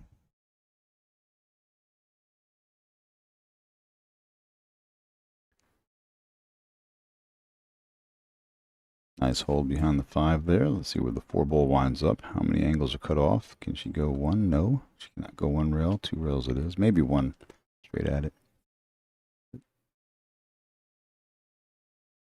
I like 2 rails here because it makes Likewise. the pocket ball bigger. Absolutely. We mentioned that earlier on the stream. Definitely a 2-rail track over a 1 rail is more consistent. Going up and down. Yeah, I'm surprised she's going long ways on this. Well, she must be confident in that. Let's see how she does. She does get a direct hit and maybe go behind the 6 is what her plan was. After the hit, it's a safer outcome with less options available, but I believe she may have left the side pocket for Savannah. Yeah, just roll this, I think, past the 5 and shoot the 5 in the bottom corner. Like this.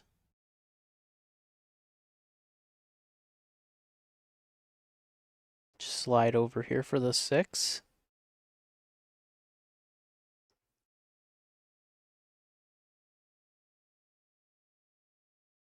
Nicely done.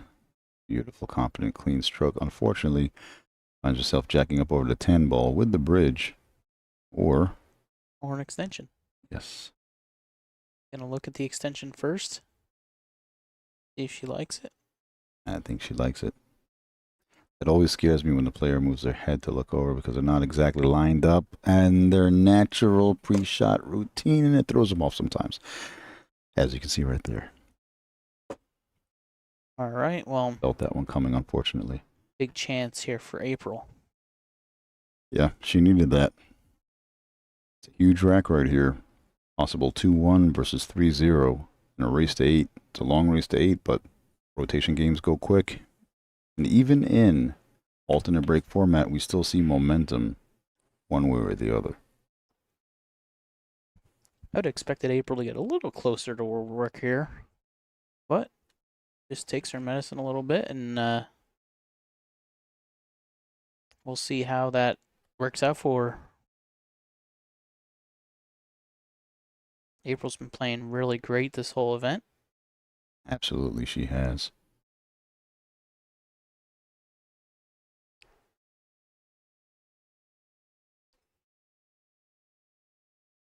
See how she does here. Oh, no. Wow. Bobbles it out. Leaving Savannah straight in on the 7 ball.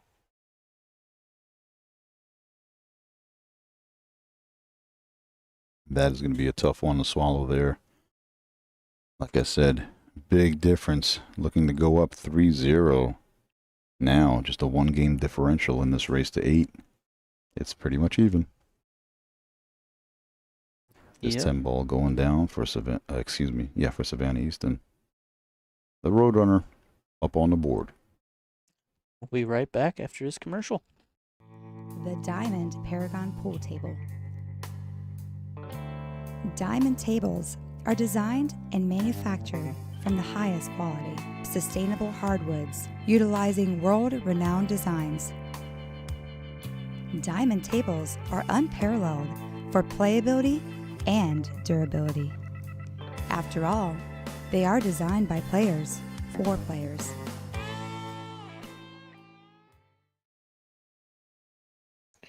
Alrighty, we are back.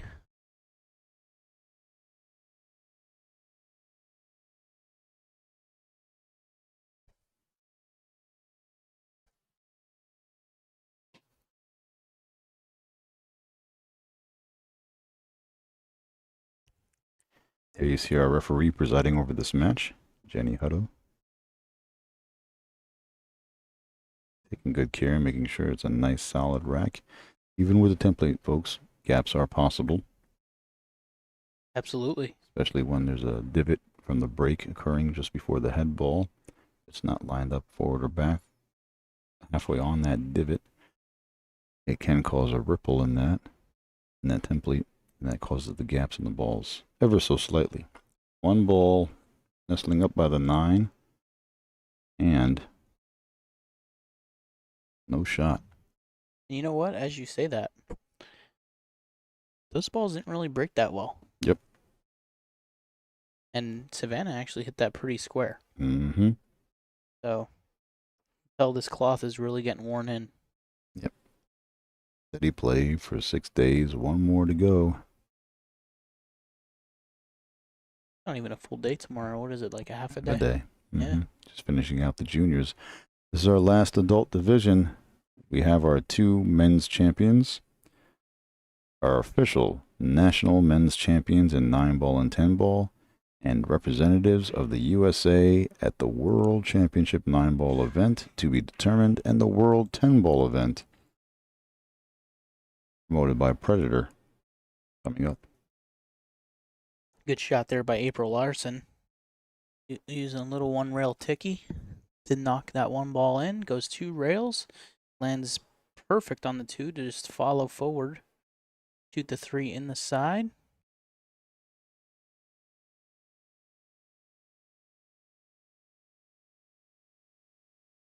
She's going to have to break this 5 out. I think she'll do it right here.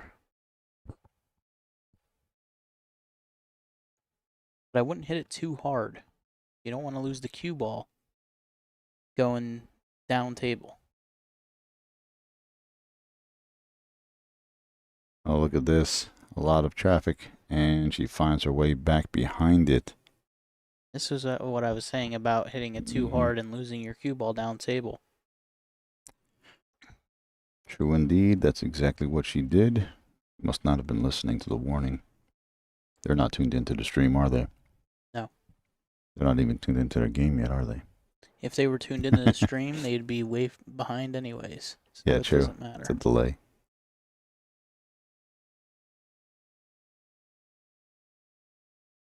And it was funny too, because one of the amateur things that we live streamed in the past, we actually had a player listening to the live stream as they were playing. That's horrible. Yeah. That's confusing. That's 30-second delay in hearing what you missed. Oh, look at them miss that one. You don't want to hear that when you're playing. No. We could be brutal sometimes. Yep. Answered Ike in the chat room. All the junior matches will be on the BEF channel for the juniors. Actually, depending, that may not be true, depending on the schedule and how far along they are, we may be bringing some non-finals, like some quarters or semis, on the BCA channel, just for your viewing pleasure to have it open. So I'll find out before we sign off tonight for you.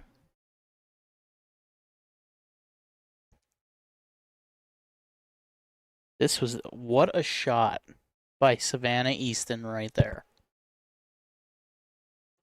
Play that shot again.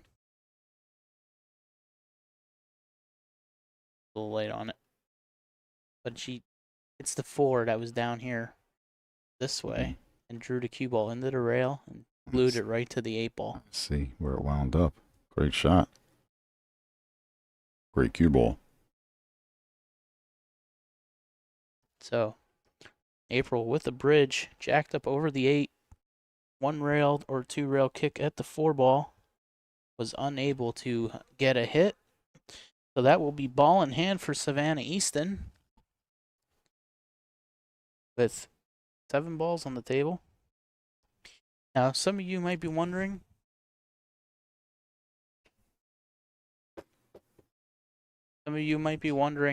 why she's not taking a 4-10 combination. We are playing the 10 ball. 10 ball must be pocketed last to win the game. So yeah, she could have took the 4-10 combination there, but the 10 would have just been spotted, and she would have had to keep going. Therefore, making it no gift to pocket the 10 early. He's pretty straight in here on the 6. Expect her just to stop it or drop back a hair for the 7. Yep, just slides out. Get a little straighter on the 7. That way she could draw one rail down table for the 8 in the side.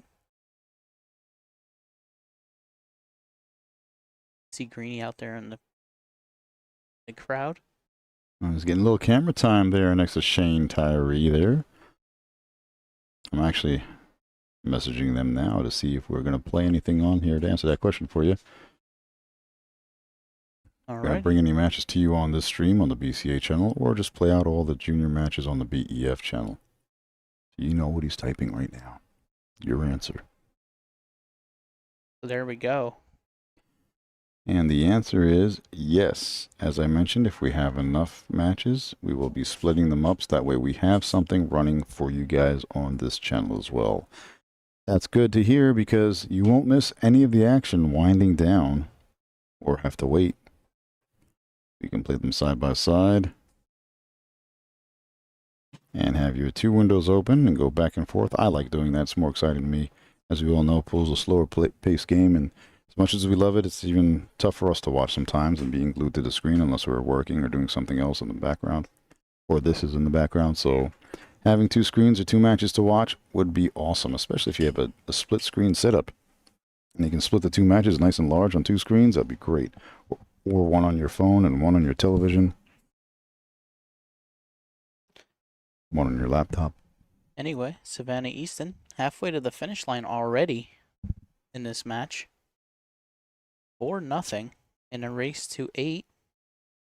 April Larson up to break in rack number 5.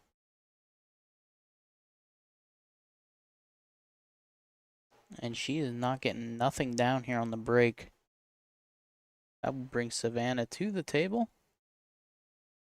with a shot on the 1. 2 ball, a little tied up here.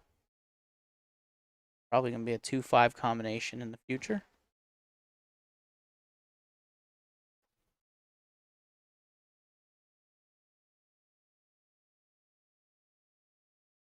For anyone wondering, this is Dylan Spore speaking with my co-commentator, Ed Ladawi. Sandman. Hello, hello. Savannah sizing up this combination. And she just got to be careful with the 3 ball being so close. I had a 2 ball back up after this combination. And this ball a little firm. Or don't freeze it to the cue ball.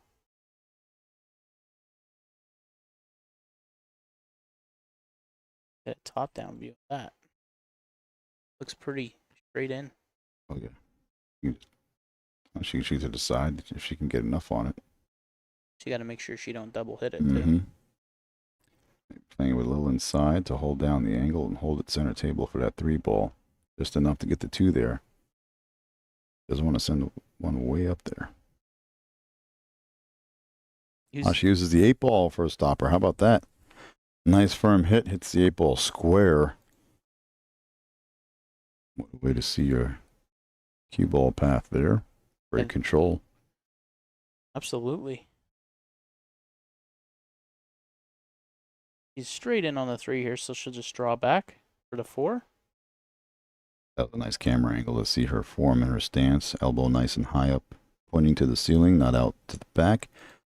Nice big backstroke, and just straight to the chest with the fist. No elbow drop, and accurate as anything. Nice clean stroke there once again. You ended up dead straight there on the 4 ball. All she got to do is back cut the 6 ball and let it naturally roll 2 rails for the angle on the 7. She overcut it. That's going to hang up on this table.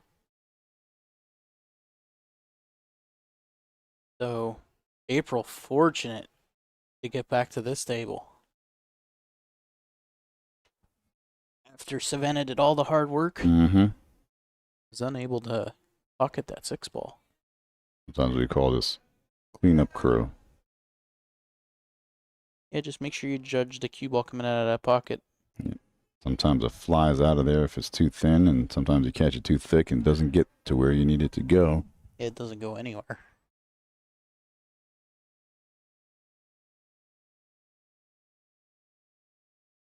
So April's pretty straight in here on this 7 ball, so it's probably just going to stop it dead.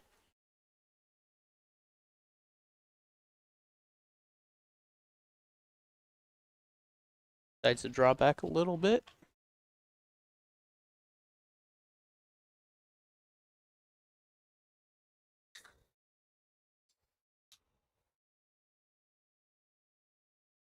A little bit of left spin here on this 8 ball. That way it straightens up a little bit before. Doesn't have a sharp angle on the 9 ball. I'm going to play this a little high inside English to come 3 rails. Down for the 10. As so. Oh no, there's a pocket there. Slow down cue Slow ball. up.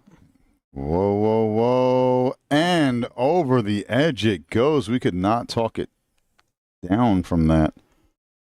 Unbelievable. That seemed like that cue ball rolled forever, too.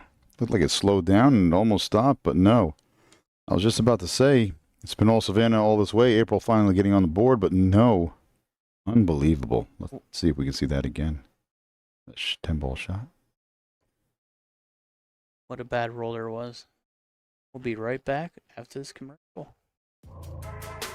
Too far for the replay. When I play all the big tournaments around the world, we only use Aramith and Simonis. You know, you're getting 100% high quality. It just makes the game easier to play. Simonis and Aramith definitely have the best cloth and balls, hands down, in the game.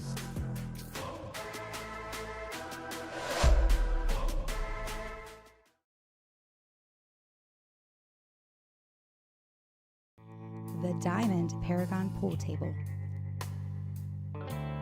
Diamond tables are designed and manufactured from the highest quality, sustainable hardwoods, utilizing world-renowned designs. Diamond tables are unparalleled for playability and durability. After all, they are designed by players for players.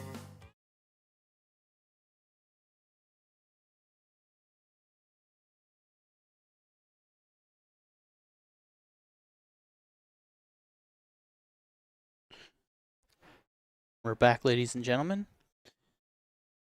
Unfortunate for Savannah there. Hits the rack and instantly goes in the side pocket with the cue ball.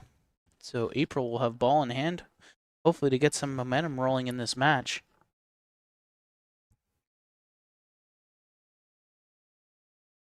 This layout's pretty open. No real issues. So hopefully Savannah, or yeah, my bad, April could get rolling here. Yeah, we're saying the same names, same 4 names over and over here. Yeah. They're almost interchangeable in the finals here with the women. A little bit of 2-rail action here to get on the 3 ball.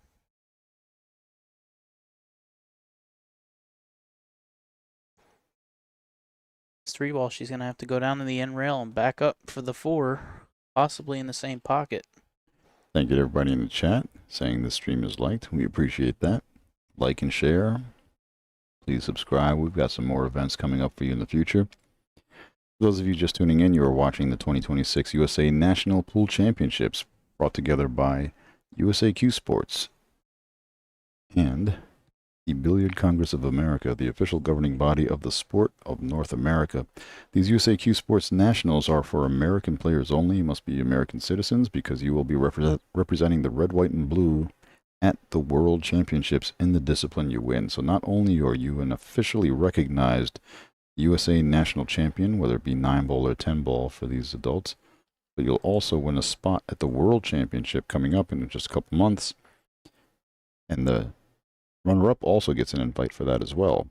The gold medalist or champion also gets their flights and entry taken care of. So not only are they winning the $10,000 added cash here plus the entry fees, which were $250 per player per event, they're also getting a few $1,000 package to get out to the World Championships to play for much, much more. So hello to a couple people in the chat room there. I see Reno Kid was out there. Good to see you out there. Oh no. April hangs the 6 ball. This is just unbelievable. The roll on that cue ball took forever and scratched, giving up ball in hand on the 10 ball last rack, and now this 6 ball hanging up wasn't that far. Kind of short stroked it there. Yeah. That 6 didn't really follow through cleanly. Tried using spin to move the cue ball instead of just drawing it. Mm-hmm. Oh. Savannah landed a little funky here on the 7 ball. He's looking at coming below it now to play the 8 in the side. Because the 8 don't pass the 10 ball.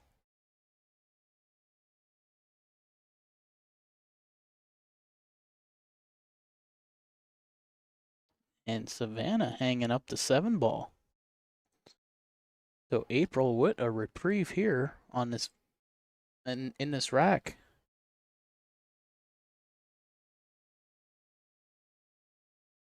Come up 2 rails under the 10 for the 8 in the corner, or come below the 10 and shoot the 8 in the side. Unbelievable turn of events in this rack. Good shot there by April. That's a good shot here on the 10. This is an exact repeat Or of the other night in the 9 ball. It was all April, but just the reverse. It was all April in about 4 or 5-0 until Savannah finally got a rack under her belt. Now let's see if April can turn it around and grind through this, as her nickname states. Try to charge back and get back into this race. Absolutely. And the 10 ball dispatched to get on the board. Savannah leading 5-1. And April is taking a break. So we're going to take a little bio here from Hayden Ernst. My name is Hayden Ernst. I'm from Louisville, Kentucky, and I'm here playing in the Junior National Championships and the Professional National Championships. You know, I've always loved this game. As soon as I started playing when I was 7, I did quit for a year during COVID. Just didn't have a lot of motivation because there was no tournaments. But once I came back, I've never stopped since, and I don't think I ever will stop. This game is so different. No 2 shots are the same.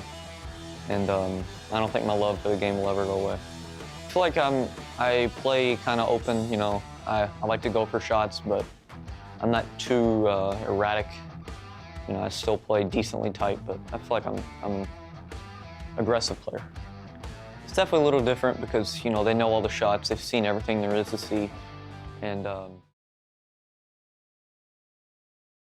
Well, we'll hear more from Hayden Ernst later on as we're back to the table. Yeah, with April Larson, a ball in the side pocket, a point up on the board, and a shot at the 1 ball here. At least a look at the 1. Yeah, I must have been mistaken. I thought they took a break there, but I guess not. I thought I saw April walk off. Guess I had lied. Sorry, you've been hanging out with Greeny too much. I can understand. I'll let you slide. There you go. You've been great all week. Really enjoy doing commentary with you, Dylan. Thank you. Trying our best here. April really stretched out here, and it affected her greatly. She was unable to get the safety. So Savannah with a really good opportunity here.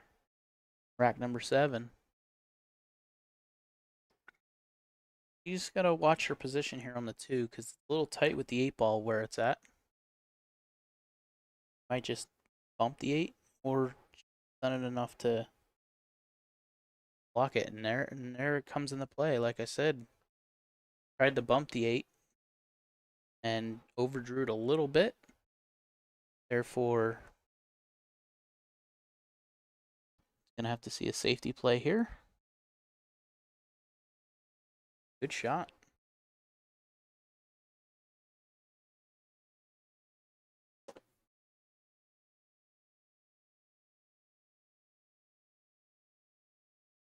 It's a tough shot to get anything out of it, really. Even if she could hit it, what all could she do with it? This might be just a Yeah. roll the cue ball on top Just- of it. Yeah, just keep it tied up with a 7-ball. That's it. Let them all sit together like a happy little party. Happy Like party that? it is. Did she roll onto the 7-ball? And does she have the full access to the 2? No, she only has a little piece of the 2-ball. Half of it. You want to thin it, just put it back where it was, sending the cue ball up table. Or you bring it across to the 6. Okay, the other way around. That was a great Yeah, shot. cross to the 6. I didn't even think she had that much of it to. Yeah, I didn't think so either. Looked thin at first, like she was going to go up table with the cue ball. No, she brought it over. The thing of it is she thins it, it stays there. She has to really travel a lot with the cue ball to find any sort of hiding anywhere. So that was a smarter shot in my opinion, because it got the ball out, and she was able to get the snooker. So now Savannah has shot here on the 2-ball, pretty straight in, maybe done the rail and back out. Can't tell how straight she is. Stop it dead. Tried stopping it dead and wobbles it out. Another opportunity for April Larson. It's grinding time. Absolutely, and the 4-ball is not her friend right now.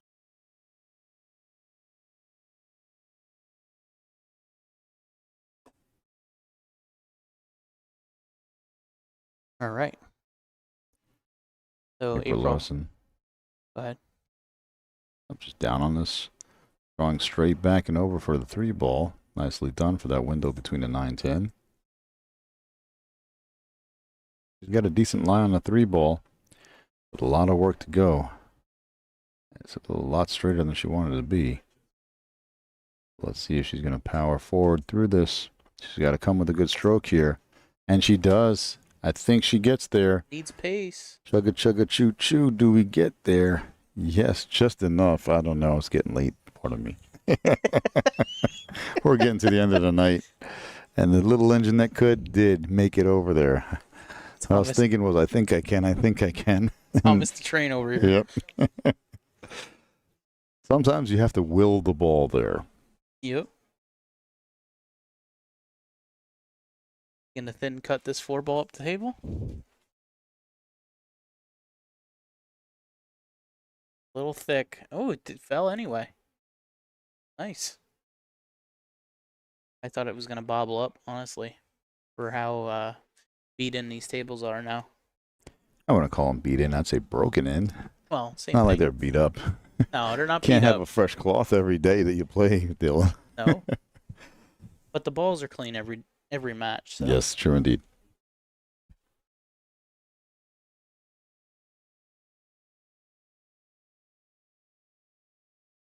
And April looking to play safety, I believe.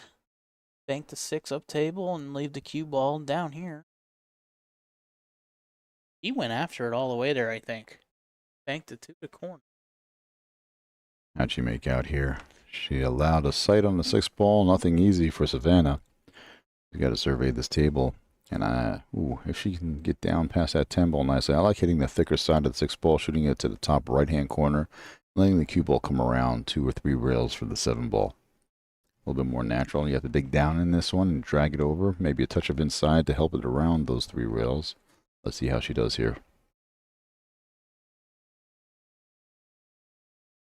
That's exactly what she does. 1, 2 rails. No third necessary. That was good angle. That was an amazing shot, too. Full length of the table.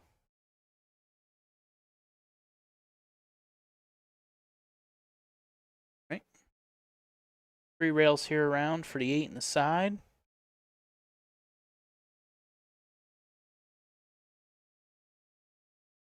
How's her pace? Slow down. 2-ball. Might be straight up in a corner. Yeah, she's pretty well lined up there. Just has to be careful to watch the foul. Just a little poke. Good to go. And a nice little stop shot right here. And she's taking charge. Returning the favor to April Larson. April Larson delivering this type of a clinic to Savannah in the 9-ball finals. It's Savannah now returning the favor, as I said, to April Larson. And now they're taking their player break. So we're going to hear a few words from our sponsors in just a few moments, folks.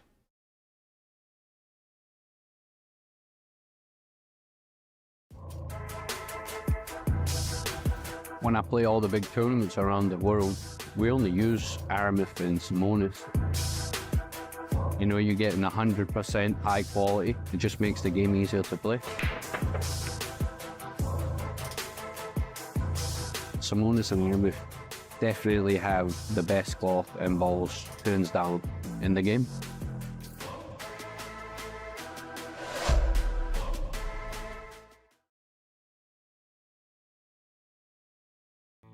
The Diamond Paragon Pool Table. Diamond tables are designed and manufactured from the highest quality, sustainable hardwoods, utilizing world-renowned designs.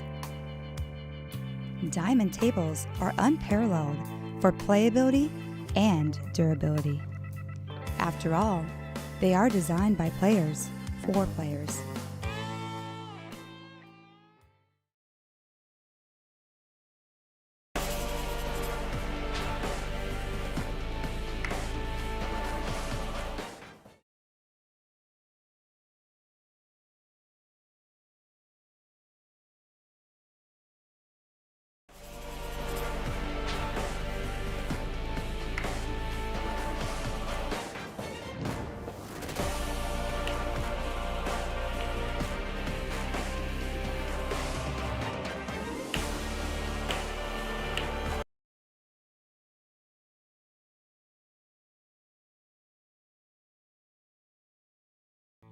The Diamond Paragon Pool Table.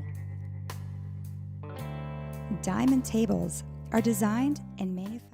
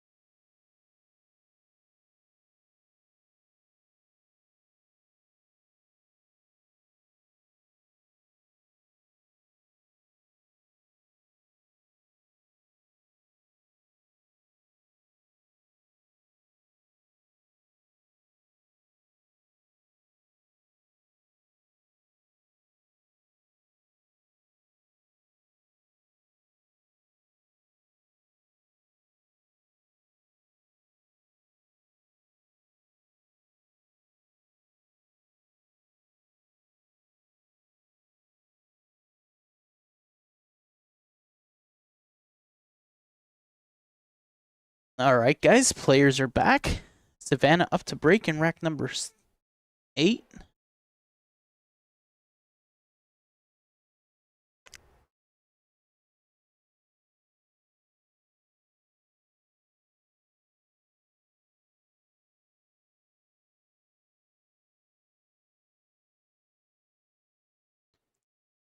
Let's look at the tabletop actually and see the pattern of this rack.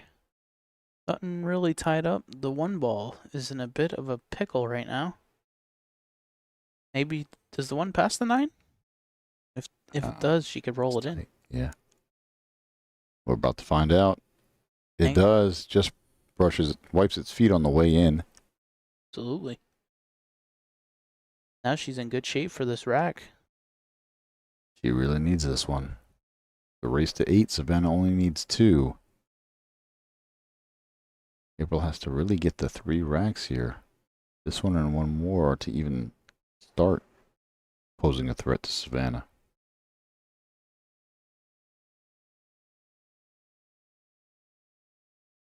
Alrighty, 3 in the corner. Just come off the side rail over towards the side pocket for the 4.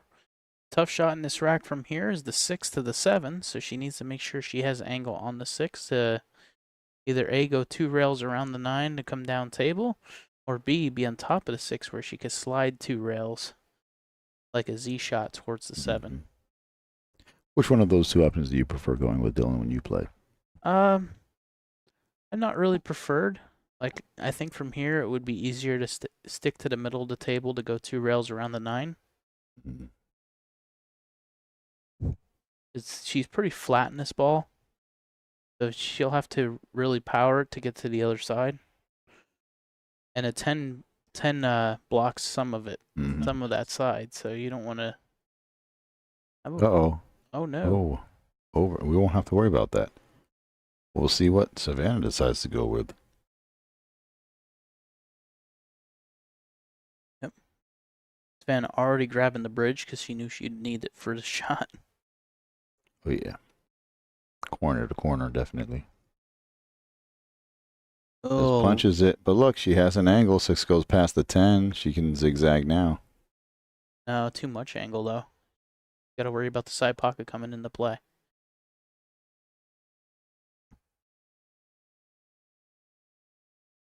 Not only the side pocket coming into play, but she got to make sure that she really kills this ball. She's digging into this one.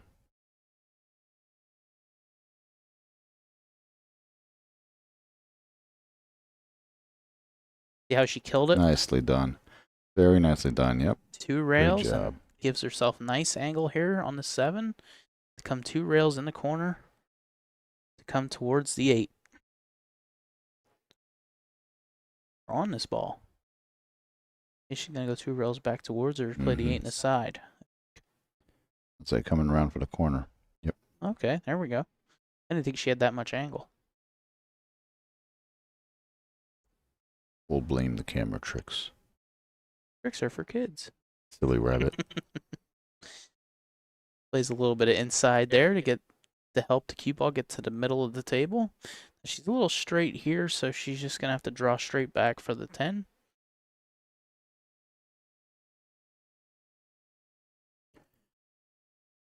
It's all Savannah Easton here, folks. Looking to play this 10 ball to get up on the hill.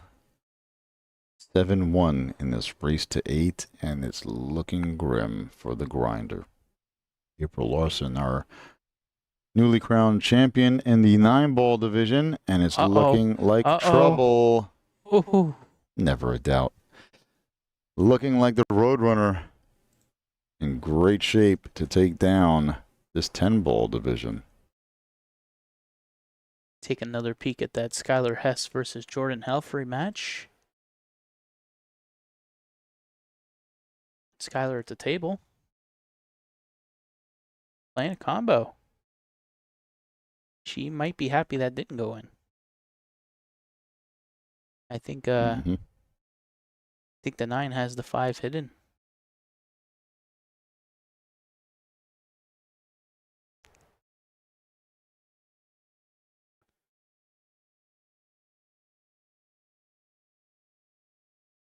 Once this match is over, folks, don't go anywhere. There will be a ceremony for the champions right after the match ends. That's right. We'll be bringing back our bronze medalists, our runner-up silver medalist, and our gold medal champion.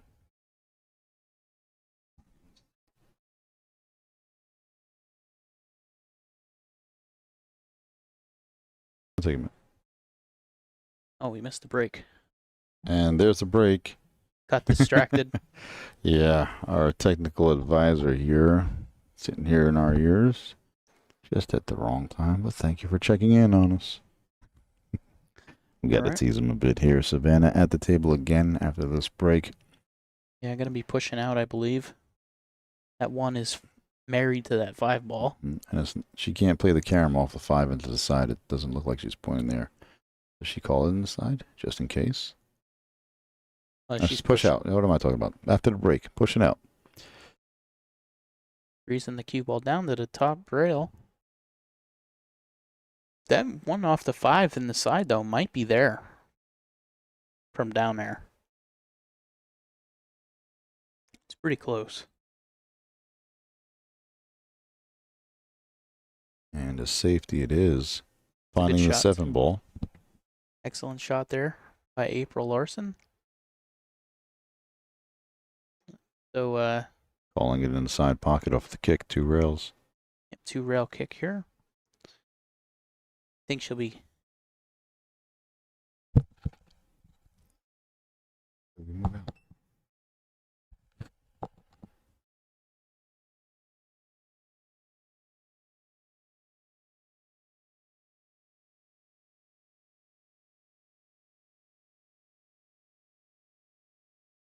It makes no difference.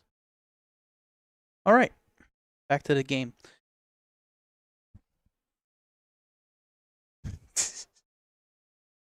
April back to the table. Oh, no. Just nudges that 3 ball She thought on she her way to the 1. Yep, it was that close. That's going to be ball in hand and possibly the end if the Roadrunner runs this out. Not only are cameras playing tricks on us, her eyes are playing tricks on her. It's been a long day, folks. I remember once upon a time, my mind's playing tricks on me. Switching shots on me. What are you saying, homie? Saying this is the right shot. I was just trying to rhyme. I thought you'd keep it going. You failed me. I hit this down here. Okay. Let's see. Didn't see that happen before. All right. Savannah Easton on the road to run these out for the championship title. No. Wow. She just married the 3 ball. Wow. Very disappointed. Her face looks stoic, but you can see her demeanor. Yep. And she's looking for the safety behind the 10 ball with the cue. And runs into it. Does not get the 7 ball.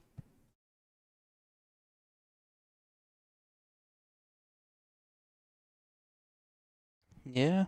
April's gonna go off the top end of the 3 and send the cue ball down table, I think.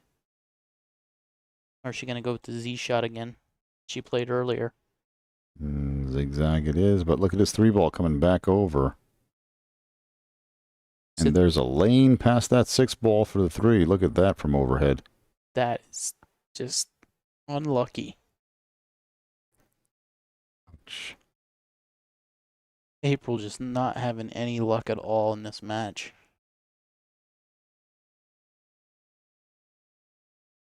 No, not at all. Nothing going her way. Just about keeping your nerves together now. If you're Savannah, just doing what you do best, running out. On the road. Roadrunner. On the road to running out.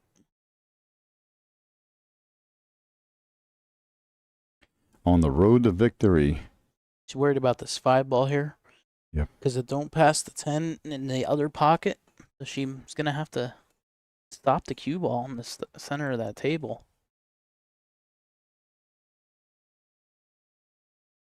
And she's going to go 1 rail into them. Bumping the 6. Bumps the 6 ball. Let's see how she wound up.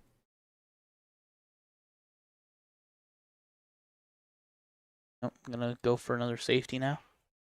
Maybe cut the 5 towards the 10 and send the cue ball right up table. Exactly that. Off the rail to the back of the 10. Or thinner off the 10 behind it a little bit. Off the 10 behind it. And up it goes. Does she find the 9 ball also? A little piece of it. That's a great shot. Look at that. Tough. 9 ball cuts off a lot of angles. 6 ball's a problem. 7 ball cuts off the top rail. There's a lot of issues here. Tough position for the grinder to have a chance here. Let's take a look. She gets down on this cue ball. 1 rail just past the 6 ball. Oh, 10 ball comes into play. That's going to be ball in hand, and that may be the end of this set, folks. Savannah Easton of Las Vegas, Nevada, our 9-time junior national champion, going up against our previous multiple-time junior champion, April Larson. The passing of the torch here in the 10-ball division. The Roadrunner on her way to the 2026 USA National Women's 10-ball champion title.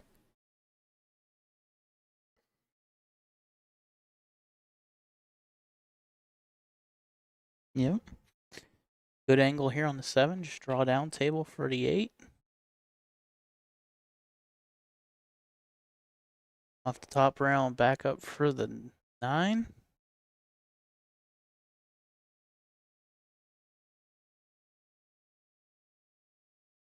Uses a little inside to hold it up.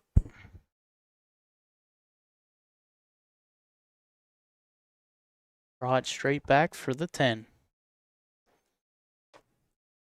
Right, folks. This is This it. is the final, and then she concedes the last ball. Congratulations. It's official. Savannah Easton, the Roadrunner, our 2026 USA National Women's 10-ball champion. Shoots it anyway. She's going to Rome. April's also going to Rome, but Savannah gets a paid way and the gold medal. Thank you very much for having me here at JIP, streaming this for the USA Q Sports and BCA. I'm Ed Ladawi signing off. I'm handing the controls back over so I can start the ceremony of awards.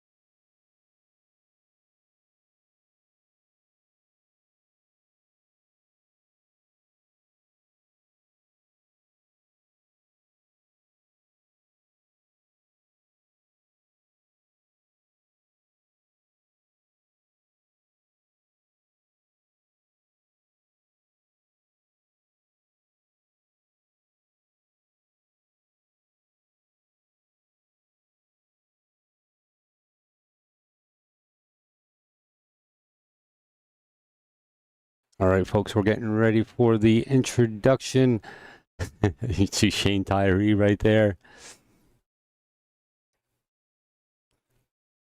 Hopefully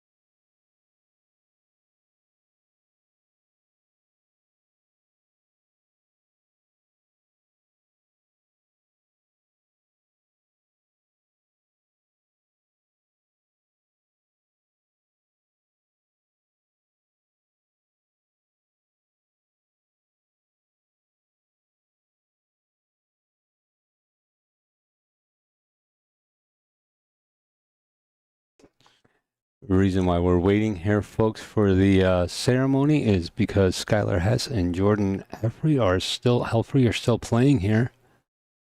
Hill to hill. And Jordan was part of the... Yep, she, I think, took silver. No. No?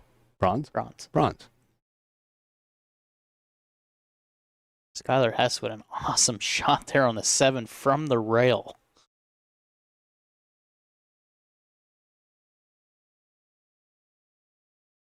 Trying to finish her off right here. Gets a great shot. Comes out back over for that 9 ball.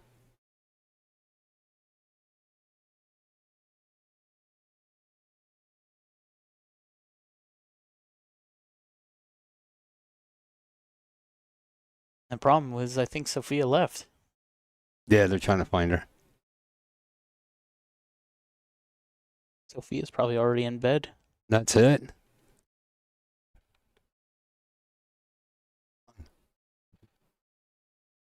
One. So Skylar Hess won. Oh, okay. Skylar has taken that one down in that race to 7. We're going to get Jordan back over here momentarily, and we can start the ceremony process. We'll be right back at it.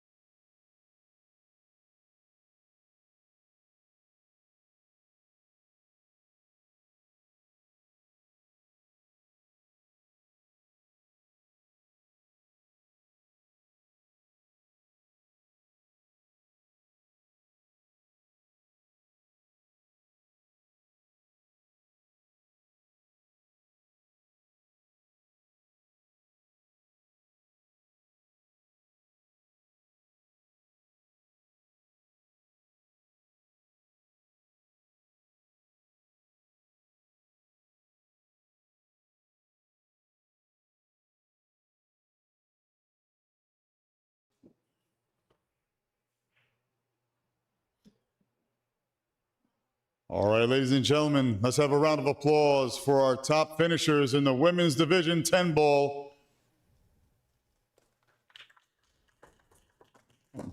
Unfortunately, Sophia Mast is gone for the day. She's resting for her match for tomorrow, so she won't be here to receive her bronze medal. But our other bronze medalist, let's give it up for Jordan Helfrey.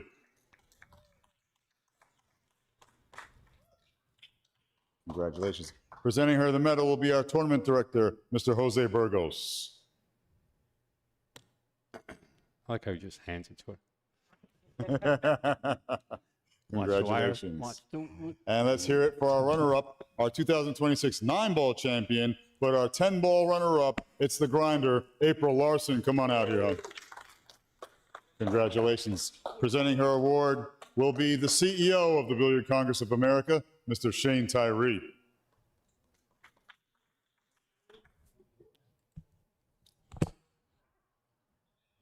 And last but not least, our 2026 USA National Women's 10-ball champion,